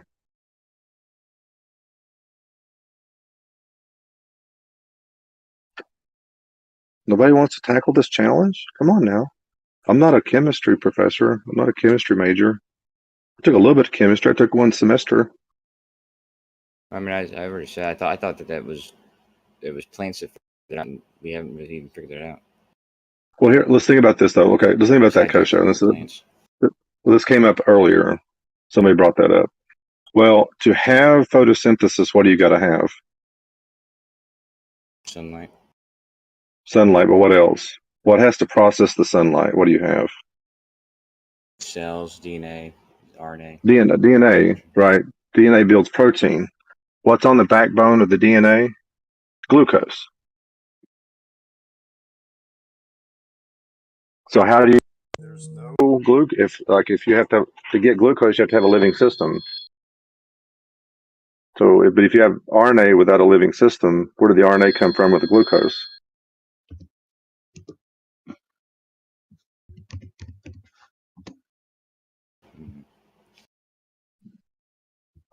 Silence is deafening. I think that ringer is deafening. Oh, sorry, I didn't know you could hear that. Sorry. Just kidding. Sorry about that. My phone was ringing. I didn't realize it was coming through. Thought it didn't come through. Sorry about that. Yeah, biology's not my strong suit. I know Jace was in here a while ago. He's a DNA aficionado, but Well, yeah, I see him in here. He's not muted or deafened. So either he's listening or ignoring. Or he's probably listening and ignoring, or he's not paying attention or something. Or he has a secret earpiece in and he's with his girlfriend or his significant other, and she doesn't know that he's listening on her. Yeah, exactly. Chase, you want to tackle this problem? That relationship's gonna go great. I was just kidding though. So when Terrence McKenna tells stories, he kind of tells them like this. Oh, that's perfect, dude. And the more research we do with psychedelics, yeah, he's good. I miss Terrence, right? He's good. Oh my god, that's so good. It's okay. It's okay. I haven't listened in a long time, so I'd like to do more of him because his voice is so soothing and storytelling, but it's that high pitched nasally where you're like, there's no way that's not a white guy. Anyway, do you know that that song when the Beatles come together? You brought it up the other night. Yeah, talking about the drums, but I think that was written about him. Well, I mean, I've heard that rumor. Word. That'd be cool. I mean, Beatles music is written on some wild shit, so that makes sense, I guess. What I think it was supposed to be like a promotion for his, like, he was running for mayor, I think, of San Francisco or something like that, or was going to. Oh, well, that's cool, dude. It's gonna be like a campaign song. You know more than I do about that shit. I rumored in a book. I don't know if it's true. Yeah. No, Terrence was a neat fella. One of a kind. Oh, he did respond to you in chat, said glucose is not found in RNA or DNA. There goes the dynamite.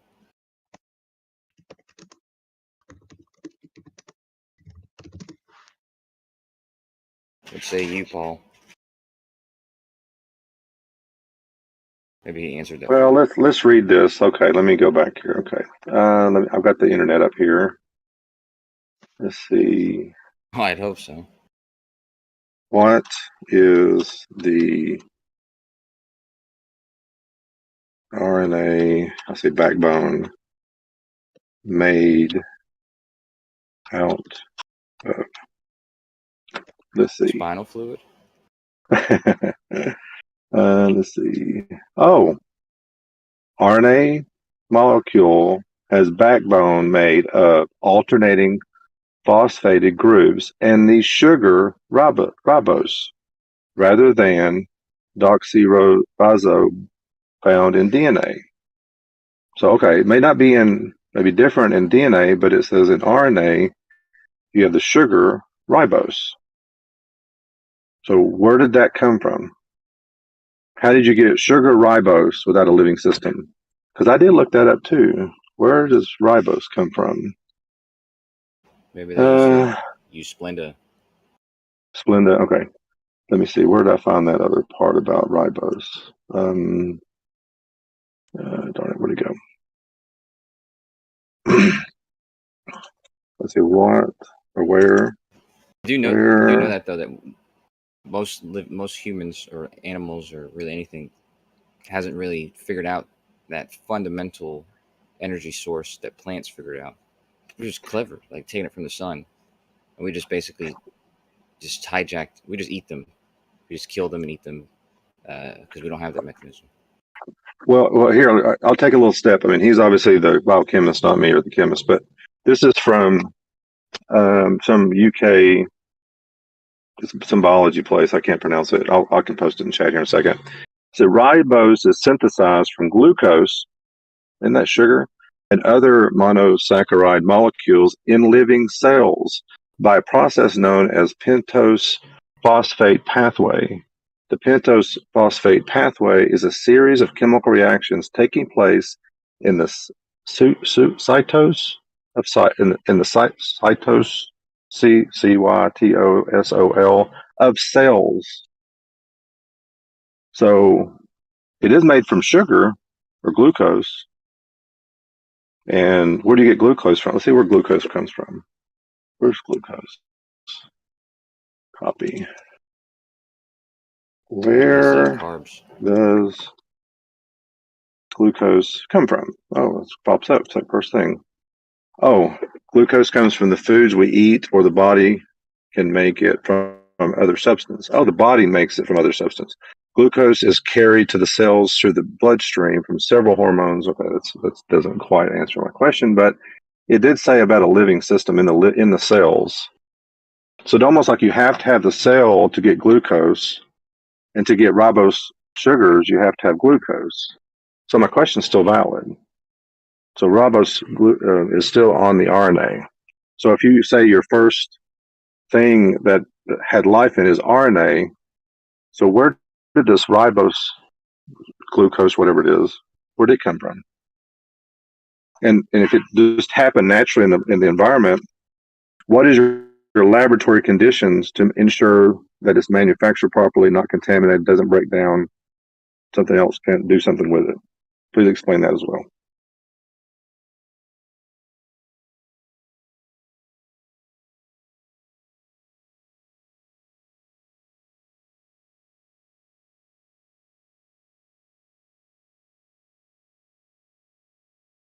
He said in living cells. I'm trying to read what he said. I just went to his chat. So, but I mean, when we're talking about the first life, they usually talk about RNA, right? So if you have the cell membrane and RNA inside this living cell, well, where did the RNA come from? Where did the glucose come from? Where did the ribose come from? Where did it all come from? Did they go down to the local supermarket and buy it in bulk? Actually, you would need quite a lot of it to make a living system. And actually, that's something else. Did a little research, and most people that do abiogenesis research, they do clean their laboratories very well. Doesn't sound like a prebiotic earth. They sometimes buy their stuff in bulk from other places that filtered it, that gained it from the environment and filtered it, gave it to it in a very pure form. How is that anything resembling the early earth? Please explain. Still waiting. Well, I mean, you don't think God was clean? Don't they say cleanliness is next to godliness?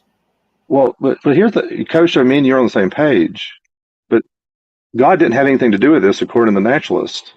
It's all pure chemical process in the prebiotic earth, primordial slough or slime or whatever it was.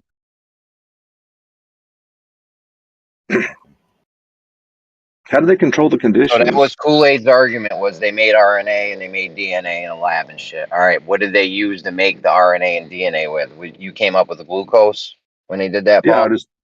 Yeah, right. Well, where did they extract the glucose? Where did they extract it from? An apple? That's what we're on. Where did they get? Now, how do you get glucose to come about naturally? Can we just make glucose? Yeah, or not naturally. Can we make it? Can we make glucose in a lab with putting shit together? Yeah. According to Jace's paper, if you have formaldehyde, I'm not sure what that is, but I've heard it before, and glycolaldehyde, they use these two things to eventually come up with the carbs, which are what's used in your body to form glucose. And it says that this glycolaldehyde is found both in the biosphere and in the interstellar medium.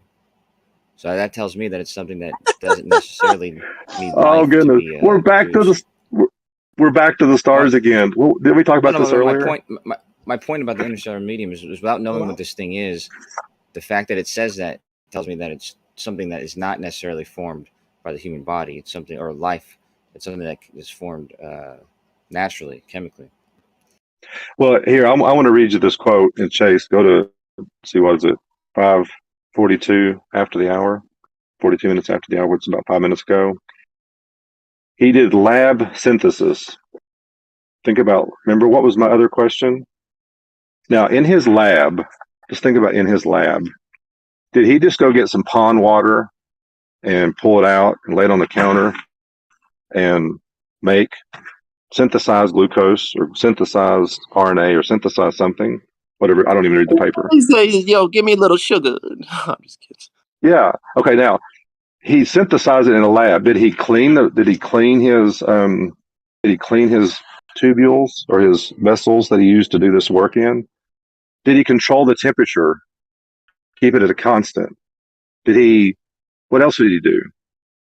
Or did he just put it into a non-controlled environment that's got all kinds of potential contaminants in it and did his experiment? Which is it? Yeah, but those contaminants, what role do they have in this? Why would they need to be cleaned beforehand? So it seems to me that those would be living things that were going to contaminate the facility or whatever. So if Earth didn't make sure that was the case, then I don't think that'd be a problem because there wasn't living things. Okay, so you got even in that scenario, you've got the sun, you've got other things in the environment, temperature fluctuations. There's other minerals, that may interact with whatever chemical process is trying to occur. Like, how do other minerals like magnesium or iron or oxygen or carbon or carbon monoxide, or whatever it may be in the environment, interact with those things? And maybe either cause those things to either not stay stable. And what are the half-life of some? Here's the other thing. What is the half-life of some of these molecules? If you let's say you magically formed an amino acid or something, whatever you magically formed in the environment, what's the half-life of it? If it's years or something, is it? Let's look at that. What's the half-life of amino acid?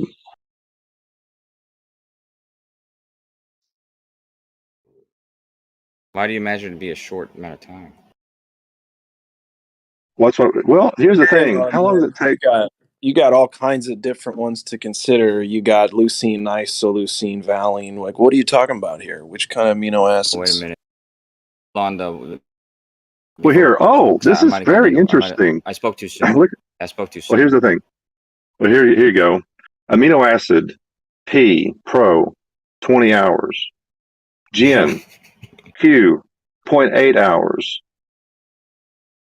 ARG, 1 hour. That's arginine. And yeast is 3 ARG minutes. is arginine, by the way. Nitric oxide. Oh, is it? Okay. Oh, whatever. I just typed in amino acid, and these are the ones. And so these are the high flat. Let's see, there's probably more. It's just 16 more. Let's open it up. Oh, okay. Let's see. Oh, the biggest one. Let's see. The biggest one is the VALV, 100 hours. The next one looks like, there's two. The next two would be GLY, 30 hours. So now, glycogen or glycine. Anyway, go ahead.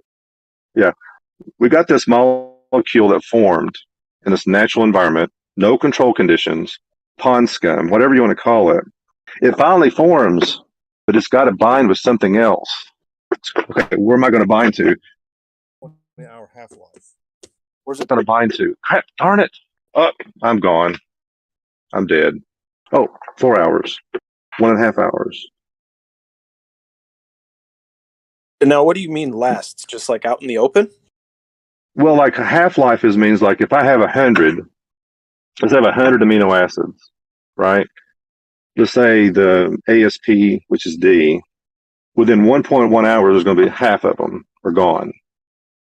Or half of them are going to be gone. Gone from what? Like like when it was first born as an amino? If I synthesize an amino acid, whatever one it was, let's say I synthesize 100 of them. Okay, within let's say 1 hour, half of them are going to be gone. Within another hour, another half are gone. Right, I got it. Another half are gone. You see? Yeah, I got it. But it took millions of years for things to form. Millions of years, guys. Millions of years. Just give it time, dude.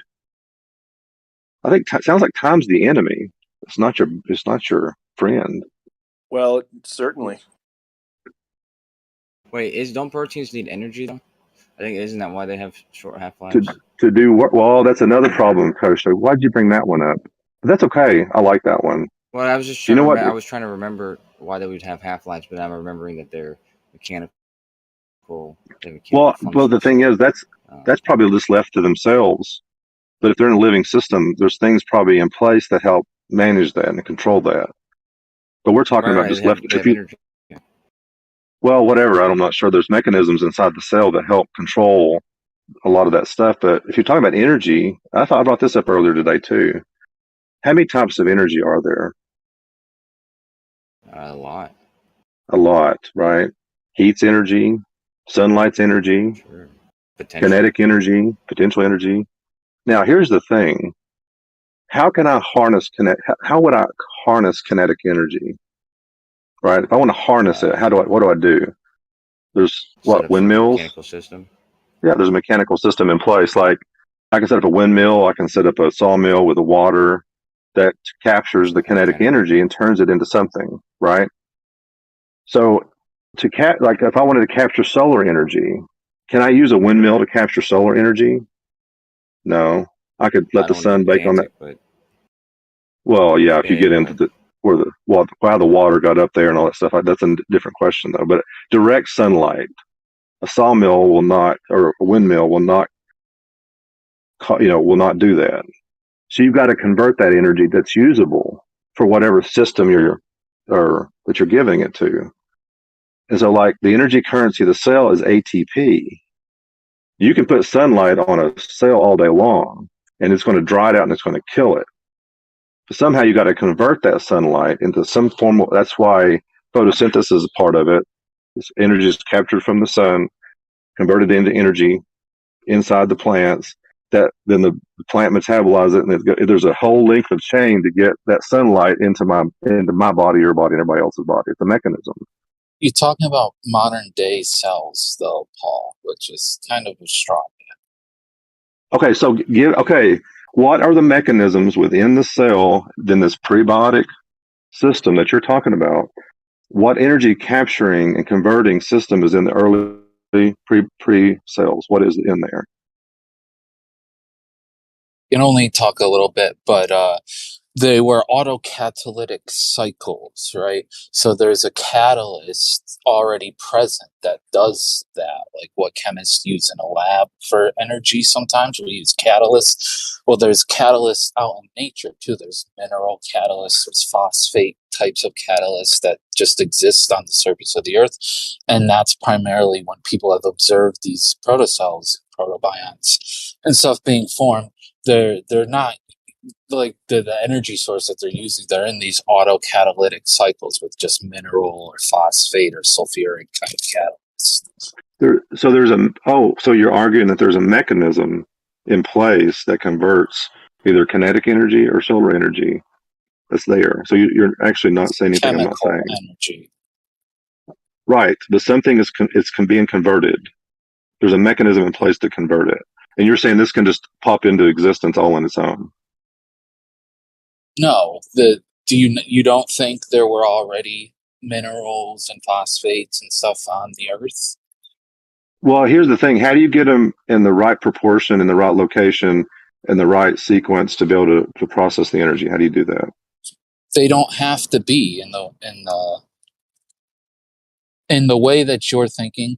They don't have to be, because these are autocatalytic cycles. So even if it begins from just one, as time goes on, not even a long amount of time, just short amount of time, because they're in an autocatalytic cycle, they're just replicating themselves over and over and over again. So all you need is just one, and then quickly that will outcompete all the other molecules around it, because those aren't in self-replicating or autocatalytic types of cycles. So do these cells have RNA in them?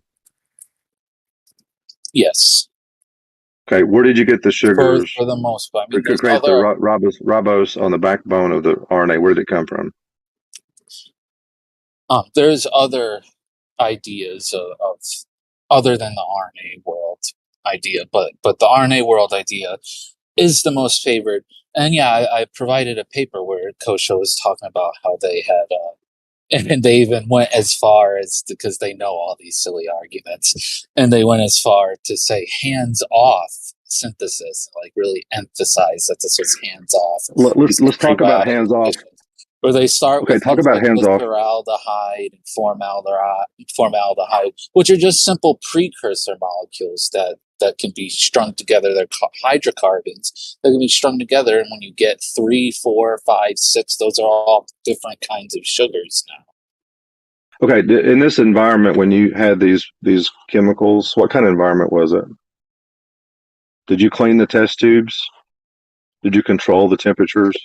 Like I said, none of that matters because all is one. These are autocatalytic cycles. They will quickly outcompete any other contaminants because those contaminants are not self-replicating, right? They're just there. But the molecules that are in question here are an autocatalytic cycle. So they're just repeatedly making themselves over and over again. So they're going to quickly outnumber all these contaminants.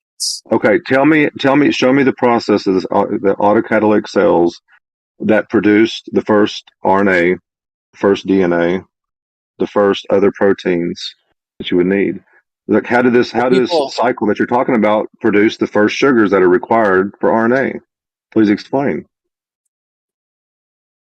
Yeah, so right, people have witnessed. David Demers has seen it happen in just regular natural body systems like rivers and lakes, both in Australia and in America. He's published a bunch of papers detailing the processes of how you start with precursor molecules like glyceraldehyde, formaldehyde, nitrogen, in these lakes, and ethane, things like that, right? And these are just chemical reactions. Well, you wanted the explanation, man. Let me give it. Okay, well, here's the thing. Let me ask you about those lakes and rivers.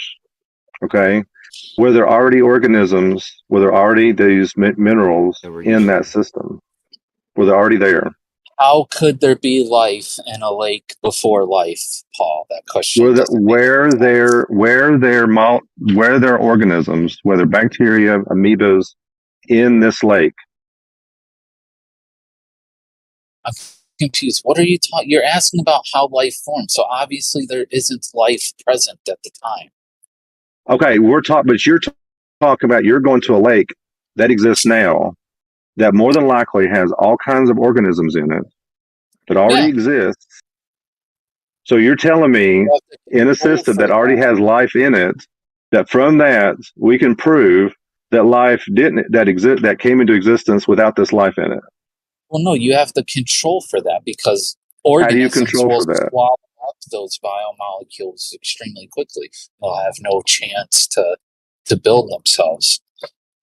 But you went to the lake and saw it happen in the lake. So how did you control it in the lake? I'm asking you. You're quoting this paper. To the lake. I didn't go to the lake. David Demers is. If you're truly interested in this stuff, I've posted his papers in this chat before. You can look up my name. Look up my name with David Demers. You'll find at least 3 of his papers. You can read the rest yourself. You can see exactly how they controlled for these things. I don't know off the top of my head. I'm working in my own lab right now. I'm not going to look that up for you. If you're really interested, you can do it yourself. But how he's described his research is that they controlled for organisms that would take in the biomolecules as they formed, because obviously they're not going to learn anything if that's happening. So they control for that, and then they witness these processes. They analyze the mechanisms, the chemical mechanisms for what's happening in these processes. Okay, so what you're saying then is we see this process through pure just way chemical works, but from this we can extrapolate that from this early system, that from that you get all living systems. No, what I'm saying is David Demers and his team, they've witnessed it out in nature. People have done it in a lab setting. Many people, starting with like Sidney Coleman and way back in the day. But they've saying this is not. Stop interrupting me, man. Well, I'm asking you a specific question, and you go on and on and on. I said you witnessed something in nature. You witnessed something in nature through this catalytic processes that you're talking about. Now you're extrapolating that from that catalytic process we have all life. Again, right? So Is people that like what you're David arguing? Just say it's a Demers, yes or no question. Is that a yes or David, is it a yes or no question? dude, what the fuck, man? Because you're going on and on and on. This is a yes or no question. Yeah, you're gonna let me speak though, right? Or what's Yes. the deal? I want you to answer yes or no first, then you can Are you explain. that terrified? No, I'm not terrified.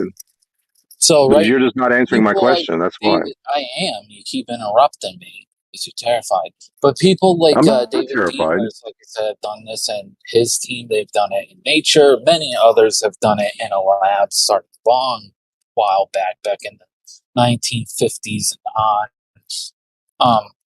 But they've witnessed these processes and they've described them. They've elucidated the chemical mechanisms for how simple molecules like ammonia, water, formaldehyde, carbon dioxide, things like that can form into the base of the biomolecules for life. So like amino acids, carbohydrates, lipids, things like that. And they've witnessed them go into autocatalytic cycles. Now, when this happens with RNA, they actually become encapsulated into like a lipid kind of cellular structure, like a lipid layer, right? And then they can replicate themselves, right? So now we're past autocatalytic chemicals. Now we're at something that is the definition of a protocell, where we have a biomolecule encapsulated that is self-replicating. Okay, in this self-replicating cell, how did you get the lipids to be different on the inside and on the outside? How did that happen? And that doesn't happen. You're talking again about modern life. And again, the interesting thing that What's David the mechanism? You have to have a about, mechanism. You have to have a mechanism that does that. What's the mechanism? the interesting thing that David Demers talks about is how once these RNA encapsulated protocells start self-replicating, they immediately start undergoing the processes of selection, where ones that are better suited, that can dissipate energy gradients and can form inner structures and catalyze chemical reactions that have all sorts of different functions that benefit the environment. Those are the ones that actually keep self-replicating, while others that aren't so great at those things kind of get left behind. Their numbers start to dwindle down. That's what they've witnessed, and that was one of the things. So this is evolution. So you're saying this is evolution. So is evolution? Yeah, sure. Sounds like evolution. They started witnessing natural selection happening in protocells. So okay, so you went on to this gobbledygook. So you're saying because you witnessed this system happening in nature, from that you extrapolate. That's how we got all life. That's a yes or no question. What do you mean? Then you have the process of natural selection, where these simple protocells are building more and more structures. And then it takes Why quite a can't bit you of just time say? if you're going to get up to like modern day organisms. Like, do you not understand? Like, where you're switching from like the first cell to modern day organisms all of a sudden, and there's like you're skipping tons and tons of things in between. This is the burden of proof is on you, not me. The burden you're saying, well, I see this in nature now. This whatever's going on with these protocells, I can extrapolate from that. Just like saying I see fire in nature, and I can extrapolate the combustion engine. But it's not because you see something like that. Modern cells is kind of a murky thing to say too, right? It's a little ambiguous. Modern cells, like right? Okay, There's an assumption where are we in getting that, right? 100-year-old cells? Where's a 100-year-old cell? Show me that. Like what? I mean, this is his argument. I mean, he doesn't want to say it right out. This is his argument.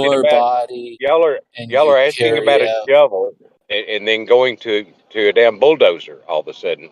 I mean, you got to get the points in between before you get to the bulldozer. Then give me the next point. Give us every single tiny little in between, could you? Yeah. How did you get the protein? Yeah, how did you get the proteins on the cell? How did you get the lipids on the inside? The change of the lipids on the inside. How did you get how did you start produce? How did you bind the glucose to change it to ribose?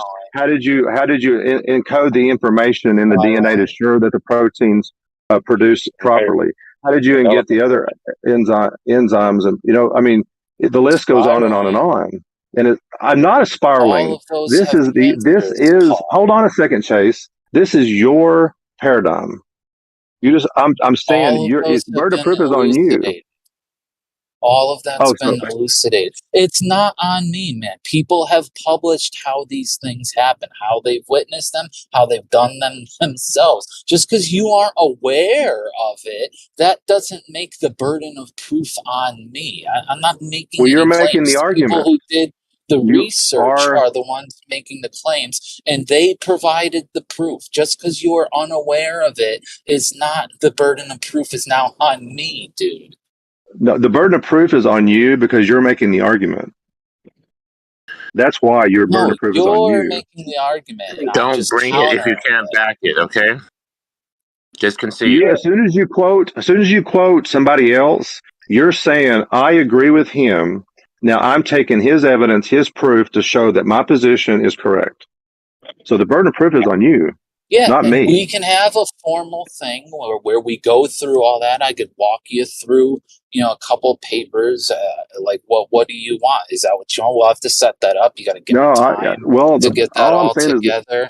Like, it's not a simple thing where like we can just have a discussion and in 2 minutes I could explain all this stuff to you. It's chemistry. It's complicated, Paul.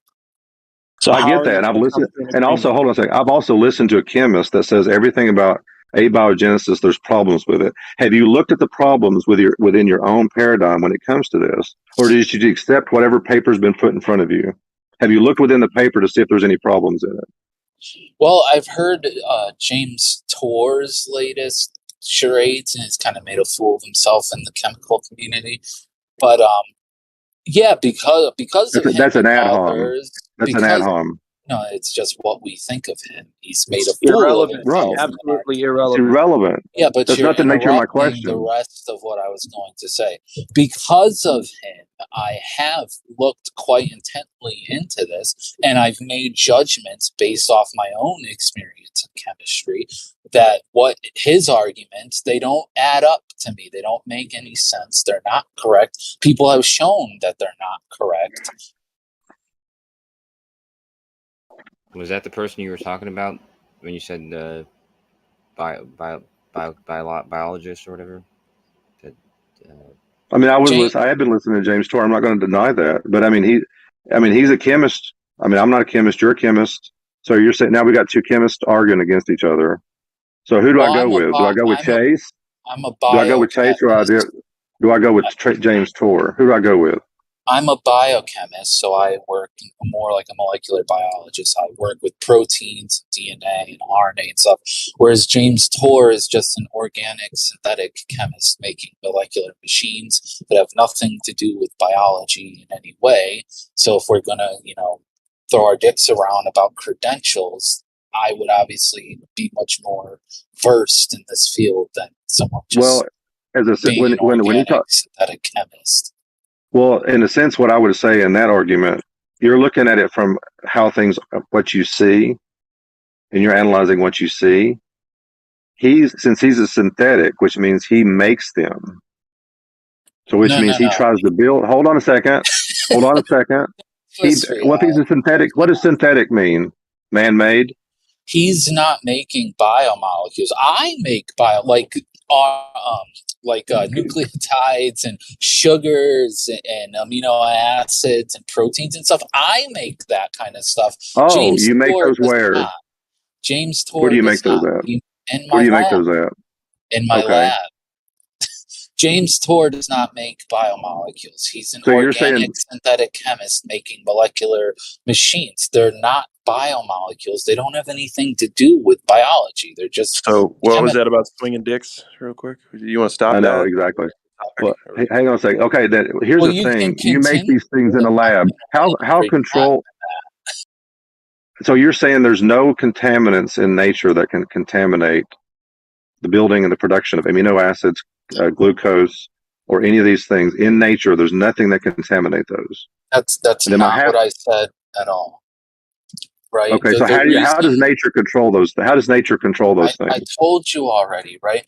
These chemicals enter into autocatalytic cycles, right? And once that happens, it only takes one.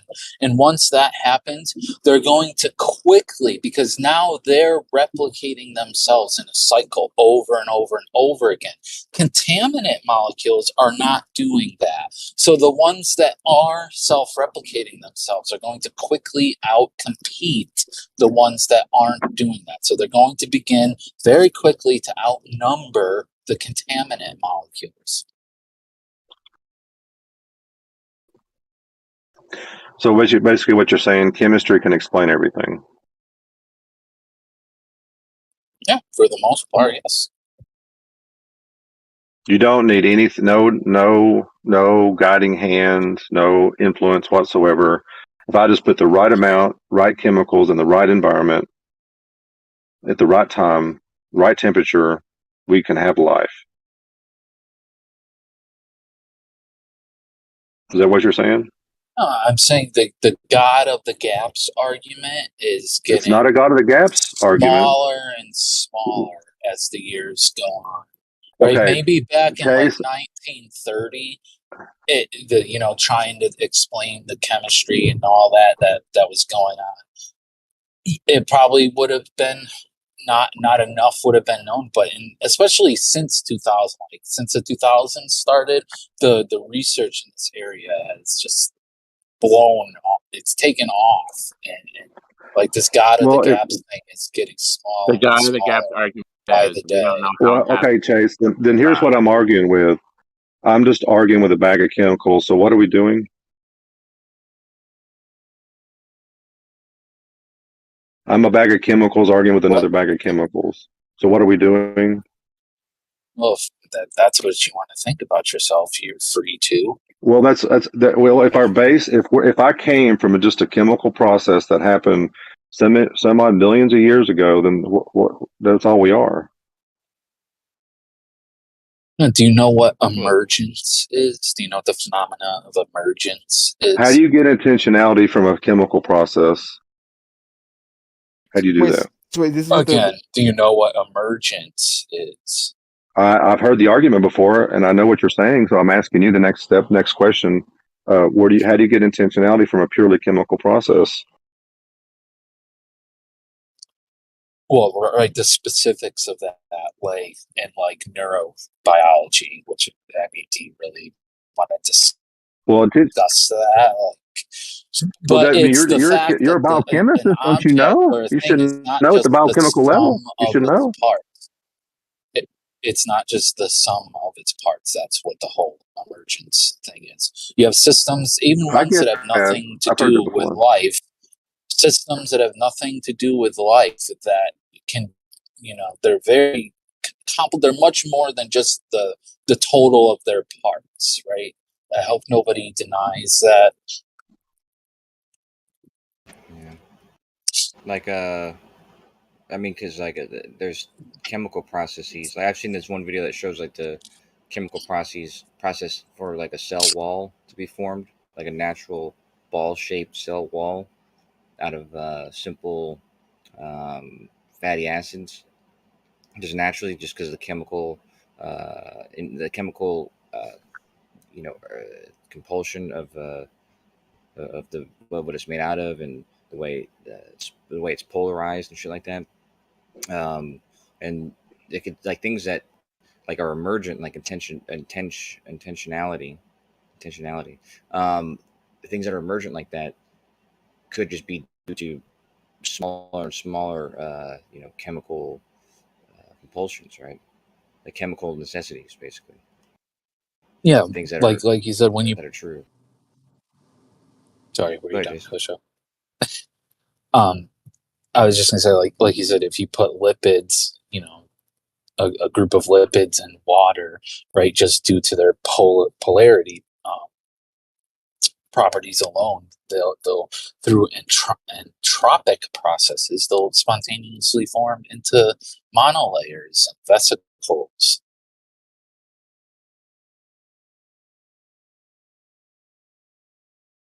And I think the idea is like the most basic, like if you think about a living cell, the most basic decision making process would be something based on, uh,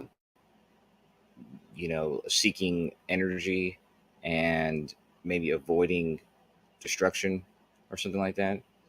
Um, I suppose this is what you mean by intentionality, or maybe that's the most basic form of it. Maybe.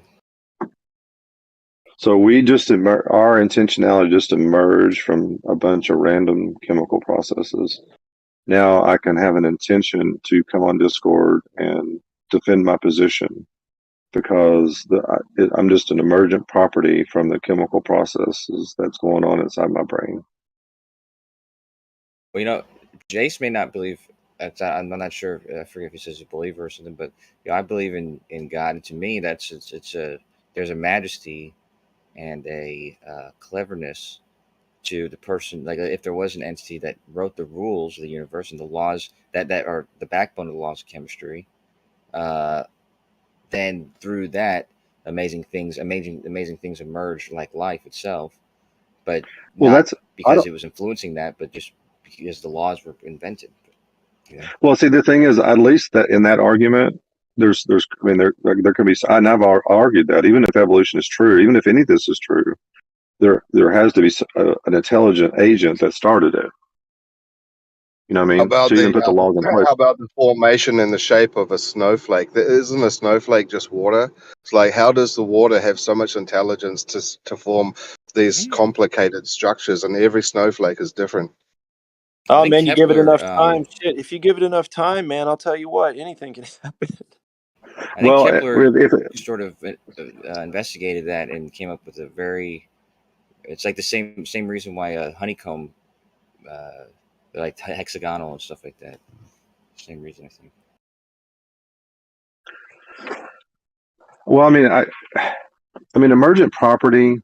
I think that's a good that's so-called supposedly a good argument. Like does one single water molecule define wetness? It takes a bunch of molecules to define what wetness is for water. That's what the term they use to call emergent property. But to say, wouldn't it just be more than one molecule making it wet? Or am I right? That's what I'm saying. One molecule doesn't make it wet, but you have to have multiple molecules, and they say that's an emergent property. But they're equating emergent. Okay. Go ahead. Sorry. No, but then they equate. I mean, we have a pure chemical process. That's all we are. But from this pure chemical process, we can get, and we're sitting here making philosophical arguments. We're making creative decisions. We're making things that goes in a sense go beyond, that rise above this chemistry. It's beyond the chemistry. You know what I mean? That's the argument, and I mean, at least Kosho's argument to me, gives that there might be some intentionality behind it, even having intentionality, but no intention gives rise to intention. That's Chase's argument. That's what most naturalists argue. I have to admit, that even my argument though is I won't disagree that it is a God of the Gaps argument, just because I don't have the answer for what created these laws of the universe, and so it's sort of like God of the Gaps, but it isn't, I believe. Well, here's the thing about the God. Let's analyze the God of the Gaps. He kind of made that like a bad thing. That's a bad thing. The God of the Gaps, like you have to fill in God. You don't understand what it is, so you have to fill in God. That's his art. That's what he's saying. But here's the thing. Here's the problem with that argument. Okay. Okay. For example, if I go to, and I've used this analogy quite often, but if I go into in the middle of a room, I see a dead body there in the middle of the room, and all I have is an explanation for that is natural causes. Would I ever discover that person was killed by anybody? No. Possible. Well, you would never discover it naturally. Right. Yeah. If all you have is natural causes, then if I say, well, I think a person did it, well, that's the person of the gaps theory. Humans are a part of nature, Paul. Humans are part of nature. Okay. And your point is what? We're part of nature, and what is that? What's your argument? So saying a human caused their death is still a natural cause. Okay, so a detective goes into he just ruled it. We're not going to investigate it. That person died of natural causes. We're done, guys. We're not going to investigate anything else. No intentionality, no purpose, no nothing. There's irony in what you're saying, though, Well, Paul, because scientists. this Hold argument. on now. Hold on now. Scientists do get paid to remain baffled for as long as it takes. That's exactly. True. But Paul, the argument you're making, it can go both ways. But more appropriately, it would go more appropriately. This argument would be attributed to what you're arguing for, right? Like it makes if you even think about it, like to not investigate anymore and then settle on the simplest, but here, or least amount of energy to research. See, here's the difference. This is funny.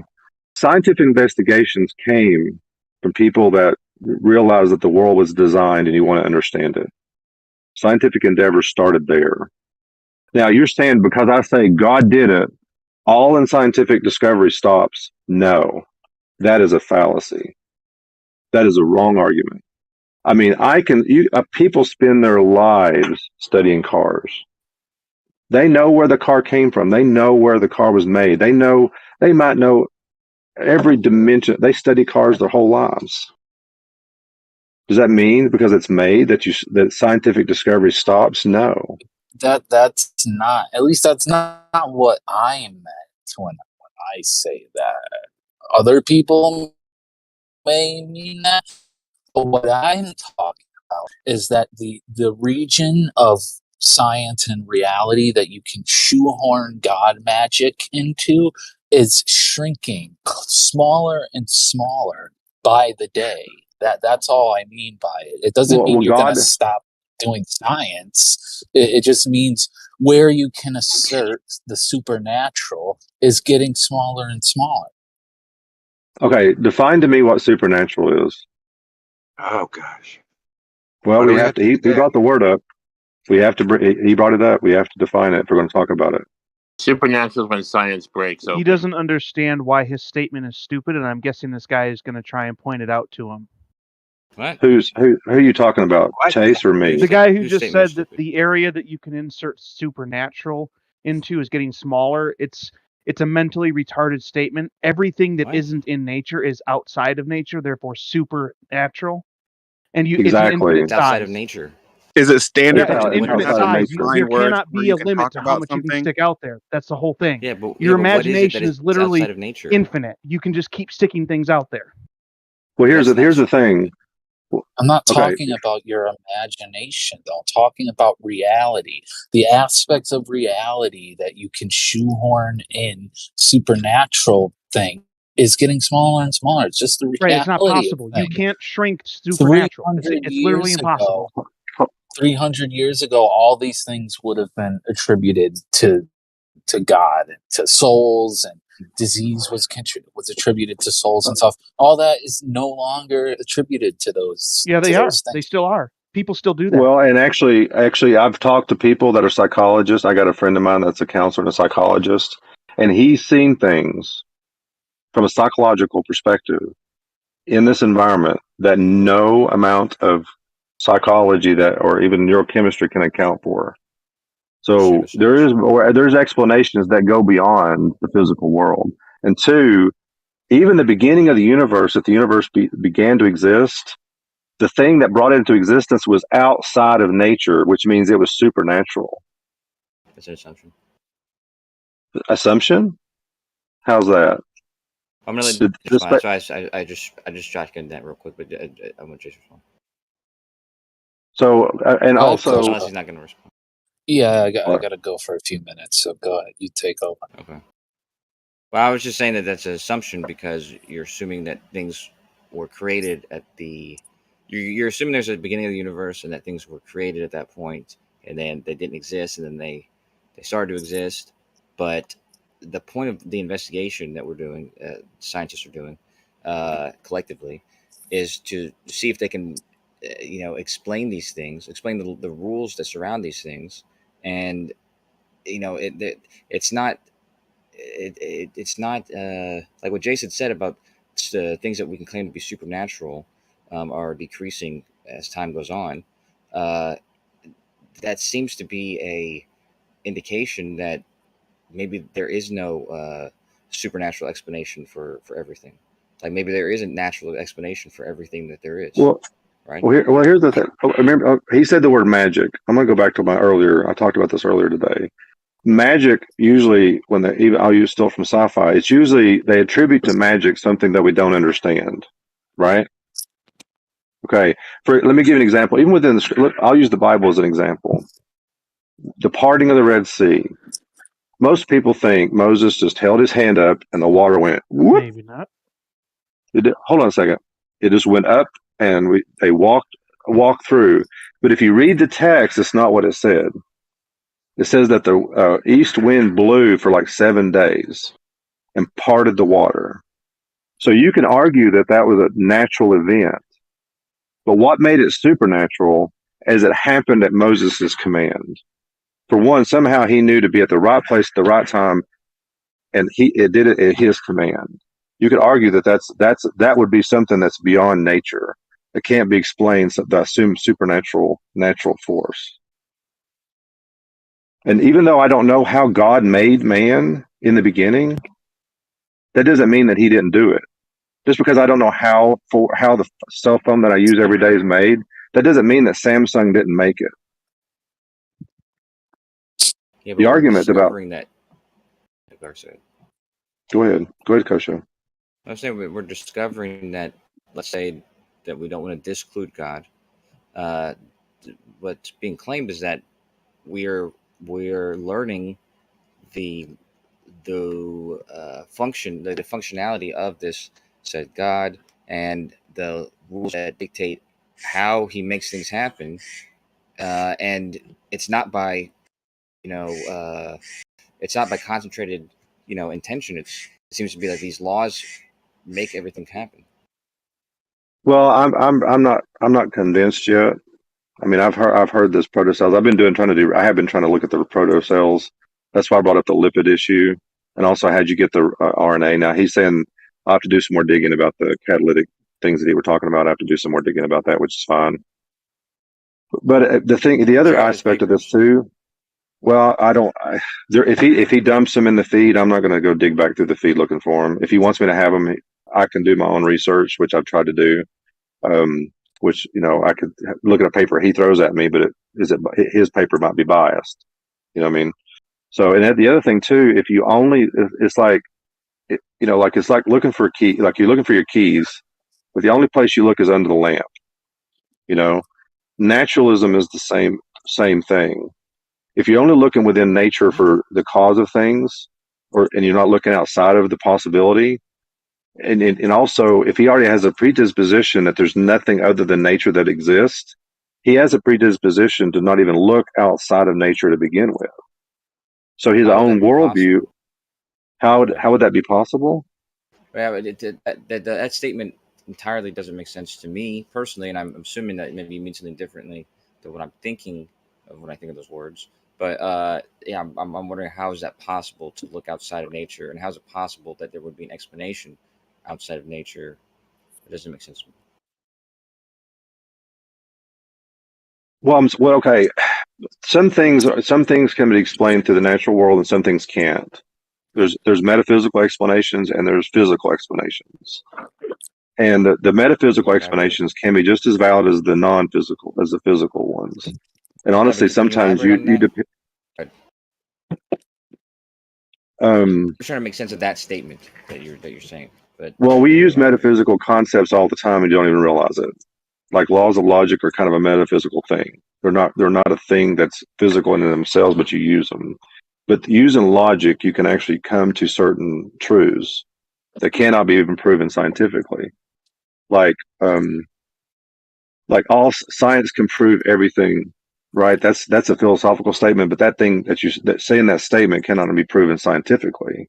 It's a philosophical statement. So it can either be proven or disproven philosophically. And actually debunks itself because you can't prove that thing scientifically. You can't prove that statement scientifically. Interesting. So there's certain things. So that's the thing. But even in that, I mean, if you're only looking in, I mean, I get why we investigate in the physical world because that's the world we live in, and I understand that. But if you discount anything else, you know what I mean, that there's nothing outside the physical world, then you will not even look for anything that could potentially even intervene in the physical world that could be something above nature, beyond nature.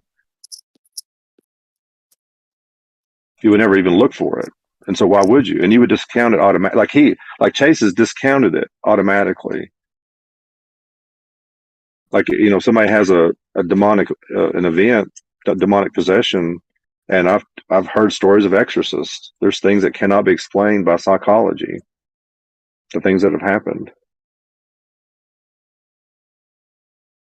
And what about out-of-body experiences when you die? The body's dead, the brain seems to cease to function, and they seem to have experiences outside the physical body. How does nature explain that?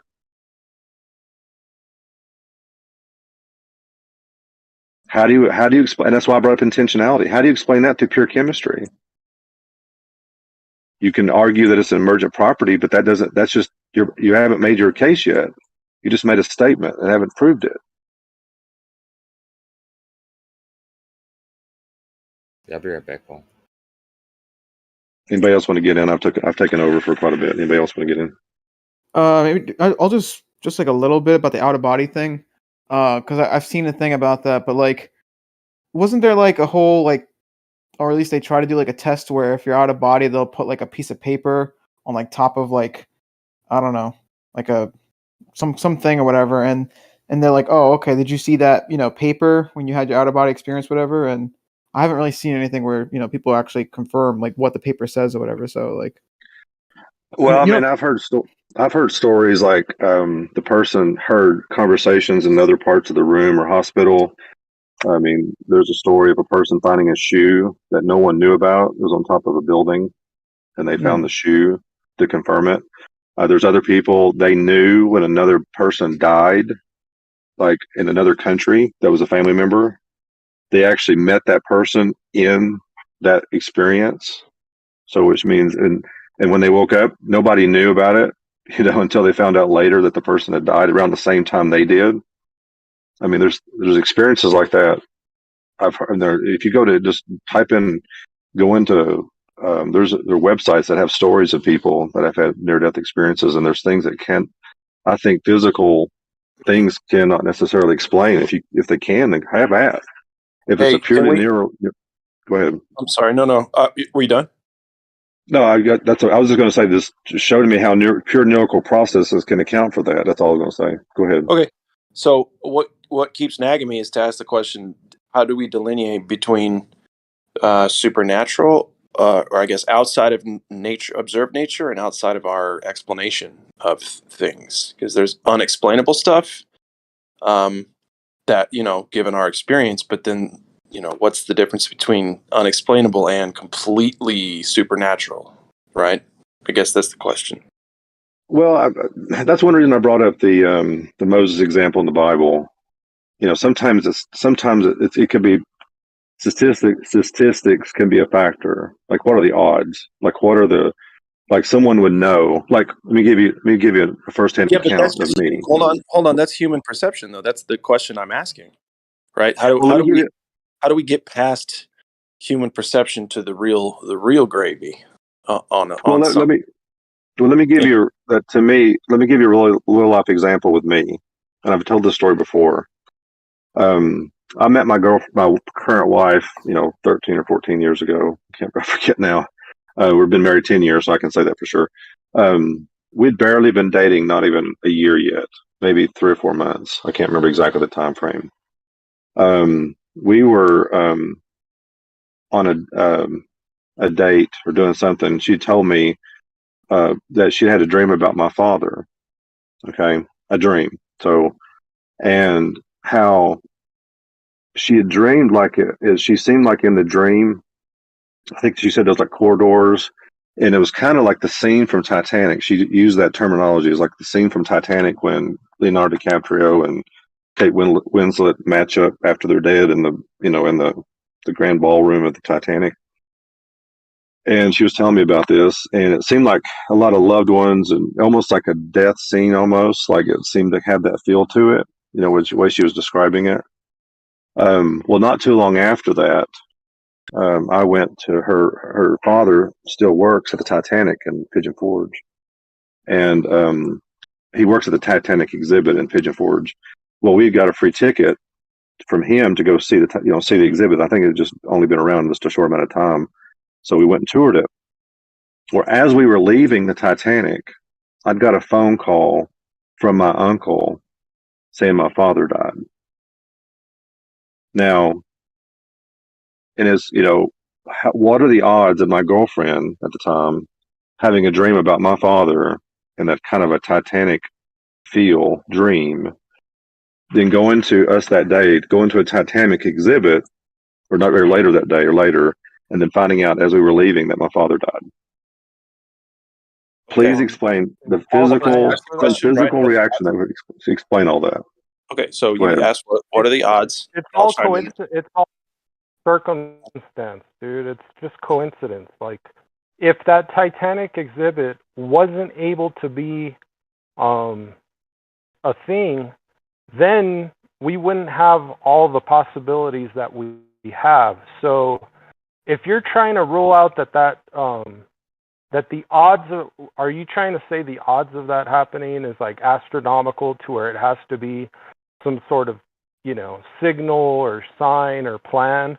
Because that would be if you're considered a saying supernatural experience. That's what it is. No, it's an unexplainable it's not a experience. supernatural experience. Hold on. It's only a law of probability problem that even still, Paul that's doesn't seem to human perception. understand, This is or human can perception. appreciate. Right, but I'm Okay, saying that's so what just you're human saying- perception. Hold on, that's just human perception of the situation. You're going to see, whoa, what's the odds? Well, the odds are human decided in the first place, right? Those are just human decided odds, not the actual Okay, let's odds. think about this. Let's analyze this. Let's analyze it. So my girlfriend decided to have the dream. No, she First just of had all, a she dream decided to do because that. people have dreams. My father decided to die around the same time period. That's another thing that happens either. You can't control these things. These things just happen. So the fact that And she things she can just happen decided. in a certain sequence does not make it supernatural at all. People all So the time win, horse races that they got to pick certain odds to come in, and they happen all the time. And then sometimes they don't. But when they don't, you're not saying that was God. But when they do, you're like, oh my God, thank you, I won. You see how you Well, want here's to the thing, though. God to when you do win. You got to think about the pieces of evidence, though. Here's the kicker on that. Let's say I go into a room. Let's go back to the dead body example. Go back to that example. If I only find one piece of evidence for a crime, you can't convict anybody. But it's the multiple pieces of evidence that build up, that build the case. For example, okay, we find a gun. We'll know somebody died from the gun. We find the fingerprints for the murder weapon on this potential suspect. We see footprints from the guy's boots as he was walking out the door that match the suspect's footprints. All that's a coincidence. It's all a coincidence. So, okay, he really just died of natural causes. It's just a coincidence that the gun was there. Just a coincidence that the fingerprints was there. It's just a coincidence that the boot prints were there. I still That's don't what get you're your arguing. point. I'm saying there's three. I know you're trying to make a point. I am making a point. My girlfriend, we barely had been dating. She had no reason to have a dream about my father. No reason whatsoever. She had no reason to make a choice that it had to do something to do with the Titanic. She had nothing to do with that. Yes, we chose to go to the Titanic at that time, but my father did not choose to die at the same time that we went to the Titanic exhibit. I think my dad was sitting over there going like, oh, okay, they're there now. Okay, I'm dead. Right. Hey, Paul, listen. Is she allowed to dream about the Titanic if she wants? But you said it's her choice to choose to dream about the But Titanic. listen, just walk with me if you would, like, just kind of look at it from my perspective. What I'm trying to explain is, she has to be allowed to dream whatever she wants to dream. Okay? I didn't make her It's dream that, so yeah, freedom that she could that she she has could dream whatever to she dream. wants. Yep, Yes, all I the didn't make her dream it. possibilities are endless for her to dream whatever she wants. What if she would have dreamed about going to the ocean or some other random thing that didn't have to do with your father? What if that was the case and nothing ever happened? Because Well, a then we lot of wouldn't be times, talking about it. Exactly. exactly, We wouldn't and be talking. how many things that My wife happen has all the dreams all the time? time. My wife has dreams all the How many time. things happen all the time that we don't talk about, and we're not attributing it to God? But the ones that do, you want to say, oh, well, now this means something. But what about all the other circumstances that happen, sequence Well, of here's the events that thing. happen that you don't find a correlation or a pattern to, and you don't attribute God to it? Well, Well, that's and let me not fair to explain it. God, because all this Yes, should be hold on a second. attributed to God, not just that Okay, let me one answer that. supernatural event. Okay, can I respond? Are you done? What No, makes I'm something trying. that's... You're not responding to what I'm saying. Yes, I am. Okay, brass tacks. Ultimately, the cause of You didn't everything is even hear God. what I said. Listen Now to you're just me. wanting to Yes, I did. talk No, over me. no. That's cool, man. Hold on. Hold on a second. I said ultimately everything is caused by God because He's the cause of our existence. So in one sense, yes, I can attribute all my wife's dreams to God. I could. But then But you'd here's have the to thing. prove that, because that's a Hold claim. on. I'm making a philosophical argument. Okay, so I'm not making a claim of scientific argument. Okay, first of all. So, okay, now, if you want to see when God intervenes specifically in a scenario or wants to do something, then certain things would seem to have to line up. And it does, if it's to be something that He would want you to recognize, it would have to be outside the norm.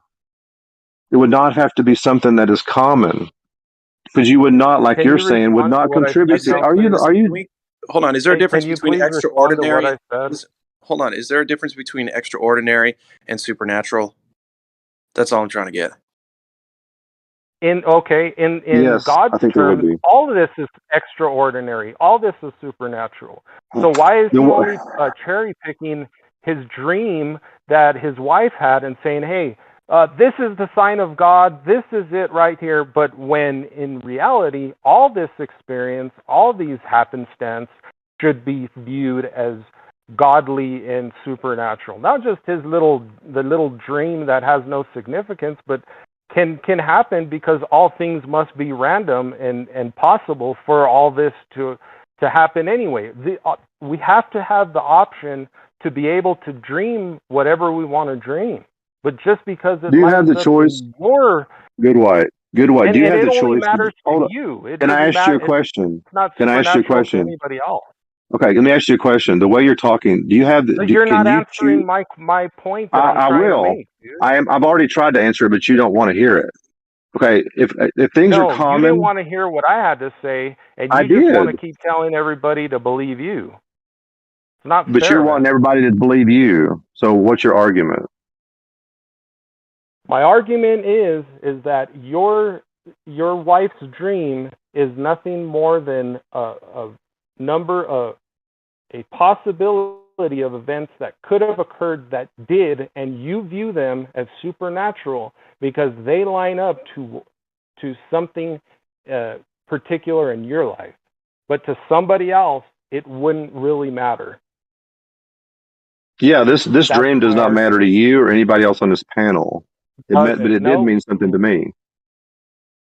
Okay, but why are you cherry picking? Because and then I went a little further to say that in your paradigm, everything should be supernatural. The No, fact I that never your said dad that. even lived You're making to die no. is Stop. supernatural. Good White, stop.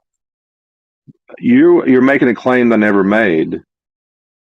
I never made that claim, and you've not even been listening to what the arguments I've been making. Oh man, why? You're not Why are you trying listening. to say that I'm not So listening, dude? because you're I not. know I mean, exactly what you're trying I've to say. said You're things are trying to say okay. that just well. Let me clarify then. Okay, why don't you clarify your position then? No, you want to dominate. Go ahead, finish. I'm not dominating, dude. You're just not listening to anybody's viewpoint. I heard. And you No. you want to preach I've to heard this people. argument before. Don't you think I may have heard this argument before? Did you not think that maybe that's possible? Okay. And I understand where you're going. But you won't ever Okay. consider it. I consider that okay. It's just a coincidence. My wife had a dream. It's just a coincidence that we were going to the Titanic. It's just a coincidence that my father died at the same time. It's also another coincidence that the woman across the street from where my dad died had a vision of a graveyard in front of his apartment before she even knew he had passed away. So there's another coincidence. Yeah, that's all coincidences because we're all thinking about life and death all the time, dude. All the time. Okay, I'll have to agree with something my wife said. If you don't look for God, you'll never see him. Well, we're looking for everything all the time. You would not even No, you're not. begin to understand No, you're not. how much. I'm Dude, giving you. Don't clip me, dude. I'm trying to fucking talk. You're not even factoring everything, all the information, all the input we have to take in just to operate at a high level. I don't know about you, but I operate at the highest level. I'm just a beast, you know. And much like everybody else, we're fucking amazing creatures, man. At what we're able to do, drive down the road, like gosh, you know, cars can't. They can't even make systems to do that yet. They're failing, dude. They can't work. They're fucking Tesla. Elon Musk's a fucking liar, dude. It's gonna take another 50 years to get that shit working right. All the amount, and that's just one single thing. We could do multiple things at once. So maybe somewhere your neighbor Wasn't my neighbor. Wasn't my neighbor, by the way. Look, listen. Here's what possibly could have happened. You don't know this, and this is a possibility because anything is possible. Because anything that can happen will happen. But maybe your neighbor watched your dad walking sick once upon a time down the driveway and said, he doesn't look like he's going to make it. And maybe, you know, that weighed on her heart a little bit and she was worried about your dad and said, oh, you know, I feel for him. And then things started growing and then she kind of thought, well, what if he dies? Because we're always asking that question. Are we okay? Are we living? Are we dead? Who's looking good? Who isn't? How do you know that didn't take place? Can you rule out that's what your neighbor did at one point? Well, let's say you're right. With let's that say you're one right. point in mind, with that memory, she could have said, Can I "Hey, respond? You want to keep going? Can I respond? You're not taking into account all the information that's coming in, dude. Come on, man. Oh, well, let's think about let's say you're right. Let's say you're right. I am right. I'm always right. What are you talking Hold about? on a second. Let's say you're right. Why did she have the vision the exact same day, not been able to see inside his house, not been able to know if he's even probably knew his home, his car was there, know that this was going to happen and see that same day? Because if she could have had the vision any time. Going to happen. Exactly, like she didn't know. Did you not but hear she what had I it said? the exact It's same time. possible. Are you going to keep going? Do you want to just talk? Go ahead. Obviously, you wanted to hear yourself talk. I thought you were finished. I thought wasn't. you were finished, but I thought you made your point. Go ahead. Well, you've made multiple points, and you don't give anybody. You go on and monologue and don't get a chance to respond. So, but the thing is, it's the pieces of evidence that timing. Okay, you're saying all the timing was perfect, and it's just a coincidence that the lady had a vision, my wife had the dream, my dad happened to die at the exact same time we were going to go to the Titanic exhibit. My wife had a dream about the Titanic and a death scene almost. and about the I didn't family. say And timing, also, how about dude. another one? You want to get another one? How about my uncle having a dream of seeing my You're whole not even family in responding to what heaven? I said, I Paul. am responding to How your do you, heaven. like? I mean, Why do you I keep am doing that? responding. How do I Listen, know? listen. You okay? I Hold just on, roll dude. over and accept. Real Good quick. while you're right. It's all a coincidence. I'm done. Good You white's don't right, want to everybody. listen to what I have to say, Paul. I heard what you Paul, said. listen. Did I you heard hear what you what I said. had to say about the lady and why she possibly thought about the graveyard? So why did my wife have How a dream maybe about she's my seen father your in the dad at Titanic? another time previous. She maybe looked at your dad and said, Why did "Wow, my girlfriend his never condition met my? doesn't look so good," and Why then did my thought wife about have the his dream? future in a future tense. Wow, dude. Okay, go Why ahead. did my wife have the dream? Why did my I'll wife let have you the dream, finish. Good White? You got an explanation for Why everything. are Why did we she have the changing dream about the subjects, Titanic? dude? Let's stick to one subject at a time, please. You're bouncing We're from one talking thing to the about next, so I'm doing it. No, we're talking about your neighbor now, dude. Okay, I already told you. So I gave you the Can you fact that she could acknowledge, listen. man, I dude? said I Well, gave you the why fact are that we having this problem here? she could have had that exact. She could have seen him, but why did she have it that vision at the exact same time he died? Because she could have had it 2 days before. She could have had it 3 days after. She could have had it 3 weeks before. She could have seen it any other time. So why was it that at that moment when he probably died that she saw it? Okay, so listen, did your dad die in his house Yes, he or died in in a his hospital? apartment. He died in his He died in apartment his by apartment. himself Is it with the doors possible that closed, the shades shut. that day? Is it possible that she could have seen him that day, or not seen him come out and kind of said, "Oh, he's a nice man. Okay. I hope he's Okay, good okay," one. and then just is it possible that she could be thinking about a future tense about his condition? Is that possible? Anything's possible, but what's reasonable? That is very reasonable. That's why she thought of it. That's your explanation. You're telling me your neighbor came to you and said, "I It was seen a not my vision of the neighbor. graveyard See, that's the the day your thing. You're dad getting the died." story wrong. That tells me you're not even listening. Is that what I you're didn't say it saying? was my neighbor. It was not even my neighbor. Oh, dude. Okay. I didn't say I that. see what's going on here. You don't No, even have your fucking story straight. I did. I do have my. I said it was I'll my timestamp where you said your neighbor seen a vision of a graveyard, dude. About your dad father's died neighbor. My father's neighbor had a vision. Okay. My father's A neighbor neighbor had a then. vision. Okay. So you talked to the Okay. neighbor, and the neighbor told you, "Hey, I seen a vision of a graveyard the day your dad died." Dude, that's fucked Yeah, she up, came bro. over while we were cleaning out his apartment and told me the story. Okay. So what that's telling me is your neighbor had a good relation, or a friendly. That was his friend. That was her friend, I mean. And she was possibly thinking of a future time, and that just popped in her head, dude. When somebody's dying, you're gonna think about all these things that happen to people that die. Graveyards, Okay. Okay. You might heaven, have. going Okay. You somewhere, might have no explained longer one piece of living. evidence. You might have Wow. explained Okay, one dude, piece of go ahead. evidence. Okay. Hold on a second. Go ahead. Then explain to me the second piece of evidence. Why did my wife had the dream about Titanic and my father? Tell me her motivation why she had that Totally dream.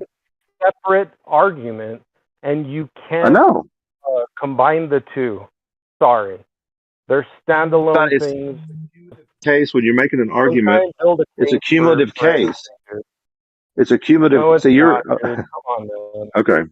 My wife's calling. You You guys get on the can do Glovers it. for trying to do this I don't shit like too, and you talking to you, Good White, because I don't think you're reasonable in your arguments. I got to go. My wife's calling. I'll be right back.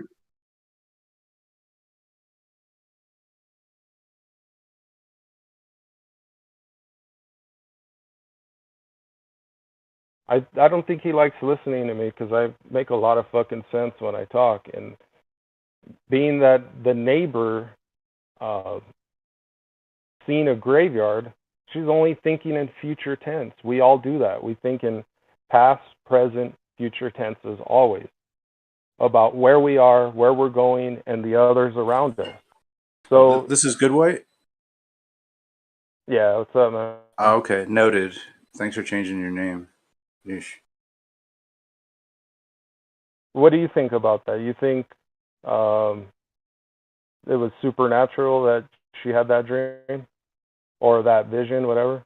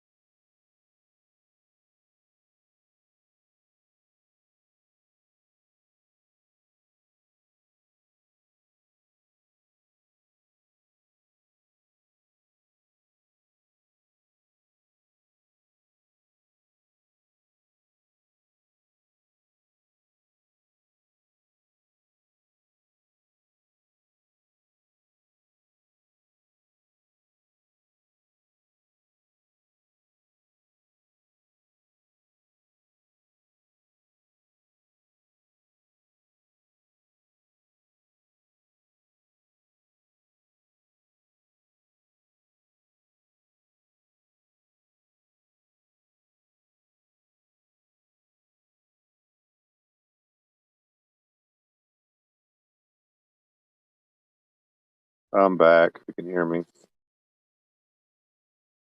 Yeah, welcome back. Yeah, is Hey, that a hey, Paul, can you point to the spot in the brain where the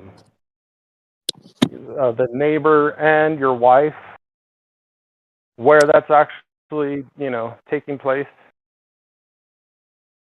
Which part of the What do you brain, mean? or What are you talking about? Point in the brain. What which are you is asking giving me? them the ability to have these types of things? Where is it? Where is it happening? I don't know. I don't know. So Just you because don't I have don't know doesn't mean evidence they of the didn't have an experience. origin of your claim then, because you're claiming it's supernatural. So where is the supernatural? The proof of my claim. The proof of my claim is the testimony of the people that gave it to me. Now, testimony is not proof of nothing. It's only hearsay. Hey, I just have a Okay, quick question. well, hold on a second. I got to address that. So you're saying if I tell you my experience, that's just hearsay? Well, it's circumstantial, but doesn't Did you mean know much to somebody else. Did you know a lot of cases are actually convicted? People are convicted on circumstantial evidence. This isn't a court of law, bro. Well, it's a court of public opinion, and we're talking to not just you, but everybody on the panel and everybody's listening on YouTube. Okay, but what does everybody else think? It's good God enough or for the no God? court. God did it. God did it, Godric? If it's good Somewhere in enough the for the brain? court, Supernatural? it's No. worth in a debate also. So because Godric said it and 10 other like-minded individuals, that makes it true, right? No, hold on. I And, don't agree with no, God. not 100, 1,000. No, not 1,000. We got 1 billion Christians. So 1 billion people say it. That means it's true. But those same 1 billion people don't have evidence of its origin. So it's very hard to prove something, even something simple. So can we just Now agree you're that it's trying to prove unexplainable? something very difficult. Right. So can we just admit that it's unexplainable and not supernatural at this time?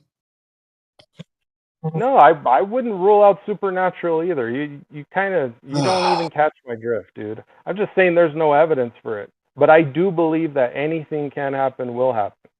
Wouldn't that be ultranatural? No, there has to be possibilities for everything for it to, and that in itself is supernatural. Doesn't mean that God gave them the gift to do it. It could have been a different God. It's just There's omninatural. multiple possibilities because they don't have evidence of God or Also, it's their like God. ultranatural. Could be mega natural. What evidence for God would you require? What evidence for God would you require? Physical evidence of him making everything. So how would you have? How would you? Eyewitness, How would he eyewitness give you evidence. physical? Sorry, I'd have to see it. I'd How have would he to give see you physical?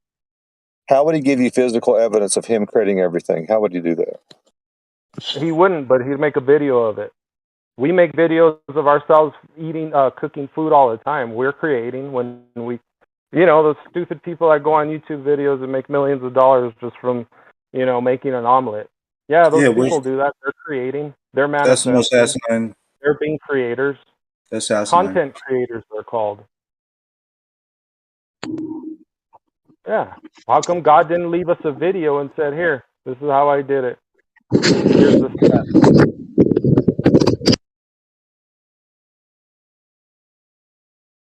If I wanted people to know I was God and I wanted them to follow me, I would have left them a video. So you're saying to me, if a video can be produced of God creating the universe or doing some kind of miracle, That's you would why believe. you're not God.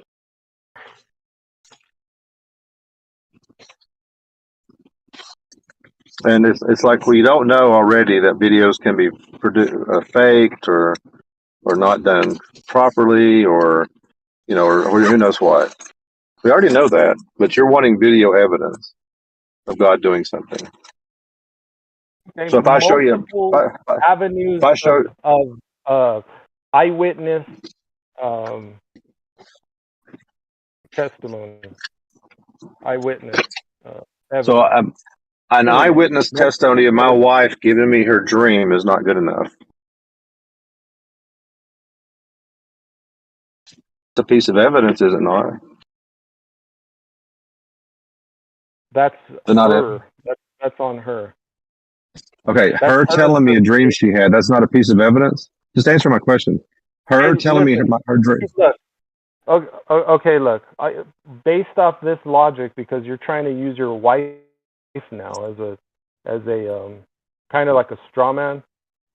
No, what not if a straw man. I tried to interpret your wife's dream for her? She wouldn't appreciate it that much, right? Because it's pertaining. It's dear to her heart. So if I said, no, I don't think that really meant any of this, it means something else, she'd totally write me off. But that would be Well, wait a my minute, though. interpretation, right? Well, see, here's the problem with that. She didn't give me any kind of interpretation like, oh, baby, I think because of my dream, your father's going to die. That would be an interpretation of the dream. She didn't do that.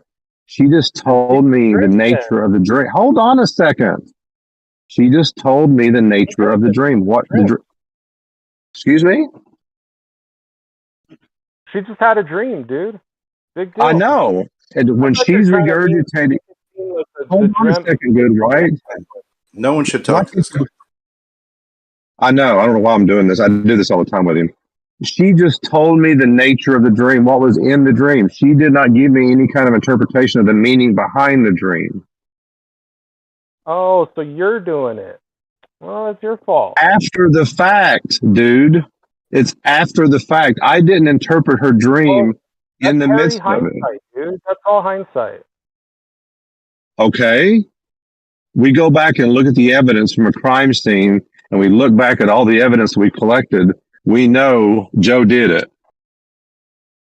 That's what happens when you give evidence. You extrapolate. You interpret the evidence. Useful. What was the significance? No, man. Every murder investigation is just speculation, I guess. I know. It's how you interpret the evidence. You can equate a dream to a murder, then, as evidence. Okay, okay. Evidence is evidence. People have dreams. Evidence is evidence. A unique situation, and what she had in her dream isn't significant either. She could have dreamt about multiple different things, and maybe your dad was in her thoughts, and she had. She was thinking about the Titanic and thinking about my dad, and then she was thinking about death. She thought about all of that all at once, and then the next day she woke up and had a dream and told me about it. It's because you ate Taco Bell before dinner or before bedtime. Ah, fuck. See, Yeah, I knew here's it. Yeah, Knew can it. I you're 30 let's minutes before bedtime. let's analyze good white. If I applied the way good white is interpreting all this, then no matter what evidence would ever be brought to him, he would explain it away. Mm-hmm. Because So I'm no evidence fucking should ever be brought into of good white. sound mind, dude. Never. I'm not some crazy person, bro. Are you saying I'm a crazy person? That's gaslighting. Most Gaslighting. definitely. Or no. Good. Shut up, man. I think the dialogue about evidence is still important, whether he agrees with it or not, or whatever he wants to interpret, whatever or not. But that's how you determine whether something is happening. You know what I mean? Or how do you interpret it? Like, I mean, he says it's all natural, that every piece of evidence can be explained. You know what I mean? So even timing can be explained. Just the odds of just happening or just can happen. The odds of a knife just sticking out of somebody's back, it can just happen because the odds are perfect in that scenario. It actually wasn't the I killer. never The said odds any of those are things. that Now you're the misrepresenting maid the had the asshole. exact same boots and walked through the blood scene, just like that. So that's an explanation. So that piece of evidence is not valid. You know, all of the fingerprints. Somehow the guy that died actually stole the fingerprints from the guy, put them on the murder weapon. So the guy did not kill the guy because all the pieces of evidence can be explained away.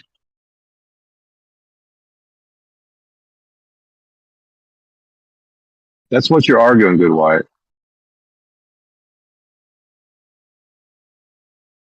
And that's why you have to allow for God.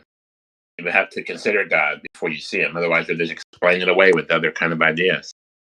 Well, that's why I said what my wife said. My wife actually told me this a few days ago. We were talking about something else, and she says, "If you don't look for God, you won't see Him." She literally said that, and I thought, you know what, that's true. But honestly, think about that concept, and that, you know, if you don't look for any kind of other explanation for anything, your only explanation is natural. You will never see when the evidence for it comes, or you'll explain it away, just like Good White's doing. So, in a sense, that's why I asked the question: what evidence would you require? And ultimately, the answer is none. So nothing's going to convince me. Well, Nothing. wouldn't the bar be to have a prophetic dream of some sort? Do what now? Like if Good White was like, "Oh yeah, I had a dream. This was going on," and it was like this was going on right then. If he had a prophetic dream, let's say. No? Okay. I didn't say none evidence, dude, would convince me. What the fuck are you talking about, Okay, dude? so he's never had one. You've never had a dream like that? No, Paul said that what evidence would I require, and he said that I said none. I never fucking said that, bro. No, you missed. No evidence I would bring to you would be evidence because you've already got a preconceived idea what evidence you would require. So no matter what evidence I would bring, you would dismiss it.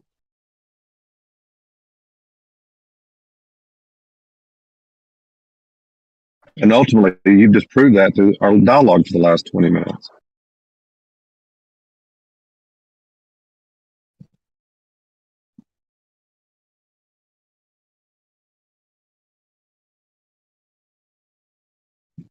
The problem with most of the arguments when it comes to God, people have this idea in their mind. They build it up what they think God should be, how He should be, what He should have done, how He should do, all this stuff.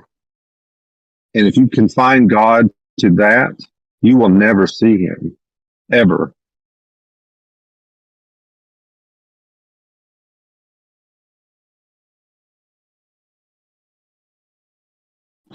You'll go into the natural world and look at the world and say, God, there is no God because only nature exists because all I see is nature.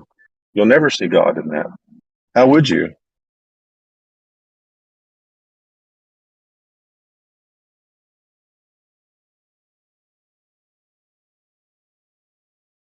Did I drop? If you don't allow for Or- God, you have a lot of crazy coincidences and a lot of unexplained phenomena.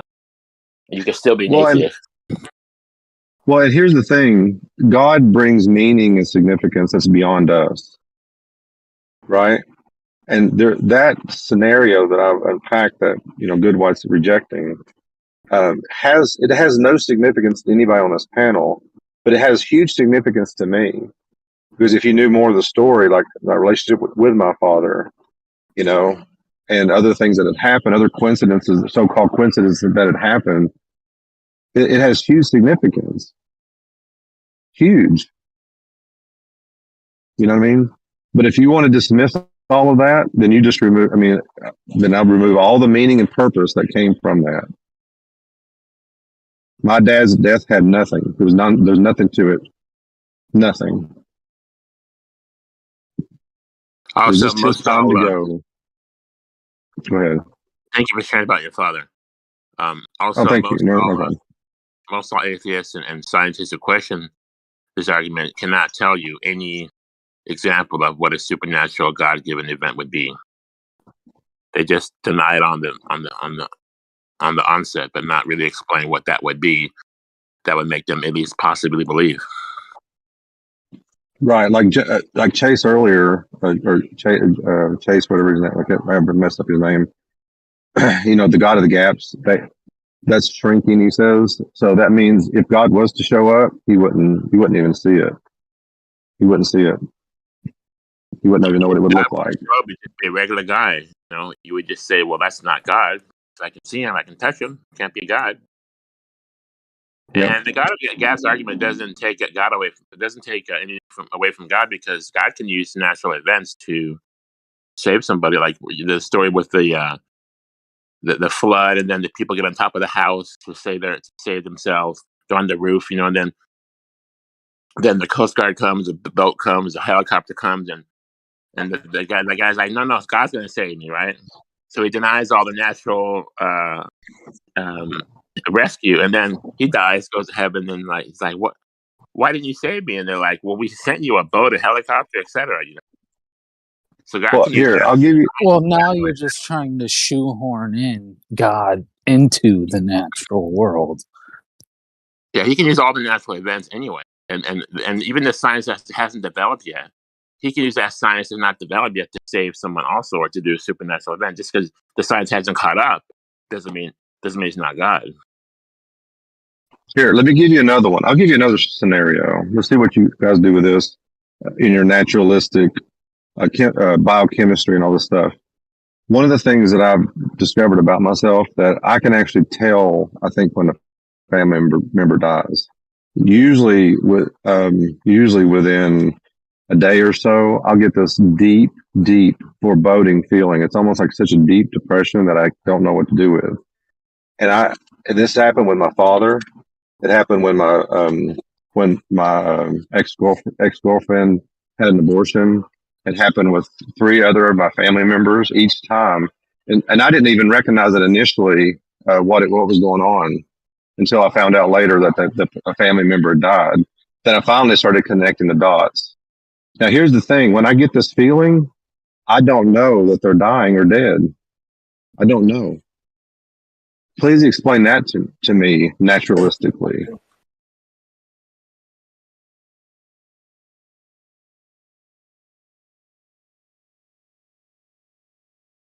Or I was on my way home from the military, and I had this urge, this constant feeling that I needed to get home.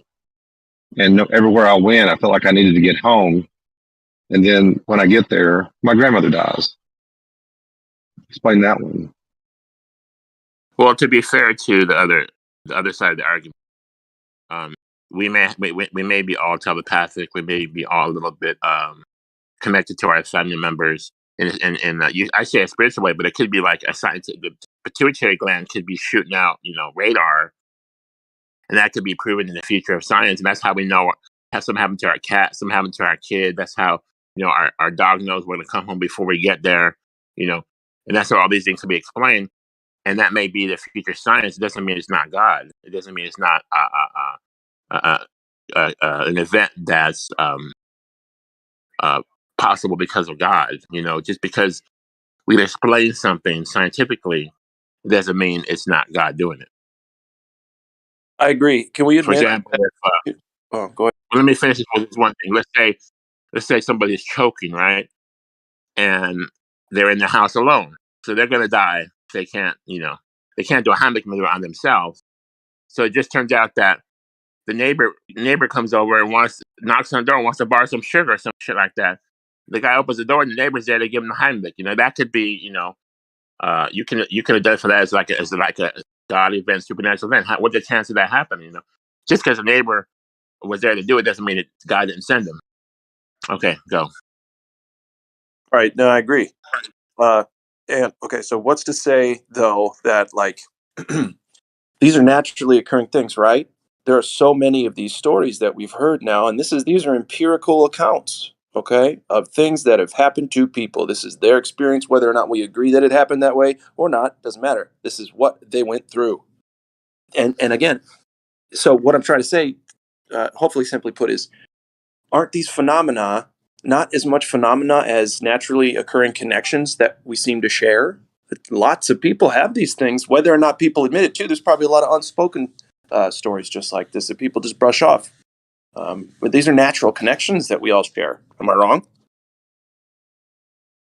Yeah, like sometimes if someone calls, I know who's calling, even though it's just a regular ringtone, Even when we Right, had the and working phone. That's almost common. I'll bet most people you ask them, yeah, something like that's happened to me in my life before. Right? Yeah. That's a guess on my part. It's my opinion, but I don't know.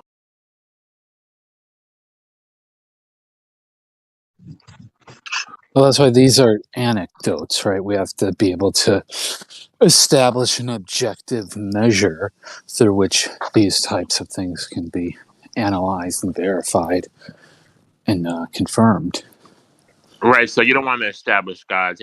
So what would you establish that this is God? Give us an example. What do you mean? You're That's a doubting good God. question, Chase. How would Would it be God? Give us an That's example. right. Chase likes to check his pulse to make sure he's breathing. Yeah, Chase, what evidence would you require of a supernatural event? That you can say this is God. Oh, well, that's what I'd like for you guys to tell me. What does that look like? Excuse me, we're telling you them, and you're denying all of them. So now I want you to tell me which one would qualify for God. Well, I can give you You how can I answer feel, that. right? You You won't allow claiming. God regardless of how No, now you're just impossible the interrupting me. situation is. Well, right. At least the I know you're gonna distance yourselves from these kinds of people, but at least biblical creationists make very specific claims about God forming the universe and God forming life and forming humans in very specific ways. So show us that happening, right? That would be something that would be great evidence. Let's see it happen. You concede you can't answer the question that I asked. No, because the question doesn't really have a meaning. I gave you my interpretation of Is an example of what what would people be God claim for you? specifically and what I would like to see as evidence of that. What would you call God? Give us an example, so we know. So if it happens, then Well, hey, that's God, right? Well, he said something. Evident. This is the question I always ask Chase on here. What evidence would you require for proof of God? This is the question. He's jumping around like a jackrabbit. It should be a very easy question to answer.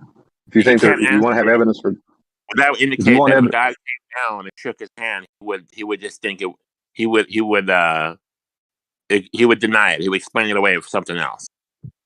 No, that would be great evidence, right? If God could speak with me or shake my hand, present himself to me. Let's be more clear. If God spoke with you, you'd be delusional. You'd be hearing things. And if God shook your hand, you'd be seeing. You'd be demented. Let's just be clear. well, Right? I want to pull a good one on him. If God came down and shook your hand and say, "I am God," you would probably first of all think the person that says "I am God" that they're delusional. That would be your first thought. Oh yeah, you'd have to. And if you heard a voice in your head, what's that? He'd have to demonstrate that he's actually God. I mean, anyone can come up to me and say, "I'm God." Hold on. How does he demonstrate it to you? by doing something, right? A good way for him What? to do that Like is by what? doing something that is outside of what I know to be a Like natural what? process occurring. Example A. What would Oh, that there's be? millions. Just He one. could turn a cup into a mug, turn Okay. Okay. Stop right there. anything that's What? outside of natural Stop processes right there. that we're If you can aware turn of. a cup into a mug, you know, magicians have done this, right? And you know that your fellow atheists are going to say, "Dude, you got taken, bro. You think it was God because you turned a cup into a mug." This has been done on stage, is it not? Hang on. There's another You thing we have to think a consider. human has turned a cup into a mug? Not for Yes. real Like though. a plastic cup into a glass mug? You think a human's done that? Yes. Okay, sleight of hand is great. So anyway, Fear, what I oh wanted fear. to say was that the creator stuff, right? Um, you wouldn't actually know what would be the kind of deal. So like if someone came down and just turned themselves into a bird right in front of you, no tricks, nothing, just right into a bird. Would you be able to say, "Oh, that's God stuff or supernatural," or explain it away with magic, sleight of hand? You know what I mean? No, These are the kinds of obviously things. you can't explain if they literally turn themselves into a bird right in front. So I'm in an open kind of field setting right now, right? If someone just walked up to me and, just turned into a bird, there would be no way I could explain that away. There's no trees, there's nothing they could have hidden behind or any way they could have tricked me. I'm in an open field and now they're a bird, right? So that would be great Okay. evidence to Yeah. me that they have some kind of supernatural ability. Maybe they are God. Okay, but what Cool. if? All right. Okay, but here's the thing, though, right? There's still some whatever. Like, what if you just, like you could be hallucinating, right? Like, how do we solve that, though? Like, what if you just maybe think you're hallucinating? It's more likely somebody slipped some acid in your cup when you weren't looking. Then you started hallucinating and seeing people turn into birds, right? Isn't that a good And chance? Godric, then the same thing could be said about people who believe in God. Like, oh, you could be crazy, or you could have met God, right? Yes. Like, So there's a simple solution for this, actually. I mean, what God could do is just give you like the truth, right? So like, the philosophy, the only thing that Descartes' philosophy, I think therefore I am, but more specifically, we only know that we exist, right? That's so true to us, right? So, I mean, God is God. He could literally give us a truth just as valid as that, like just as valid as knowing that we're conscious. He can give us a truth beyond our comprehension, and then without a doubt, we would know He exists. Like that would be easy for Him.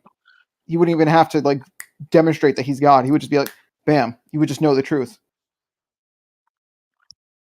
You guys get what I'm saying? Like, I know it's kind of like otherworldly, but He could do that if He was, He is God. Hello? Is this thing on? Hello? I think you're No, whistling past Correct I cheese. got you. Yeah, The hard thing about these questions is that they all have their own little version of God. So it's like, how do you appease them all these different versions? Well, even Descartes has an idea of like something that's trying to trick him, right? yeah, And that in a way is a god to yeah, him. It's just not a beneficent god. yeah. But that's why I brought up the whole like the fact that we know our consciousness to be like true. Like there's no doubt about it. God could give us a truth just as valid as that, just as our conscience, like something that we would just be conscious of the fact that He's real. Like I once again I can't put it into words because I don't know how that truth Well, is. I guess if you're expecting like a dude with a white beard and a robe to materialize out of nowhere and be like, "Hi, I've been waiting for you," maybe that's not what it is, because that's not how I experience like these deep connections to nature that make me go like, "Oh my gosh, I'm part of something amazing." You know what I mean? That's not the eye-watering double rainbow experience that people have, and you know what I mean? Like that's there's no dude in a robe. You know what I mean? That's just me So like we wouldn't appreciating. know. Yeah. What if Sorry. it's Go a ahead. neutral field? No. I think it had to be a very fine silky robe with no broken seam. Fair enough. Glowing also. I've seen, I don't know, like a lot of times just like seeing animals in their environment, and I just like, and they don't know, like I'm looking at them, and I can see that. That to me is some of the most amazing experiences because I'm like, I feel like I'm part of their world, which is not like my television and fast food, pop soda fucking world. You know what I mean? They're living this naturalistic experience that all these fucking things do, and that once you understand that, then I don't know, man. Like, I guess it's inconsequential whether it's a anthropomorphic form that comes out and says like, "Hey, man, I did all this." You know, something is all of this. Whether or not it's even a person that's anthropomorphizing, I don't even know if I agree with that. But we are in that shape, so like, I don't know. I can understand it. I'll stop talking now. Bye. I mean, for the Christian faith, like there was the demiurge, like the creator of the physical world is actually like well, it would be like Yahweh in the Old Testament, but it would be like, be kind of It's evil, almost I like guess. Descartes is almost like has like a demiurgos model that is trying to trick him. Yeah, exactly. He's trying to trick everybody. We all have that like adversity, right? Like we have polarity in our brain, left brain, right brain. Oh, you mean I'm trying Different to fight myself polarities. all the time? I don't think so. But I think so. I mean, just you questioning this. You're trying to it's find yourself. well, the whole thing it's a holistic idea. Either you have like one like absent-minded, totally beneficent force controlling everything, or you have you know what I mean? Like if God had the countenance that you have, if it had your consciousness or whatever, let's say that was necessary or possible, it would maybe play life differently for you. Things would go differently. It'd be like, oh yeah, I'm more like a person. I'll treat you like, but it's not. That's not what this force is like to me. Otherwise, like everything would go people ways every single time. It'd be like, yes, thanks, human God, you're the best. And we'd raise our fists and fist bump the sky.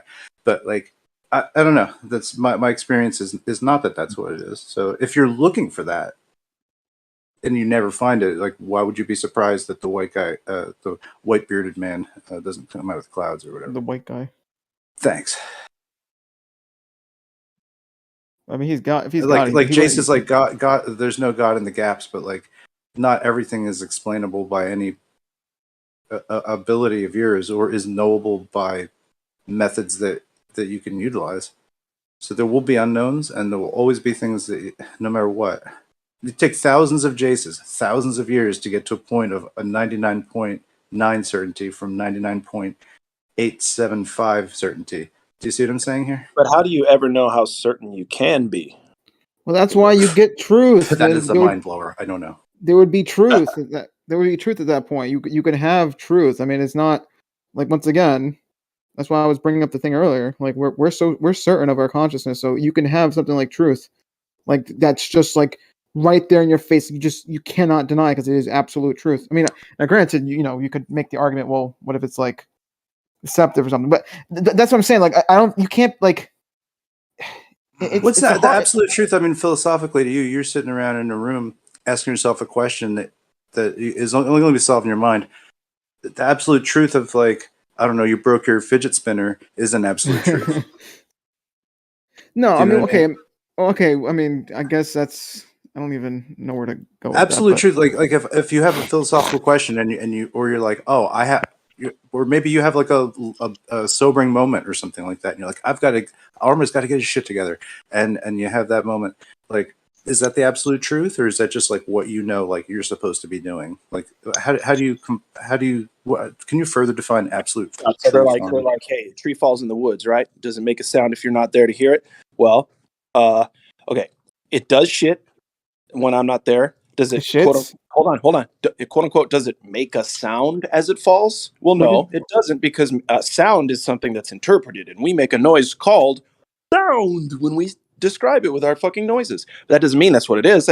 That's how we see it. So again, does a tree make noise when it falls? No, but it does do shit.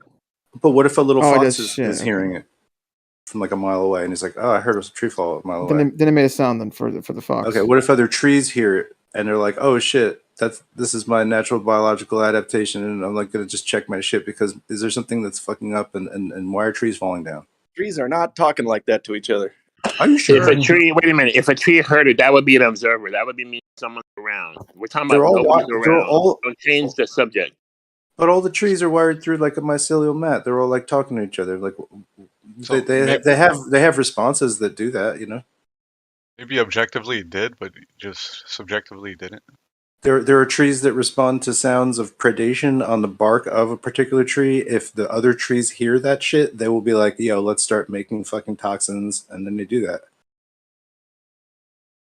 That's like adaptation of a group of trees. I don't think I'm talking out of my ass. I talk to people that are really into trees. Like plants have like responses to predation. So therefore, they act like a gang. They got. I don't know, man. I think that there's intelligence that's within all types of things, and even where there's no thing to like even amongst rocks but you wouldn't argue that there's no math going on in crystals and shit, right? Since rocks are crystals, I mean, there's all types of form out there. I think we're just predispositioned to understand our form best. Information fields type stuff.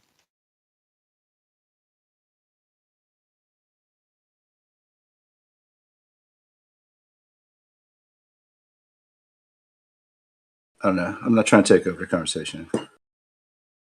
Well, that is a good point. Like that is kind of the concept of emergence, right? That objects, organisms, things in the universe in general are more than just the sum of their parts, right?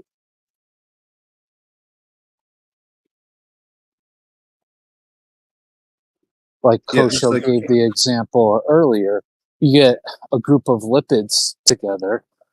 There's a group of lipids, but you put them in water, and now all of a sudden they can act as a vesicle, or a micelle, or a layer, or a bilayer, monolayer, or a bilayer, right? So they're no longer just acting as just a group of lipids, a bunch of hydrocarbons, and some oxygen and nitrogen and phosphorus thrown in there.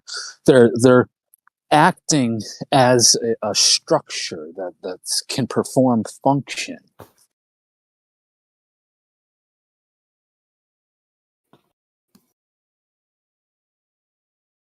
Shrink that. Yeah. Our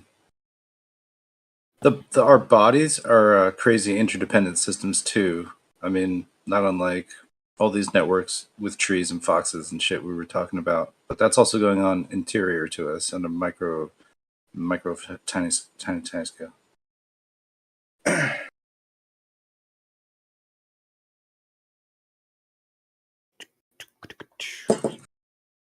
So that's emergent, right? But that's like what causes the intercomplexity of all that to even start to think about happening?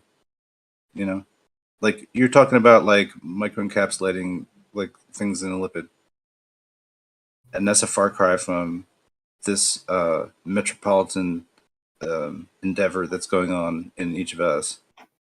All these different types of systems, and you got colonies of bacteria keeping you alive. The blueprints, who knows where they came from. I think it's something like you can't explain that shit, Jace. No matter what, like you can jargon me all you like, and I do appreciate that you have some depth in here, but I don't think anyone's tasking you with being some kind of scientific clergy where you have to expunge God from every like little nook and cranny of your blind sight. You know what I'm saying? Like there's room enough for you to say like, this is a pretty incredible, ridiculously incredible system. Like maybe even if it just makes it so that it's not so mundane to you. You know what I mean? If you're like, I don't know. There's something about science which is reductive, right? It sucks the life out of shit sometimes. You know what I mean? It sucks the joy out of it in a way, and words just become words, and then those objects, whatever, it fucking devalues it. Is my point. Are you possibly guilty of that? Like, where's your joie de vie? You know what I mean? Where's you? Where are you sensing the real miracle here? Because there's something of a miracle that's occurred that we're all just even doing what we're doing right this moment. A thermodynamic miracle. Yeah. When you say you're limited, though, I mean it is a beautiful place, but Yeah, like you're not in God mode, but like you're part of God being in God mode, I guess. Well, I want to sit down. If there's a creator, I want to sit down with this individual and I have some bones to pick. About the creation of this place. A couple things need I don't know, improvements maybe a little bit. Right. But Yeah, can we get a patch? Yeah, no, but bro, this is why most of the old religions have like a good and evil force, and then an interset, somebody who delegates between these two forces. And then I think in modernization, that's monarchy. But go ahead. Well, like cancer, for instance. Got a bone to pick about cancer.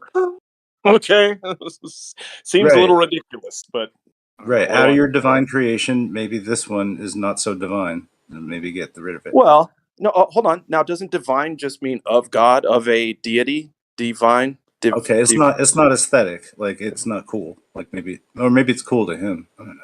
Well, that's what I'm saying. It, Okay, check it out. So like, I'm gonna make a big, pretty box, but it's just a box. It's big and pretty, but it is a box. I'm gonna put a bunch of y'all in it.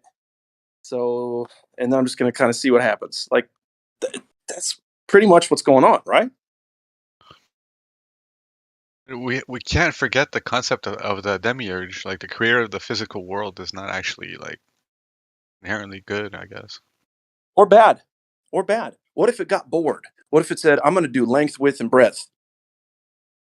Okay. I'm just going to make I'm going to make some points in space, whatever the fuck that means. But then shit starts to make itself, right? Give it a code. Blah, blah, blah, blah, blah. I don't know. Demiurge, right? Demiurge sat around, said, I'm bored.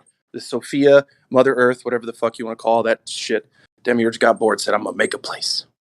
I'm going to make an opposite of me so that I can be entertained by the fucking friction here or something. I don't know, right? Who knows? Alice in Wonderland. That's why there's always polarity, right? There's always flat Earth against globe Earth, Republican against Democrat, always even nature is always like killing each other to survive.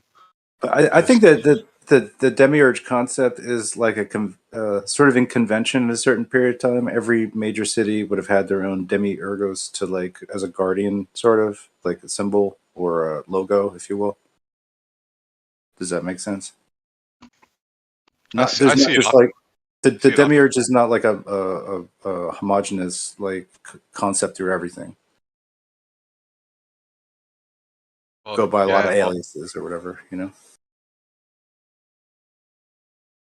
Okay. But yeah, I just think like if you made everything and then everything is magnetism, polarity is always negative or positive charge or vice versa, a south and north pole. Everything has it. So I was like, maybe everything is his creation, but it was created out of God, right? But Well, I think yeah. Go on. Go on. I think you're right, but I would go like to like just this earlier concept where they're talking about the sky. There's gods going on there, but also that's why law. You know what I mean? Like they bring it's the a duality judicial system machine. and shit. It's a machine. It's a duality machine with positive and negative. So it's energy. It's energy doing its own thing, creating and destroying itself all at once, like in a apparently observably a toroid kind of situation. Whether or not it's globe shaped or whatever the fuck the whole damn thing is, we won't know that. We're not going to know that. By the way, It's just we zoom out. It's the big spinning top from Inception. That's what we're inside of. Yeah, exactly. No rosebud necessary here, guys. Okay. That's the big reveal.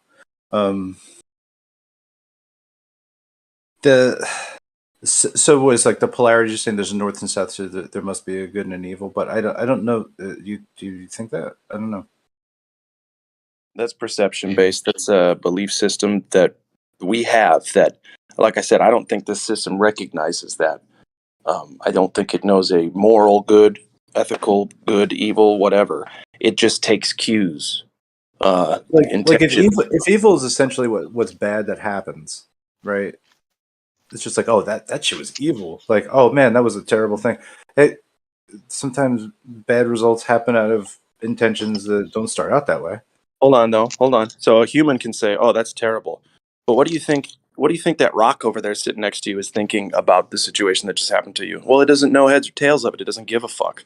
So this place, I don't think actually knows the opinion of right or wrong. I think it just goes and does. And there's those of us who are limited by things like emotions and things that hold us back from seeing the bigger picture, I guess. I mean, is it like path of least resistance or something?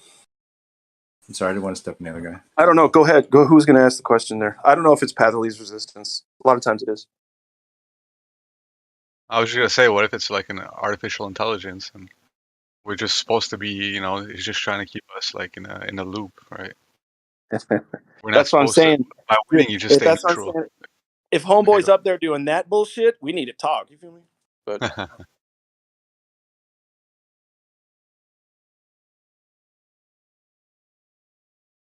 I don't know. I think that like, it's even just like space itself, just like empty air, like has the capacity to have all these different like branching structures. Like all the idea of like what an AI is really like this shape almost. It's a shape that's got attachments to data. I so I don't know. It's like really even space is maybe intelligent too. Just like dead space. Can move stuff through it, and it can be whatever. Is it a plasma? Are we breathing plasma? If we're breathing like, gas that's like got energy in it. Am I wrong here? I mean, it wouldn't say it's like plasma like out of a light bulb or plasma like a neon sign or something like that, but in a very, very loose definition, it still can, conduct electricity. It still has energy in it. It's giving energy to us. What say you? Yeah, that's interesting. I know, yeah. That's interesting, definitely. I can tell you. I mean, and the concept itself is derived off of body plasma or the fluid in your body as well. So, are we not all just like breathing this plasma that everything is breathing? Just taking a hit off the plasma pipe? No, don't do that. Probably get lung scarring from that. All right. You're definitely onto something. I just can't think. I can't elaborate on it right now for some reason.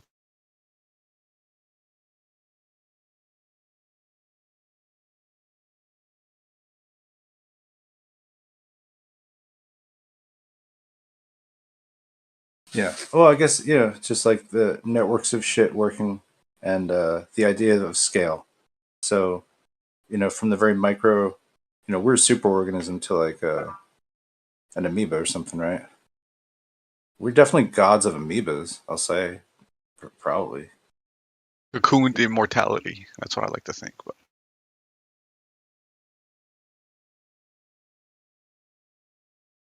But isn't the concept of God just like a more powerful thing than yourself, or like than us, or whatever?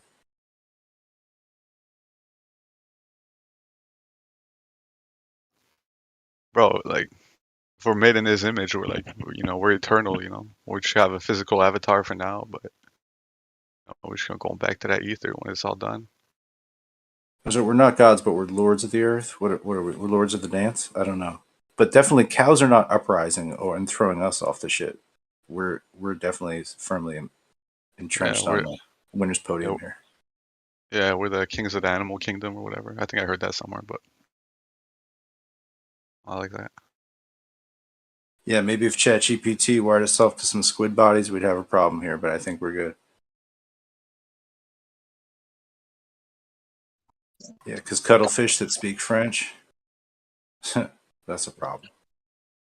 Here, I had to take a call. I'm back. I didn't catch all the last of the conversation, but I was going to go back to Chase for a second. Why, if God exists, Chase, why would God be required to give you some kind of scientific proof that he exists?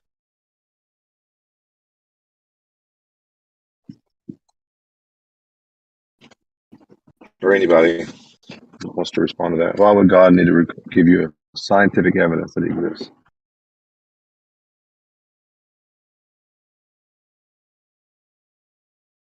Like working a miracle. Why would he be required to do that?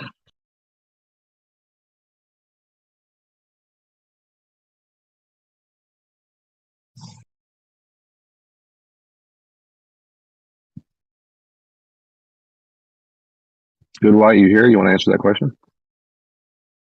Anybody? Did he leave?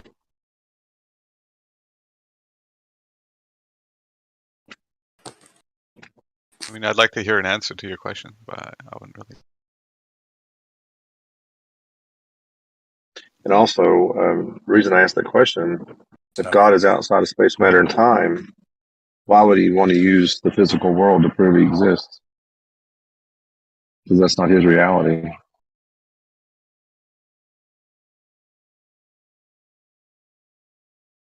I don't know. Energy can be changed so quickly, it seems. Matter, it's more rugged. Stays around. Keeps doing stuff. I like to think that, just by, living is doing, doing is acting. And let's say you want to manifest something in your life, he's going to meet you halfway, but you still got to put in, put in the work. It's funny you brought up work. What is work? Even in a scientific definition, what is that? Oh, okay. Well, like I wouldn't even know. I don't agree with the scientific definition. They say work is like force, I think, but I mean, I don't agree with that at all. I don't know. What's force over distance? Force over Okay. distance. Yeah. I'd say force is Which like means, simply a release of energy. Go ahead. well, what is energy? The ability to do work. So you're back to square one again. Here's the question, though. This is the argument. This is a philosophical argument, not a scientific argument. But you can use science to prove the case, though. What caused the first work, so to speak? Has everything always been working? If it is, then you have an infinite regress problem. The thing's always been working. But something had to move the first distance, right? Something had to move. What caused that move? Now, you got two options when you try to answer this question. Either something internal to itself or external to itself. You understand what I mean by that? Yeah, like the external was made from the internal. That's basically what you're saying. No. Like the explanation, like I can either something can push me out of the bed, or I can choose to get out of bed. So that's kind of the way to look at it, right? So that means if I choose to get out of bed, then I'm the one that's the prime mover in that scenario, right? But if you push me out of bed, that means something else did outside of me, right? But then that thing what caused that thing to cause me to move, right? Well, the ancient philosophers called that the prime mover. Yeah. In science, you need a prime mover. You have to have it. Because if you don't have a prime mover, even within scientific understanding, you have an infinite regress. Because you have to have an external thing. This external thing caused that external, each external thing caused another external thing to move. And you have an infinite chain that has no beginning, which is an infinite regress. And you can't have it. So if you want evidence for God, sorry, go ahead. No, go ahead.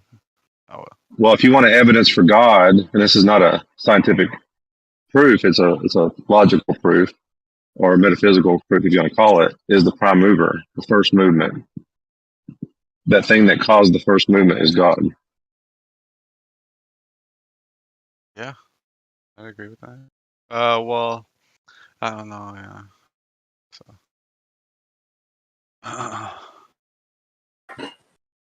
Yeah, I don't know. Yeah, I don't know. Paul, I see a lot of stuff. I mean, we had a conversation about Fibonacci numbers. I'm not going to do that again here, but I mean, I see a lot in damn numbers, bro. Like, Oh, I wouldn't doubt Talking that. about I mean, I've actually. prime movers, movements. I don't know, man. Like there's all kinds of like crazy crazy number dynamics that go on these emerging forces, man. Like I think we're not like totally schooled on it either. You know, like people in general, science I don't think is all the way there. Just as far as Well, like even change of matter states, you know what I mean, or the spins or the different energy states that something looks like when they. I mean, there's all these different. Well, energy. there are people making arguments that the math that how well the physical world follows mathematical laws and principles, that is actually evidence for God itself. Even mathematics is proof. Yeah, I think Because actually, go ahead. I think they calculated the precession of the equinoxes. Like there's a precession cycle every like 26,000 years roughly. Well, then we know that Earth is not going to be like forever. You know, it's going to be infinitely long, but it's not going to last forever. So we know that much.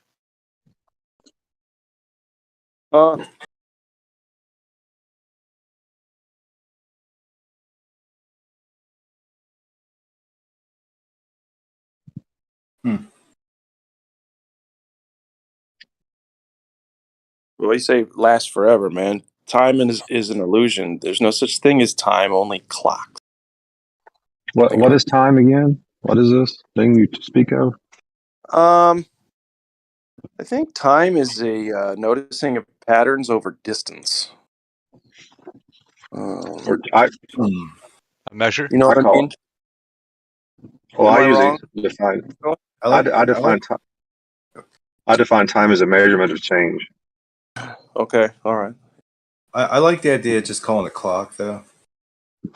Well, is the like clock? There's tempo, like that there's a tempi that doesn't change. You know what I mean? Like there's a metronome that at least is occurring. Some kind You of mean a division. tempo? Yeah, man. Well, so you're saying the time is as a clock? Well, that's like saying the football field is the yardstick.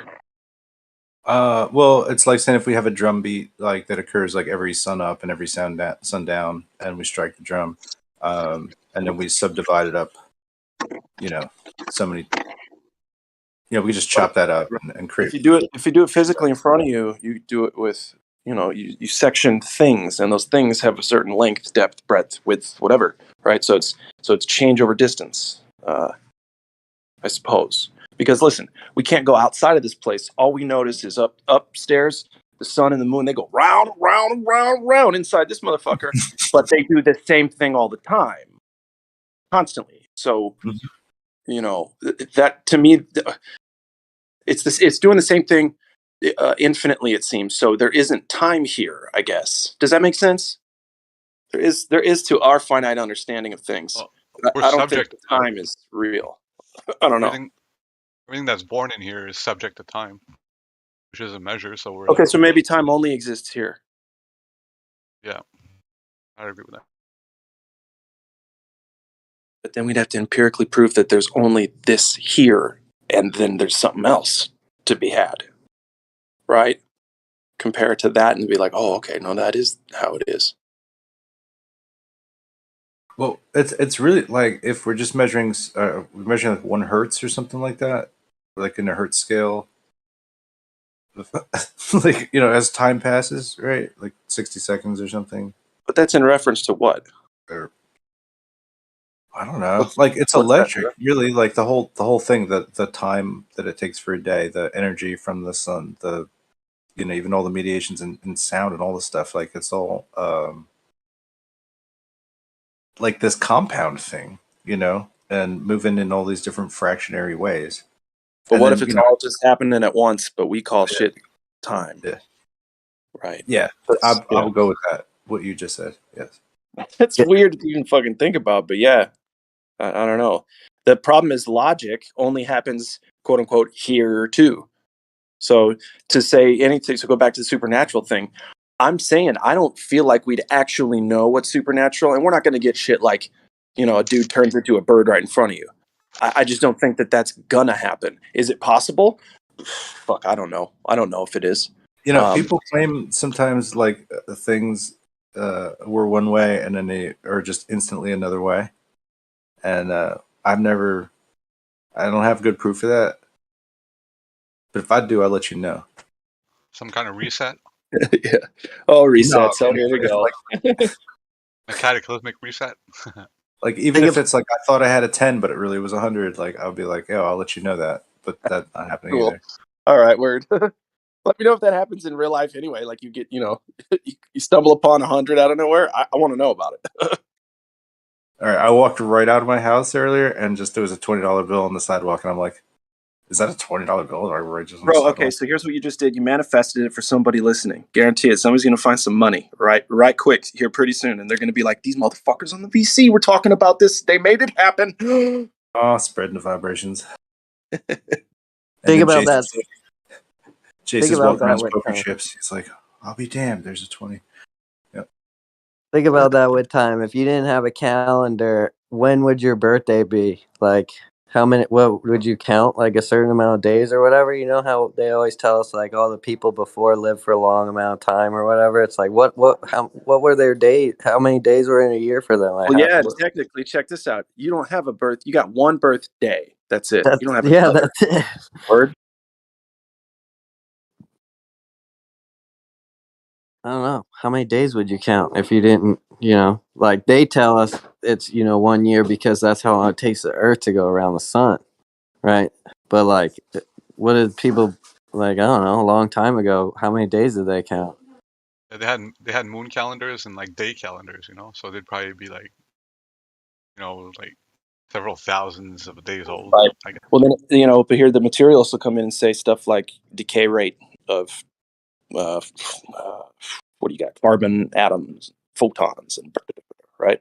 That's how we measure time. Yeah, it's strange. Yeah, it doesn't make sense.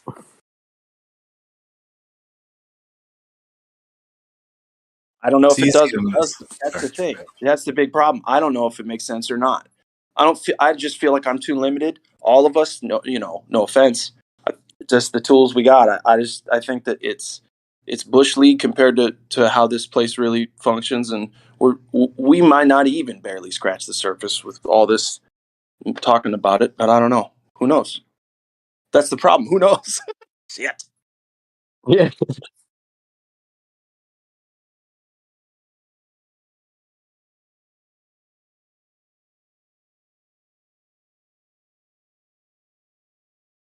But the show must go on. Where's the Earth curvature?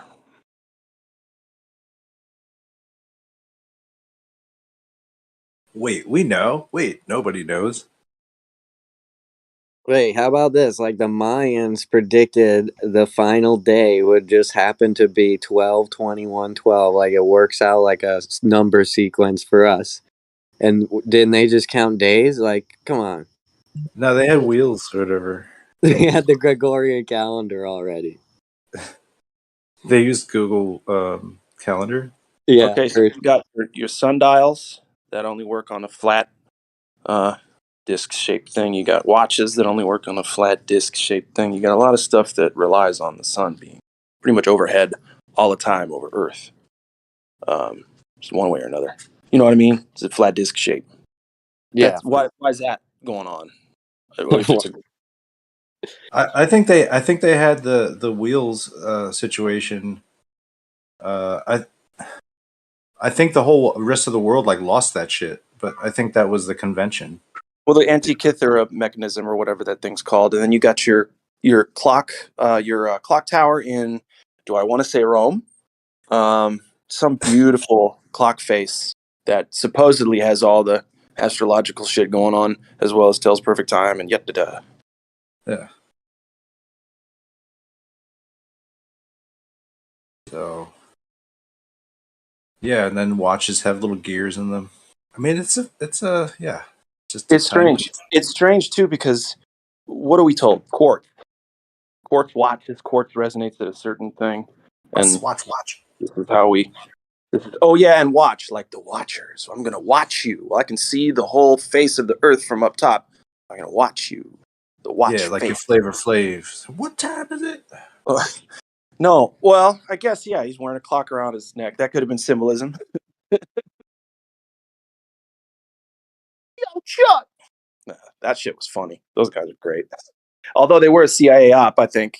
I think so too, because like, look at what I watched the videos back, and I'm like, wait, who cinematically fucking made this terrible, like on purpose, like MK Ultra style, like Well, there's and now they flip flopped against kind of like what they were preaching about. They're going with whatever's going to be most popular selling records instead of sticking true to what beliefs it sounded like they had, at least at the beginning. But they were pushing that racism shit. Okay, just like NWA, just like all of them.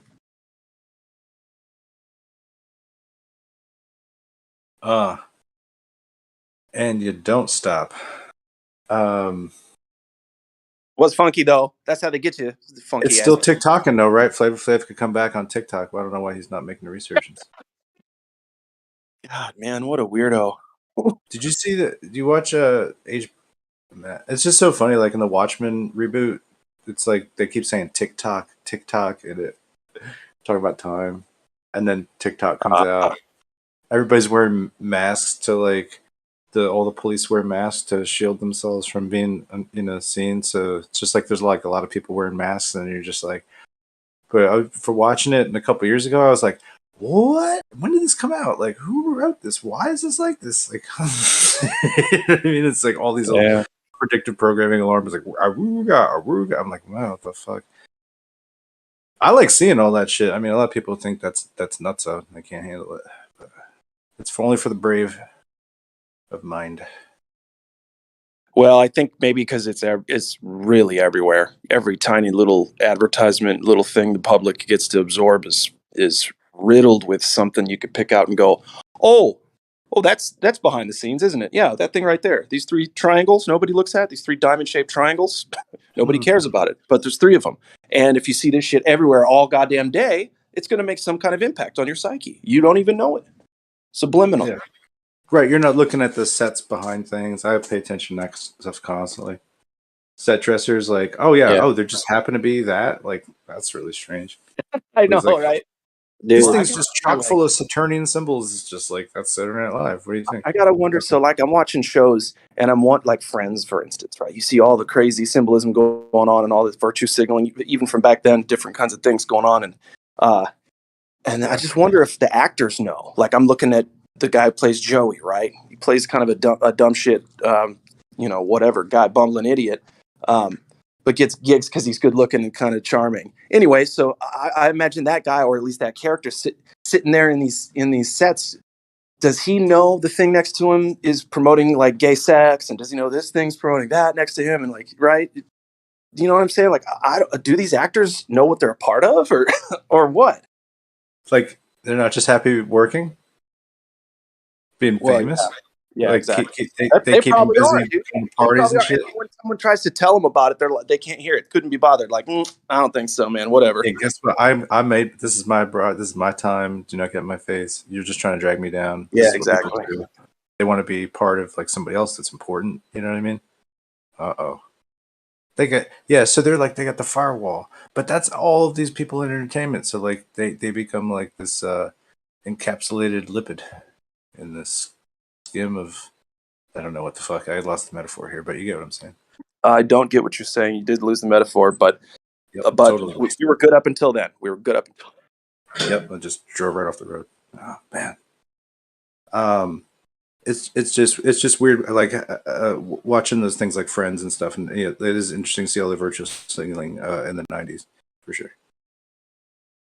Yeah, man.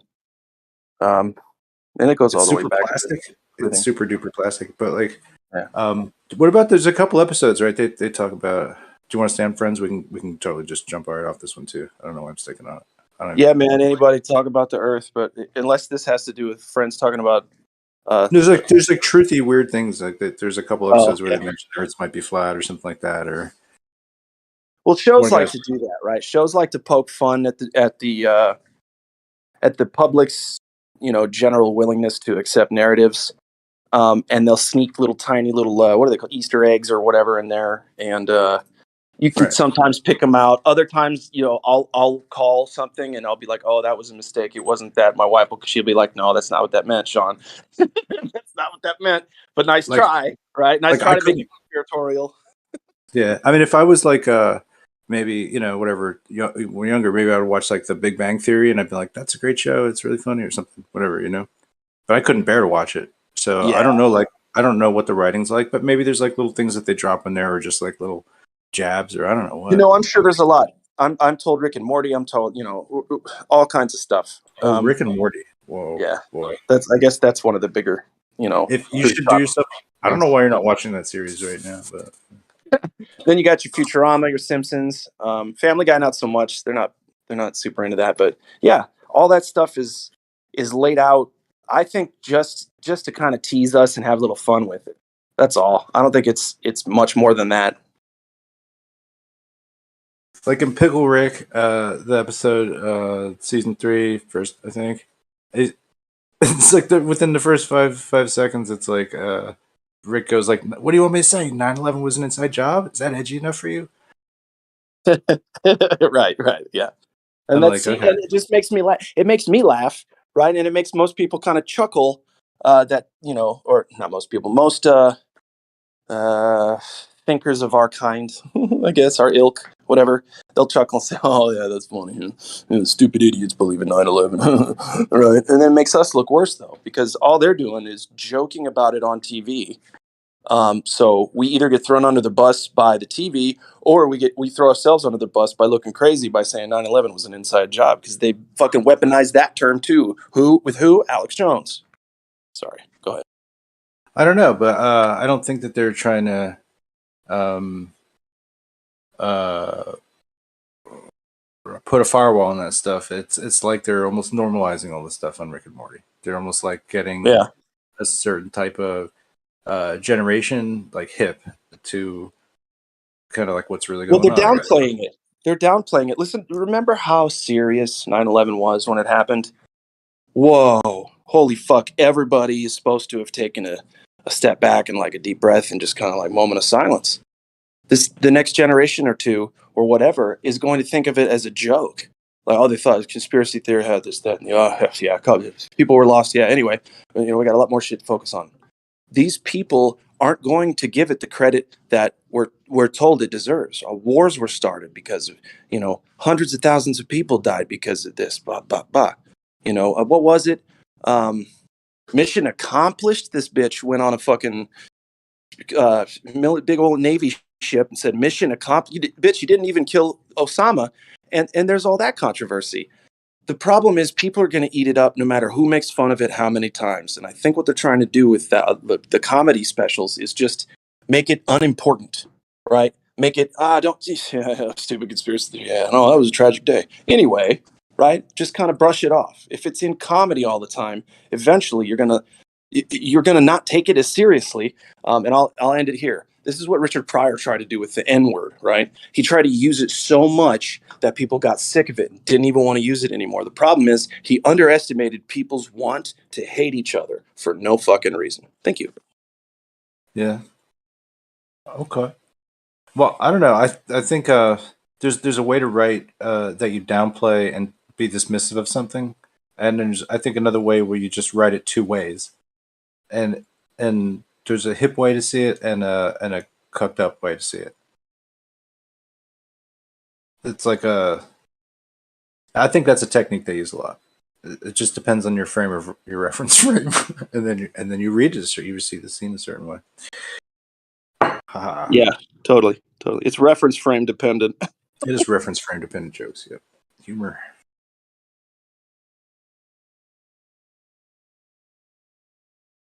This has been a heady talk. Shit. Yeah, it's cool. Yeah, glad we got to chop it up here for a minute. Totally.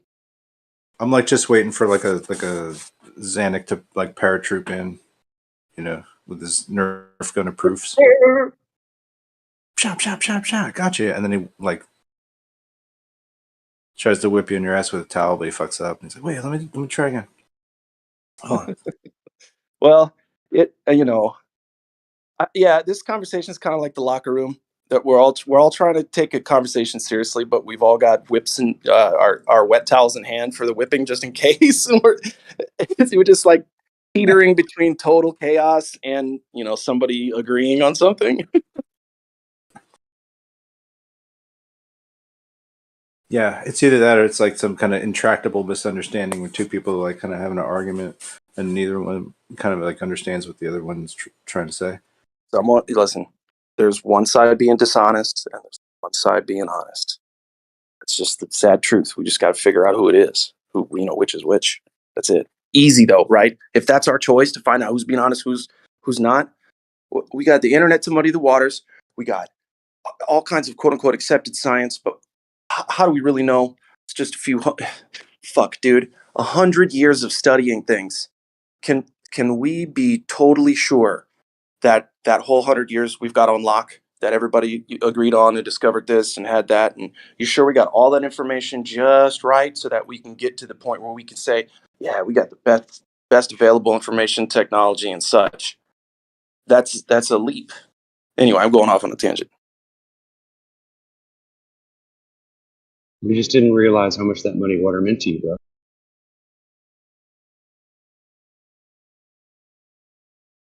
I know, bad joke, my bad. It's all good, dude. Somebody needed to cut me off. It's a good way to do it. No, it's cool. I was hoping if you just went stretch for like another 5 seconds, I would have had the water shut off, ready to trying to get into coffee prep. You know what I mean? A little silent coffee prep. Tough.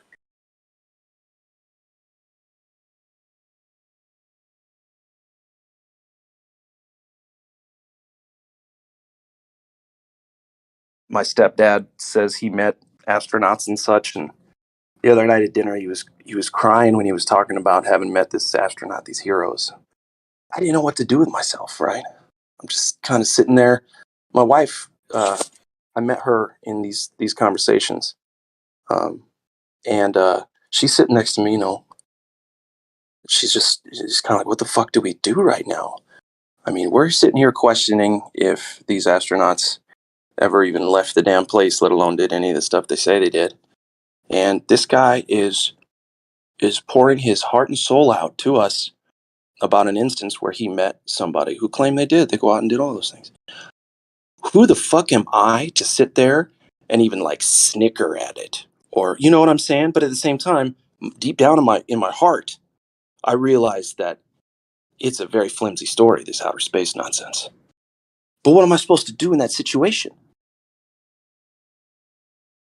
I just let him have it, I kind of just looked at my wife and we kind of just looked back at our food and I just kept saying, yeah, that's, and I just kind of lied through it, lied through my teeth, got through the moment. Choke your voice up a little bit, make a little. yeah, definitely. It's a hell of a thing. This guy's hell of a thing, yeah. Hell of a It's a hell of a thing when Spock died. Yeah, and it's the guy who wrote the book Failure is Not an Option. Like, he's talking about these books that this astronaut wrote about failure not being an option and all these motivational this, that, and the others. And so I'm sitting there with like a look on my face. My mom noticed, and she like looked at me to like wipe the look off my face, because she knows how I feel. She doesn't agree with me on most stuff, but at least she's keen enough to know when I'm what a little faux pas, a little social injustice that I'm accidentally doing with the look on my face. But anyway, I had to stop it because my stepdad would have looked up at me with tears in his eyes, and he would have seen this mocking grin that would have broke his fucking heart, and he doesn't deserve that. So that's crazy shit. Wow, man, that is nice. Well, I hope anti-flat earthers heard that, because that's the real shit that people have to deal with when we know some things. You're trying to protect your pops and astronaut feelings, bro. That's deep. Well, I just didn't want to break. I don't want people to suffer because you're duped about something, because of this, that, and the other. And so it's nobody's business to tell him that he's wrong, especially because of that experience. Listen, this dude was an awesome pilot, right, as well, and these other accolades that he certainly earned in other parts of life. So again, it's not up to me or anybody